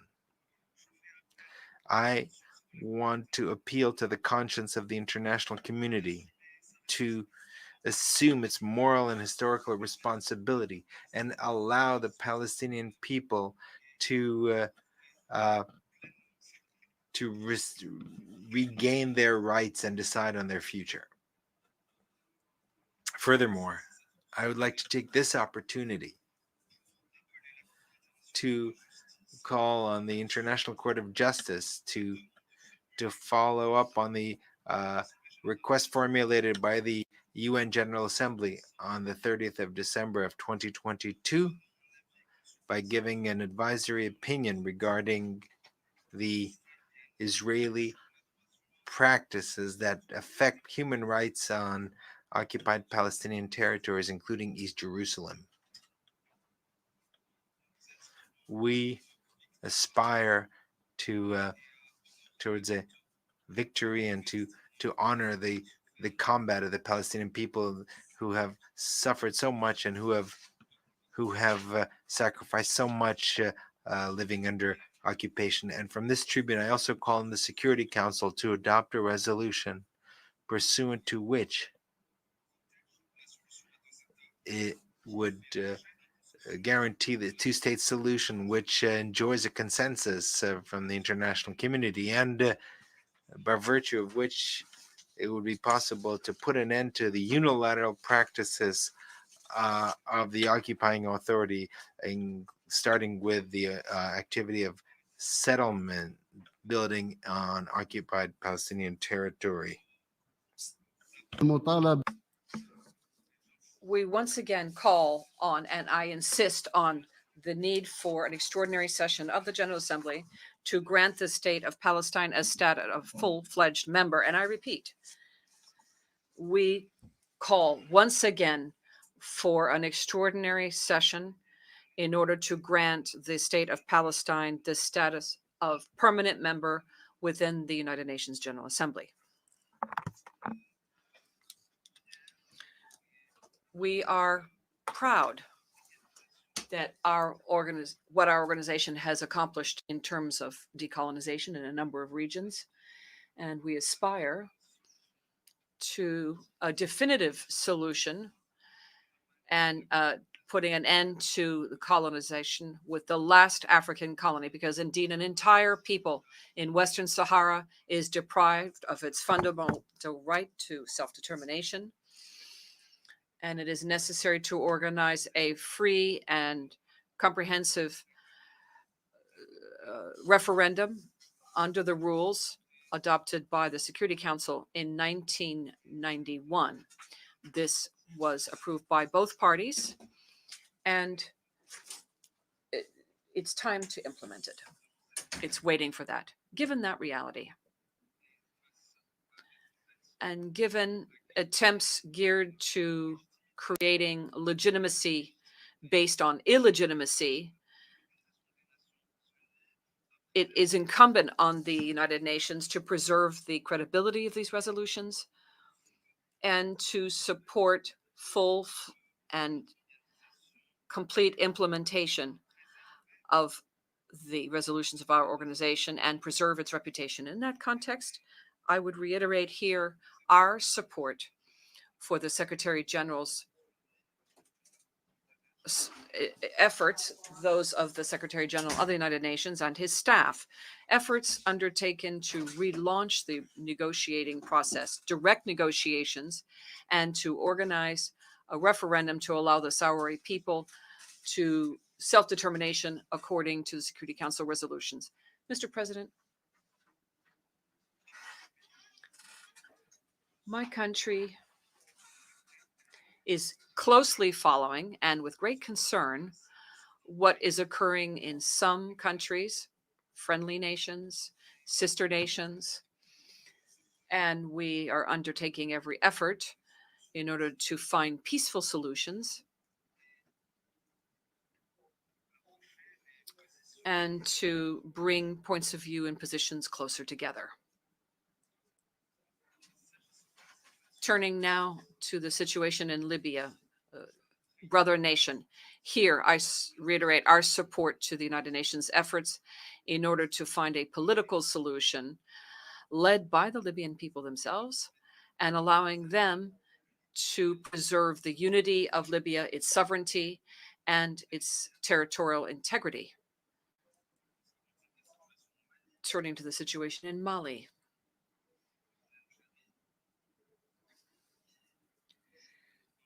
Algeria plays a lead role in the area of international mediation and presides the follow-up committee for implementation of the peace agreement and peace and reconciliation agreement in the Algiers process, is resolute in its efforts to overcome the obstacles in that sister nation. And here we reiterate our position,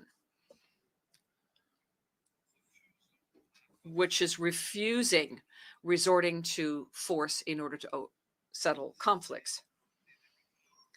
With regard to developments in Niger, a neighboring country, Algeria reiterates its attachment to the return to a constitutional order through peaceful means and to make sure that diplomatic and political solutions prevail while respecting the rule of law. We call for vigilance given the intentions of foreign intervention, military intervention, because this could have dangerous repercussions on peace and stability in Niger and in the region as a whole. At the same time, the very concerning situation in Sudan calls upon us to call on all parties to the conflict to put an end to it and to pursue dialogue, put an end to the fighting. This situation has very serious repercussions on the humanitarian situation in that country. This vulnerable and unstable situation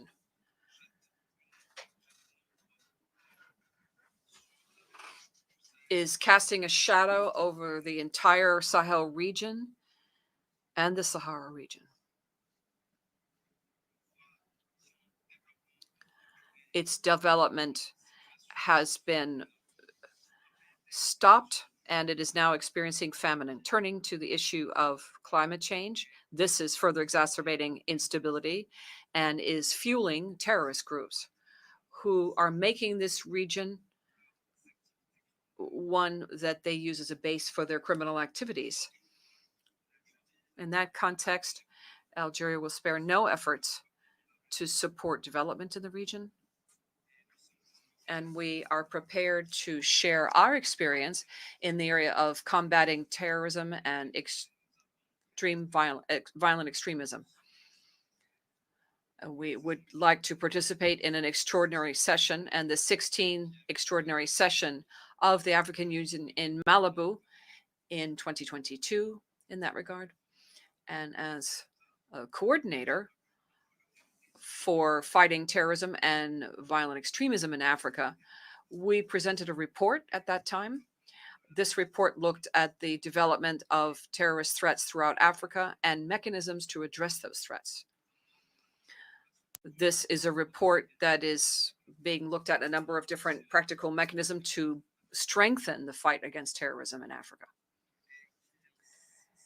It also underscores the importance of putting the fight against terrorism as a priority and one that requires common African action. Moreover, I'd like to look at Algeria's contribution as an international mediator is not confined just to the African continent and our region. We also participate in the Arab Contact Group's efforts geared to relaunching the negotiations between Russia and Ukraine. Mr. President, 8 years after the adoption of the 2030 Sustainable Development Agenda and the Addis Ababa Plan of Action, a number of states that are currently developing face challenges. And this means they need more solidarity from the international community in order to achieve a better world and to have a more equitable and effective economic model, which would make it possible to achieve the Sustainable Development Goals. Algeria adopted the Sustainable Development Program and has made it a national priority and has integrated it into all the plans, strategies, and programs that were launched by the government. This, in turn, made it possible for us to achieve considerable results in the area of sustainable development, especially with regard to education, healthcare, electricity, and water. Speaking of water, my country launched a desalination of ocean waters program to be completed by the end of 2024, and we will be at the end of next year able to produce over 1 billion metric tons of water on an annual basis through desalination. Mr. President, my country has always enjoyed the support of and confidence of the Human Rights Council and is party to most international human rights treaties. We ensure that our cooperation with the Council, the Human Rights Council, and that we work with all of the human rights treaty bodies created in virtue of various human rights treaties and with regard to the Universal Periodic Review. And to that end, in November of 2022, my country presented its fourth national report in the context of the UPR. My country is firmly convinced that respecting human rights and promoting human rights is the very cornerstone of any political system which is credible. And that's why we work to strengthen human rights by all means available to us. And this conviction is due to the Algerian people's attachment to human rights. And my country's constitution was amended in 2020 based on our convictions and the belief in the importance of strengthening fundamental freedoms and human rights. The amendments bans any explicit undermining of these freedoms and liberties. It also creates equality between all citizens, men and women, in terms of rights and duties, and strengthens the effective participation of all, especially in the area of promoting women's rights and the empowerment of women economically and politically, and women's participation in positions of responsibility. We are also seeking to guarantee a principle of equality in the labor market and to strengthen the role played by women in the area of peace and security, and strengthening the status of women in all areas of life, be it at the national, continental, or international levels. A practical national plan in the context of implementing Resolution 1325 of the Security Council has been implemented. It was adopted in October 2000, and a plan was adopted in order to strengthen the role of women in prevention of and resolution of conflicts, in keeping with the principles of our foreign policy. Algeria has many young people and a great deal of capacity. Young people account for 70% of our national population. Algeria, therefore, adopted measures in order to provide institutional management level with the means necessary to build capacity for young people and to integrate young people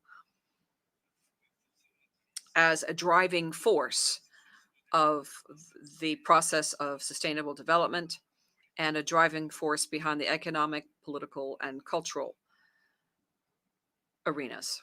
By way of conclusion, we aspire to a world where peace and prosperity would reign, peace and prosperity for all human beings under the aegis of the United Nations. We must show sincere determination and strong commitment in order to meet the legitimate needs of our people so that our people can enjoy this peace and prosperity. May the blessings be upon you. On behalf of the Assembly, I wish to thank the President of the People's Democratic Republic of Algeria for the statement just made, and I request protocol to escort His Excellency.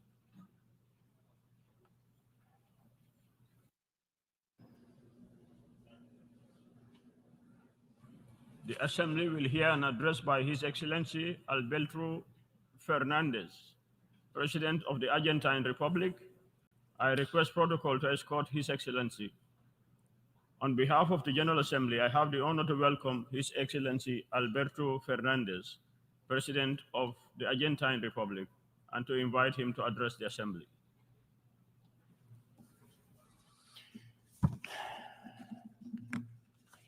Buenas tardes. Good afternoon.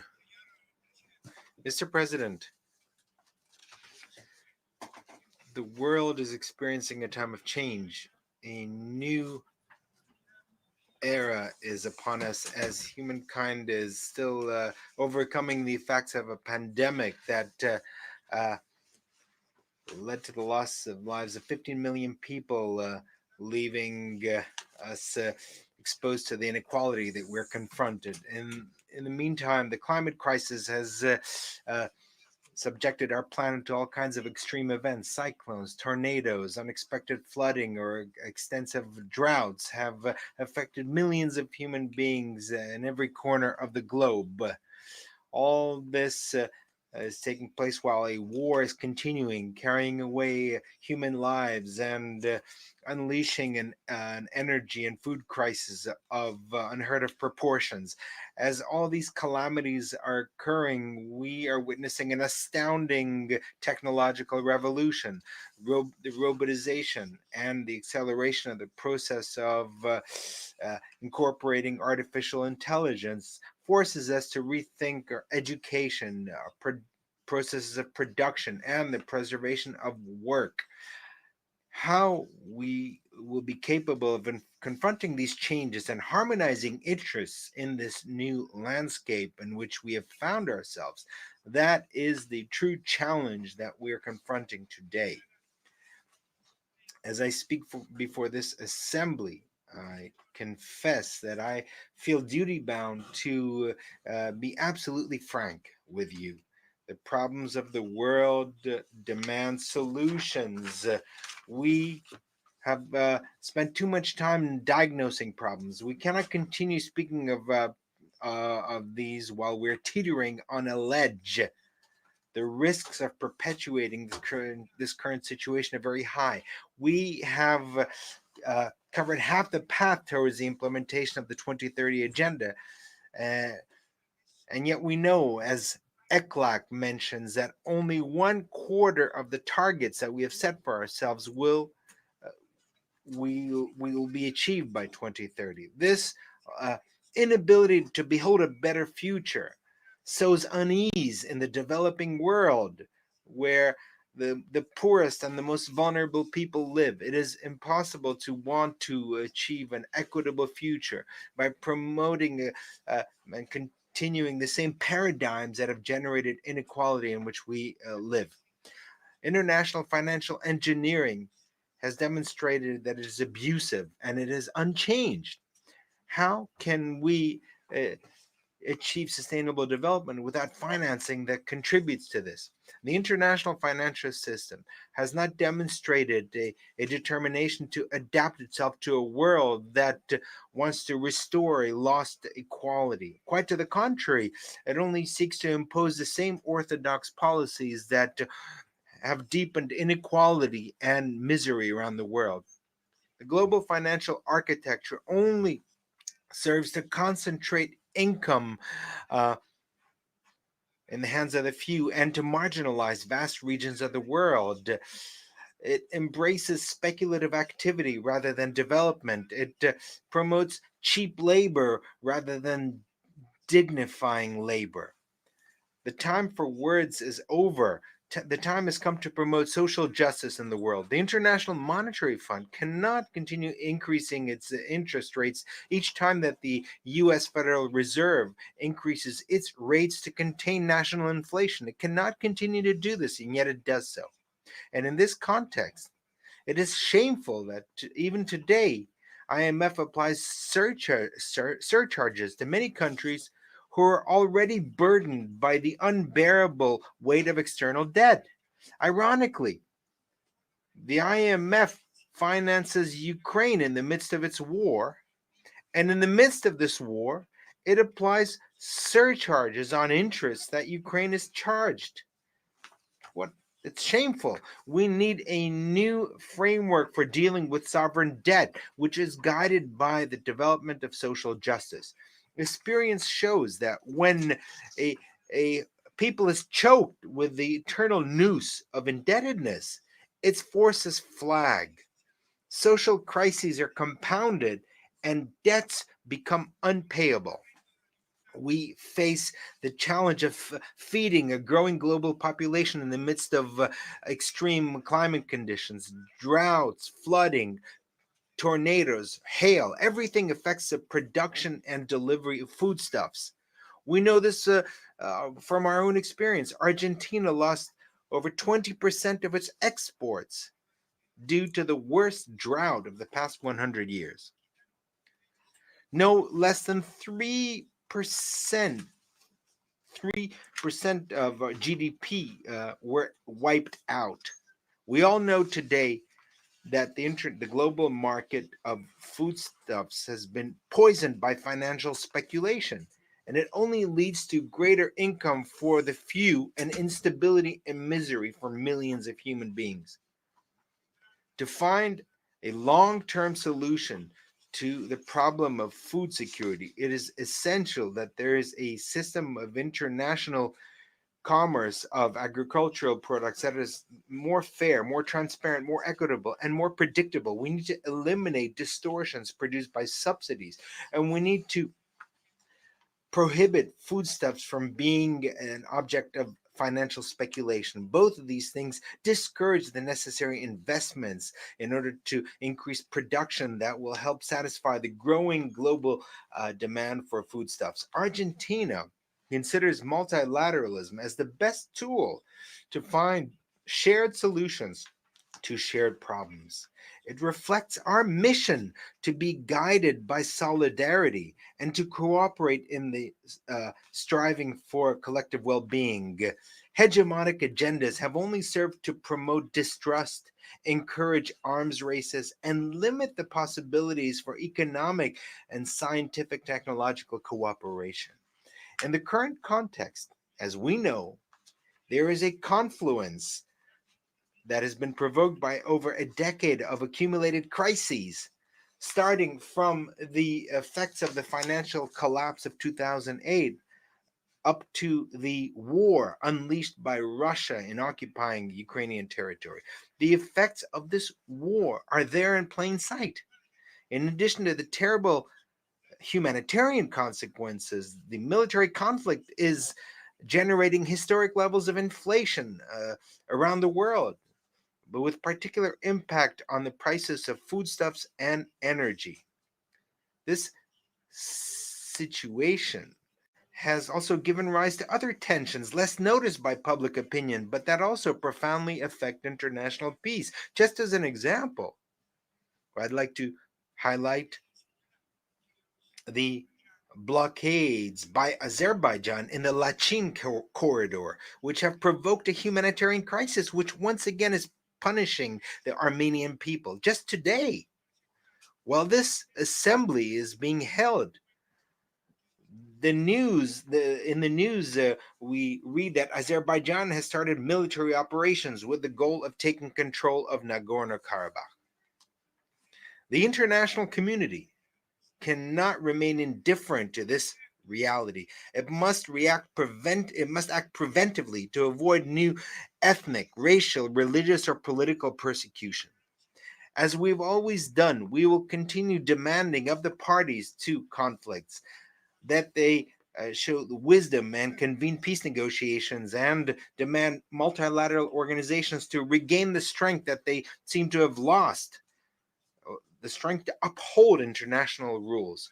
The countries of the global south, we have historically shared our visions about the international system and on the responsibility incumbent on multilateral organizations in the area of development, peace, global security, cooperation, and decolonization. I represent a country that this year will celebrate our 40th anniversary of restoration of democracy, a country that learned from its historic past that it will never again accept violations of human rights, and a country that has promoted as a policy of state the right to memory, to truth, and to justice. We are proud that of these 4 decades of uninterrupted democracy, during which the promotion and protection of human rights have been a fundamental path of the road that we have traveled.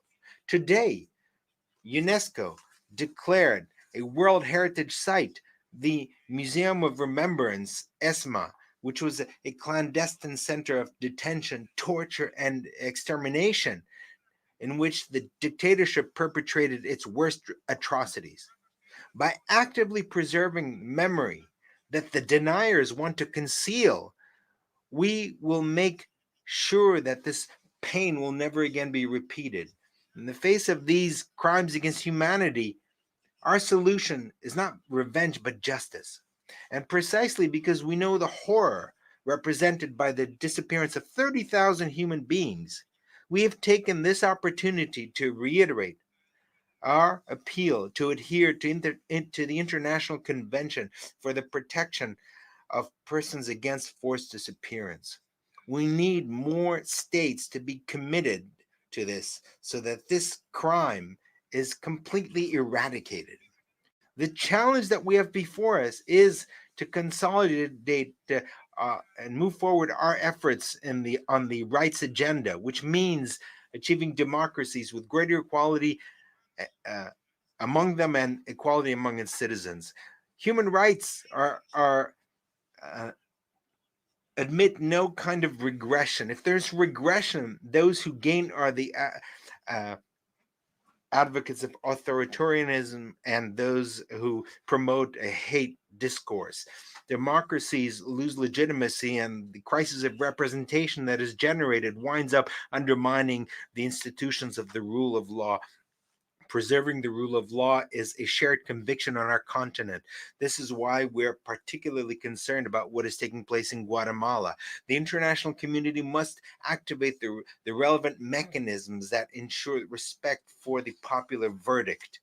The climate crisis is a reality that has modified temperatures and atmospheric phenomena around the world, imposing restrictions and obstacles to development.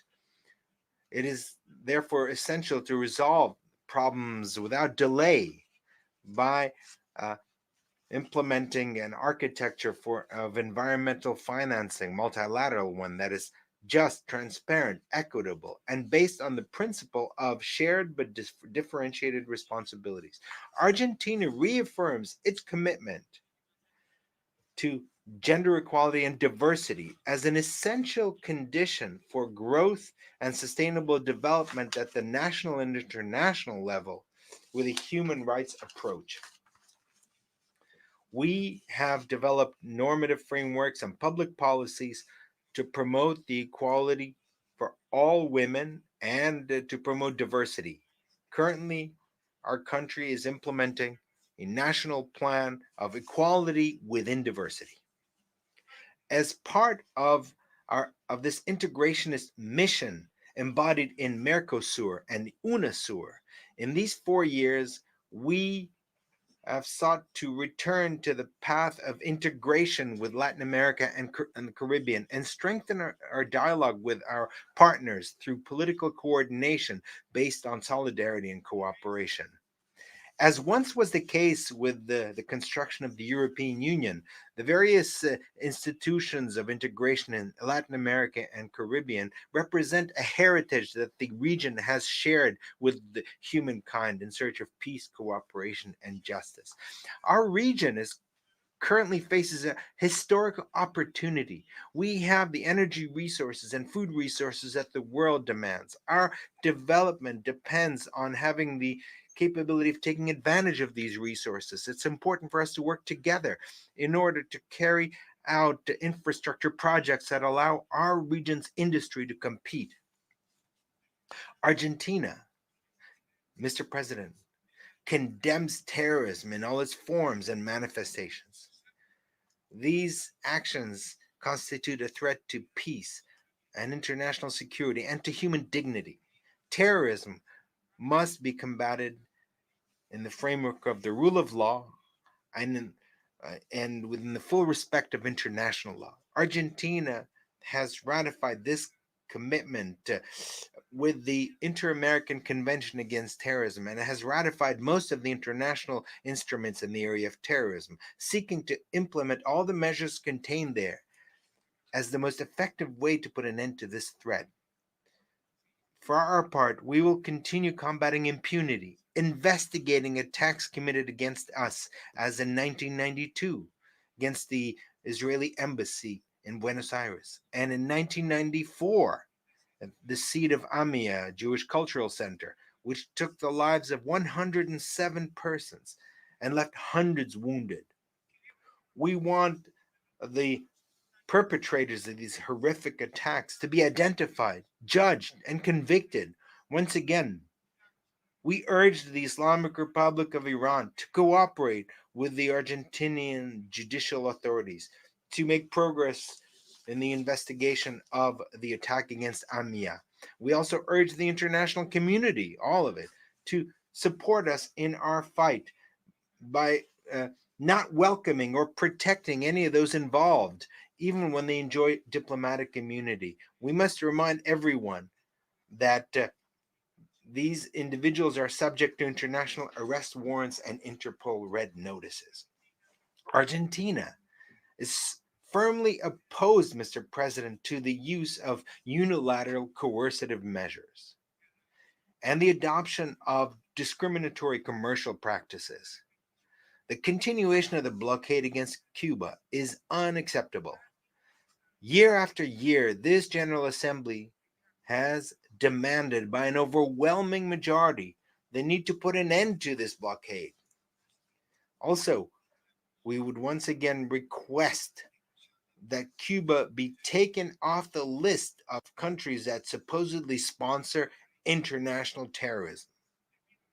By the same token, the sanctions imposed by the United States against Venezuela must cease immediately. Their continuation has only worsened the living conditions for the inhabitants of Venezuela and led millions of Venezuelans to choose exile and emigrate from their country in search of a better life. I want to also reaffirm the legitimate and inalienable sovereignty rights of the Republic of Argentina on the Malvinas Islands, South Georgia, South Sandwich Islands, and the surrounding maritime areas. They are a part and parcel of national Argentinian territory, and they are illegally occupied by the United Kingdom have been for almost 2 centuries, in conformity with the resolutions of this General Assembly and its Special Decolonization Committee. The way to resolve the colonial situation of these islands is through negotiations on sovereignty between Argentina and the United Kingdom. We regret that the United Kingdom continues to refuse to resume negotiations. We regret that unilateral activities of exploration and development of natural resources have continued in the area under dispute, contravening Resolution 31/49 of this Assembly. We also question the military presence of the UK in the South Atlantic, which is a region of peace. Argentina maintains a firm commitment to a peaceful resolution of this anachronistic colonial situation. We have proposed to the United Kingdom a renewed bilateral agenda on the South Atlantic that implies a formal process of dialogue, which includes, inter alia, the question related to the resumption of negotiations on sovereignty. We also have expressed our readiness to continue with the task of identifying the remains of ex-combatants in the framework of obligations deriving from international humanitarian law, and with a view to providing a response and solace to families of the soldiers who lost their lives. Unfortunately, the United Kingdom has rejected our proposal. Notwithstanding this, Argentina reiterates its request to the Secretary General that in the framework of his good offices that he redoubles his efforts to bring both parties together and bring them to the negotiating table. The motto of the 2030 agenda is leave no one behind. May no one lose sight of the path towards justice and development. We are convinced that this is a noble goal that applies to individuals and applies to entire peoples. However, please let us not convert this phrase into an empty phrase, into a dead letter.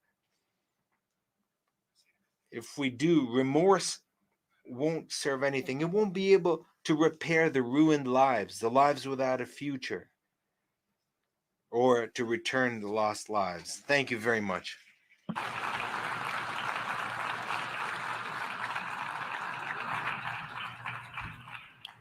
On behalf of the Assembly, I wish to thank the President of the Argentine Republic for the statement just made and I request protocol to escort His Excellency.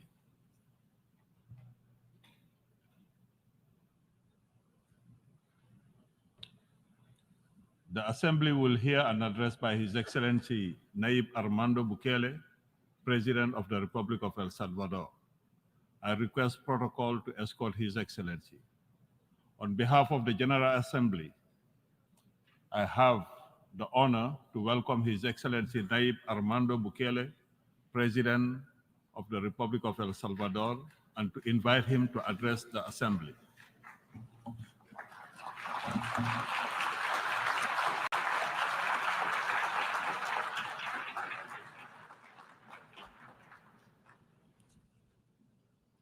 Excelentísimo señor Presidente. Your Excellency, President of the General Assembly, heads of state and government,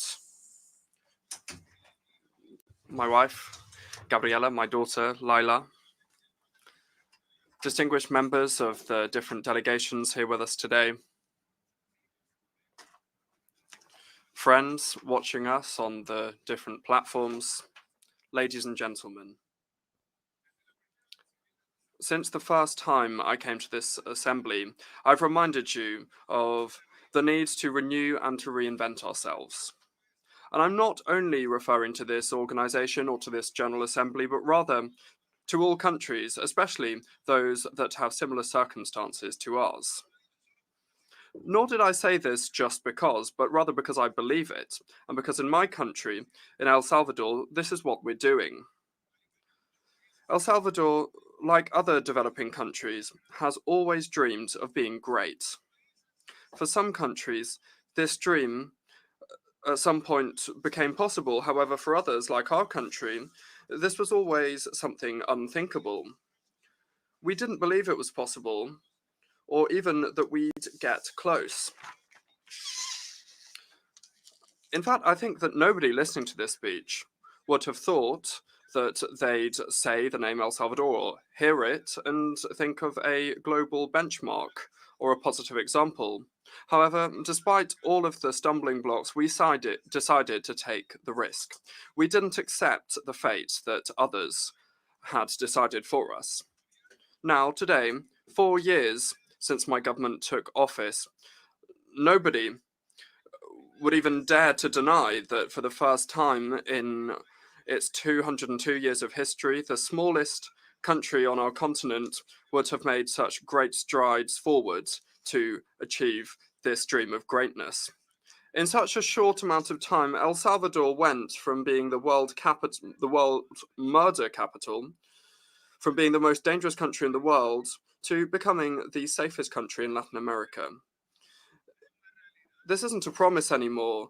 It's the reality that the El Salvadorian people are living through, and anyone from abroad is welcome to go and see it for themselves. Thus, many people in the world are following what's happening in our country, especially in Latin America. However, also in the United States and elsewhere.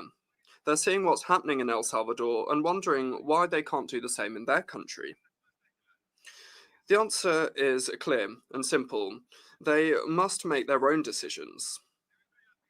They must reaffirm their right to use common sense, to try their own methods, and to implement their own plans, and to design their own systems.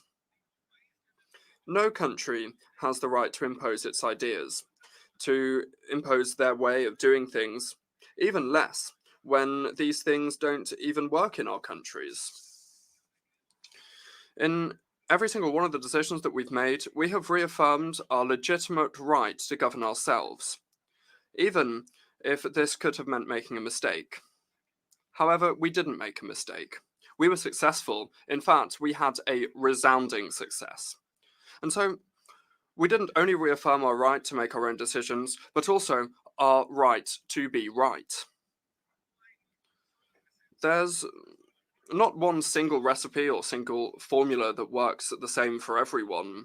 However, I do believe that there is one ingredient that all recipes should include, or should at least have the right to include. And this ingredient is courage.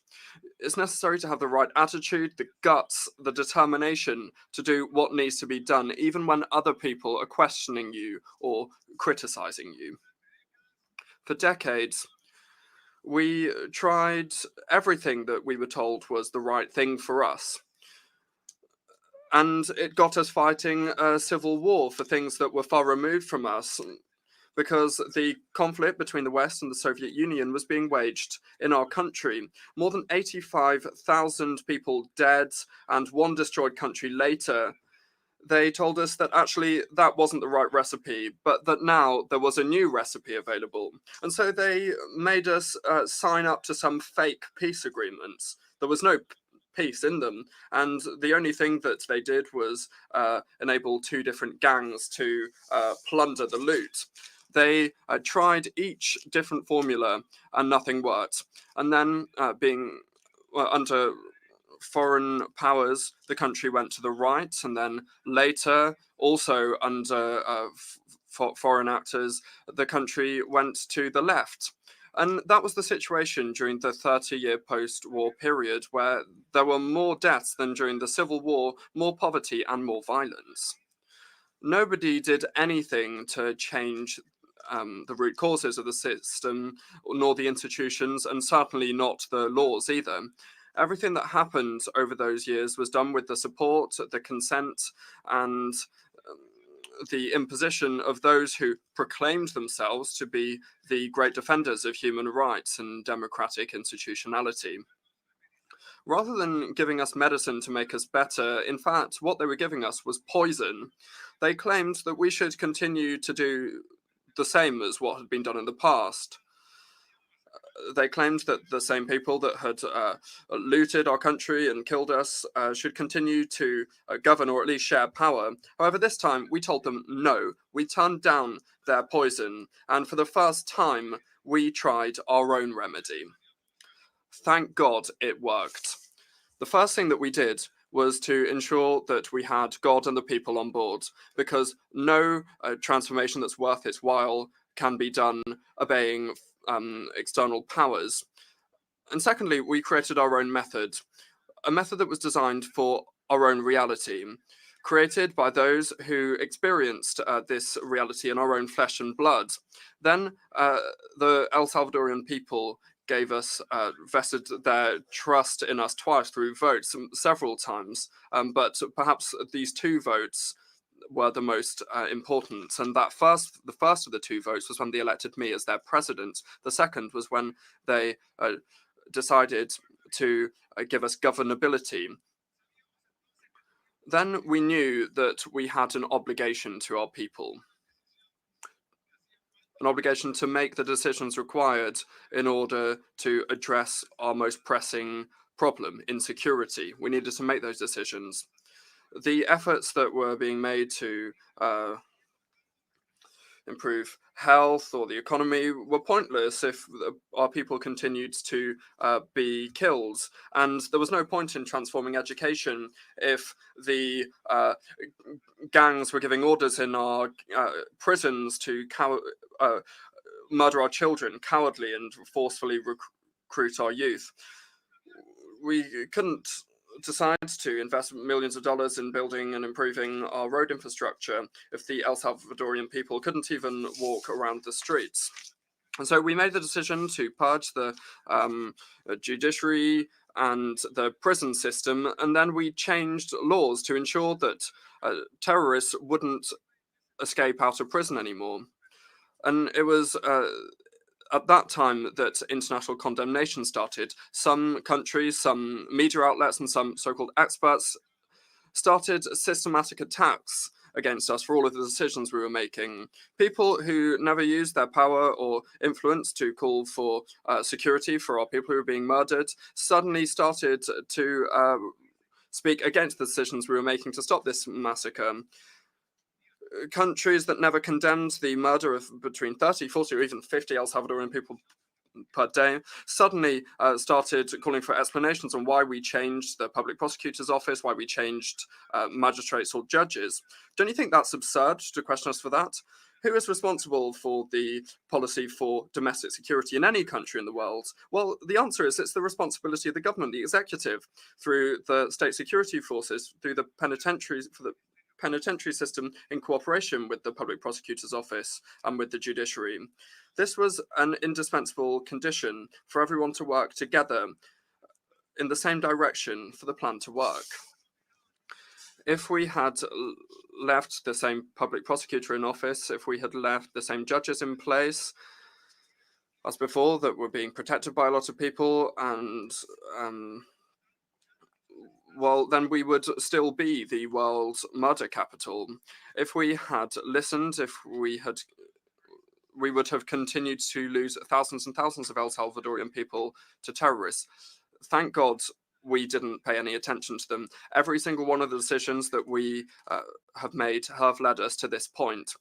Today, El Salvador competes with Canada for being the safest country on the continent. We're not only the country in Latin America with the least homicides per capita by a long way, but we have also reduced all crime to a minimum level. People can now walk around the streets that for a long time they weren't able to walk around due to the gangs. Businesses are no longer paying extortion money. Children are now able to go and play in the park without being scared of being recruited or murdered.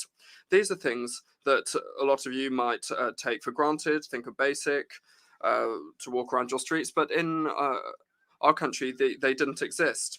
We have been criticized and condemned for all of the decisions we've made at all times. Intellectuals, journalists, politicians, and organizations from across the board have been focused on a debate over what we're doing. And I've come here to tell you that there's no time for this debate anymore, because the decisions that we took were the right ones. We are no longer the world murder capital, and we managed to achieve this in record time. Today, we are a benchmark of security, and nobody can cast doubt on that. The results are there. They are irrefutable. In El Salvador, we did the right thing for El Salvador. And now we benefit from this level of security. We've been able to open up our country to the entire world.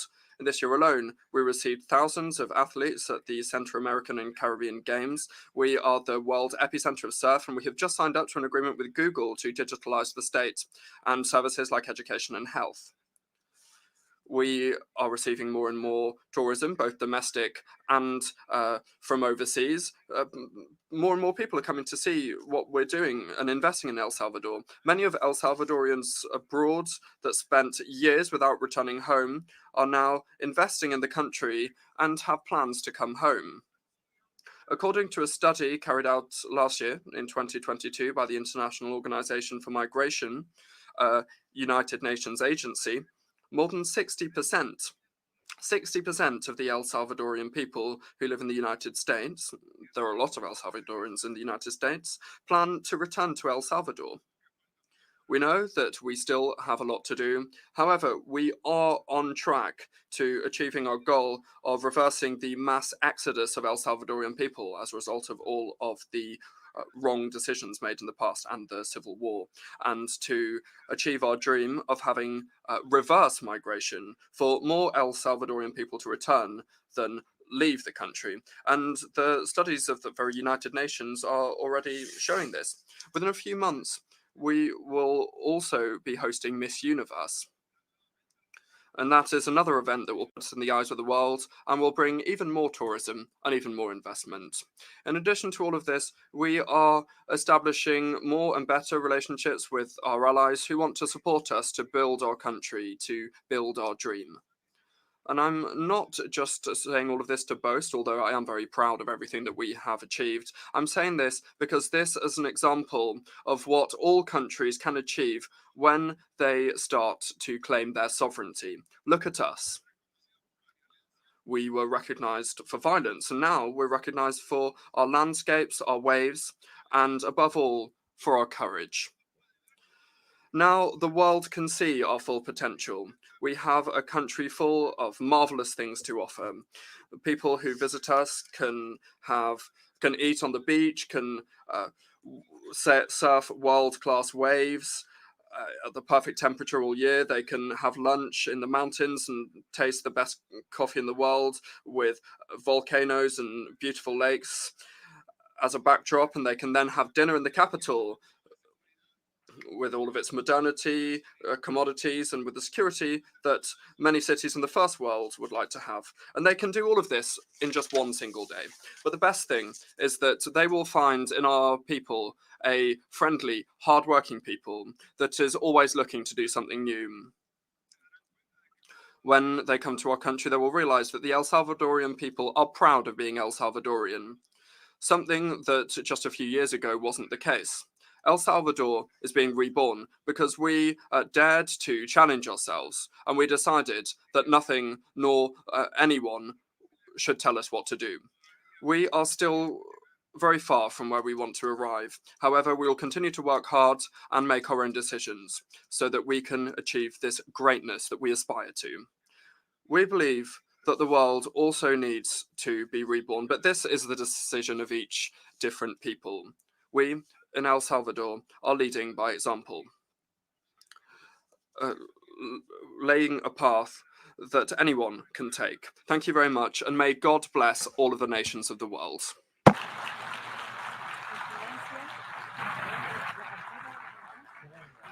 On behalf of the Assembly, I wish to thank the President of the Republic of El Salvador for the statement just made, and I request protocol to escort His Excellency.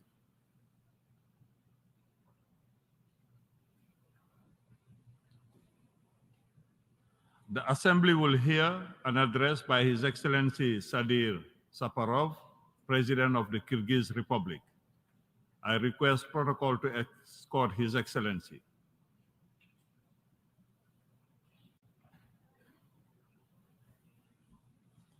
On behalf of the General Assembly, I have the honor to welcome His Excellency Sadir Saparov, President of the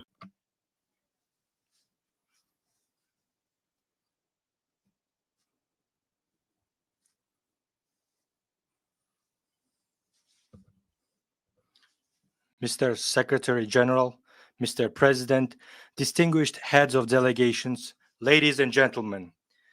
First of all, I would like to congratulate the High Representative of Trinidad and Tobago, Mr. Dennis Francis, on his election as the President of 78th session of the UN General Assembly. I would like to wish you success and fruitful accomplishments in this important position. You can count on the support of Kyrgyzstan during your presidency. I express my gratitude to the President of previous 77th session of UN General Assembly, the representative of Friendly Hungary, Mr. Csaba Kureshi, for his active work and support for his international initiatives of Kyrgyzstan. Ladies and gentlemen, today the world is at a turning point. We are all witnessing and seeing with our own eyes the negative changes in the world order, increasing geostrategic competition between major powers and their blocs. Geopolitical tensions are leading to the fact that the world is moving towards fragmentation into regional, sub-regional, financial, and economic blocks and systems.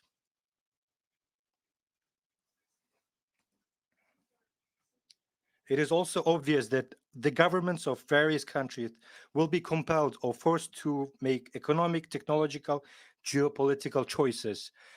Among the shocks on a global scale that have not become a thing of the past, I would like to note the spread of coronavirus infection, which cost humanity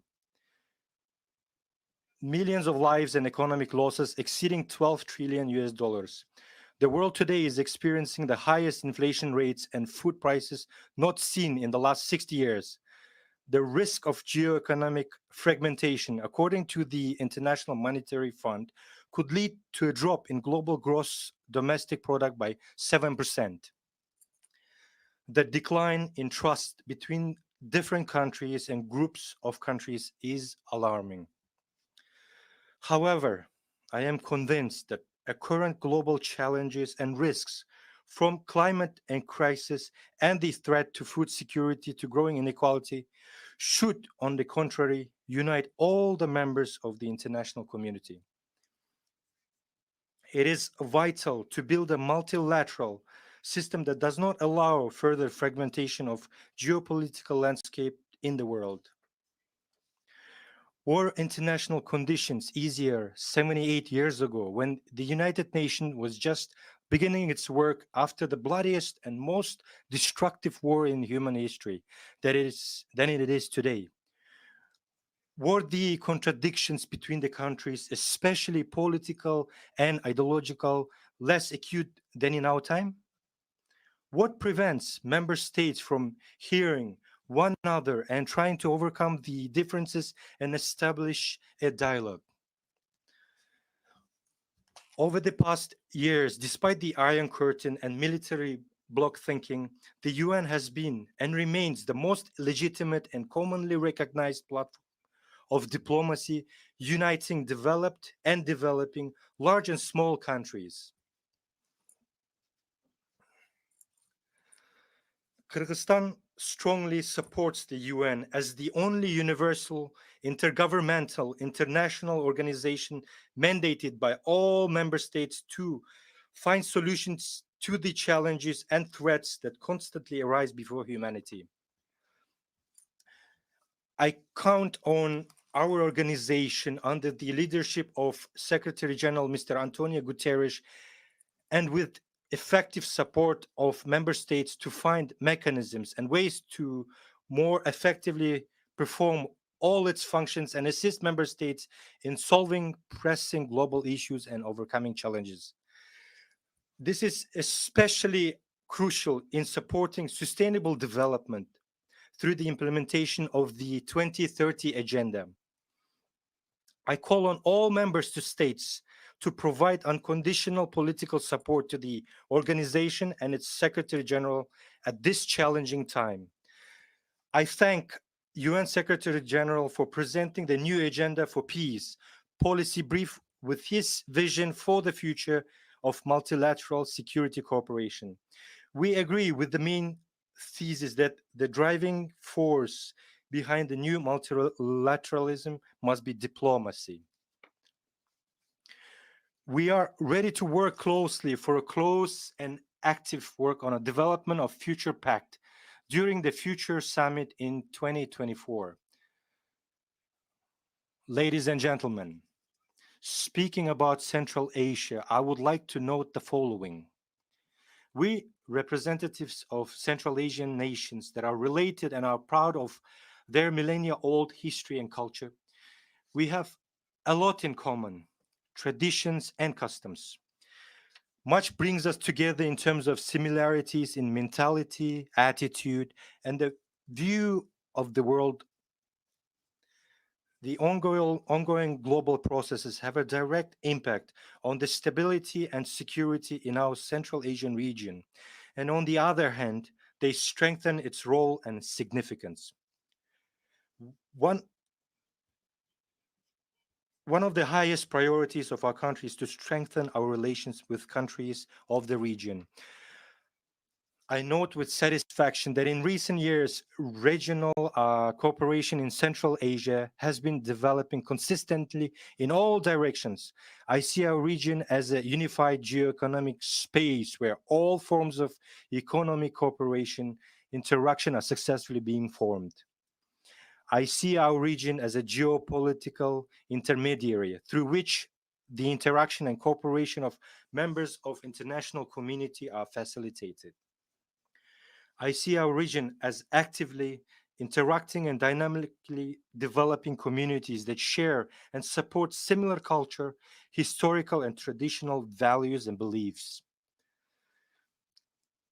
Kyrgyzstan intends to contribute to the strengthening of regional cooperation, discover new effective forms of collaboration, and effectively engage with various global centers of influence in both bilateral, multilateral formats. On the path to full regional integration, it is necessary to resolve issues related to legal delineation of state borders. Exactly 1 year ago, speaking from this podium, I, with a heavy heart, informed about the tragic events that occurred in September of the previous year related to the armed clashes on the Kyrgyz-Tajik border, which resulted in numerous casualties.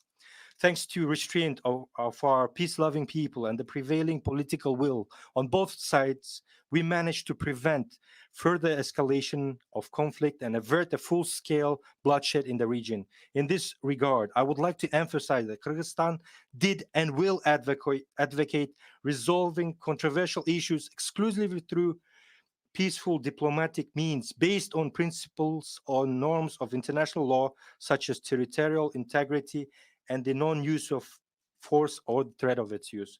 We have never sought to take what belongs to others, but we will not allow anyone to take a single inch of our homeland. We always seek a dialogue and search for mutually acceptable solutions based on trust and mutual respect.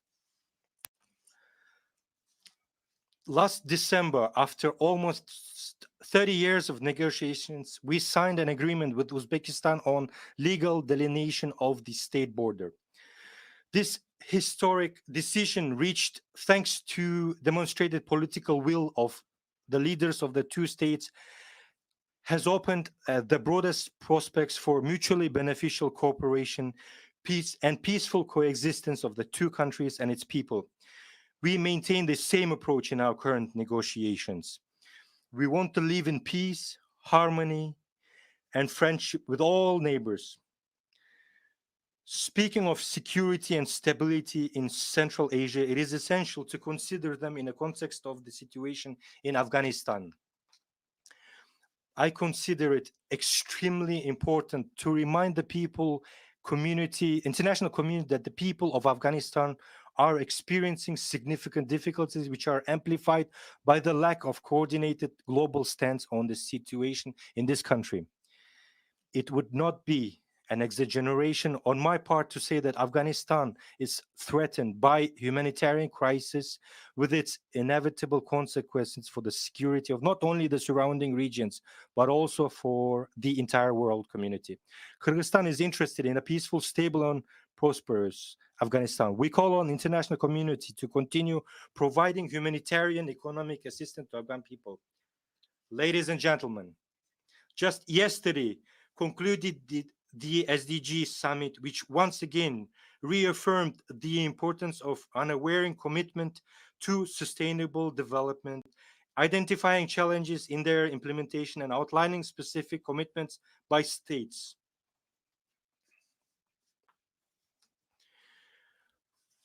We are halfway to 2030, the deadline for reaching sustainable development goals.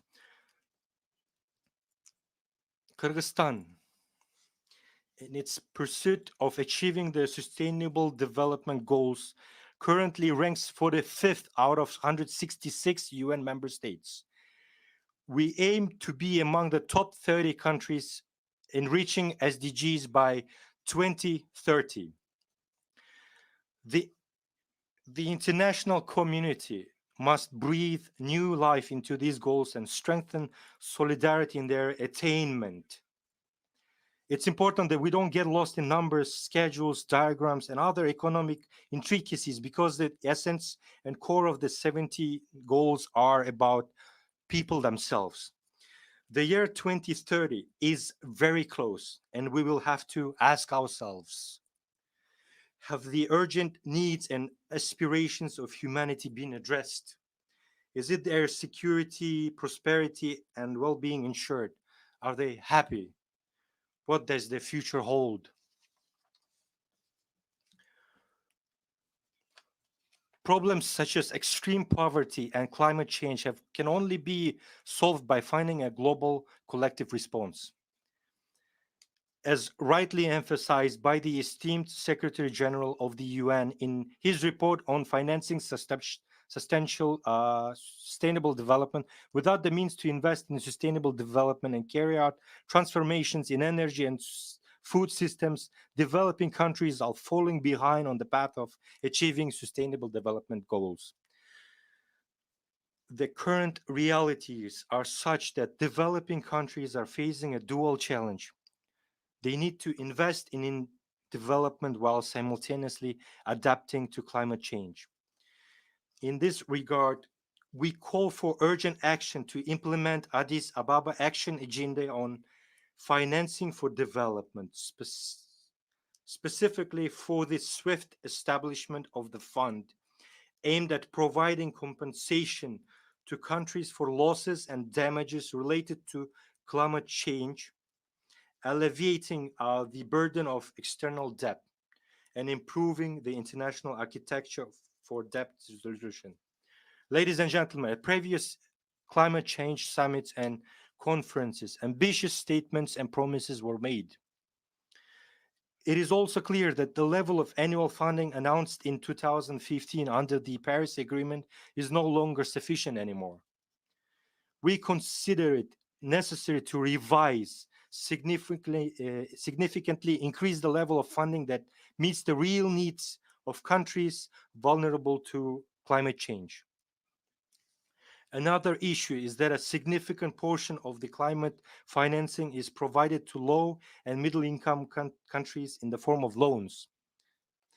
There is also no distinction in the loan allocation procedures for projects with a cost of $1 million or $1 billion.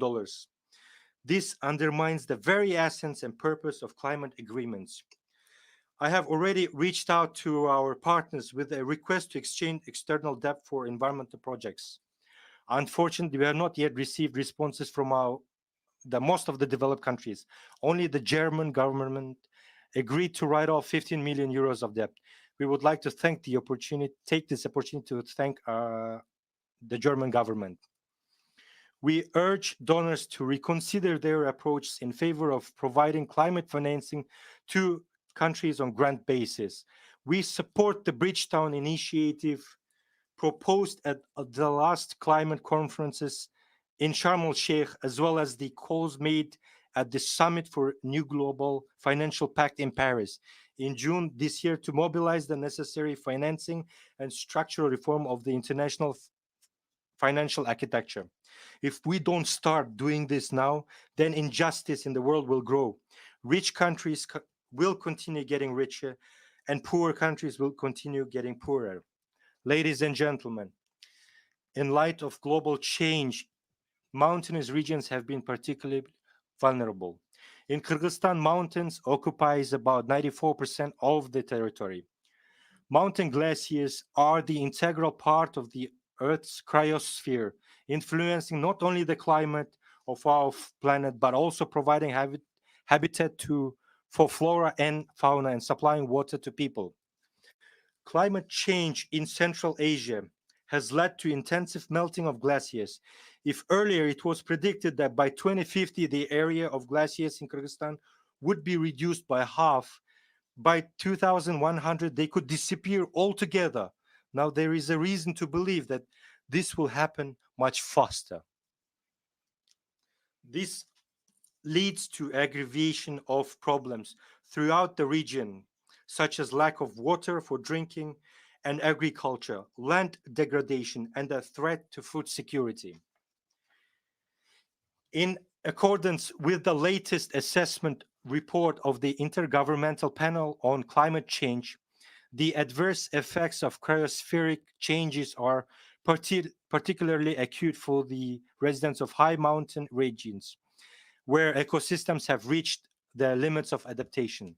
In order to effectively preserve mountain ecosystems and glaciers, based on the resolutions previously adopted by the UN General Assembly on sustainable mountain development, our country, in collaboration with Global Mountain Partnership and other representatives of the UN system, has developed a global action plan.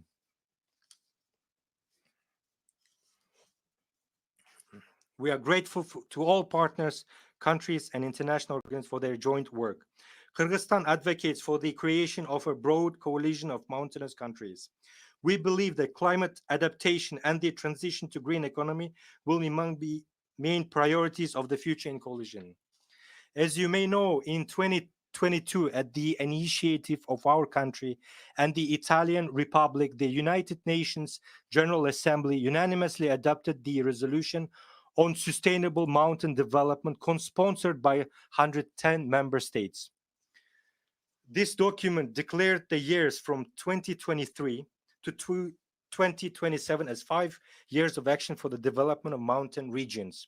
I would like to take this opportunity to express my sincere gratitude to all UN member states for supporting our initiative.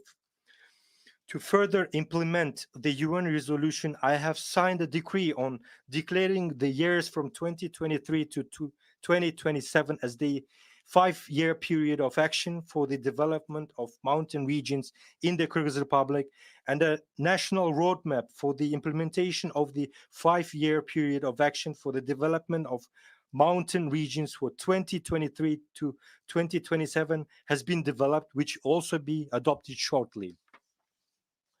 The roadmap includes measures at the global, regional, national levels, including within the framework of existing prospective projects and measures related to SDGs.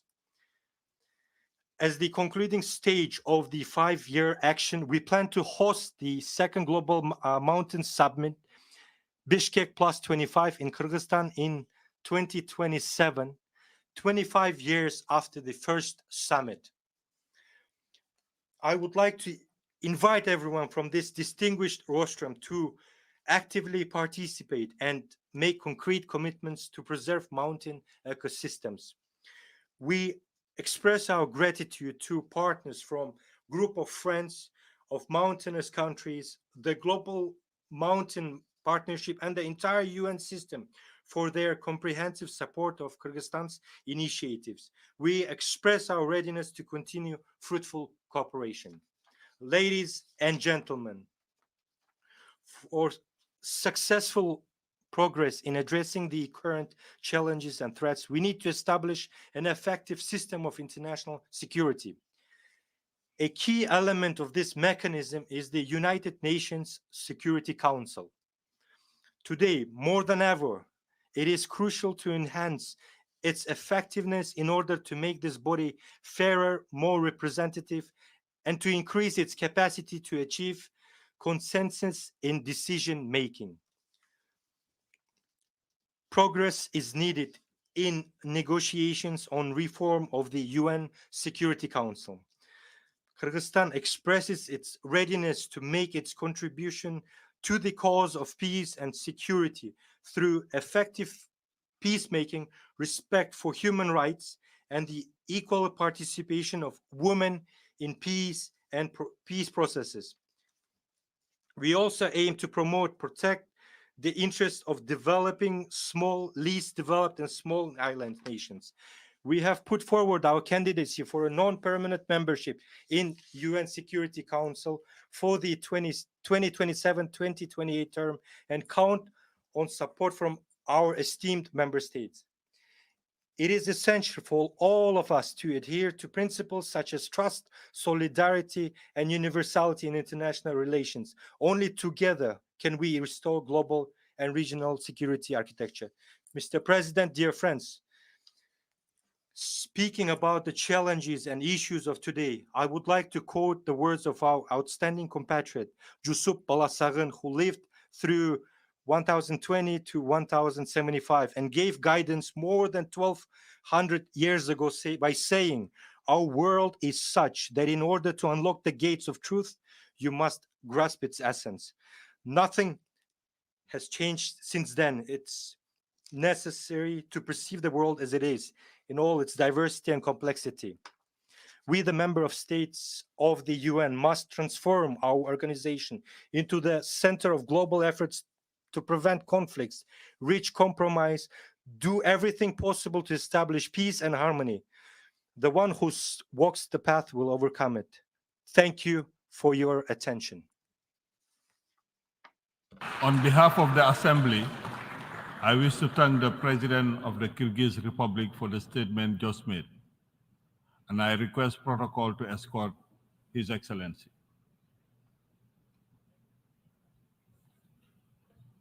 The Assembly will hear an address by His Excellency Santiago Peña Palacios, President of the Republic of Paraguay.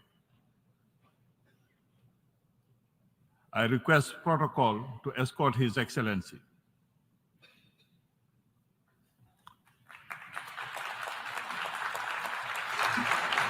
On behalf of the General Assembly, I have the honor to welcome His Excellency Santiago Peña Palacios, President of the Republic of Paraguay, and to invite him to address the Assembly.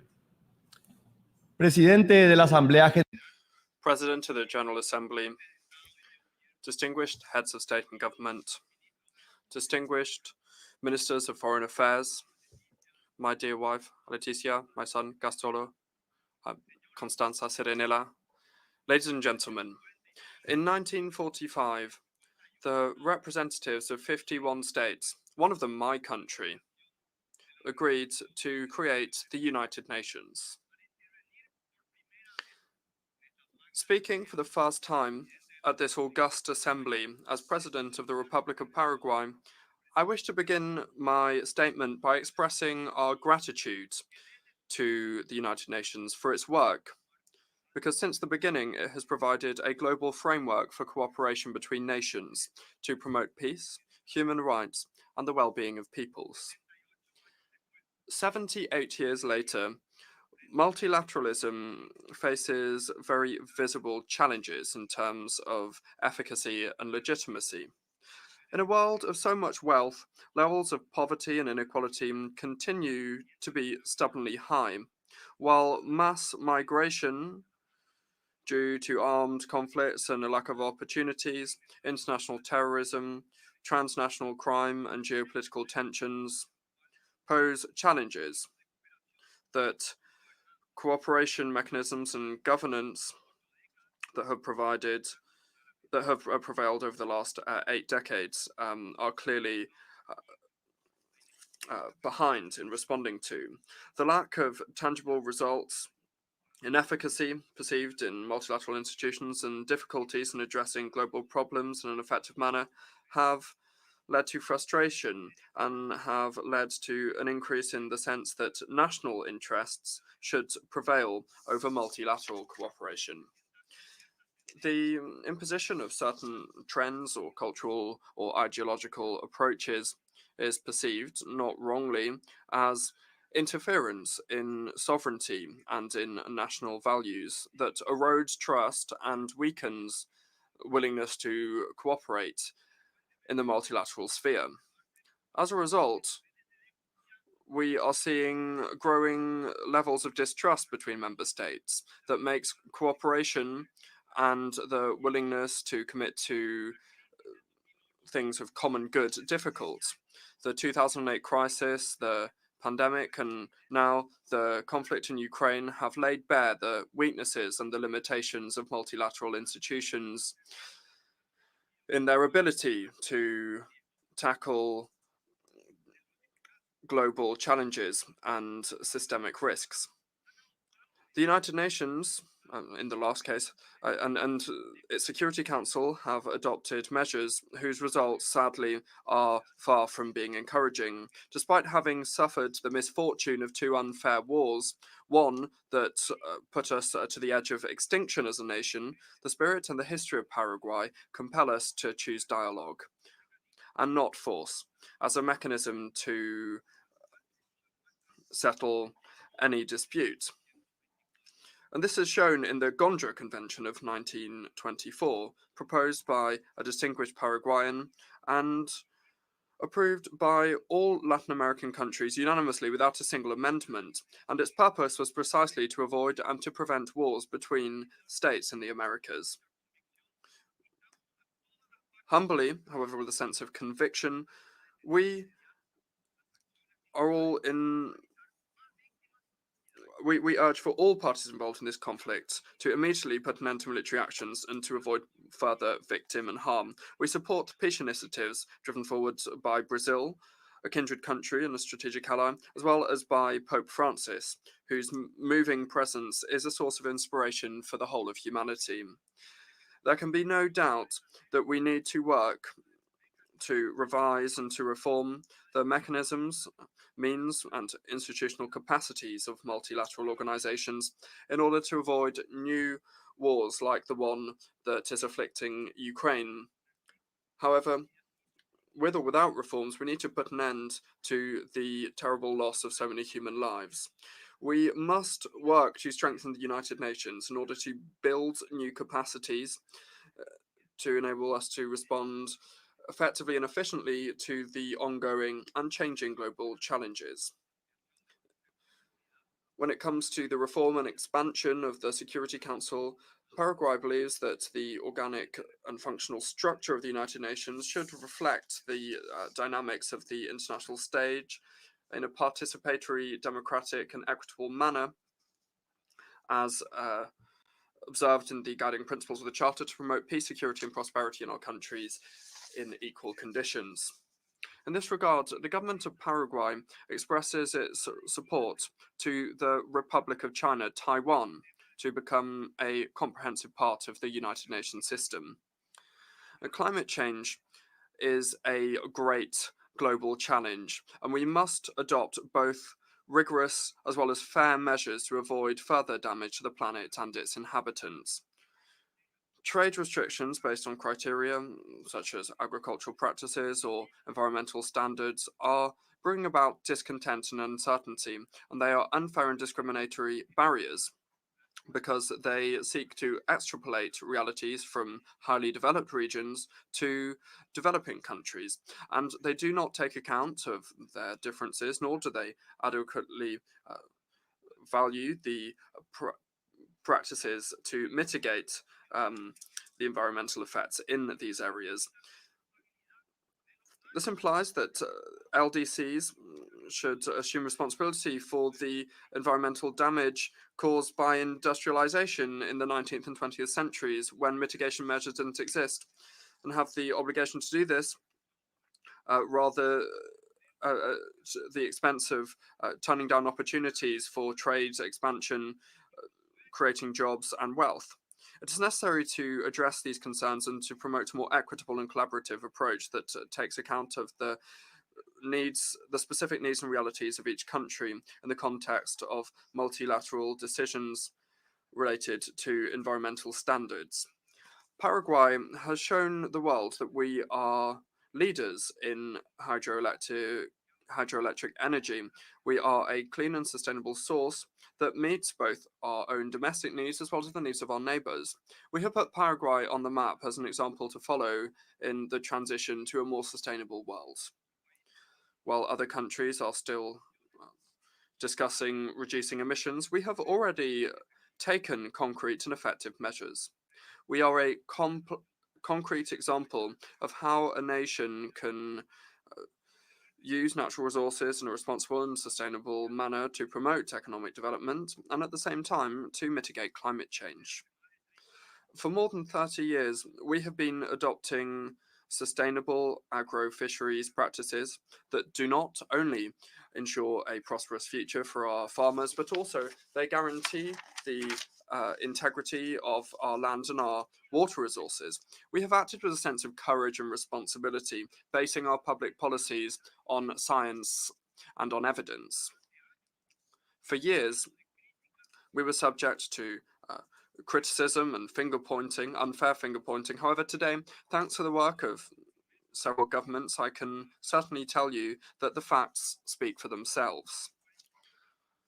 44% of Paraguayan territory has conserved its forests. 95% of the legumes and cereals sowed in Paraguay in 2022 are using sustainable technology such as direct sowing and crop rotation. And we've been free from deforestation since 2004 as a result of our zero deforestation policy. This data is a testament to the fact that it is possible to strike a balance between agricultural production and the conservation of our natural resources. And the Paraguayan countryside is ready to enter the most demanding international markets, respecting the principles of clean and sustainable production. However, we will not stop there. Paraguay is also committed to overhauling our natural ecosystems. We're promoting the reforestation and conservation of species, and we have undertaken the national participatory plan for forest restoration. We have also significantly reduced extreme poverty over the last 2 decades, showing that it is possible to protect our environment while prospering economically at the same time. Paraguay reaffirms its commitment to the values and to the central objectives of the United Nations. We understand our responsibilities. However, they are differentiated, and we are prepared to lead with example on the path to a more sustainable and equitable world. Today, we face 4 global challenges that are causing geopolitical tensions: access to water, food security, energy sufficiency, and the resilience of logistical chains. Because Paraguay is a power on these matters, we are called to be protagonists in the concert of nations. We have the largest global underwater reserves of fresh water, including the Guarani aquifer that we share with our neighbors. Paraguay is a global supplier of food, being one of the few countries in the world that is able to produce food for its population and for 100 million more people around the world. In hydroelectric energy, we are pioneers in regional electricity integration, and today we have decided to move towards even more efficiency and energy sustainability. Paraguay aspires to become the logistical center of the South American bi-ocean road corridor, which turns our geographical central location into an opportunity and strengthens our integration with neighboring countries and markets in the Pacific. This trade corridor will be a source of renovation and empowerment for Mercosur and the Alliance of the Pacific, promoting cooperation between both blocs. Further, thanks to the Paraguay-Paraná hydroway, this multimodal network will become the most competitive transporter of different products, facilitating the management of river transport. Without a doubt, this will give a fresh impulse to the process of South American integration and will transform the vision to resolve conflicts that may arise. Paragraph is determined to abandon the old image of an island surrounded by land, as described by the Cervantes laureate of Paraguay, Augusto Roa Bastos, and following our historic, geographical, and cultural vocation to become the center of South American integration. One of our main objectives is to contribute to improving regional integration. In this regard, the aquifers, the bi-ocean corridor, hydroelectric power stations, and navigation on our rivers are delicate processes of balance between integration and the sovereignty of our peoples. We are aware that the progress achieved towards integration, that progress has been achieved towards integration. However, we are far from being satisfied, and we are making progress with courage and determination. Latin America is the region of the world with the highest potential for development. However, we will only be able to develop this potential if we respect ourselves, working together and in harmony, and by respecting each other. Since the last century, the 20th century, we have been moving as a country into a process whereby we are building and strengthening our democratic institutions. This year, we renewed this in our country with a transparent electoral process with broad participation from our citizens, where the Paraguayan people expressed their will with a firm democratic vocation and vested their trust in the rule of law. Paraguay today is living through the longest period of democratic coexistence, with more than 35 uninterrupted years of the values of free, participatory, and pluralist democracy, convinced that there is no other acceptable system than being unshakable in upholding human rights and liberty. Paraguay, the country of the prose of Augusto Roa Bastos, the universal music of José Asunción Flores, and guitar with its dulcet tones and Nyanduti lace, Berta Roas. This country has a real rhythm that was born in the spirit of the Guarani language. Now, we call this thing Guarania, and it goes around the world. It's a great ambassador for us. My country values peace and sustainable development and integration between peoples, because we are a country that has been reborn from the ashes following a war of extermination that stunted the early development process of a nation that at the dawn of the Industrial Revolution had already developed one of the first interurban railways of South America. We had shipyards and iron foundries, but above all, we had great human capital and education. Then the massacre in 1870 that annihilated 90% of the male population of Paraguay.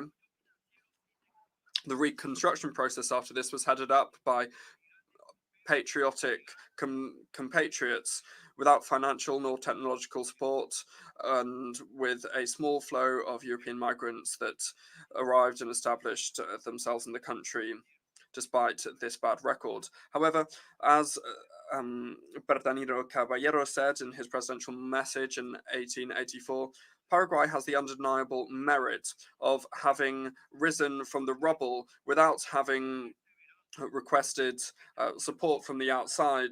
We have been steadfast in this, the virtue of the strong, and triumphed, being the maker of our own destiny.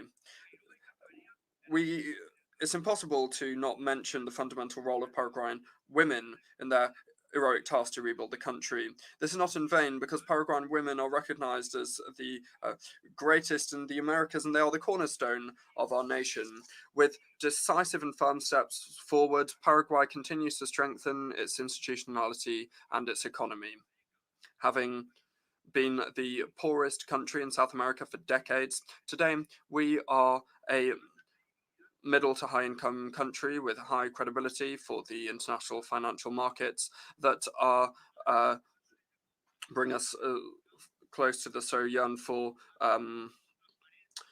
investment graduation with high standards for production, certified production in line with international standards, and transparency, especially in macroeconomic stability and fiscal discipline and monetary discipline, in an ongoing effort to improve public management. Dear friends of the international community, Paraguay is stood to attention and is ready to discharge its mission before history. Thus, we are talking about the rise of a giant. However, we are not saying this in an expansionist way or a grandiose way, but rather with a firm conviction of a proud people, proud of its roots and our heroic history, our courageousness, and the profound conviction of our destiny of greatness. Thank you very much. Thank the President of the Republic of Paraguay for the statement just made, and I request protocol to escort His Excellency. The Assembly will hear an address by Her Excellency Dina Ercilia Boluarte Zegara, President of the Republic of Peru. I request protocol to escort Her Excellency.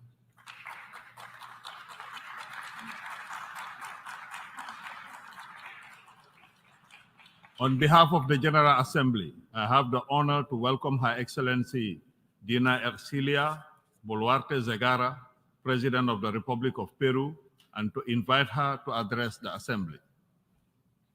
Señor Presidente de la Asamblea General de las Naciones Unidas. Distinguished President of the General Assembly of the United Nations, ladies and gentlemen, delegates from the nations of the world. I come from Peru, a country with a long history and vast cultural wealth, which has been the cradle of civilization on the American continent. and whose leadership I assumed with firmness and courage on December 7th, 2022, after a coup d'etat in the midst of a political and social crisis that we were able to overcome within the framework of our Constitution. Today, I have the honor of being the first constitutional female president of the Republic. As my country has existed for 201 years.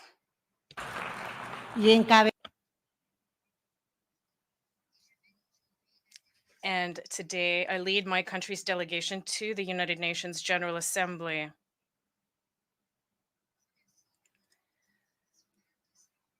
I am grateful to the international community for its recognition.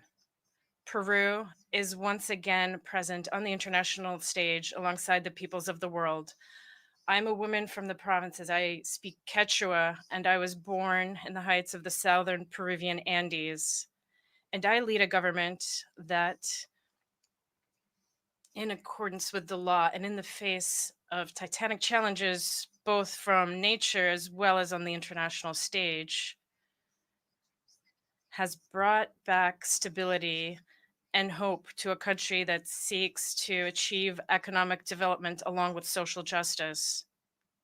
I would like to begin this message by paying a tribute to women, to girls, adolescents, and particularly to my sisters in Peru, a well-deserved tribute.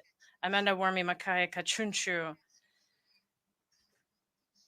This is what we say in Quechua, which in the rest of the world means no more violence against women. Mr. President, Peru is a country that respects democracy, the rule of law, human rights, and international law. For this reason, Peru actively promotes Latin American integration and is firmly committed to cooperation between countries. Peru promotes peace, and to achieve peace, it is necessary to implement the Charter of the United Nations and to uphold it in all circumstances. For this reason, Mr. President, we defend the principle of respect for the sovereignty, territorial integrity, and independence of all states. Mr. President, as a daughter of the southern Andean region of my country, I have known firsthand the suffering caused by poverty. That is why I'm fully aware that, as we reaffirmed in the political declaration adopted yesterday, eradicating poverty is the greatest challenge facing the world and constitutes an essential prerequisite for sustainable development. This is the main objective of my government, and it is why we are committed to the implementation of the Sustainable Development Goals of the 2030 Agenda. Today, in this forum, I wish to reaffirm Peru's voice so that the international community gives the highest priority to eradicating poverty. It is a commitment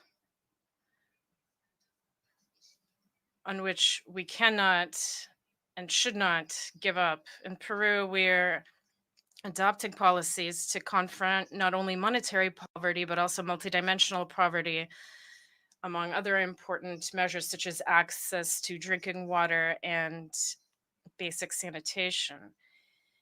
In the 9 months of my government's existence, we have unblocked more than 100 paralyzed projects in order to provide water to the sisters and brothers in my country. The crisis caused by the COVID-19 pandemic, climate change, growing geopolitical tensions, conflicts, and growing food prices are overwhelming our people, and they have slowed down our potential for growth and development.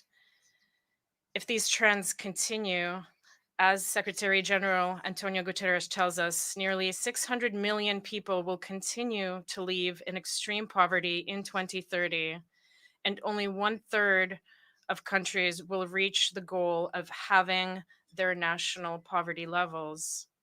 We cannot accept such a scenario, Mr. President. The time is now. Either we progress together or we all condemn ourselves to failure. United, we will achieve everything. Disunited, we will all lose. And this brings us to the next challenge. Our development agenda has the motto Manan Pitapas Kipapi Sekispa, which in Quechua means leaving no one behind. However, Mr. President, today, millions of human beings are displaced and on the move, sometimes literally carrying their families and their meager belongings in search of well-being or simply survival in the face of conflict, unemployment, and extreme poverty. The current situation of human mobility must prompt the international community to cooperate on the bilateral, regional, and multilateral levels. Peru has been making enormous efforts in this area, but it is only through international cooperation that we will be able to achieve safe, orderly, and regular migration. Mr. President, health, as we know, is not a problem for a handful of individuals. It is a collective issue. My country was one of the hardest hit by the COVID-19 pandemic, which took the lives of more than 200,000 of our fellow citizens, and which revealed the gaps and shortcomings of our health system. And this year, we have faced resurgencies of the dengue, measles, and polio epidemics, as well as an outbreak of Guillain-Barré syndrome. That is why my government is firmly committed to guaranteeing free and universal healthcare access to all without exception. To achieve this, we are in the process of expanding our national vaccination programs coverage. We are reinforcing health infrastructure and equipment. We have been able to achieve more than 1,900,000 children aged from 2 months to 5 years against polio and measles. And we continue to work tirelessly to unblock hospital projects that had been paralyzed due to apathy and corruption from prior governments. We have also made the prevention and treatment of cancer a national goal, and currently 20 out of Peru's 26 regions have at least one oncological service. It is possible to work and to achieve things as long as the political will is there. In these areas, international cooperation must ensure quality health products and services accessible to all, and especially for developing countries where the gaps are much wider. In Peru, it is with great concern that we observe the growing internationalization of criminal networks fueled by the corruption of past governments, which have undermined the credibility of institutions and democracy, and which are affecting the development and well-being of our citizens. That is why it is crucial to reinforce our common work. We cannot let our guard down against crime, organized crime, and drug trafficking. These problems affect us all, and we must all be part of the solution.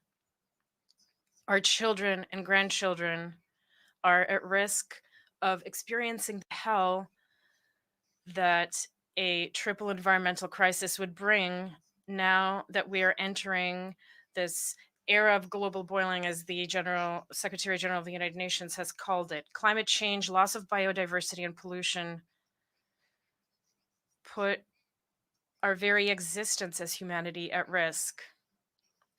Peru is facing these phenomena with a sense of urgency and determination.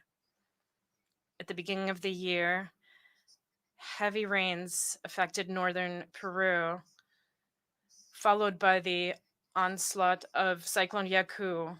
In the south, droughts have seriously harmed people, agriculture, and livestock, on top of recurring anomalous waves in the Pacific, which prevent the regular operations of our fishing ports.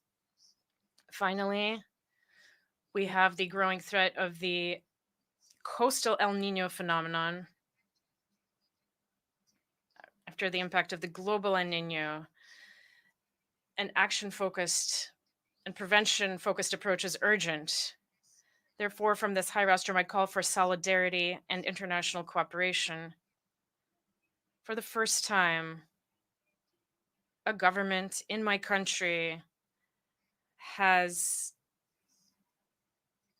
undertaken a major campaign against the global El Nino phenomenon with an investment of 4 billion soles, that is to say more than $1 billion. We have also joined the early alerts for all initiative presented by the Secretary General, so that by the end of 2027, all the inhabitants of the planet can be protected against meteorological phenomenon. This, ladies and gentlemen, will help save many lives. In addition, Mr. President, allow me to make a proposal for a compact, a commitment to international cooperation and action in order to immediately address the impact of meteorological phenomena such as El Nino, a pact based on solidarity, resilience, and interdependence. Today, it is Peru that is facing El Nino. Tomorrow,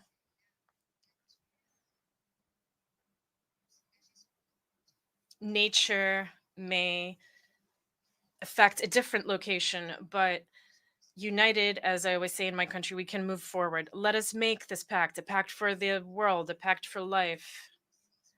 Developing countries have made progress in reducing carbon emissions, but we continue to be the most affected by climate disasters.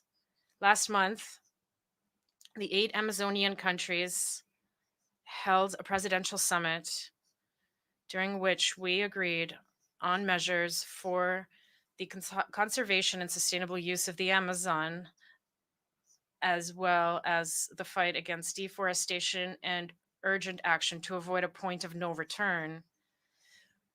Peru presented its vision of an Amazon with a human face. With a human face because the Amazon, which constitutes 61% of Peru's territory, is not just a sanctuary occupied solely by nature. It is in fact home to 5 million Peruvians. It is still possible to limit the increase in global temperature to within 1.5 degrees Celsius, as we agreed in the Paris Agreement. But to do this, bold actions will be necessary. This implies that developed countries not only adopt more ambitious emissions reduction goals, but also that they honor their commitments in terms of technology transfer and climate financing. Today, more than ever, it is urgent to mobilize the $100 billion annually for climate action in developing countries, in accordance with the commitment that was made. It is also crucial to establish the loss and damage fund as agreed upon at the last conference of the parties.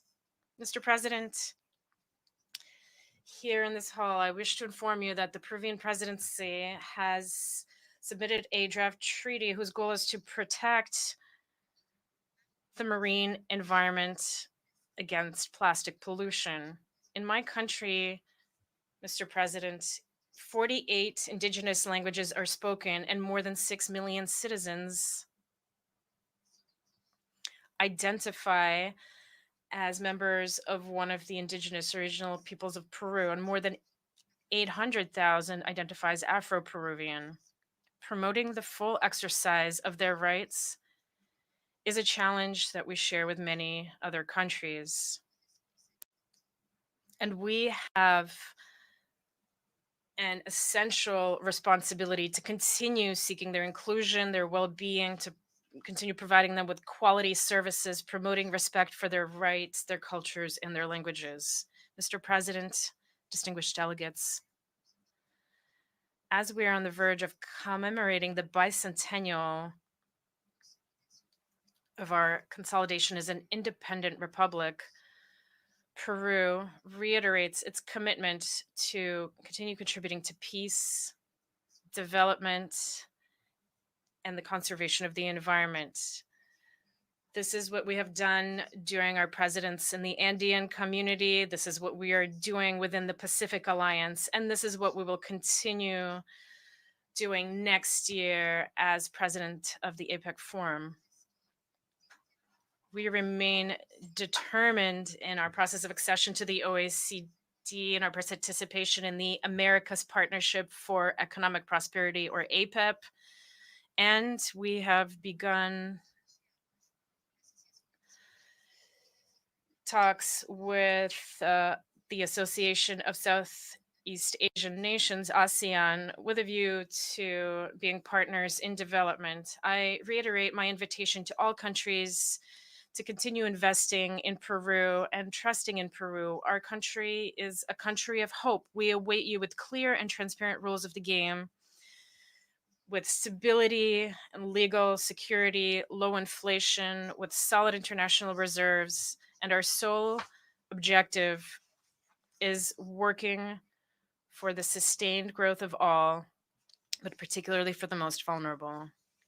Mr. President, the government of Peru, faithful to its commitment to the United Nations and in line with its Republican tradition, joins with firmness and determination the global goal to strengthen the fight against climate change, to defend peace, democracy, full respect for human rights, international law, sustainable development, and the prosperity to which our people aspire, as it is what is just.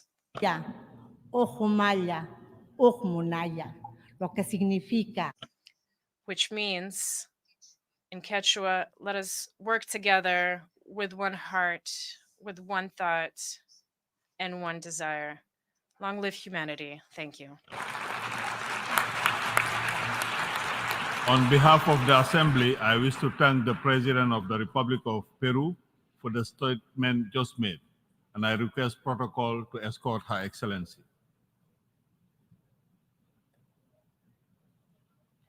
The Assembly will hear an address by His Excellency Felipe Jacinto Nyusi, President of the Republic of Mozambique. I request protocol to escort His Excellency.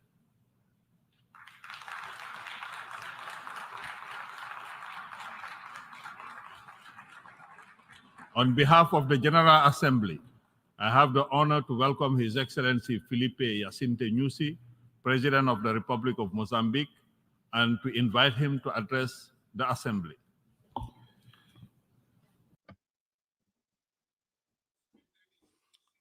Mr. Dennis Francis, Chairperson of the session of the General Assembly of the United Nations, Engineer Antonio Guterres, Secretary General of the United Nations, heads of states and government, distinguished representatives of member states, esteemed leaders of the system of the United Nations Organization, distinguished invited guests, Excellencies.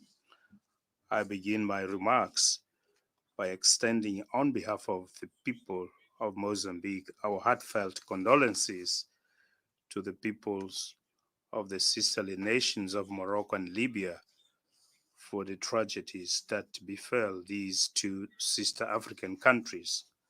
I take this opportunity to reiterate the Mozambican people and government's gratitude for the unanimous vote for the election of Mozambique As a non-permanent member of the United Nations Security Council, our participation at the Security Council has enabled us to share our experience in peace building and national reconciliation, thus contributing towards fostering international peace and security.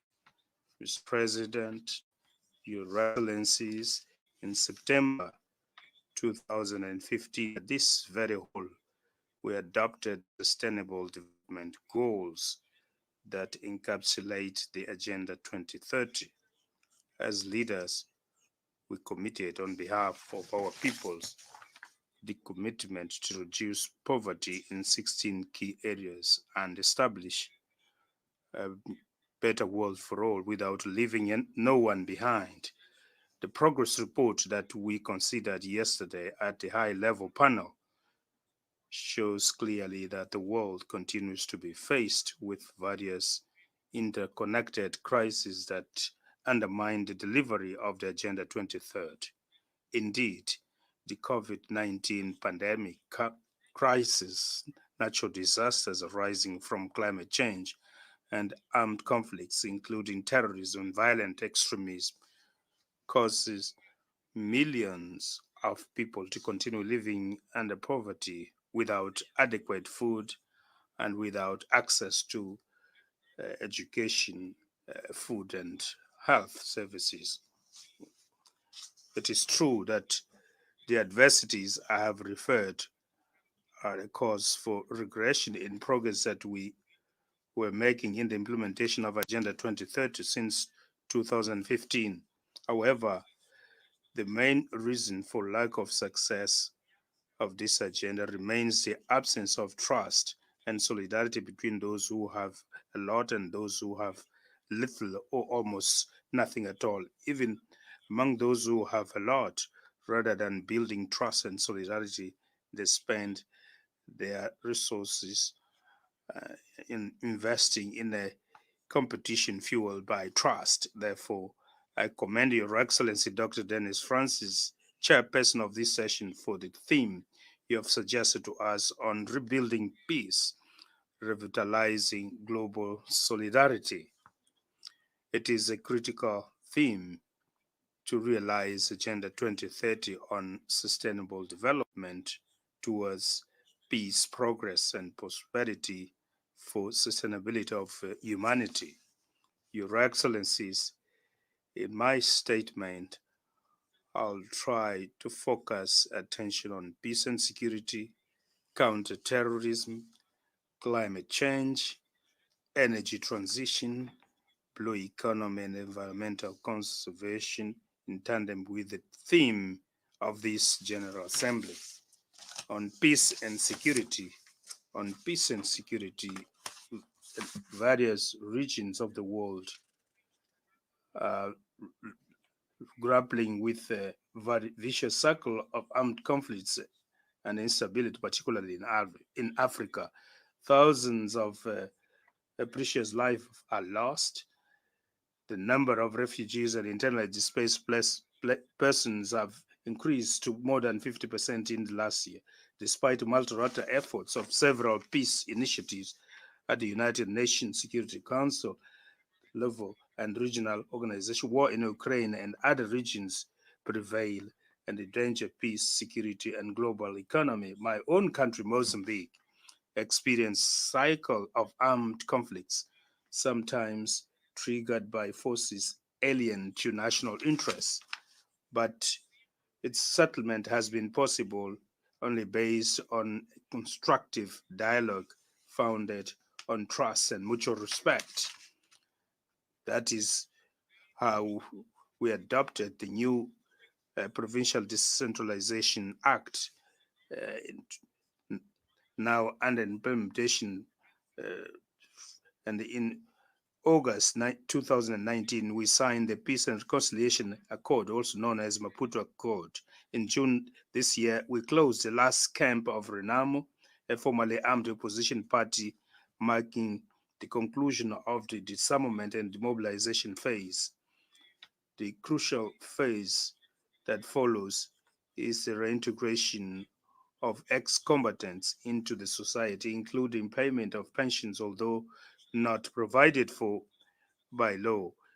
I would like to express our gratitude as this process counts on the support of the United Nations and other multilateral and bilateral partners. Terrorists, Excellencies, while we seek to close one chapter of the peace and national reconciliation process, Mozambique is confronted by the nefarious phenomenon of terrorism, particularly in Cabo Delgado province in the north of the country. In March this year, during Mozambique's rotational chairpersonship of the Security Council, we had the opportunity to share at length our experience of countering terrorism. On one hand, our strategy focuses on strengthening combat operations by the Mozambican Defense and Security Forces with an initial support of the Rwandan contingent and SADC multilateral force, also named SAMIM.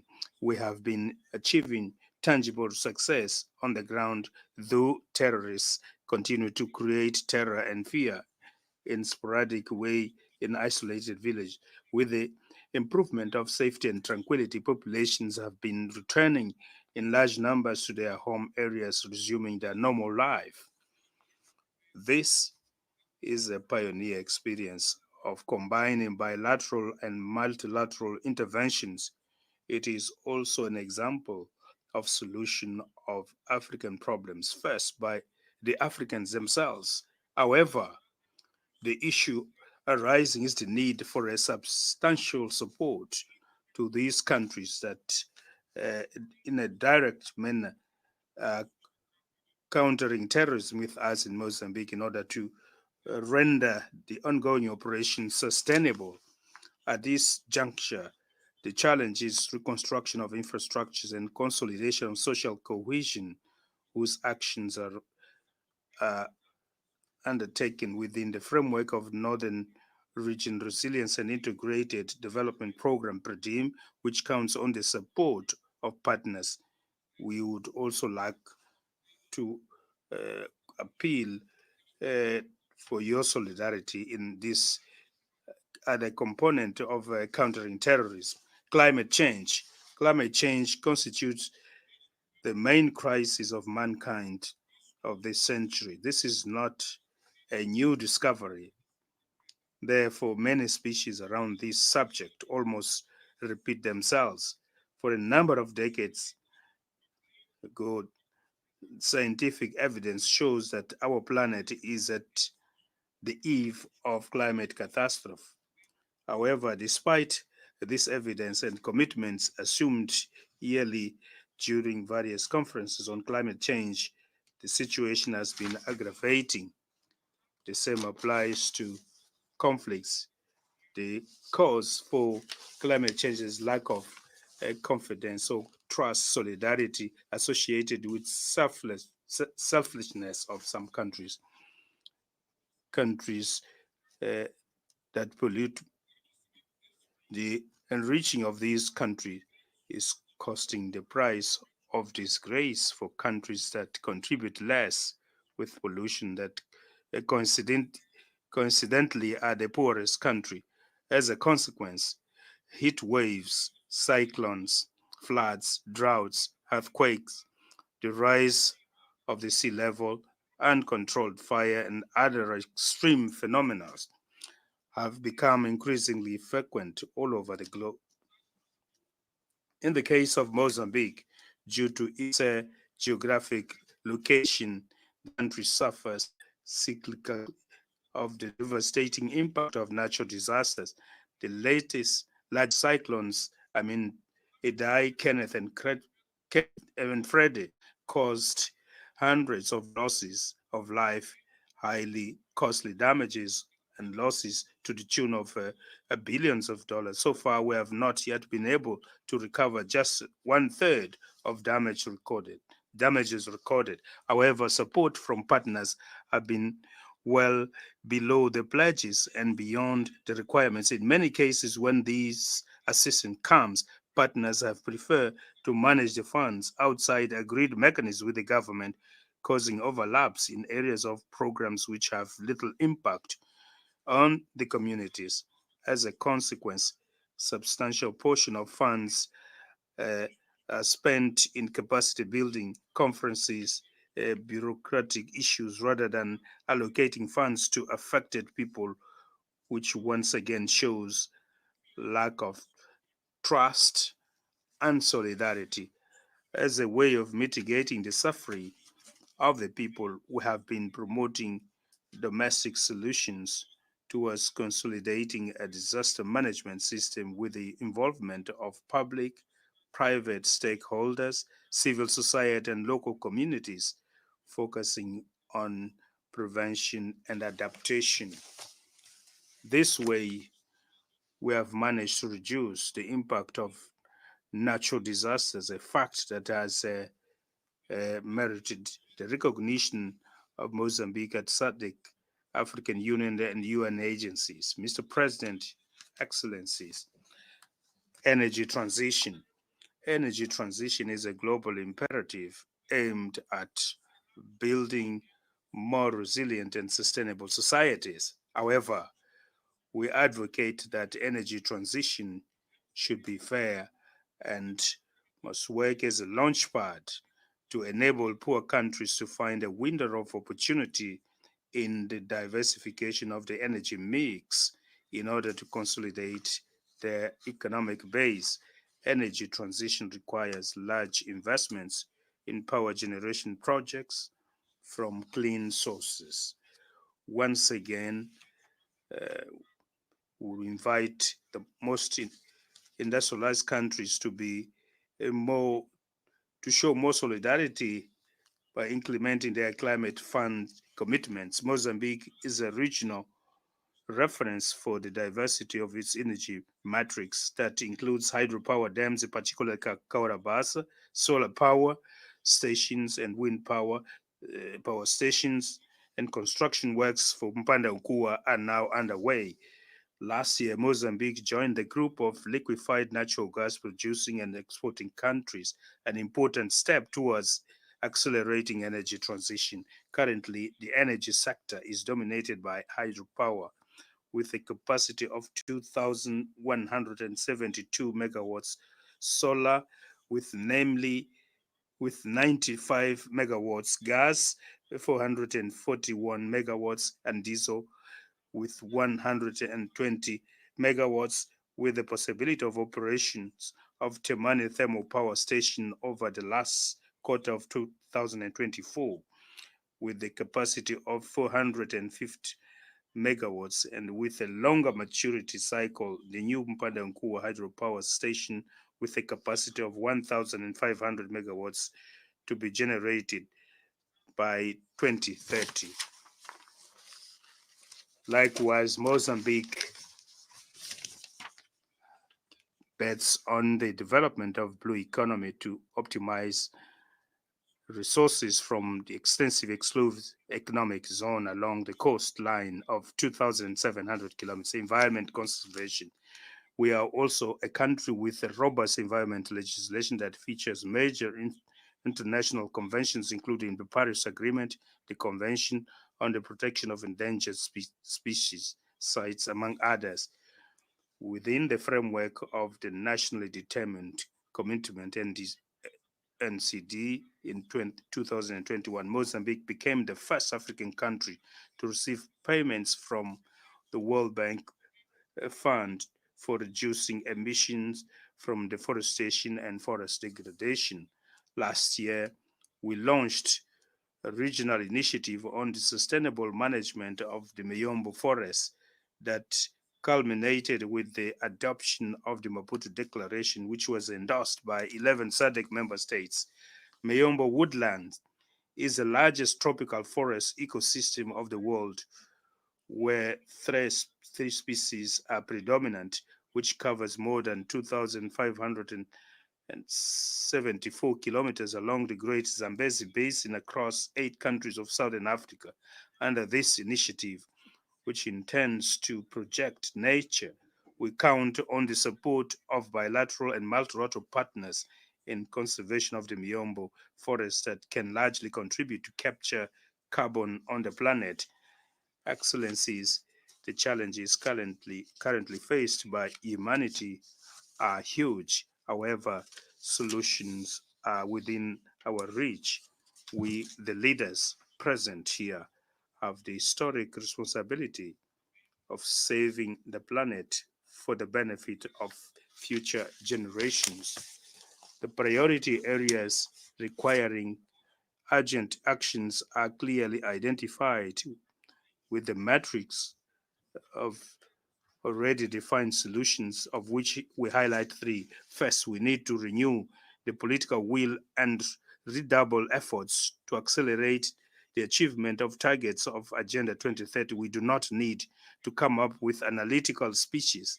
The most important is action by all of us with vigor and using available resources. Secondly, we have to intensify integrated policies with concrete actions to eradicate poverty, reduce inequality, preserve nature by empowering women, the youth, and other vulnerable groups. Thirdly, we must strengthen international partnership and multilateralism, taking the United Nations system as a basis. However, 78 years later, the world has experienced profound transformation that require deep reforms.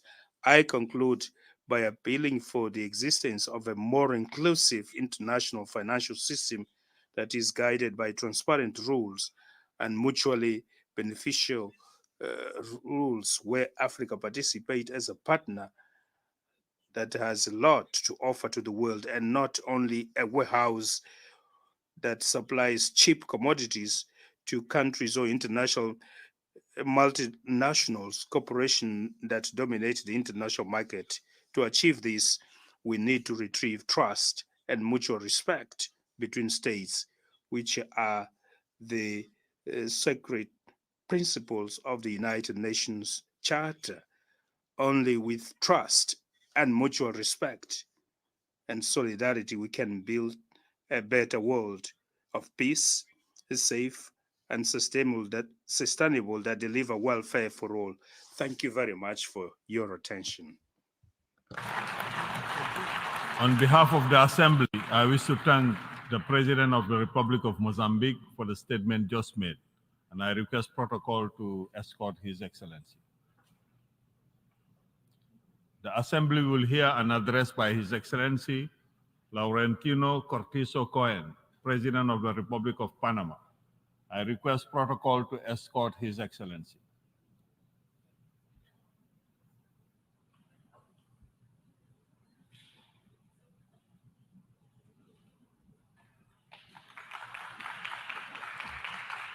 On behalf of the General Assembly, I have the honor to welcome His Excellency Laurentino Cortizo Cohen, President of the Republic of Panama, and to invite him to address the Assembly.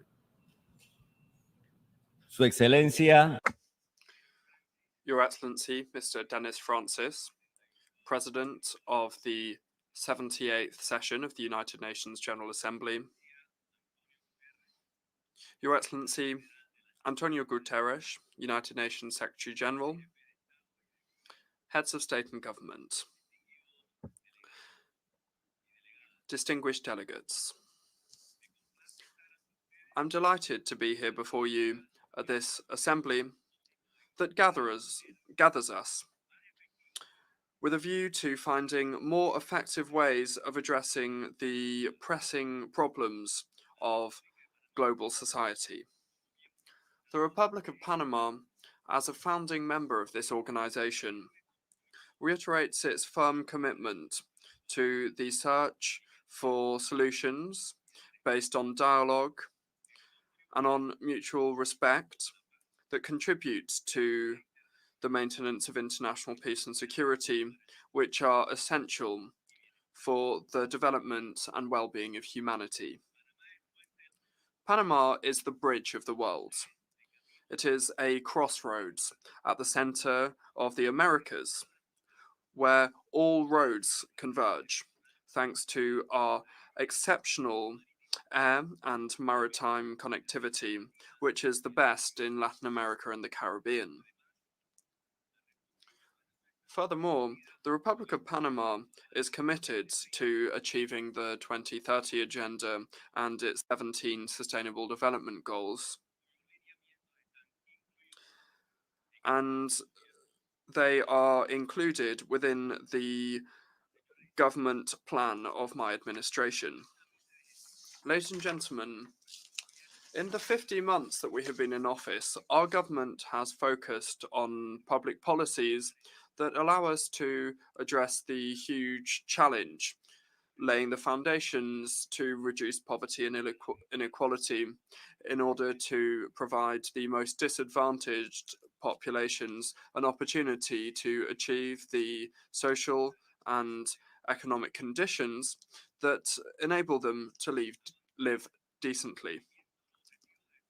Making headway in achieving the Sustainable Development Goals is an inescapable responsibility that compels us to pay attention to the cause and effect relationship between them.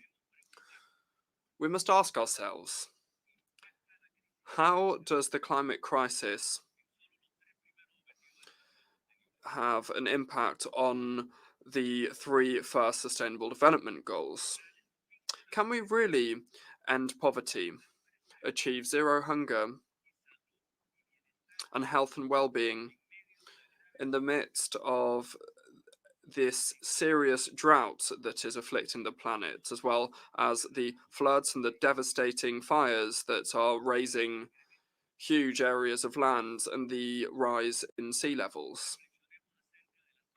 Let us think about the conclusions of the IPCC report that warns us of an escalation of changes to the climate system, unprecedented escalations that are leading us to extreme situations that have pose a grave threat to the survival of life on Earth. The climate crisis is a ticking time bomb, and time is running out for all of us. Ladies and gentlemen, the commitment of Panama to human existence is something that has been shown and demonstrated with the decisions that we have made and the consequential actions that we have engaged in. We are a country with huge water resources. Our coasts are bathed by 2 huge oceans, and this makes us particularly aware of the importance of water for our population and for life on Earth. Panama has made extraordinary efforts to preserve our seas, achieving the goal of 30% protected 9 years before 2030, and we have even increased it to 54% this year. Panama, and this is not rhetoric, but rather we have done this with facts, with actions, has become a blue leader. And I can also tell you that Panama is one of the 7 countries in the world that has been declared to be carbon negative. Ladies and gentlemen, in Panama, we have established a carbon footprint reduction program with a national green hydrogen and derivatives strategy. Furthermore, since we have been in office in Panama, we have brought in an ambitious energy transition agenda, with the goal being to find and to develop accessible energy that is not polluting in order to reduce our greenhouse gas emissions by at least 24% for 2050. Panama is one of the 15 countries in the world that is most exposed to climate risks and natural risks. In fact, we have already seen in our country the first case of climate displacement when we had to relocate the population of the Karti Sugdub Island due to rising sea levels. Ladies and gentlemen, I wish to reaffirm on behalf of the Republic of Panama that the Panamanian people successfully rose to the task of the Panama Canal operation in 1999, and we increased its capacity in 2016. I wish to express to the nations of the world that Panama is committed to continuing to operate the canal in a safe, efficient, reliable, and competitive manner, as we have done so far. And we have done this very well. Ladies and gentlemen, Panama, as a country that makes effective contributions to environmental protection, asks the most polluting countries here at this General Assembly to respect the commitments made to reduce greenhouse gas emissions. We have also seen on repeated occasions at the General Assembly and at the meetings of the Conference of the Parties, the COPs, the United Nations COPs, that countries commit to making changes that later are not delivered. Ladies and gentlemen,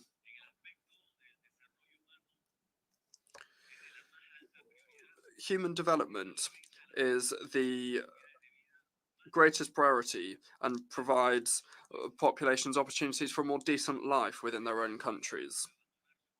That way, they wouldn't have to abandon their countries and embark on irregular emigration, exposing themselves to human rights violations and often losing their own lives. In this regard, the problem of irregular migration must be addressed multilaterally, with a focus on the respect for human rights and under the principles of solidarity and shared responsibility, with the aspiration being to safeguard the integrity of human life in a safe and orderly manner. Panama is working actively